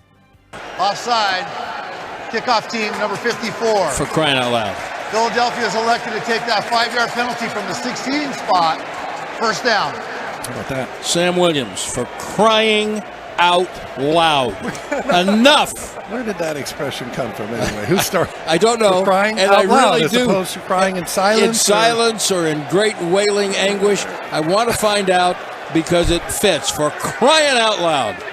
Babe must have been listening to LA Live. Because we were talking about that, the expressions. Where did these come from?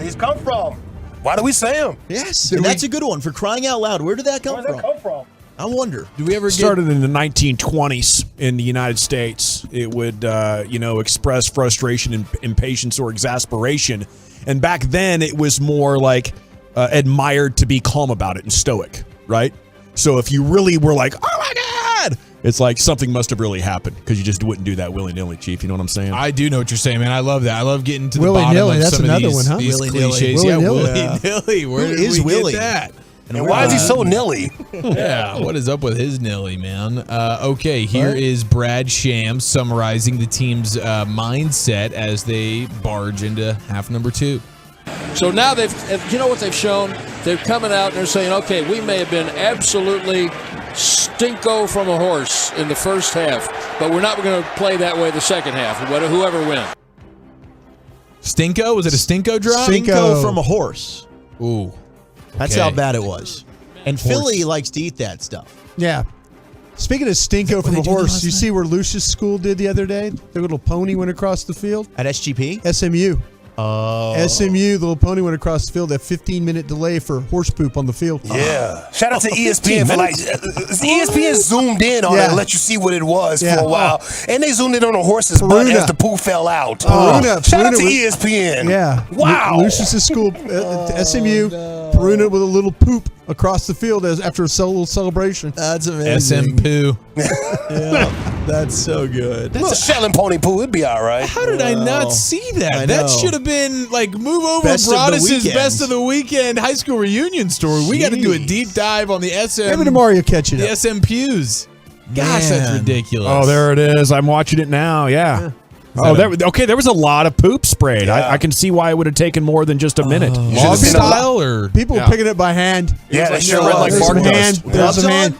Hey, no gloves. No gloves? No, you're in a time constraint, man. We got to hurry up. Yeah, we got to get going here. Oh, We got a ball game to run. Oh, Now, okay, one gal had a technique with 2 cups, and she was scooping it. Okay, well, one we girl, know 2 that, cups. One but- girl, yeah. That's a graduate That's student. the remix. That's a graduate student. Okay, what's worse, playing on the field that the Tennessee Volunteer O lineman pukes on, or the one where the SMU poops on? Let me fall in the poop. Yeah, I want to follow in the horse poop. It Follow ain't me nothing in the but poop. grass. I am shocked right now. It's only grass.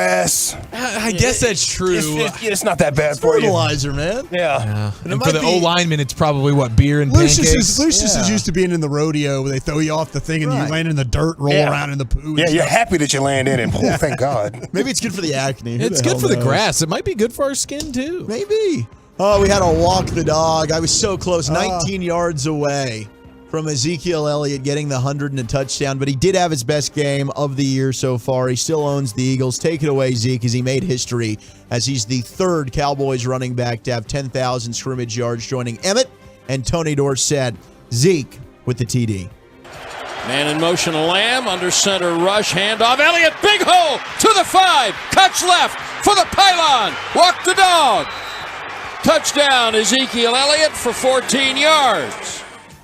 Give me more of that. Give me more of that. That is going to be a nice, well blocked. That's a welcome back thing for Dak there. Hey, we got you a little running game. We certainly got you a defense, and oftentimes we're going to bring you some pretty strong special teams as well. Yep. That is very exciting if you're Dak Prescott. And I think they know who their starting left guard is, at least for the time being. Yeah, his name's not Jason Peters. 989, I thought Horse Stinko was a delicacy in Philly. Yes, you absolutely nailed that. Absolutely nailed that. They're eating it today, actually, after beating Cooper Rush. Yeah, by way of celebration. Nick Sirianni's feeding it to everyone. Brad Sham, Jake Ferguson, and Walls, I guess. Yeah. Jake Ferguson, whose grandfather, Barry Alvarez, the longtime coach and AD at Wisconsin. That help you think, Ferg? Yeah, growing up in a football family, but I think also having an older brother. I mean, he was putting my head through the drywall, and I still somehow fell in love with it. I had a football in my hand since I could walk, and all the little games and stuff, it wasn't hide and seek. It was, hey, sit out all these cushions, I'm going to laser a ball at you, go dive and try to catch it. And that was fun to me. Putting my head through the drywall, and then he wrapped it up. That was fun to me. Yeah. Bring back any memories for you? Oh, my God. Yeah, but you know what the problem was? We literally had plaster walls. No drywall. Your head did not go through anything. Maher kicks off over the head of Covey, and it's out of the back of the end zone for a touchback. My guess is you had plaster walls, right, growing up? Well, actually, stone. Yeah, stone. We lived in a cave. Yeah. Just stone. Stone. Indoor plumbing? Eventually. Eventually. Does this sound familiar, Brian? Very familiar. Yeah, Brad and I sold programs together. Lived in a cave. Yeah, Wrigley Field. Jeez. Well, 40s. Jake Ferguson in those plaster walls as he was diving through and loved football. He had himself a nice touchdown. I right formation. Rush under center. Play fake. Boot to the right. Throws it to the 5 to Ferguson. Great move to slip a tackler and walk into the end zone. And we've got a ball game. What a move by Swivel Hips Ferguson. Swivel Hips Ferguson. We got some cheering in the press box there, huh? Hell yeah. I don't know if that was Brad or maybe it was Victor Villalba. Victor. You think it was Victor? We know how emotional they get. Well, he was probably down in a booth way, way down there than the poor We guys. do got to get the Victor call of that Ferguson hit move. We'll try because and I find bet it. that was absolutely delightful to hear from old Victor.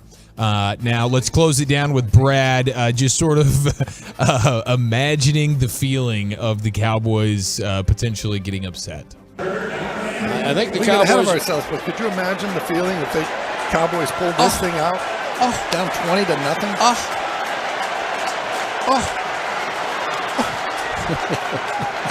Imagine how the Eagles would feel. 3rd and 5. Just Brad and Babe having some fun. I mean, once you start getting back in it, you start to feel good. Unfortunately, it just wasn't meant to be. But we'll see them at AT&T in December. And I like our chances. There's this week's edition of Two Guys, One Booth. Thank you, Wolchuk. Okay, we got to run. Coming up next, it is the Get Right. I believe the configuration is Reggie and CA. They'll be in to rock the house next in the Fan. Coming up Tuesday morning on Sean and RJ, Jerry Jones joins us live at 8:30 to talk about the return of Dak Prescott on Sunday. It's a Tolo Tuesday on the Fan. I'm Pete Thompson with a consumer team alert. With colder weather coming, don't be fooled by the quickie 30-minute tune-ups that many companies do. Call the on-time expert.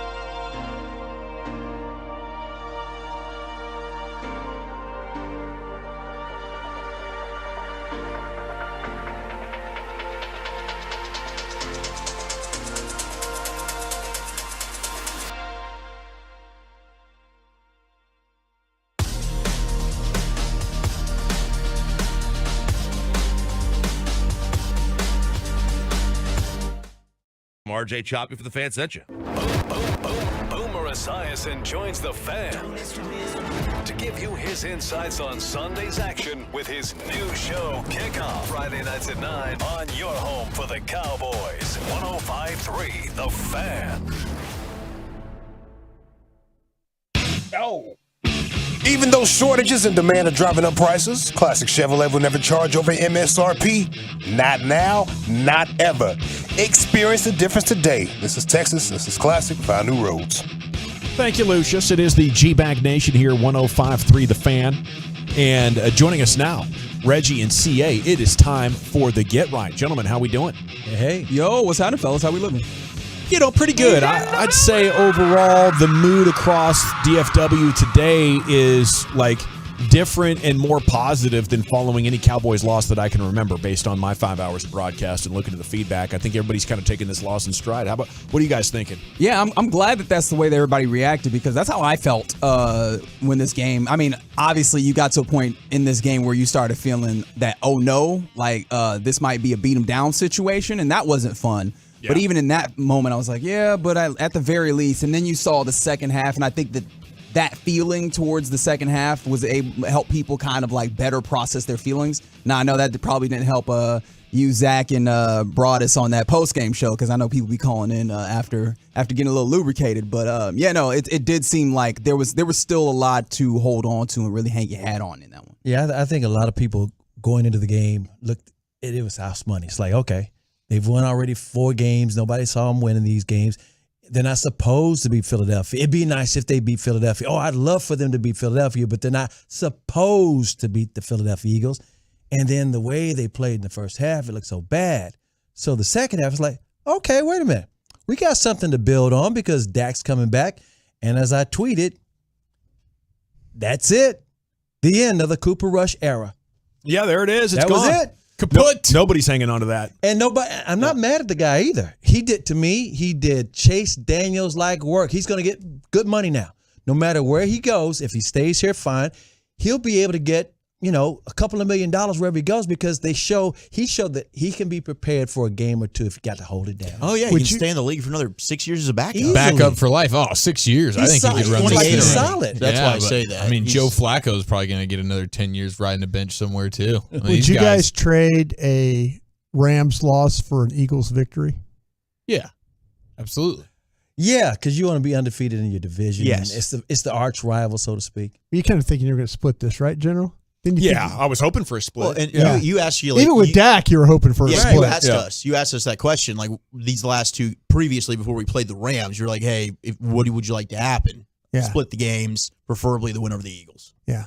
Yeah, that would have been great. Didn't come together. But sitting here at 4-2, getting Dak back, like considering where we thought we might be after week 1, this is unbelievable. Just don't play bad, Dak. That's the thing. Do you think the Eagles would beat the Cowboys in a playoff game in Philadelphia? Ooh, that's a tough question. Depends on who the quarterback is. Well, I mean, the understanding being, this is the tough thing about it. I don't know what this team looks like with Dak Prescott as the quarterback and what they decide to ultimately run this offense as. I mean, there's obviously the wisdom or the thought process, the school of thought that it largely looks the same. You still lean on the run and, make the job easier on him with play action and, limiting the field in some ways. And if you do that, I can absolutely see them playing very well against Philadelphia. Philadelphia had a 3-turnover win in that game, and you had your backup quarterback, and you still had a shot at it. So that makes me fairly confident that if you have Dak Prescott in a more in a more advantageous situation for you, with all things considered, you could probably win that game. I think they could win the game. I think, like Brian said, that Philadelphia is a more talented team. And I thought that when they retooled the Cowboys this summer, I was like, wait a minute, you just made your team less talented. How are you going to compete? But they've shown that they can compete, and they're leaning heavily on the defense. Going into the season, most people thought, oh, God, they've retooled the team, and the burden is on Dak, and he's going to get blamed for everything. When the reality is the defense is so good, Dak doesn't have to carry the team. And this is another part of the equation that a lot of people don't really think about. They think about last year's team leading the league in offense and leading the league in scoring with 31 points a game. Dak had to carry that team because Zeke was hurt. When they started off, it was balanced. And then when Zeke got hurt, Zeke was basically in there to pass protect for Dak and then get a few yards here and there. It was Dak having to carry the team. So Dak doesn't have to carry the team this year. And believe it or not, they wanted it to be more balanced. They were like, okay, we're going to try to – Zeke's not going to be hurt next year. We're going to use Pollard more. Dak doesn't have to carry this team. He had to the second half of last year. And guess what defenses started doing? They started having more people in the secondary, right? They were having 7 and 8 deep. They stopped being in the thing for Zeke. The box. They weren't being in the Zeke because they knew Zeke was hurt. Yeah. So literally, Dak doesn't have to carry the team like he tried to carry the team last year, which resulted in 31 points. Well, there is one thing I think they need to address here by the time we get to the end of the month, and I've decided here to restart the Write Your Local Jones Boy campaign. Okay. We're going to get the address. We're going to post it online, and I'm going to put a form letter out there. How many of the Jones are we considering here? Are we also sending letters to Jerry Jr. or like how far are we going on this? John Stevens. Couldn't hurt. I like that one. Perfect. Shibo. Any one of them. That's the cool thing about a family-run operation is you can get the message through, and the next thing you know, it's happening at a dinner table or something like Fantastic. that. But we need to stop this run. Tampa has not been able to run against anybody. They have the worst yards per attempt in the entire league, and it's not even close. Okay? You saw in that game and last night's game how devastating it is when the other team can run against you like that. So we're going to get that fired up and hopefully get this message through Steven's thick skull. I'm gonna ask him again about it on Friday. I just can't imagine knowing how bad that is, knowing how good this team is and how down the rest of the conference is, not wanting to address that in a significant way. At least give yourself a chance to stop the run a little bit more. Okay, what are you guys watching tonight here while you're broadcasting? Imagine you only have one TV. Okay. See, that's not fair. I don't even live like that in my regular life. Okay. All right. Well, just go Lucky back in time. Bastard. Go back in time. Oh no, there are to when sacrifices. The average American household only had one TV, and sometimes it wasn't even in color. All right. That's how I grew up. Shots fired at me and Brian. 19 inch in my living No room. remote. 13-inch black and white in the kitchen. That's how we grew up with no cable. With no cable until I was 16. You got FC Dallas. You got the Dallas Stars.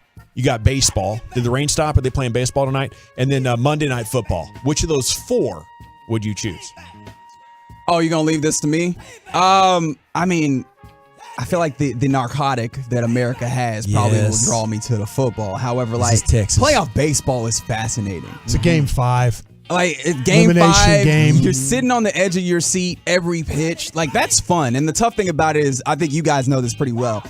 That game is almost detrimental to broadcasting at times. You know what I mean? Like that type of game where you can continually drawn in and you're like, what was I saying? What were you saying? I'm sorry. But no, that baseball game has a real appeal to me personally. What'd you say?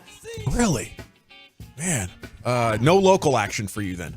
Football, then baseball? See, but that's the thing. You done made me have one TV. Like I will be keeping track on all this, especially FC Dallas having an opportunity to really do some fun things with Nico Estevez. There's a really fun feature written on him in I think D Magazine, and he's really taken a hold of that, like that whole organization, the whole building. Really, he likes to have his hands on, and not in like a controlling way, but in an idea that we are all one team, even outside of the pitch, like all the way through. I'm seeing the effects of it on the pitch as well, and I'm just really interested to see how far that goes for him. It's cool because they didn't really add players from last year's team. They added a few. I know Velasco. Velasco. They added they didn't do a full makeover. Areola as well. Good player.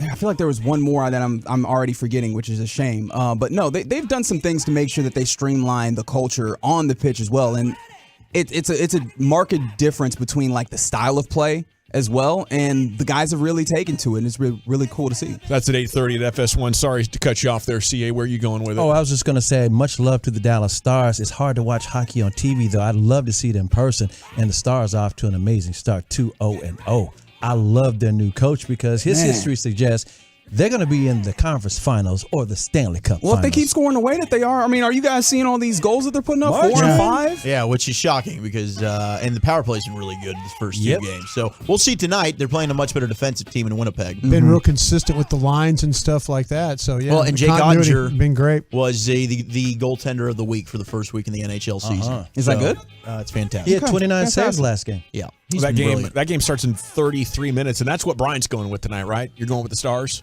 Man, I am torn because I want to watch FC Dallas. I haven't seen him play all year, and now we're in the playoffs. I hate to be a homer, jump on the bandwagon, but yeah, I don't think they're mad about that. I could catch this Bronco game another anybody. day. Come on, yeah, we got a bandwagon. I love the Stars, but well, I want to see play. Oh, here we go. We got Peruna. Look at this. Oh, here it is. The SMU pooper. Looks like a tennis ball on coming out the of field. Oh, they're running in it. Oh, it's Yeah, wasn't that like a 15-minute The referee goes, delay? "Hey guys, you're gonna have to get your bare hands out there." Well, they use Powerade cups, which I'm sure Powerade was grateful for that that marketing there. Let's have a little product There it placement is, the scooping up close-up excrement on the brand. Oh, that's horrible. NBA season underway tomorrow. Are you buying Russell Westbrook's explanation that it was video tricks? And the montage last week was really not him at special odds effects with Pat Beverly. That was him. Yeah, he and his wife, they said, no, you guys got us messed up. I've always done this. I've always been separate from the team when they're doing the pregame introductions. And I was actually trying to listen to a coach while Pat Beverly was trying to call me over. I hadn't heard any of that. As you might reasonably expect, I've decided all the shenanigans around the Lakers, I can't dive into that until we're into basketball. It's just too much. Because in the postseason, or in the offseason rather, they've been doing all sorts of stuff. I'm like, I don't have the bandwidth to deal with all of this. Will AD play center? I'll tap in later. It's fine. So I haven't heard that, but no, I don't believe them. I don't. Ooh, are they showing the Steve Young? Is he wearing a hairpiece? Yeah, I think they're. Oh, it's spinning. It is awesome. spinning there. He just put a part down by his ear. That's good. I'm glad because I've been wondering about that Steve Young hair all season. Oh, you saying he cheated? I'm glad they addressed it. He is cheating. They just showed it. Are you kidding me? The difference in dye. He doesn't have the dye in the hair today. Last week he did. They did a side by side, and it's obvious. Booger's like, come home, bro. Come home. He's for Larry sure dying. Fitzgerald's quit though too. All right. He's got like a 6 head working. Thanks so much to Carter Freeman coordinating your video. Lucius Alexander, Master Control. Thanks to Woolchuck and Chia. Follow Brian Broaddus. I'm Gavin Dawson. Till tomorrow at 2, you're going home with the G-Bag Nation at ease. Two of the Cowboys' top insiders teaming up for one podcast. Love of the Star with the fans Bobby Belt and Brian Broaddus. Subscribe now on the Odyssey app or wherever podcasts are found. It's easy to think all money managers are pretty much the same. But at Fisher Investments, we're clearly different. Different? How? You sell high-commission investment products, right? No. Fisher Investments doesn't sell any commission-based investment products. Well, you must earn commissions on trades. Nope, never at Fisher. We're a fiduciary, obligated to act in our client's best interest. It's the highest standard of care for a financial advisor. How do you know what's in their best interest? We get to know our clients and then tailor a portfolio based on their goals and needs. But you probably sneak in some hidden and layered fees. No, we have one transparent management fee, structured so we do better when our clients do better. Wow, you really do look out for your clients. That's because our top priority is helping them achieve a comfortable retirement. It might be why most of our clients come from other money managers. Visit FisherInvestments.com to find out why investors like you switch to us. Fisher Investments. Clearly different money management. Investments and securities involve the risk of loss. Finding great candidates to hire can be like, well, trying to find a needle in a haystack, but not with ZipRecruiter. Its powerful technology actively finds and invites qualified candidates to apply to